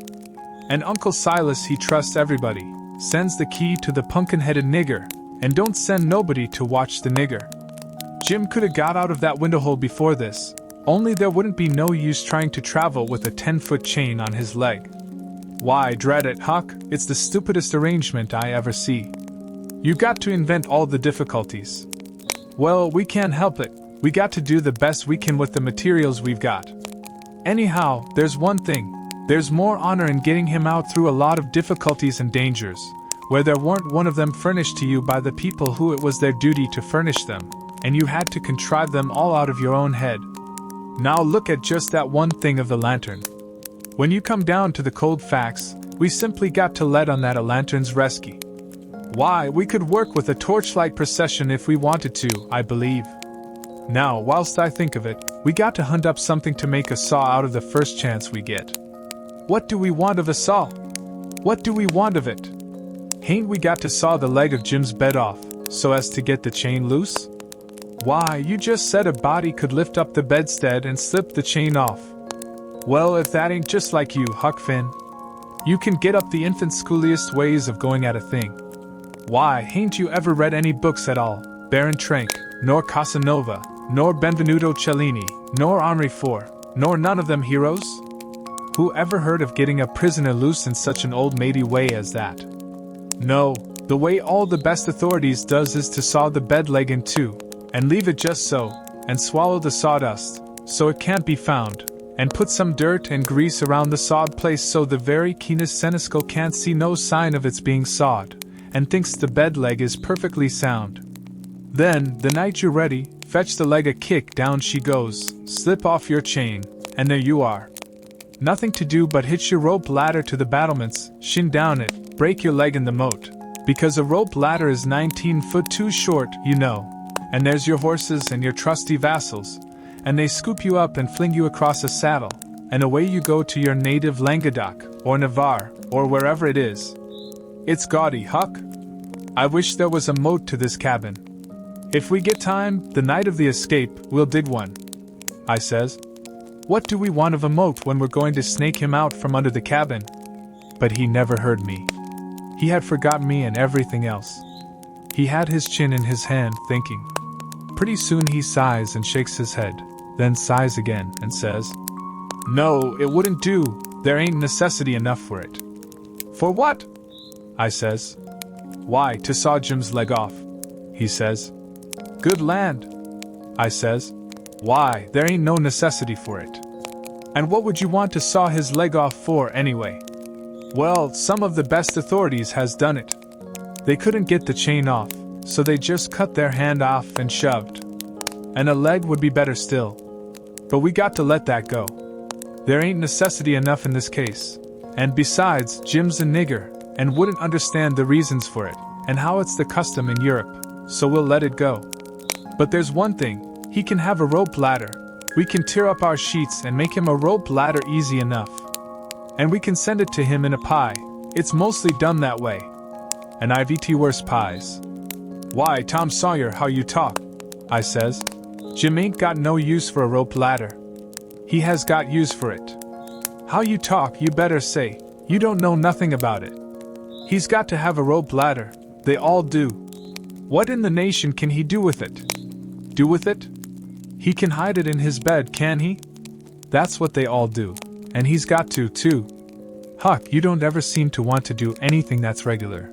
You want to be starting something fresh all the time. S'pose he don't do nothing with it? Ain't it there in his bed for a clue after he's gone? And don't you reckon they'll want clues? Of course they will. And you wouldn't leave them any?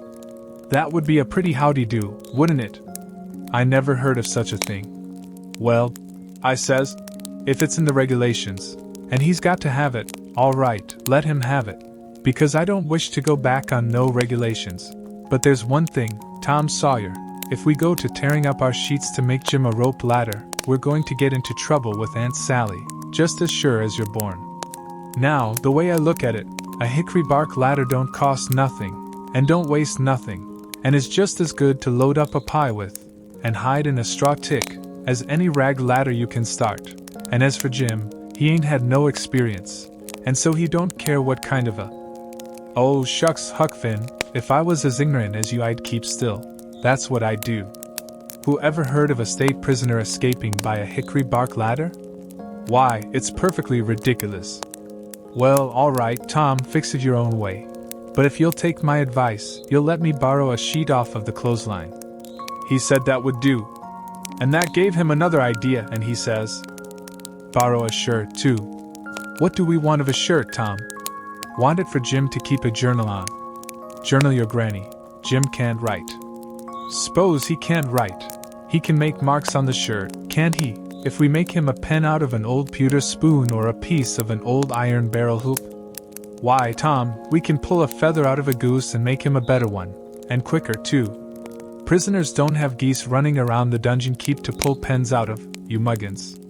They always make their pens out of the hardest, toughest, troublesomest piece of old brass candlestick or something like that they can get their hands on. And it takes them weeks and weeks and months to file it out, too, because they've got to do it by rubbing it on the wall. They wouldn't use a goose quill if they had it. It ain't regular. Well then, what'll we make him the ink out of? Many makes it out of iron rust and tears. But that's the common sort, and women, the best authorities, uses their own blood. Jim can do that. And when he wants to send any little common, ordinary, mysterious message to let the world know where he's captivated, he can write it on the bottom of a tin plate with a fork and throw it out of the window. The Iron Mask always done that, and it's a blame good way, too. Jim ain't got no tin plates. They feed him in a pan. That ain't nothing. We can get him some. Can't nobody read his plates. That ain't got anything to do with it, Huck Finn. All he's got to do is to write on the plate and throw it out. You don't have to be able to read it. Why, half the time you can't read anything a prisoner writes on a tin plate, or anywhere else. Well then, what's the sense in wasting the plates? Why, blame it all, it ain't the prisoner's plates. But it's somebody's plates, ain't it? Well, s'posen it is. What does the prisoner care whose? He broke off there, because we heard the breakfast horn blowing. So we cleared out for the house. Along during the morning I borrowed a sheet and a white shirt off of the clothesline, and I found an old sack and put them in it, and we went down and got the foxfire, and put that in too.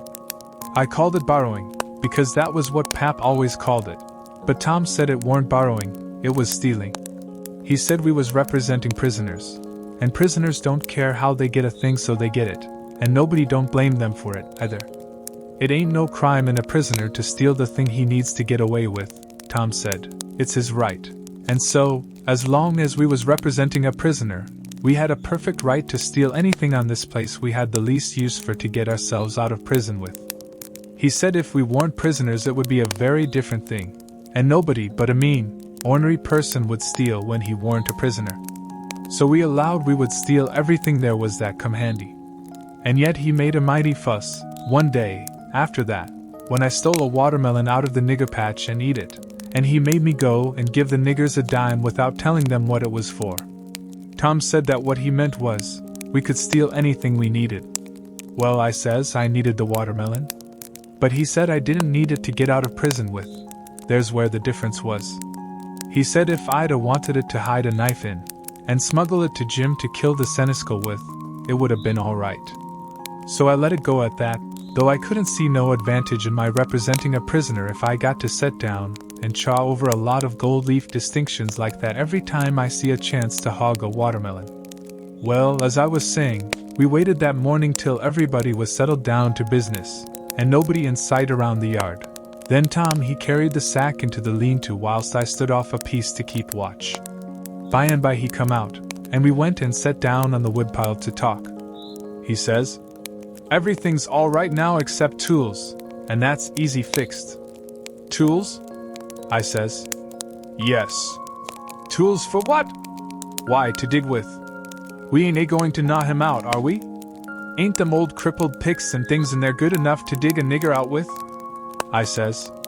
He turns on me, looking pitying enough to make a body cry, and says, "Huck Finn, did you ever hear of a prisoner having picks and shovels, and all the modern conveniences in his wardrobe to dig himself out with?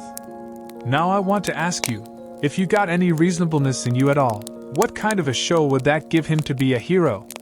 Why, they might as well lend him the key and done with it. Picks and shovels, why, they wouldn't furnish him to a king. Well then, I says, if we don't want the picks and shovels, what do we want? A couple of case knives. To dig the foundations out from under that cabin with? Yes. Confound it, it's foolish, Tom. It don't make no difference how foolish it is, it's the right way, and it's the regular way. And there ain't no other way that ever I heard of, and I've read all the books that gives any information about these things. They always dig out with a case knife, and not through dirt, mind you. Generally it's through solid rock. And it takes them weeks and weeks and weeks, and forever and ever. Why, look at one of them prisoners in the bottom dungeon of the Castle d'If, in the harbor of Marseilles, that dug himself out that way. How long was he at it, you reckon? I don't know. Well, guess. I don't know. A month and a half. 37 year, and he come out in China.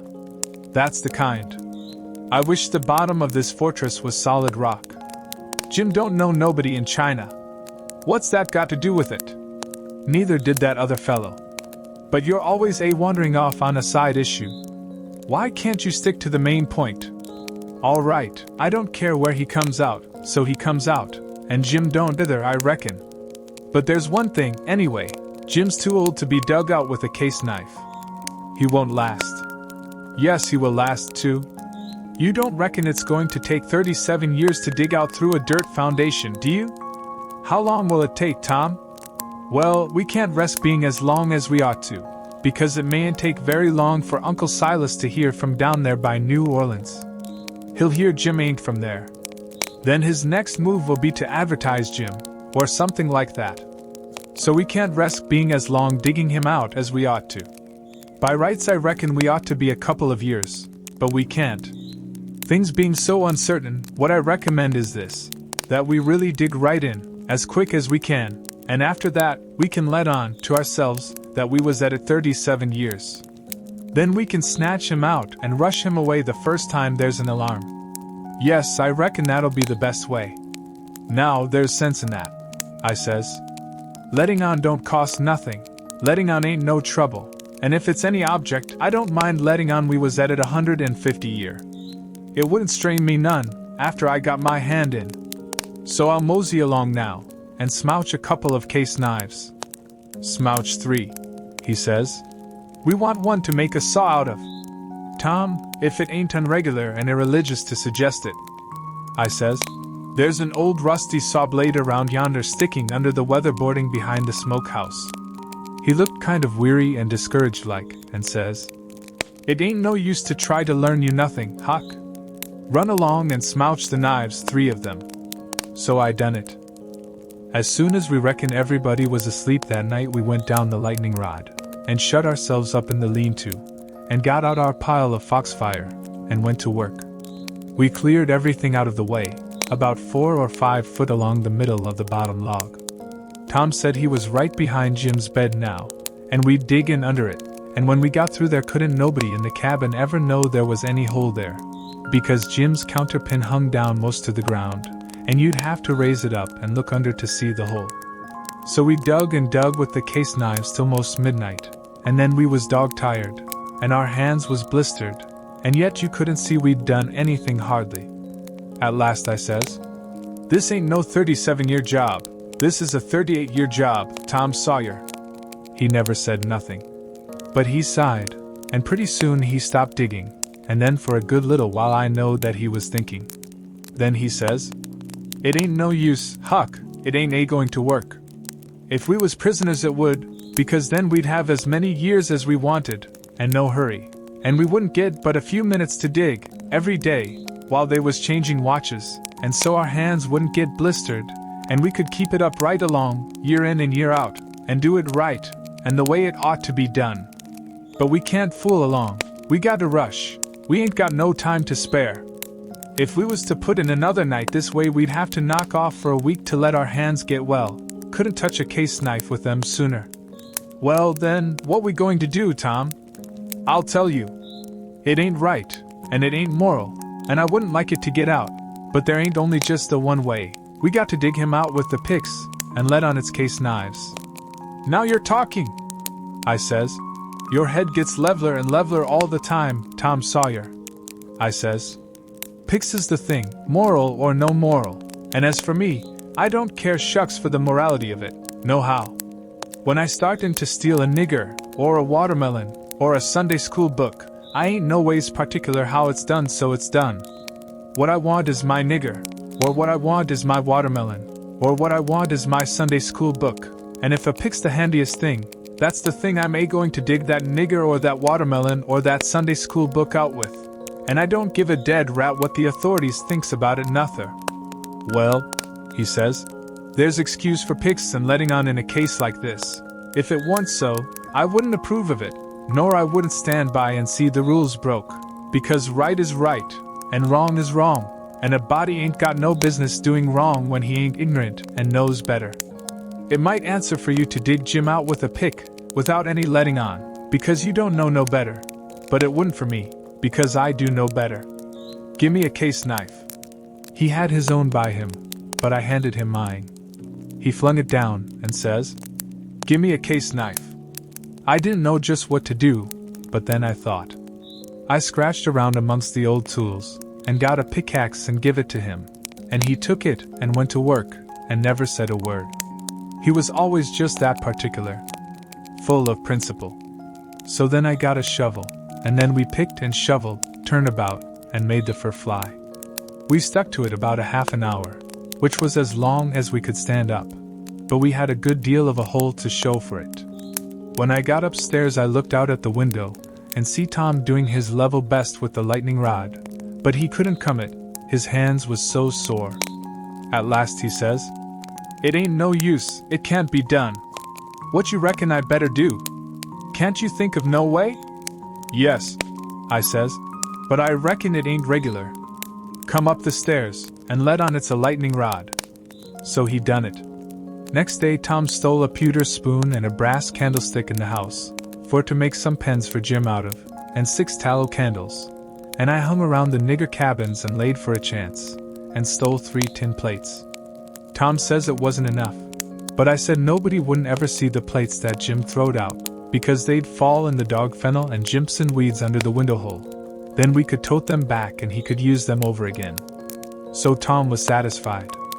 Then he says, "Now, the thing to study out is how to get the things to Jim. Take them in through the hole," I says, "when we get it done." He only just looked scornful, and said something about nobody ever heard of such an idiotic idea, and then he went to studying. By and by he said he had ciphered out 2 or 3 ways, but there weren't no need to decide on any of them yet. Said we'd got to post Jim first. That night we went down the lightning rod a little after 10, and took one of the candles along, and listened under the window hole, and heard Jim snoring, so we pitched it in, and it didn't wake him. Then we whirled in with the pick and shovel, and in about 2 hours and a half the job was done. We crept in under Jim's bed and into the cabin, and pawed around and found the candle and lit it, and stood over Jim a while, and found him looking hearty and healthy, and then we woke him up gentle and gradual. He was so glad to see us he most cried, and called us honey, and all the pet names he could think of, and was for having us hunt up a cold chisel to cut the chain off of his leg with right away, and clearing out without losing any time. But Tom he showed him how unregular it would be, and sat down and told him all about our plans, and how we could alter them in a minute any time there was an alarm, and not to be the least afraid, because we would see he got away, sure.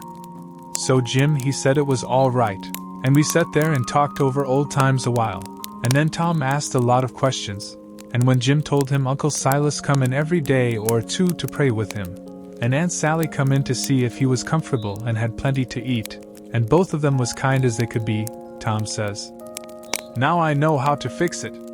We'll send you some things by them." I said, "Don't do nothing of the kind, it's one of the most jackass ideas I ever struck." But he never paid no attention to me, went right on. It was his way when he'd got his plans set.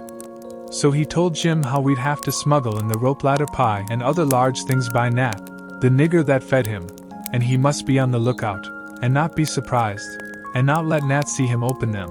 And we would put small things in Uncle's coat pockets, and he must steal them out.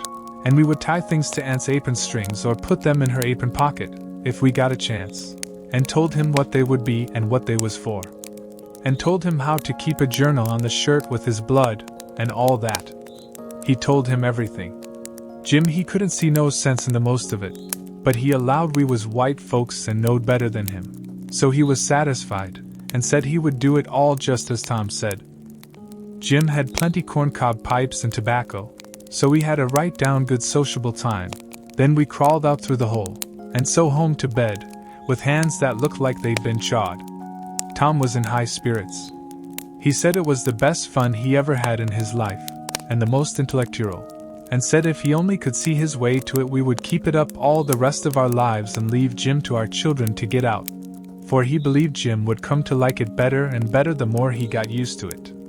He said that in that way it could be strung out to as much as 80 year, and would be the best time on record. And he said it would make us all celebrated that had a hand in it. In the morning we went out to the woodpile and chopped up the brass candlestick into handy sizes, and Tom put them and the pewter spoon in his pocket. Then we went to the nigger cabins, and while I got Nat's notice off, Tom shoved a piece of candlestick into the middle of a corn pone that was in Jim's pan, and we went along with Nat to see how it would work, and it just worked noble. When Jim bit into it, it most smashed all his teeth out, and there warn't ever anything could have worked better. Tom said so himself.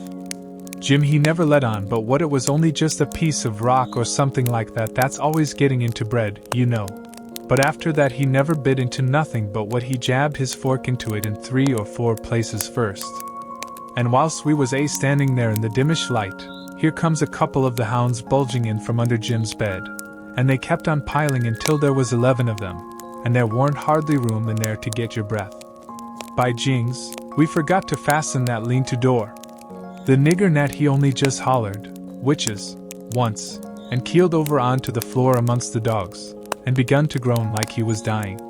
Tom jerked the door open and flung out a slab of Jim's meat, and the dogs went for it, and in 2 seconds he was out himself and back again and shut the door, and I knowed he'd fixed the other door too. Then he went to work on the nigger, coaxing him and petting him, and asking him if he'd been imagining he saw something again. He raised up, and blinked his eyes around, and says, "Mars Sid, you'll say I's a fool, but if I didn't believe I see most 1,000,000 dogs, or devils, or some men, I wished I may die right here in these tracks. I did, most surely. Mars Sid, I felt sah, they was all over me. Dad fetch it, I geez wished I could get my hands on one or dem witches geez once, Ani geez once, it's all I'd ast. But mostly I wish they'd let me alone, I does." Tom says, "Well, I tell you what I think. What makes them come here just at this runaway nigger's breakfast time? It's because they're hungry, that's the reason. You make them a witch pie, that's the thing for you to do. But my lawn, Mars Sid, how's I gwine to make 'em a witch pie? I don't know how to make it. I hain't ever hearn of such a thing befo. Well then, I'll have to make it myself. Will you do it, honey, will you? I'll whoosh up the ground you into yo foot, I will. All right, I'll do it, seeing it's you, and you've been good to us and showed us the runaway nigger. But you got to be mighty careful. When we come around, you turn your back, and then whatever we've put in the pan, don't you let on you see it at all. And don't you look when Jim unloads the pan, something might happen, I don't know what. And above all, don't you handle the witch things. Handle 'em, Mars Sid? What is you talking about? I wouldn't lay the weight of my finger on 'em, not at far $10,100,000 billion, I wouldn't." That was all fixed. So then we went away and went to the rubbish pile in the backyard, where they keep the old boots, and rags, and pieces of bottles, and wore-out tin things, and all such truck, and scratched around and found an old tin washpan, and stopped up the holes as well as we could, to bake the pie in, and took it down cellar and stole it full of flour and started for breakfast. And found a couple of shingle nails that Tom said would be handy for a prisoner to scrabble his name and sorrows on the dungeon walls with, and dropped one of them in Aunt Sally's apron pocket which was hanging on a chair, and t'other we stuck in the band of Uncle Silas's hat, which was on the bureau, because we heard the children say that Pa and Ma was going to the runaway nigger's house this morning, and then went to breakfast, and Tom dropped the pewter spoon in Uncle Silas's coat pocket, and Aunt Sally wasn't come yet, so we had to wait a little while. And when she come she was hot and red and cross, and couldn't hardly wait for the blessing, and then she went to sluicing out coffee with one hand and cracking the handiest child's head with her thimble with the other, and says, "I've hunted high, and I've hunted low, and it does beat all what has become of your other shirt." My heart fell down amongst my lungs and livers and things, and a hard piece of corn crust started down my throat after it and got met on the road with a cough, and was shot across the table, and took one of the children in the eye and curled him up like a fishing worm, and let a cry out of him the size of a war whoop, and Tom he turned kinder blue around the gills. And it all amounted to a considerable state of things for about a quarter of a minute, or as much as that, and I would have sold out for half price if there was a bidder. But after that we was all right again. It was the sudden surprise of it that knocked us so kind of cold. Uncle Silas, he says, "It's most uncommon curious, I can't understand it. I know perfectly well I took it off, because you hain't got but one on. Just listen at the man. I know you took it off, and know it by a better way than your wool-gathering memory, too, because it was on the CLO's line yesterday. I see it there myself. But it's gone, that's the long and the short of it, and you'll just have to change to a red flannel one till I can get time to make a new one. And it'll be the third I've made in 2 years. It just keeps a body on the jump to keep you in shirts, and whatever you do manage to do with them all is more'n I can make out. A body, do you think you would learn to take some sort of care of them at your time of life? I know it, Sally, and I do try all I can. But it oughtn't to be altogether my fault, because, you know, I don't see them nor have nothing to do with them except when they're on me, and I don't believe I've ever lost one of them off of me." "Well, it ain't your fault if you haven't, Silas. You'd have done it if you could, I reckon. And the shirt ain't all that's gone, nuther. There's a spoon gone, and that ain't all. There was 10, and now there's only 9. The calf got the shirt, I reckon, but the calf never took the spoon, that's certain." "Why, what else is gone, Sally?" "There's 6 candles gone, that's what. The rats could have got the candles, and I reckon they did. I wonder they don't walk off with the whole place, the way you're always going to stop their holes and don't do it. And if they weren't fools they'd sleep in your hair, Silas. You'd never find it out. But you can't lay the spoon on the rats, and that I know." "Well, Sally, I'm in fault, and I acknowledge it. I've been remiss. But I won't let tomorrow go by without stopping up them holes." "Oh, I wouldn't hurry. Next year'll do. Matilda Angelina Araminta Phelps." Whack comes the thimble, and the child snatches her claws out of the sugar bowl without fooling around any. Just then the nigger woman steps onto the passage and says, "Missus, they's a sheet gone." "A sheet gone? Well, for the land's sake. I'll stop up them holes today," says Uncle Silas, looking sorrowful. "Oh, do shut up. I s'pose the rats took the sheet? Where's it gone, Liza?" "Claw to goodness I hain't no notion, Miss Sally. She was on de cielo line yisterday, but she done gone, she ain't da no mo now. I reckon the world is coming to an end. I never see the beat of it in all my born days. A shirt, and a sheet, and a spoon, and 6 can. Missus," comes a young yaller wench. "Dey's a brass candlestick, Miss N. Clear out from here, you hussy, or I'll take a skillet to ye." Well, she was just a biling. I begun to lay for a chance. I reckon I would sneak out and go for the woods till the weather moderated. She kept raging right along, running her insurrection all by herself, and everybody else mighty meek and quiet, and at last Uncle Silas, looking kind of foolish, fishes up that spoon out of his pocket. She stopped, with her mouth open and her hands up, and as for me, I wished I was in Jerusalem or somewheres. But not long, because she says, "It's just as I expected. So you had it in your pocket all the time, and like as not you've got the other things there, too. How'd it get there?" "I really don't know, Sally," he says, kind of apologizing. "Or you know I would tell. I was studying over my text in Acts 17 before breakfast, and I reckon I put it in there, not noticing, meaning to put my testament in, and it must be so, because my testament ain't in. But I'll go and see, and if the testament is where I had it, I'll know I didn't put it in, and that will show that I laid the testament down and took up the spoon, and... Oh, for the land's sake! Give a body a rest! Go long now, the whole kit and biling of ye, and don't come nigh me again till I've got back my peace of mind. I'd a heard her if she'd a said it to herself, let alone speaking it out, and I'd a got up and obeyed her if I'd a been dead. As we was passing through the setting room, the old man he took up his hat, and the shingle nail fell out on the floor, and he just merely picked it up and laid it on the mantel shelf, and never said nothing, and went out. Tom see him do it, and remembered about the spoon, and says, "Well, it ain't no use to send things by him no more, he ain't reliable." Then he says, "But he done us a good turn with the spoon, anyway, without knowing it, and so we'll go and do him one without him knowing it, stop up his rat holes." There was a noble good lot of them down cellar, and it took us a whole hour, but we done the job tight and good and shipshape. Then we heard steps on the stairs, and blowed out our light and hid, and here comes the old man, with a candle in one hand and a bundle of stuff in t'other, looking as absent-minded as year before last. He went a-mooning around, first to one rat hole and then another, till he'd been to them all. Then he stood about 5 minutes, picking tallow drip off of his candle and thinking. Then he turns off slow and dreamy towards the stairs, saying, "Well, for the life of me I can't remember when I done it. I could show her now that I warn't to blame on account of the rats. But never mind, let it go. I reckon it wouldn't do no good." And so he went on mumbling upstairs, and then we left. He was a mighty nice old man, and always is. Tom was a good deal bothered about what to do for a spoon, but he said we'd got to have it, so he took a think. When he had ciphered it out, he told me how we was to do.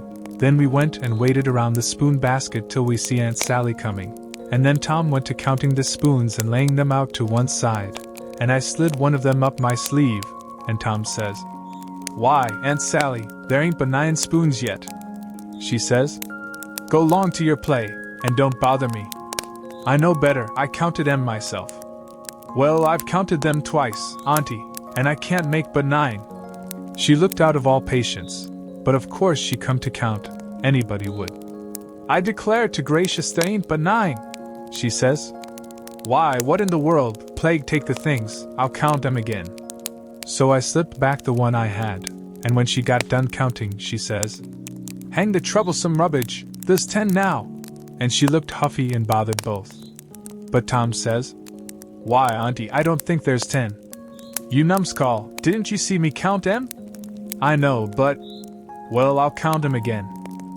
So I smouched one, and they come out 9, same as the other time. Well, she was in a tearing way, just trembling all over, she was so mad. But she counted and counted till she got that addled she'd start to count in the basket for a spoon sometimes. And so, 3 times they come out right, and 3 times they come out wrong. Then she grabbed up the basket and slammed it across the house and knocked the cat galley-west. And she said see her out and let her have some peace, and if we come bothering around her again betwixt that and dinner she'd skin us. So we had the odd spoon, and dropped it in her apron pocket whilst she was giving us our sailing orders, and Jim got it all right, along with her shingle nail, before noon. We was very well satisfied with this business, and Tom allowed it was worth twice the trouble it took, because he said now she couldn't ever count them spoons twice alike again to save her life, and wouldn't believe she'd counted them right if she did, and said that after she'd about counted her head off for the next 3 days he judged she'd give it up and offer to kill anybody that wanted her to ever count them anymore. So we put the sheet back on the line that night, and stole one out of her closet, and kept on putting it back and stealing it again for a couple of days till she didn't know how many sheets she had anymore, and she didn't care, and weren't going to bullyrag the rest of her soul out about it, and wouldn't count them again not to save her life. She drew the die first. So we was all right now, as to the shirt and the sheet and the spoon and the candles, by the help of the calf and the rats and the mixed-up counting, and as to the candlestick, it warn't no consequence, it would blow over by and by. But that pie was a job. We had no end of trouble with that pie. We fixed it up away down in the woods, and cooked it there, and we got it done at last, and very satisfactory, too. but not all in one day, and we had to use up 3 washpans full of flour before we got through, and we got burnt pretty much all over, in places, and eyes put out with the smoke, because, you see, we didn't want nothing but a crust, and we couldn't prop it up right, and she would always cave in. But of course we thought of the right way at last, which was to cook the latter, too, in the pie. So then we laid in with Jim the second night, and tore up the sheet all in little strings and twisted them together, and long before daylight we had a lovely rope that you could have hung a person with. We let on it took 9 months to make it, and in the forenoon we took it down to the woods, but it wouldn't go into the pie. Being made of a whole sheet, that way, there was rope enough for 40 pies if we'd a wanted them, and plenty left over for soup, or sausage, or anything you choose. We could have had a whole dinner. But we didn't need it. All we needed was just enough for the pie, and so we throwed the rest away. We didn't cook none of the pies in the washpan, afraid the solder would melt. But Uncle Silas, he had a noble brass warming pan which he thought considerable of, because it belonged to one of his ancestors, with a long wooden handle that come over from England with William the Conqueror in the Mayflower or one of them early ships, and was hid away up garret with a lot of other old pots and things that was valuable. Not on account of being any account, because they weren't, but on account of them being relics, you know, and we snaked her out, private, and took her down there, but she failed on the first pies, because we didn't know how, but she come up smiling on the last one. We took and lined her with dough, and set her in the coals, and loaded her up with rag rope, and put on a dough roof, and shut down the lid, and put hot embers on top, and stood off 5 foot, with the long handle, cool and comfortable, and in 15 minutes she turned out a pie that was a satisfaction to look at. But the person that eat it would want to fetch a couple of cags of toothpicks along, for if that rope ladder wouldn't cramp him down to business, I don't know nothing what I'm talking about, and lay him in enough stomachache to last him till next time, too. Nat didn't look when we put the witch pie in Jim's pan, and we put the 3 tin plates in the bottom of the pan under the victuals, and so Jim got everything all right, and as soon as he was by himself he busted into the pie and hid the rope ladder inside of his straw tick, and scratched some marks on a tin plate, and throwed it out of the window hole. Making them pens was a distressed tough job, and so was the saw, and Jim allowed the inscription was going to be the toughest of all. That's the one which the prisoner has to scrabble on the wall. But he had to have it. Tom said he'd got to. There weren't no case of a state prisoner not scrabbling his inscription to leave behind, and his coat of arms. "Look at Lady Jane Grey," he says. "Look at Guilford Dudley. Look at old Northumberland. Why, Huck, I suppose it is considerable trouble. What you going to do? How you going to get around it? Jim's got to do his inscription and coat of arms." "They all do," Jim says. "Why, Mars Tom, I hain't got no coat o' arm. I hain't got nothing but dish your old shirt, and you knows I got to keep the journal on dat." "Oh, you don't understand, Jim. A coat of arms is very different." "Well," I says, "Jim's right, anyway, when he says he ain't got no coat of arms, because he hain't." "I reckon I know that," Tom says, "but you bet he'll have one before he goes out of this, because he's going out right, and there ain't going to be no flaws in his record." So whilst me and Jim filed away at the pens on a brickbat apiece, Jim making his end out of the brass and I making mine out of the spoon, Tom set to work to think out the coat of arms. By and by he said he'd struck so many good ones he didn't hardly know which to take, but there was one which he reckoned he'd decide on. He says, "On the scutcheon we'll have a bend or in the dexter base, a salter Murray in the fess, with a dog couchant, for common charge, and under his foot a chain embattled, for slavery, with a chevron vert and a chief enrailed, and 3 invected lines on a field azure, with the nombro points rampant on a dancet indented, crest, a runaway nigger, sable, with his bundle over his shoulder on a bar sinister, and a couple of gules for supporters, which is you and me, motto, majori fretta, minor. Addo. Got it out of a book, means the more haste, the less speed." "Gawillikins," I says, "but what does the rest of it mean? We ain't got no time to bother over that." He says, "We got to dig and like all get out." "Well, anyway," I says, "what's some of it? What's a fess?" A fess is, you don't need to know what a fess is." I'll show him how to make it when he gets to it. Shucks, Tom, I says. I think you might tell a person. What's a bar sinister? Oh, I don't know. But he's got to have it.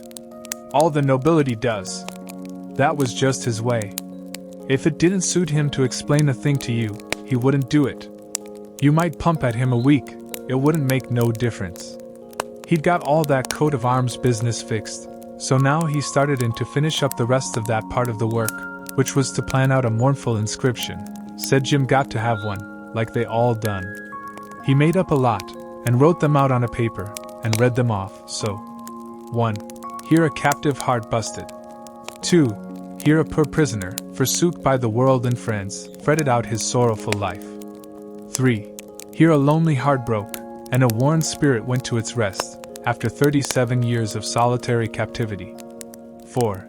Here, homeless and friendless, after 37 years of bitter captivity, perished a noble stranger, natural son of Louis XIV. Tom's voice trembled whilst he was reading them, and he most broke down. When he got done he couldn't no way make up his mind which one for Jim to scrabble onto the wall, they was all so good. But at last he allowed he would let him scrabble them all on.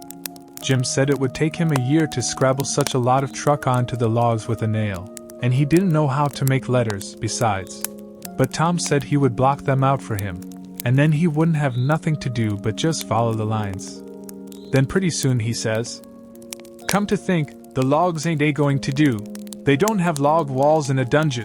We got to dig the inscriptions into a rock. We'll fetch a rock." Jim said the rock was worse than the logs. He said it would take him such a pison long time to dig them into a rock he wouldn't ever get out. But Tom said he would let me help him do it. Then he took a look to see how me and Jim was getting along with the pens. It was most pesky tedious hard work and slow, and didn't give my hands no show to get well of the sores, and we didn't seem to make no headway, hardly, so Tom says, "I know how to fix it.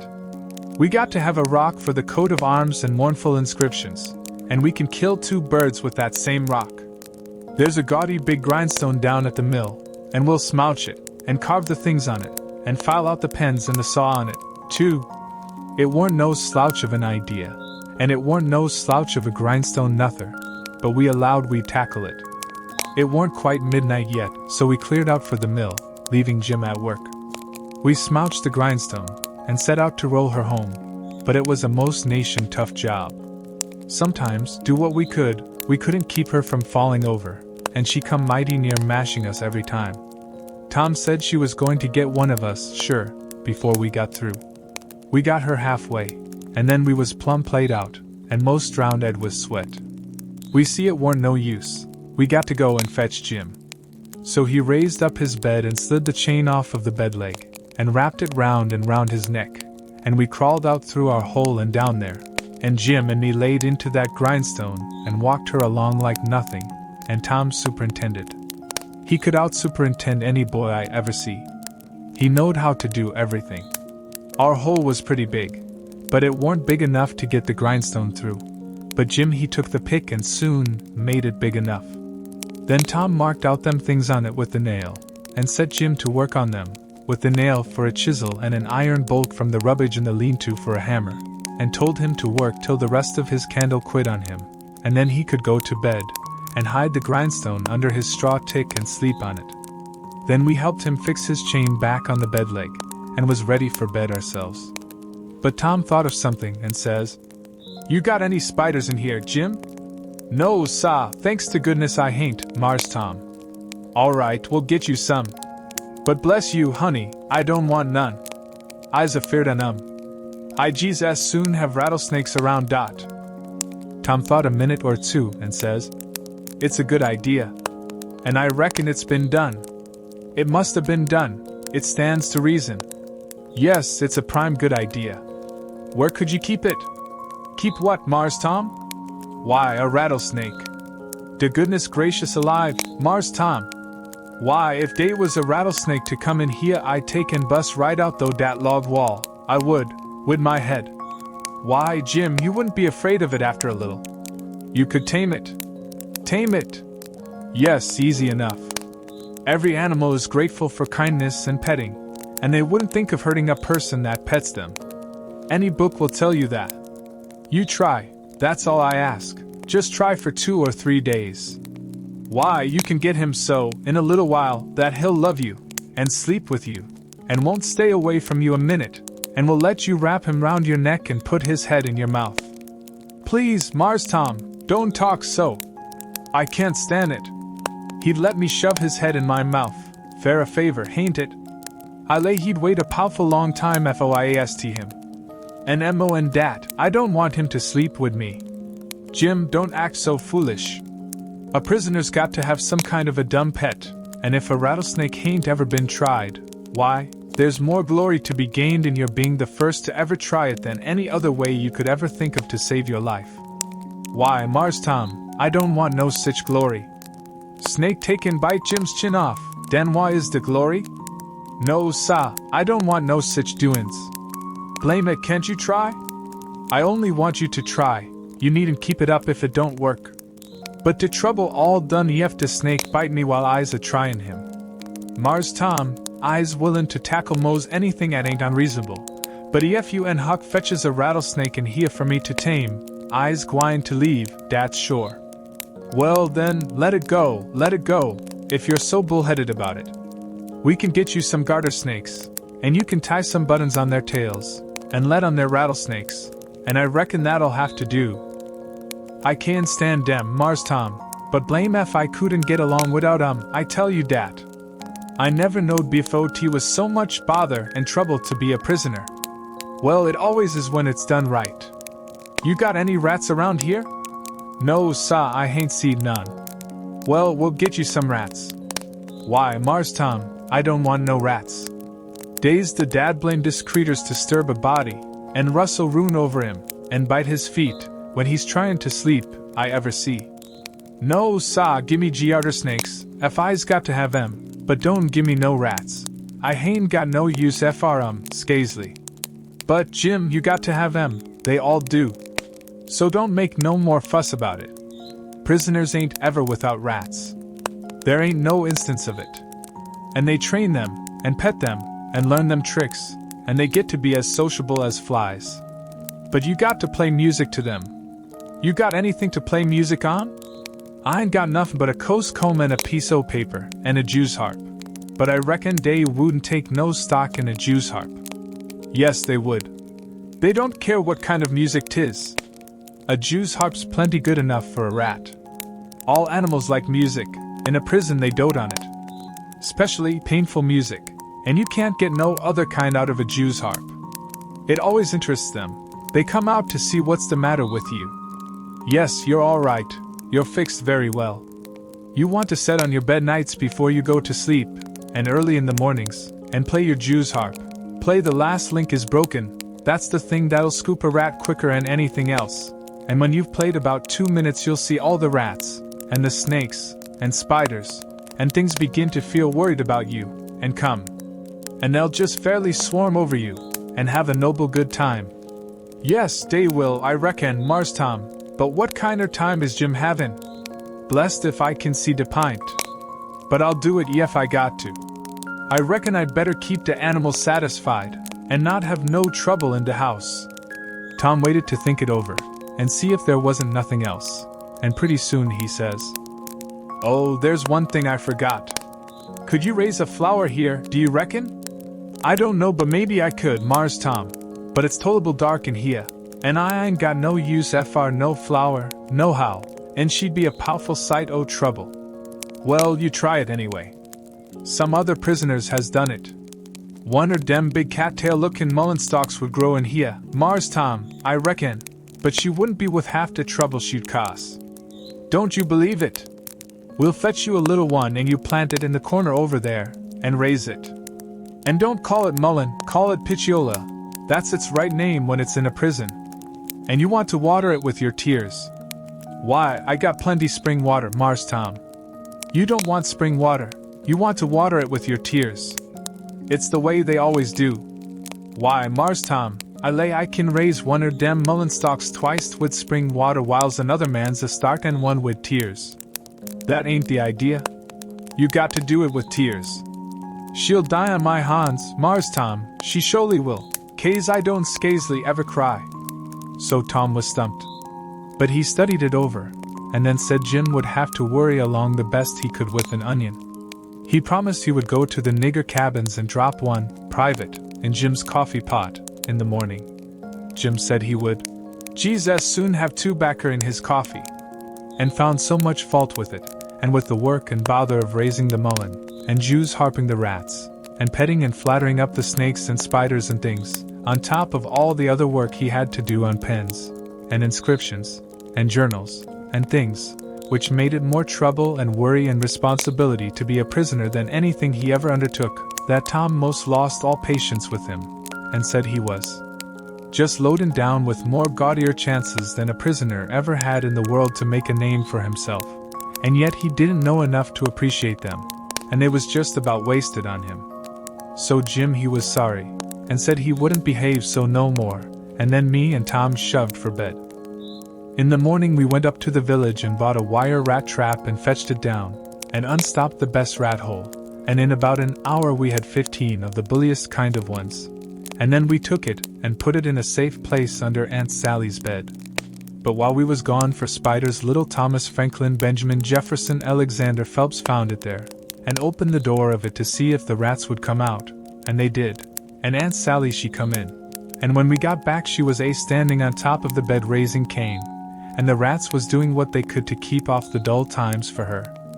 So she took and dusted us both with the hickory, and we was as much as 2 hours catching another 15 or 16, drat that meddlesome cub, and they weren't the likeliest, nother, because the first haul was the pick of the flock.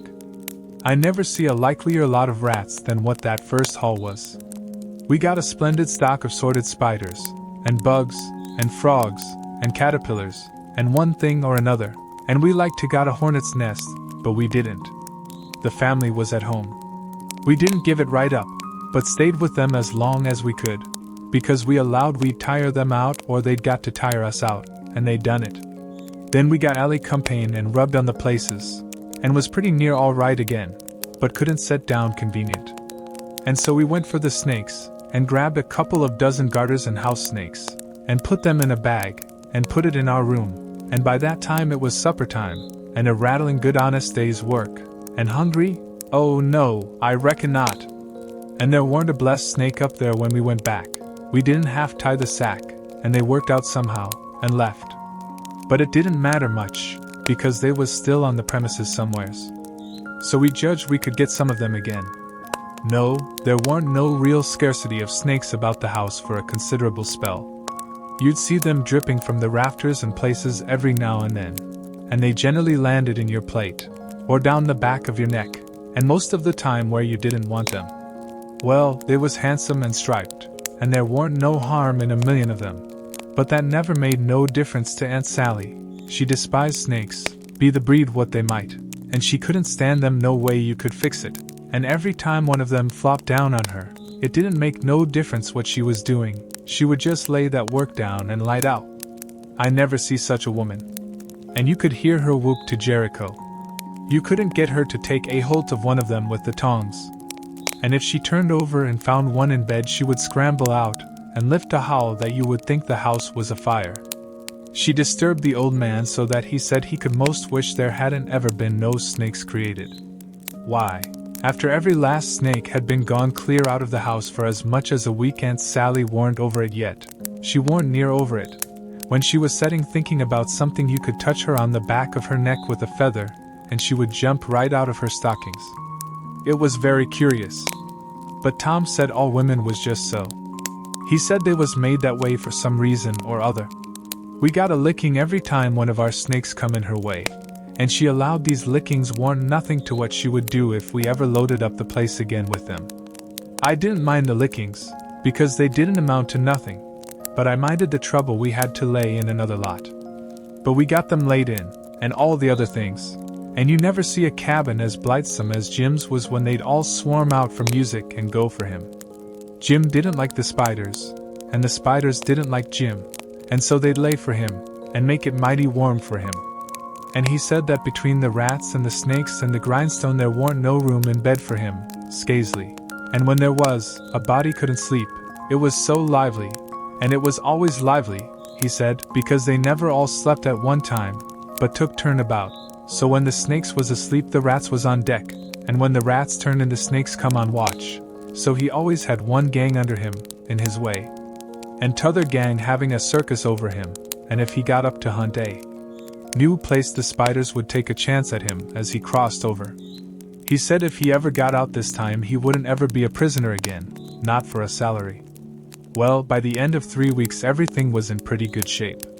The shirt was sent in early, in a pie, and every time a rat bit Jim he would get up and write a little in his journal whilst the ink was fresh. The pens was made, the inscriptions and so on was all carved on the grindstone. The bed leg was sawed in two, and we had eat up the sawdust, and it give us a most amazing stomachache. We reckoned we was all going to die, but didn't. It was the most undigestible sawdust I ever see, and Tom said the same. But as I was saying, we'd got all the work done now, at last, and we was all pretty much faggied out, too, but mainly Jim.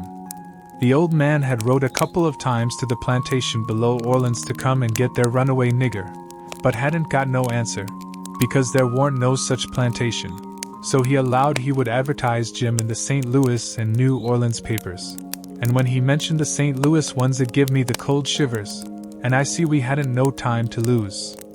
So Tom said, now for the anonymous letters. What's them? I says. Warnings to the people that something is up. Sometimes it's done one way, sometimes another.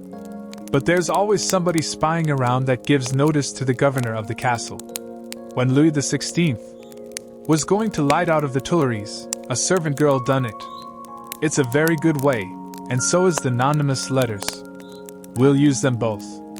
And it's usual for the prisoner's mother to change clothes with him, and she stays in, and he slides out in her clothes. We'll do that too. But looky here, Tom, what do we want to warn anybody for that something's up? Let them find it out for themselves, it's their lookout. Yes, I know, but you can't depend on them. It's the way they've acted from the very start, left us to do everything. They're so confiding and mullet-headed they don't take notice of nothing at all. So if we don't give them notice there won't be nobody nor nothing to interfere with us. And so after all our hard work and trouble this escape LL go off perfectly flat. Won't amount to nothing, won't be nothing to it.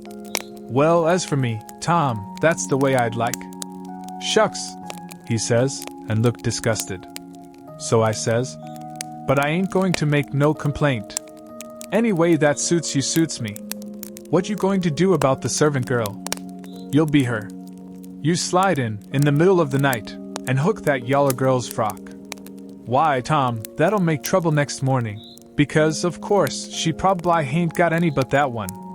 I know, but you don't want it but 15 minutes, to carry the anonymous letter and shove it under the front door. All right then, I'll do it, but I could carry it just as handy in my own togs. You wouldn't look like a servant girl then, would you? No, but there won't be nobody to see what I look like, anyway. That ain't got nothing to do with it. The thing for us to do is just to do our duty, and not worry about whether anybody sees us do it or not. Hain't you got no principle at all? All right, I ain't saying nothing, I'm the servant girl. Who's Jim's mother? I'm his mother. I'll hook a gown from Aunt Sally. Well then, you'll have to stay in the cabin when me and Jim leaves. Not much. I'll stuff Jim's clothes full of straw and lay it on his bed to represent his mother in disguise, and Jim LL take the nigger woman's gown off of me and wear it, and we'll all evade together. When a prisoner of style escapes it's called an evasion. It's always called so when a king escapes, for instance. And the same with a king's son, it don't make no difference whether he's a natural one or an unnatural one. So Tom he wrote the anonymous letter, and I smouched the yaller wench's frock that night, and put it on, and shoved it under the front door, the way Tom told me to. It said, "Beware. Trouble is brewing. Keep a sharp lookout. Unknown friend." Next night we stuck a picture, which Tom drawed in blood, of a skull and crossbones on the front door, and next night another one of a coffin on the back door. I never see a family in such a sweat. They couldn't have been worse scared if the place had been full of ghosts laying for them behind everything and under the beds and shivering through the air. If a door banged, Aunt Sally she jumped and said, "Ouch." If anything fell, she jumped and said, "Ouch." If you happened to touch her, when she weren't noticing, she done the same. She couldn't face no way and be satisfied, because she allowed there was something behind her every time. So she was always whirling around sudden, and saying, "Ouch." And before she got 2/3 around she'd whirl back again, and say it again. And she was afraid to go to bed, but she danced set up. So the thing was working very well, Tom said. He said he never see a thing work more satisfactory. He said it showed it was done right. So he said, "Now for the grand bulge." So the very next morning at the streak of dawn we got another letter ready, and was wondering what we better do with it, because we heard them say at supper they was going to have a nigger on watch at both doors all night. Tom he went down the lightning rod to spy around, and the nigger at the back door was asleep, and he stuck it in the back of his neck and come back. This letter said, "Don't betray me, I wish to be your friend. There is a desperate gang of cutthroats from over in the Indian Territory going to steal your runaway nigger tonight, and they have been trying to scare you so as you will stay in the house and not bother them. I am one of the gang, but have got religion and wish to quit it and lead an honest life again, and will betray the hellish design. They will sneak down from Nordhards, along the fence, at midnight exact, with a false key, and go in the nigger's cabin to get him. I am to be off a piece and blow a tin horn if I see any danger, but stead of that I will be like a sheep soon as they get in and not blow at all. Then whilst they are getting his chains loose, you slip there and lock them in, and can kill them at your leisure. Don't do anything but just the way I am telling you. If you do they will suspicion something and raise whoop jamboree hoo. I do not wish any reward but to know I have done the right thing. Unknown friend." We was feeling pretty good after breakfast, and took my canoe and went over the river fishing, with a lunch, and had a good time, and took a look at the raft and found her all right, and got home late to supper, and found them in such a sweat and worry they didn't know which end they was standing on, and made us go right off to bed the minute we was done supper, and wouldn't tell us what the trouble was. And never let on a word about the new letter, but didn't need to, because we knowed as much about it as anybody did. And as soon as we was half upstairs and her back was turned we slid for the cellar cupboard and loaded up a good lunch and took it up to our room and went to bed, and got up about 11:30, and Tom put on Aunt Sally's dress that he stole and was going to start with the lunch, but says, "Where's the butter?" I laid out a hunk of it. I says, "On a piece of a corn pone." "Well, you left it laid out then, it ain't here. We can get along without it." I says, "We can get along with it too," he says. "Just you slide down cellar and fetch it. And then mosey right down the lightning rod and come along. I'll go and stuff the straw into Jim's clothes to represent his mother in disguise, and be ready to be like a sheep and shove soon as you get there." So out he went, and down cellar went I. The hunk of butter, big as a person's fist, was where I had left it, so I took up the slab of corn pone with it on, and blowed out my light, and started upstairs very stealthy, and got up to the main floor all right. But here comes Aunt Sally with a candle, and I clapped the truck in my hat, and clapped my hat on my head, and the next second she see me, and she says, "You been down cellar?" "Yes'm." "What you been doing down there?" "Nothin'." "Nothin'?" "No'm." "Well then, what possessed you to go down there this time of night?" "I don't know, em." "You don't know?" "Don't answer me that way. Tom, I want to know what you've been doing down there." "I hain't been doing a single thing, Aunt Sally, I hope to gracious if I have." I reckon she'd let me go now, and as a general thing she would. But I suppose there was so many strange things going on she was just in a sweat about every little thing that warn't yardstick straight. So she says, very decided, "You just march into that setting room and stay there till I come. You been up to something you no business to, and I lay I'll find out what it is before I'm done with you." So she went away as I opened the door and walked into the setting room. My, but there was a crowd there. 15 farmers, and every one of them had a gun. I was most powerful sick, and slunk to a chair and sat down. They was sitting around, some of them talking a little, in a low voice, and all of them fidgety and uneasy, but trying to look like they weren't. But I knowed they was, because they was always taking off their hats, and putting them on, and scratching their heads, and changing their seats, and fumbling with their buttons. I warn't easy myself, but I didn't take my hat off, all the same.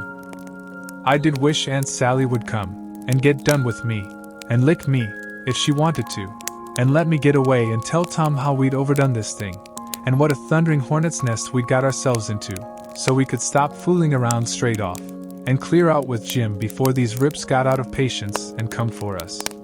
At last she come and begun to ask me questions, but I couldn't answer them straight.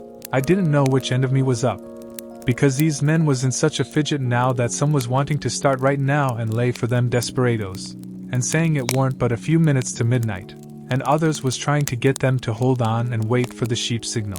And here was Auntie pegging away at the questions, and me shaking all over and ready to sink down in my tracks. I was that scared, and the place getting hotter and hotter, and the butter beginning to melt and run down my neck and behind my ears. And pretty soon, when one of them says, "I'm for going and getting in the cabin first and right now, and catching them when they come," I most dropped, and a streak of butter come trickling down my forehead, and Aunt Sally she see it, and turns white as a sheet, and says, "For the land's sake, what is the matter with the child? He's got the brain fever as sure as you're born, and they're oozing out." And everybody runs to see, and she snatches off my hat, and out comes the bread and what was left of the butter, and she grabbed me, and hugged me, and says, "Oh, what a turn you did give me! And how glad and grateful I am it ain't no worse, for luck's against us, and it never rains but it pours, and when I see that truck I thought we'd lost you, for I knowed by the color and all it was just like your brains would be if, dear, why didn't you tell me that was what you'd been down there for? I wouldn't have cared. Now clear out to bed, and don't let me see no more of you till morning." I was upstairs in a second, and down the lightning rod in another one, and shinning through the dark for the lean-to. I couldn't hardly get my words out, I was so anxious. But I told Tom as quick as I could we must jump for it now, and not a minute to lose. The house full of men, yonder, with guns. His eyes just blazed, and he says, "No, is that so? Ain't it bully? Why, Huck, if it was to do over again, I'd bet I could fetch 200. If we could put it off till—" "Hurry! Hurry!" I says. "Where's Jim?" "Right at your elbow. If you reach out your arm you can touch him. He's dressed, and everything's ready. Now we'll slide out and give the sheep signal." But then we heard the tramp of men coming to the door, and heard them begin to fumble with the padlock, and heard a man say, "I told you we'd be too soon. They haven't come. The door is locked. Here, I'll lock some of you into the cabin, and you lay 4 in the dark and kill 'em when they come, and the rest scatter around a piece, and listen if you can hear 'em coming." So in they come, but couldn't see us in the dark, and most trod on us whilst we was hustling to get under the bed. But we got under all right, and out through the hole, swift but soft, Jim first, me next, and Tom last, which was according to Tom's orders. Now we was in the lean-to, and heard trampings close by outside. So we crept to the door, and Tom stopped us there and put his eye to the crack, but couldn't make out nothing, it was so dark, and whispered and said he would listen for the steps to get further, and when he nudged us Jim must glide out first, and him last. So he set his ear to the crack and listened, and listened, and listened, and the steps scraping around out there all the time, and at last he nudged us, and we slid out, and stooped down, not breathing, and not making the least noise, and slipped stealthy towards the fence in Injun file, and got to it all right, and me and Jim over it. But Tom's breeches catch fast on a splinter on the top rail, and then he hear the steps coming. So he had to pull loose, which snapped the splinter and made a noise, and as he dropped in our tracks and started somebody sings out, "Who's that? Answer or I'll shoot." But we didn't answer, we just unfurled our heels and shoved. Then there was a rush, and a bang, bang, bang, and the bullets fairly whizzed around us. We heard them sing out, "Here they are! They've broke for the river! After 'em, boys, and turn loose the dogs!" So here they come, full tilt. We could hear them because they wore boots and yelled, but we didn't wear no boots and didn't yell. We was in the path to the mill, and when they got pretty close on to us we dodged into the bush and let them go by, and then dropped in behind them.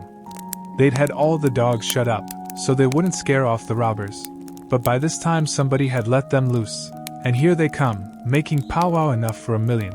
But they was our dogs, so we stopped in our tracks till they catched up, and when they see it warn't nobody but us, and no excitement to offer them, they only just said howdy, and tore right ahead towards the shouting and clattering, and then we up steam again, and whizzed along after them till we was nearly to the mill, and then struck up through the bush to where my canoe was tied, and hopped in and pulled for dear life towards the middle of the river, but didn't make no more noise than we was obliged to. Then we struck out, easy and comfortable, for the island where my raft was, and we could hear them yelling and barking at each other all up and down the bank, till we was so far away the sounds got dim and died out. And when we stepped onto the raft I says, "Now, old Jim, you're a free man again, and I bet you won't ever be a slave no more. And a mighty good job it was too, Huck. It usie planned beautiful, and it usie done beautiful, and dey ain't nobody can get up a plan dat's mo mixed up and splendid den what dat one was." We was all glad as we could be, but Tom was the gladdest of all because he had a bullet in the calf of his leg. When me and Jim heard that we didn't feel so brash as what we did before. It was hurting him considerable, and bleeding, so we laid him in the wigwam and tore up one of the Duke's shirts for to bandage him, but he says, "Gimme the rags, I can do it myself. Don't stop now, don't fool around here," and the evasion booming along so handsome, man the sweeps, and set her loose. Boys, we done it elegant, deed we did. I wish we'd a had the handling of Louis XVI. There wouldn't have been no son of St. Louis, ascend to heaven, wrote down in his biography. No, sir, we'd a hooped him over the border, that's what we'd a done with him, and done it just as slick as nothing at all, too. Man the sweeps, man the sweeps. But me and Jim was consulting, and thinking. And after we thought a minute I says, "Say it, Jim." So he says, "Well den, dis is the way it looked to me, Huck. Yef it was him dat usie bein' sot free, and one of de boys was to get shot, would he say, 'Go on and save me, nemean bout a doctor far to save dis one?' Is dat like Mars Tom Sawyer? Would he say dat? You bet he wouldn't. Well den, is Jim Jine to say it? No, sah, I don't budge a step out and displaced out a doctor, not if it's 40 year." I knowed he was white inside, and I reckon he'd say what he did say, so it was all right now, and I told Tom I was going for a doctor. He raised considerable row about it, but me and Jim stuck to it, and wouldn't budge, so he was for crawling out and setting the raft loose himself, but we wouldn't let him. Then he'd give us a piece of his mind, but it didn't do no good. So when he sees me getting the canoe ready, he says, "Well then, if you're bound to go, I'll tell you the way to do when you get to the village. Shut the door and blindfold the doctor tight and fast, and make him swear to be silent as the grave, and put a purse full of gold in his hand, and then take and lead him all around the back alleys and everywheres in the dark, and then fetch him here in the canoe, in a roundabout way amongst the islands, and search him and take his chalk away from him, and don't give it back to him till you get him back to the village, or else he will chalk this raft so he can find it again. It's the way they all do." So I said I would, and left, and Jim was to hide in the woods when he see the doctor coming till he was gone again. The doctor was an old man, a very nice, kind-looking old man when I got him up. I told him me and my brother was over on Spanish Island hunting yesterday afternoon, and camped on a piece of a raft we found, and about midnight he must have kicked his gun in his dreams, for it went off and shot him in the leg, and we wanted him to go over there and fix it and not say nothing about it, nor let anybody know, because we wanted to come home this evening and surprise the folks. "Who is your folks?" he says. "The Phelpses down yonder." "Oh," he says. And after a minute he says, "How'd you say he got shot?" "He had a dream," I says, "and it shot him." "Singular dream," he says. So he lit up his lantern, and got his saddlebags, and we started. But when he sees the canoe he didn't like the look of her, said she was big enough for one, but didn't look pretty safe for two. I says, "Oh, you needn't be afeard, sir, she carried the three of us easy enough." What 3? Why, me and Sid and the guns, that's what I mean. Oh, he says. But he put his foot on the gunwale and rocked her, and shook his head, and said he reckoned he'd look around for a bigger one. But they was all locked and chained, so he took my canoe, and said for me to wait till he come back, or I could hunt around further, or maybe I'd better go down home and get them ready for the surprise if I wanted to. But I said I didn't, so I told him just how to find the raft, and then he started. I struck an idea pretty soon. I says to myself, "S'posen he can't fix that leg just in 3 shakes of a sheep's tail, as the saying is? S'posen it takes him 3 or 4 days. What are we going to do? Lay around there till he lets the cat out of the bag? No, sir, I know what I'll do. I'll wait, and when he comes back if he says he's got to go any more I'll get down there too if I swim, and we'll take and tie him, and keep him, and shove out down the river, and when Tom's done with him we'll give him what it's worth, or all we got, and then let him get ashore." So then I crept into a lumber pile to get some sleep, and next time I waked up the sun was away up over my head. I shot out and went for the doctor's house, but they told me he'd gone away in the night some time or other, and weren't back yet. Well, thinks I, that looks powerful bad for Tom, and I'll dig out for the island right off. So away I shoved, and turned the corner, and nearly rammed my head into Uncle Silas's stomach. He says, "Why, Tom, where you been all this time, you rascal?" "I hain't been nowheres," I says, "only just hunting for the runaway nigger, me and Sid." "Why, wherever did you go?" he says. "Your aunt's been mighty uneasy." "She needn't," I says, "because we was all right. We followed the men and the dogs, but they outrun us, and we lost them. But we thought we heard them on the water, so we got a canoe and took out after them and crossed over, but couldn't find nothing of them. So we cruised along upshore till we got kind of tired and beat out, and tied up the canoe and went to sleep, and never waked up till about an hour ago. Then we paddled over here to hear the news. And Sid's at the post office to see what he can hear, and I'm branching out to get something to eat for us, and then we're going home." So then we went to the post office to get Sid, but just as I suspicioned, he warn't there. So the old man he got a letter out of the office, and we waited a while longer, but Sid didn't come.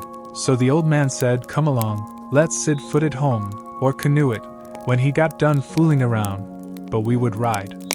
I couldn't get him to let me stay and wait for Sid, and he said there warn't no use in it, and I must come along, and let Aunt Sally see we was all right.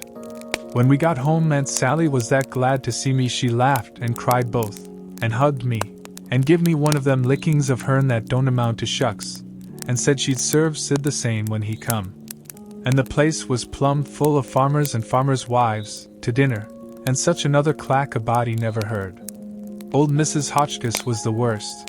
Her tongue was a-going all the time.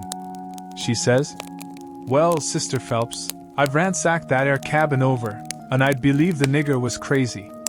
I says to Sister Damerel, "Didn't I, Sister Damerel?" "S.I., he's crazy, S.I., them's the very words I said." "You all heard me, he's crazy, S.I., everything shows it, S.I. Look at that 'ere grindstone, S.I. Want to tell me any creeter tease in his right mind S.A. going to scrabble all them crazy things onto a grindstone, S.I.?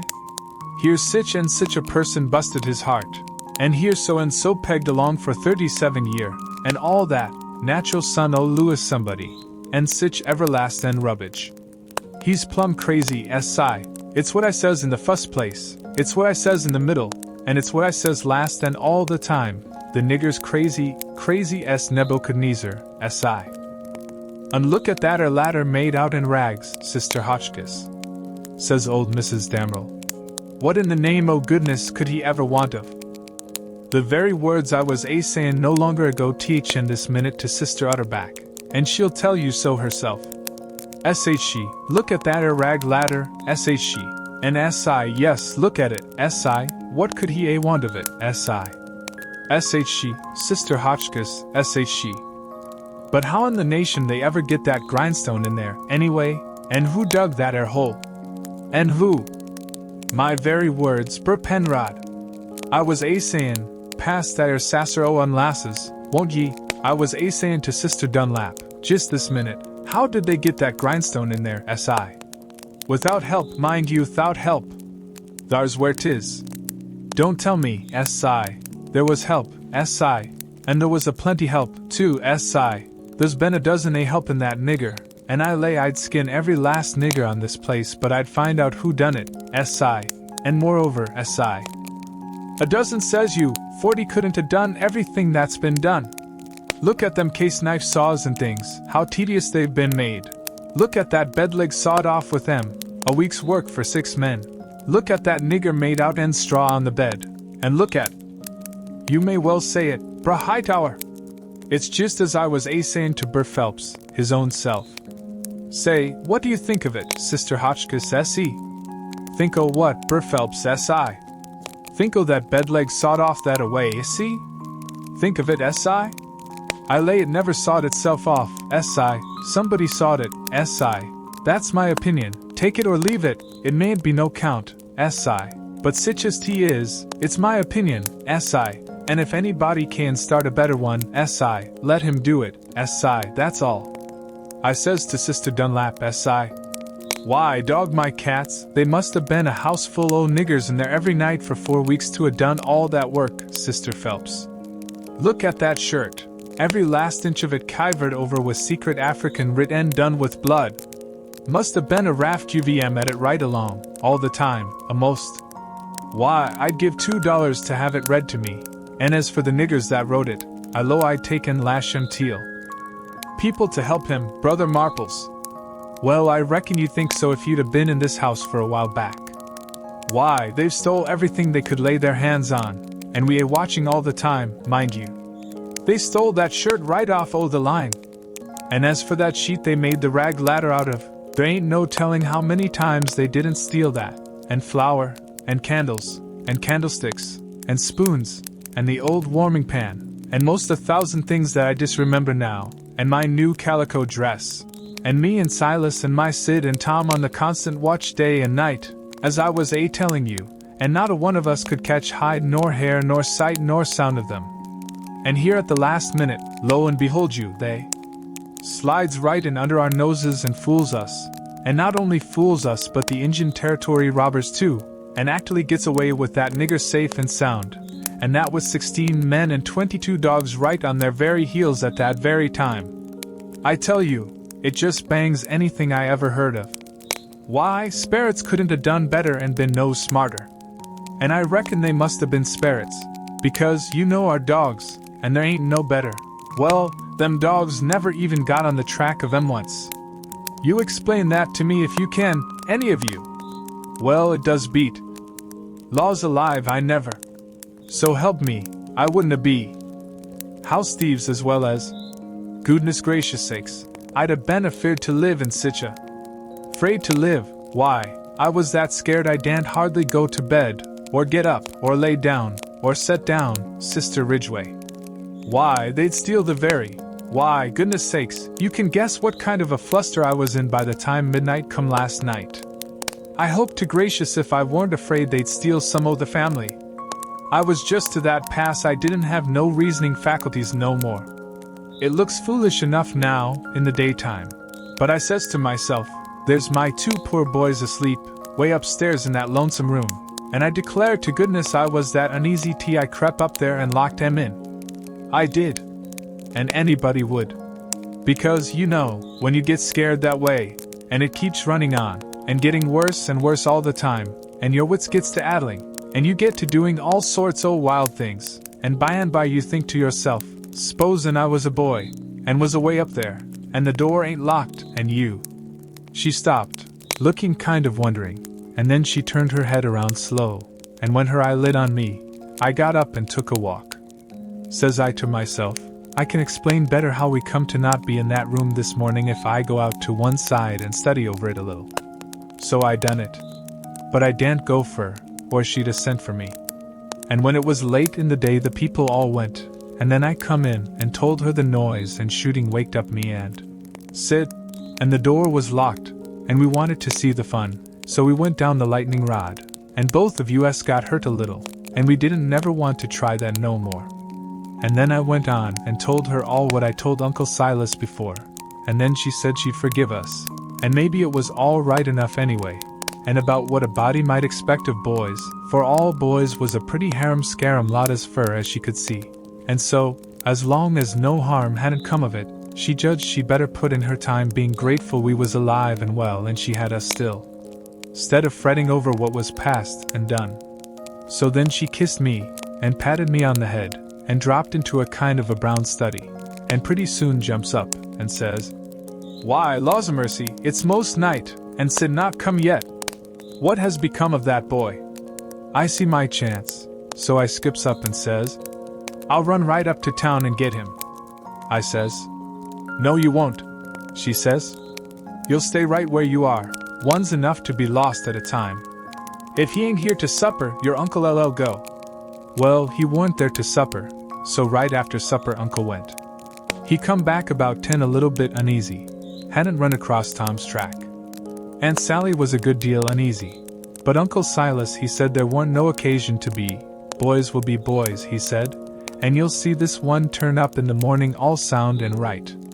So she had to be satisfied. But she said she'd set up for him a while anyway, and keep a light burning so he could see it. And then when I went up to bed she come up with me and fetched her candle, and tucked me in, and mothered me so good I felt mean, and like I couldn't look her in the face. And she sat down on the bed and talked with me a long time, and said what a splendid boy Sid was, and didn't seem to want to ever stop talking about him, and kept asking me every now and then if I reckoned he could have got lost, or hurt, or maybe drowned dead, and might be laying at this minute somewhere suffering or dead, and she not by him to help him. And so the tears would drip down silent, and I would tell her that Sid was all right, and would be home in the morning, sure, and she would squeeze my hand, or maybe kiss me, and tell me to say it again, and keep on saying it, because it done her good, and she was in so much trouble. And when she was going away she looked down in my eyes so steady and gentle, and says, "The door ain't going to be locked, Tom, and there's the window and the rod, but you'll be good, won't you? And you won't go? For my sake." Laws knows I wanted to go bad enough to see about Tom, and was all intending to go, but after that I wouldn't have went, not for kingdoms. But she was on my mind and Tom was on my mind, so I slept very restless. And twice I went down the rod away in the night, and slipped around front, and see her sitting there by her candle in the window with her eyes towards the road and the tears in them, and I wished I could do something for her, but I couldn't, only to swear that I wouldn't never do nothing to grieve her any more. And the third time I waked up at dawn, and slid down, and she was there yet, and her candle was most out, and her old gray head was resting on her hand, and she was asleep. The old man was uptown again before breakfast, but couldn't get no track of Tom, and both of them sat at the table thinking, and not saying nothing, and looking mournful, and their coffee getting cold, and not eating anything. And by the old man says, "Did I give you the letter?" "What letter?"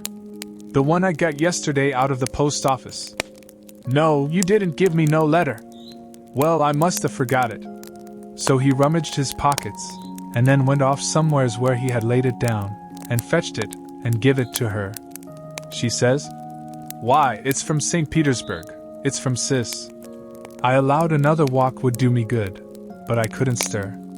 But before she could break it open she dropped it, and run, for she see something. And so did I. It was Tom Sawyer on a mattress, and that old doctor, and Jim, in her calico dress, with his hands tied behind him, and a lot of people. I hid the letter behind the first thing that come handy, and rushed. She flung herself at Tom, crying, and says, "Oh, he's dead, I know he's dead." And Tom he turned his head a little, and muttered something or other, which showed he warn't in his right mind. Then she flung up her hands and says, "He's alive, thank God! And that's enough!" And she snatched a kiss of him, and flew for the house to get the bed ready, and scattering orders right and left at the niggers and everybody else, as fast as her tongue could go, every jump of the way. I followed the men to see what they was going to do with Jim, and the old doctor and Uncle Silas followed after Tom into the house. The men was very huffy, and some of them wanted to hang Jim for an example to all the other niggers around there, so they wouldn't be trying to run away like Jim done, and making such a raft of trouble, and keeping a whole family scared most to death for days and nights. But the others said, "Don't do it, it wouldn't answer at all. He ain't our nigger, and his owner would turn up and make us pay for him, sure."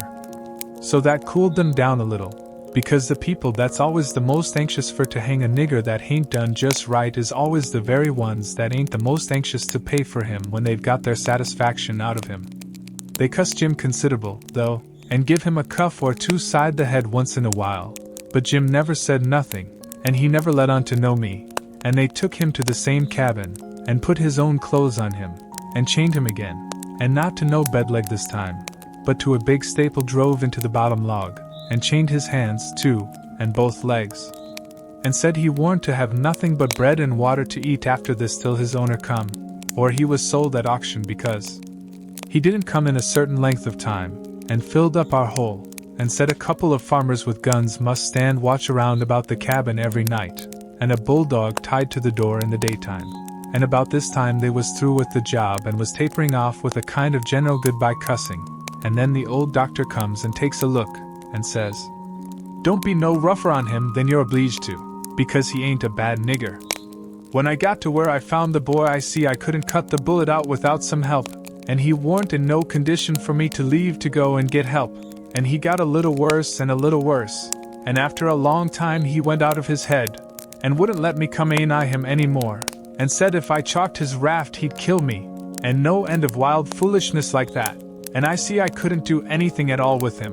So I says, I got to have help somehow, and the minute I says it, out crawls this nigger from somewheres and says he'll help, and he done it, too, and done it very well. Of course I judged he must be a runaway nigger, and there I was.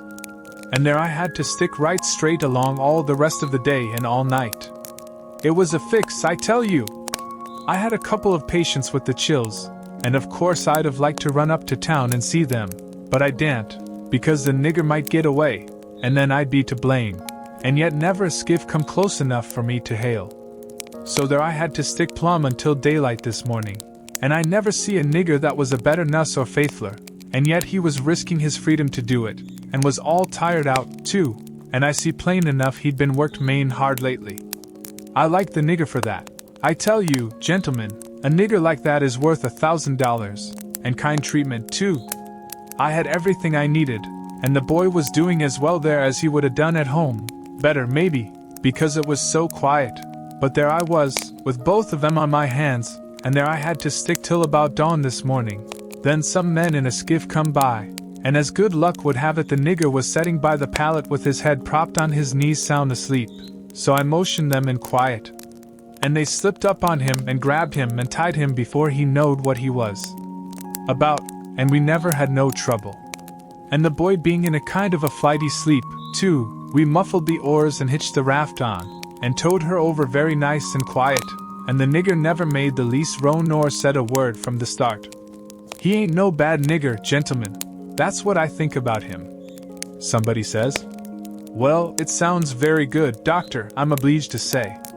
Then the others softened up a little, too, and I was mighty thankful to that old doctor for doing Jim that good turn, and I was glad it was according to my judgment of him, too, because I thought he had a good heart in him and was a good man the first time I see him. Then they all agreed that Jim had acted very well, and was deserving to have some notice took of it, and reward. So every one of them promised, right out and hearty, that they wouldn't cuss him no more. Then they come out and locked him up. I hoped they was going to say he could have one or two of the chains took off, because they was rotten heavy, or could have meat and greens with his bread and water, but they didn't think of it, and I reckon it warn't best for me to mix in, but I judged I'd get the doctor's yarn to Aunt Sally somehow or other as soon as I'd got through the breakers that was laying just ahead of me. Explanations, I mean, of how I forgot to mention about Sid being shot when I was telling how him and me put in that drat night paddling around hunting the runaway nigger. But I had plenty time. Aunt Sally, she stuck to the sick room all day and all night, and every time I see Uncle Silas mooning around I dodged him. Next morning I heard Tom was a good deal better, and they said Aunt Sally was gone to get a nap. So I slips to the sick room, and if I found him awake I reckoned we could put up a yarn for the family that would wash. But he was sleeping, and sleeping very peaceful, too, and pale, not fire-faced the way he was when he come. So I sat down and laid for him to wake. In about half an hour Aunt Sally comes gliding in, and there I was, up a stump again. She motioned me to be still, and sat down by me, and begun to whisper, and said we could all be joyful now, because all the symptoms was first rate, and he'd been sleeping like that for ever so long, and looking better and peaceful all the time, and 10 to 1 he'd wake up in his right mind. So we sat there watching, and by he stirs a bit, and opened his eyes very natural, and takes a look, and says, "Hello, why, I'm at home. How's that? Where's the raft?" "It's all right," I says. "And Jim?" "The same," I says, but couldn't say it pretty brash. But he never noticed, but says, "Good. Splendid.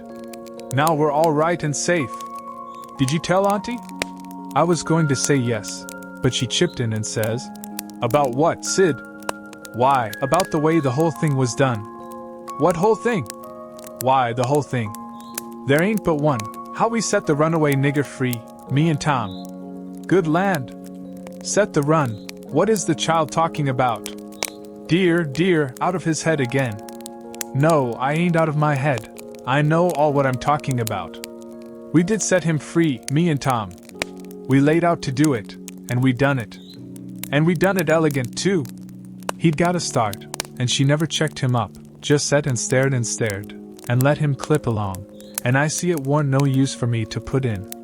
"Why, Auntie, it cost us a power of work, weeks of it, hours and hours every night, whilst you was all asleep.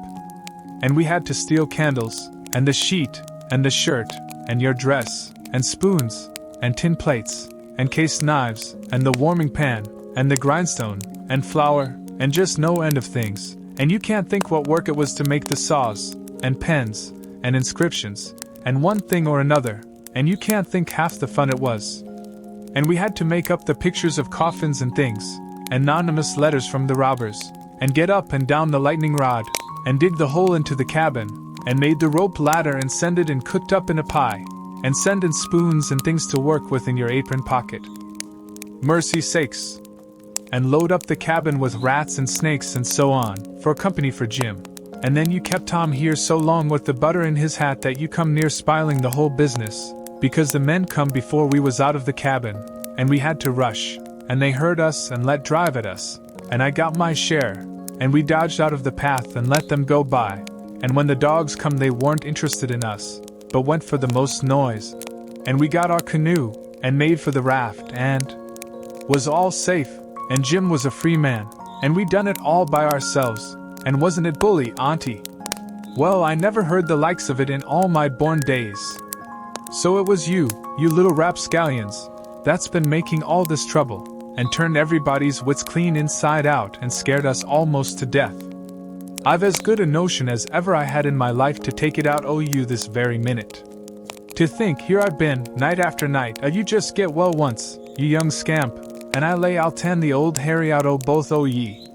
But Tom, he was so proud and joyful, he just couldn't hold in, and his tongue just went it, she a chipping in, and spitting fire all along, and both of them going it at once, like a cat convention, and she says, "Well, you get all the enjoyment you can out of it now, for mine I tell you if I catch you meddling with him again." "Meddling with who?" Tom says, dropping his smile and looking surprised. "With who? Why, the runaway nigger, of course. Who'd you reckon?" Tom looks at me very grave and says, "Tom, didn't you just tell me he was all right? Hasn't he got away?" "Him?" says Aunt Sally. "The runaway nigger? 'Deed he hasn't. They've got him back, safe and sound, and he's in that cabin again, on bread and water, and loaded down with chains, till he's claimed or sold." Tom rose square up in bed, with his eye hot, and his nostrils opening and shutting like gills, and sings out to me, "They hain't no right to shut him up. Shove, and don't you lose a minute. Turn him loose. He ain't no slave. He's as free as any creature that walks this earth." "What does the child mean?" "I mean every word I say, Aunt Sally, and if somebody don't go, I'll go. I've knowed him all his life, and so has Tom, there. Old Miss Watson died 2 months ago, and she was ashamed she ever was going to sell him down the river, and said so, and she set him free in her will. Then what on earth did you want to set him free for, seeing he was already free? Well, that is a question, I must say, and just like women. Why, I wanted the adventure of it, and I'd have waded neck-deep in blood too, goodness alive, Aunt Polly. If she weren't standing right there, just inside the door, looking as sweet and contented as an angel half full of pie, I wish I may never. Aunt Sally jumped for her, and most hugged the head off of her, and cried over her, and I found a good enough place for me under the bed, for it was getting pretty sultry for us, seemed to me. And I peeped out, and in a little while Tom's Aunt Polly shook herself loose and stood there looking across at Tom over her spectacles, kind of grinding him into the earth, you know. And then she says, "Yes, you better turn wire head away. I would if I was you, Tom." "Oh, dearie me," says Aunt Sally. "Is he changed so?" "Why, that ain't Tom, it's Sid. Tom's, why, where is Tom?" "He was here a minute ago." "You mean where's Huck Finn? That's what you mean. I reckon I hain't raised such a scamp as my Tom all these years not to know him when I see him. That would be a pretty howdy-do. Come out from under that bed, Huck Finn." So I done it. But not feeling brash. Aunt Sally, she was one of the mixed-uppest looking persons I ever see, except one, and that was Uncle Silas, when he come in and they told it all to him. It kind of made him drunk, as you may say, and he didn't know nothing at all the rest of the day, and preached a prayer-meeting sermon that night that gave him a rattling reputation, because the oldest man in the world couldn't have understood it. So Tom's Aunt Polly, she told all about who I was, and what, and I had to up and tell how I was in such a tight place that when Mrs. Phelps took me for Tom Sawyer, she chipped in and says, "Oh, go on and call me Aunt Sally, I'm used to it now, and 'tain't no need to change." That when Aunt Sally took me for Tom Sawyer I had to stand it. There warn't no other way, and I knowed he wouldn't mind, because it would be nuts for him, being a mystery, and he'd make an adventure out of it, and be perfectly satisfied. And so it turned out, and he led on to be Sid, and made things as soft as he could for me. And his Aunt Polly, she said Tom was right about old Miss Watson setting Jim free in her will. And so, sure enough, Tom Sawyer had gone and took all that trouble and bother to set a free nigger free. And I couldn't ever understand before, until that minute and that talk, how he could help a body set a nigger free with his bringing up. Well, Aunt Polly, she said that when Aunt Sally wrote to her that Tom and Sid had come all right and safe, she says to herself, "Look at that now! I might have expected it, letting him go off that way without anybody to watch him. So now I got to go and traps all the way down the river, 1100 mile, and find out what that creeter's up to this time, as long as I couldn't seem to get any answer out of you about it." "Why, I never heard nothing from you," says Aunt Sally. "Well, I wonder. Why, I wrote you twice to ask you what you could mean by Sid being here." "Well, I never got him, sis."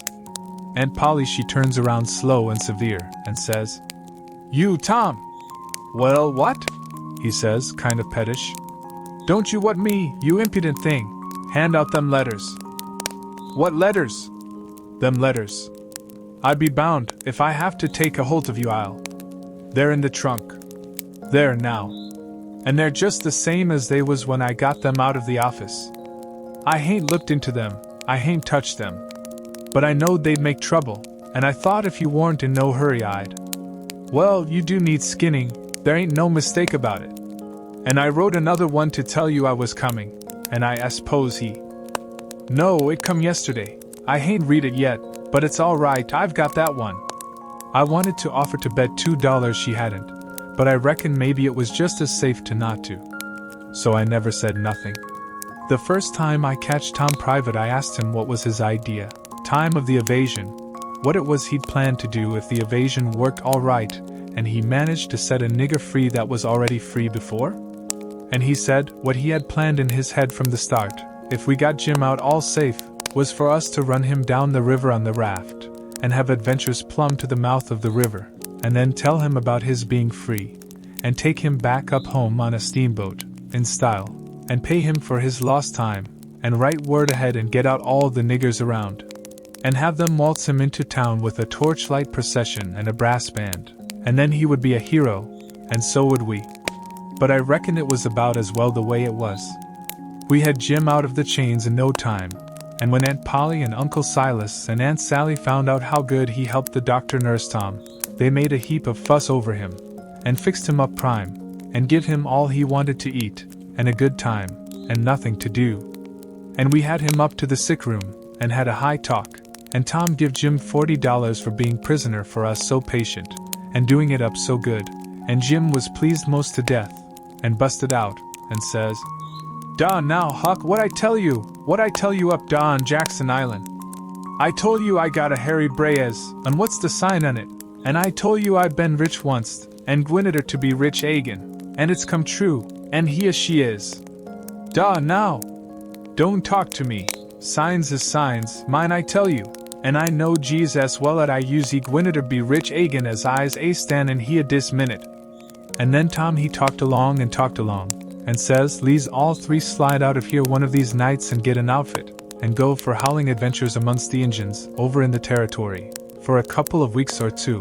And I says, "All right, that suits me, but I ain't got no money for to buy the outfit, and I reckon I couldn't get none from home, because it's likely Pap's been back before now, and got it all away from Judge Thatcher and drunk it up." "No, he hain't," Tom says. "It's all there yet, $6,000 and more, and your Pap hain't ever been back since. Hadn't when I come away, anyhow," Jim says, kinda solemn. "He ain't a comin' back no mo, Huck," I says. "Why, Jim?" "Nemean why, Huck, but he ain't comin' back no mo." But I kept at him, so at last he says, "Don't you 'member de house dat was floatin' down de river, and dey was a man in da kivered up, and I went in and unkivered him and didn't let you come in? Well, den, you can get your money when you wants it, case that was him." Tom's most well now, and got his bullet around his neck on a watchguard for a watch, and is always seeing what time it is, and so there ain't nothing more to write about, and I am rotten glad of it, because if I'd a knowed what a trouble it was to make a book I wouldn't a tackled it, and ain't a going to know more. But I reckon I got to light out for the territory ahead of the rest, because Aunt Sally she's going to adopt me and civilize me, and I can't stand it. I've been there before. The end. Yours truly, Huck Finn. That concludes our story for today. I hope you enjoyed it. If you like this type of content, make sure to watch the next video. Don't forget to like and subscribe to the channel. Goodbye, and I'll see you in the next video.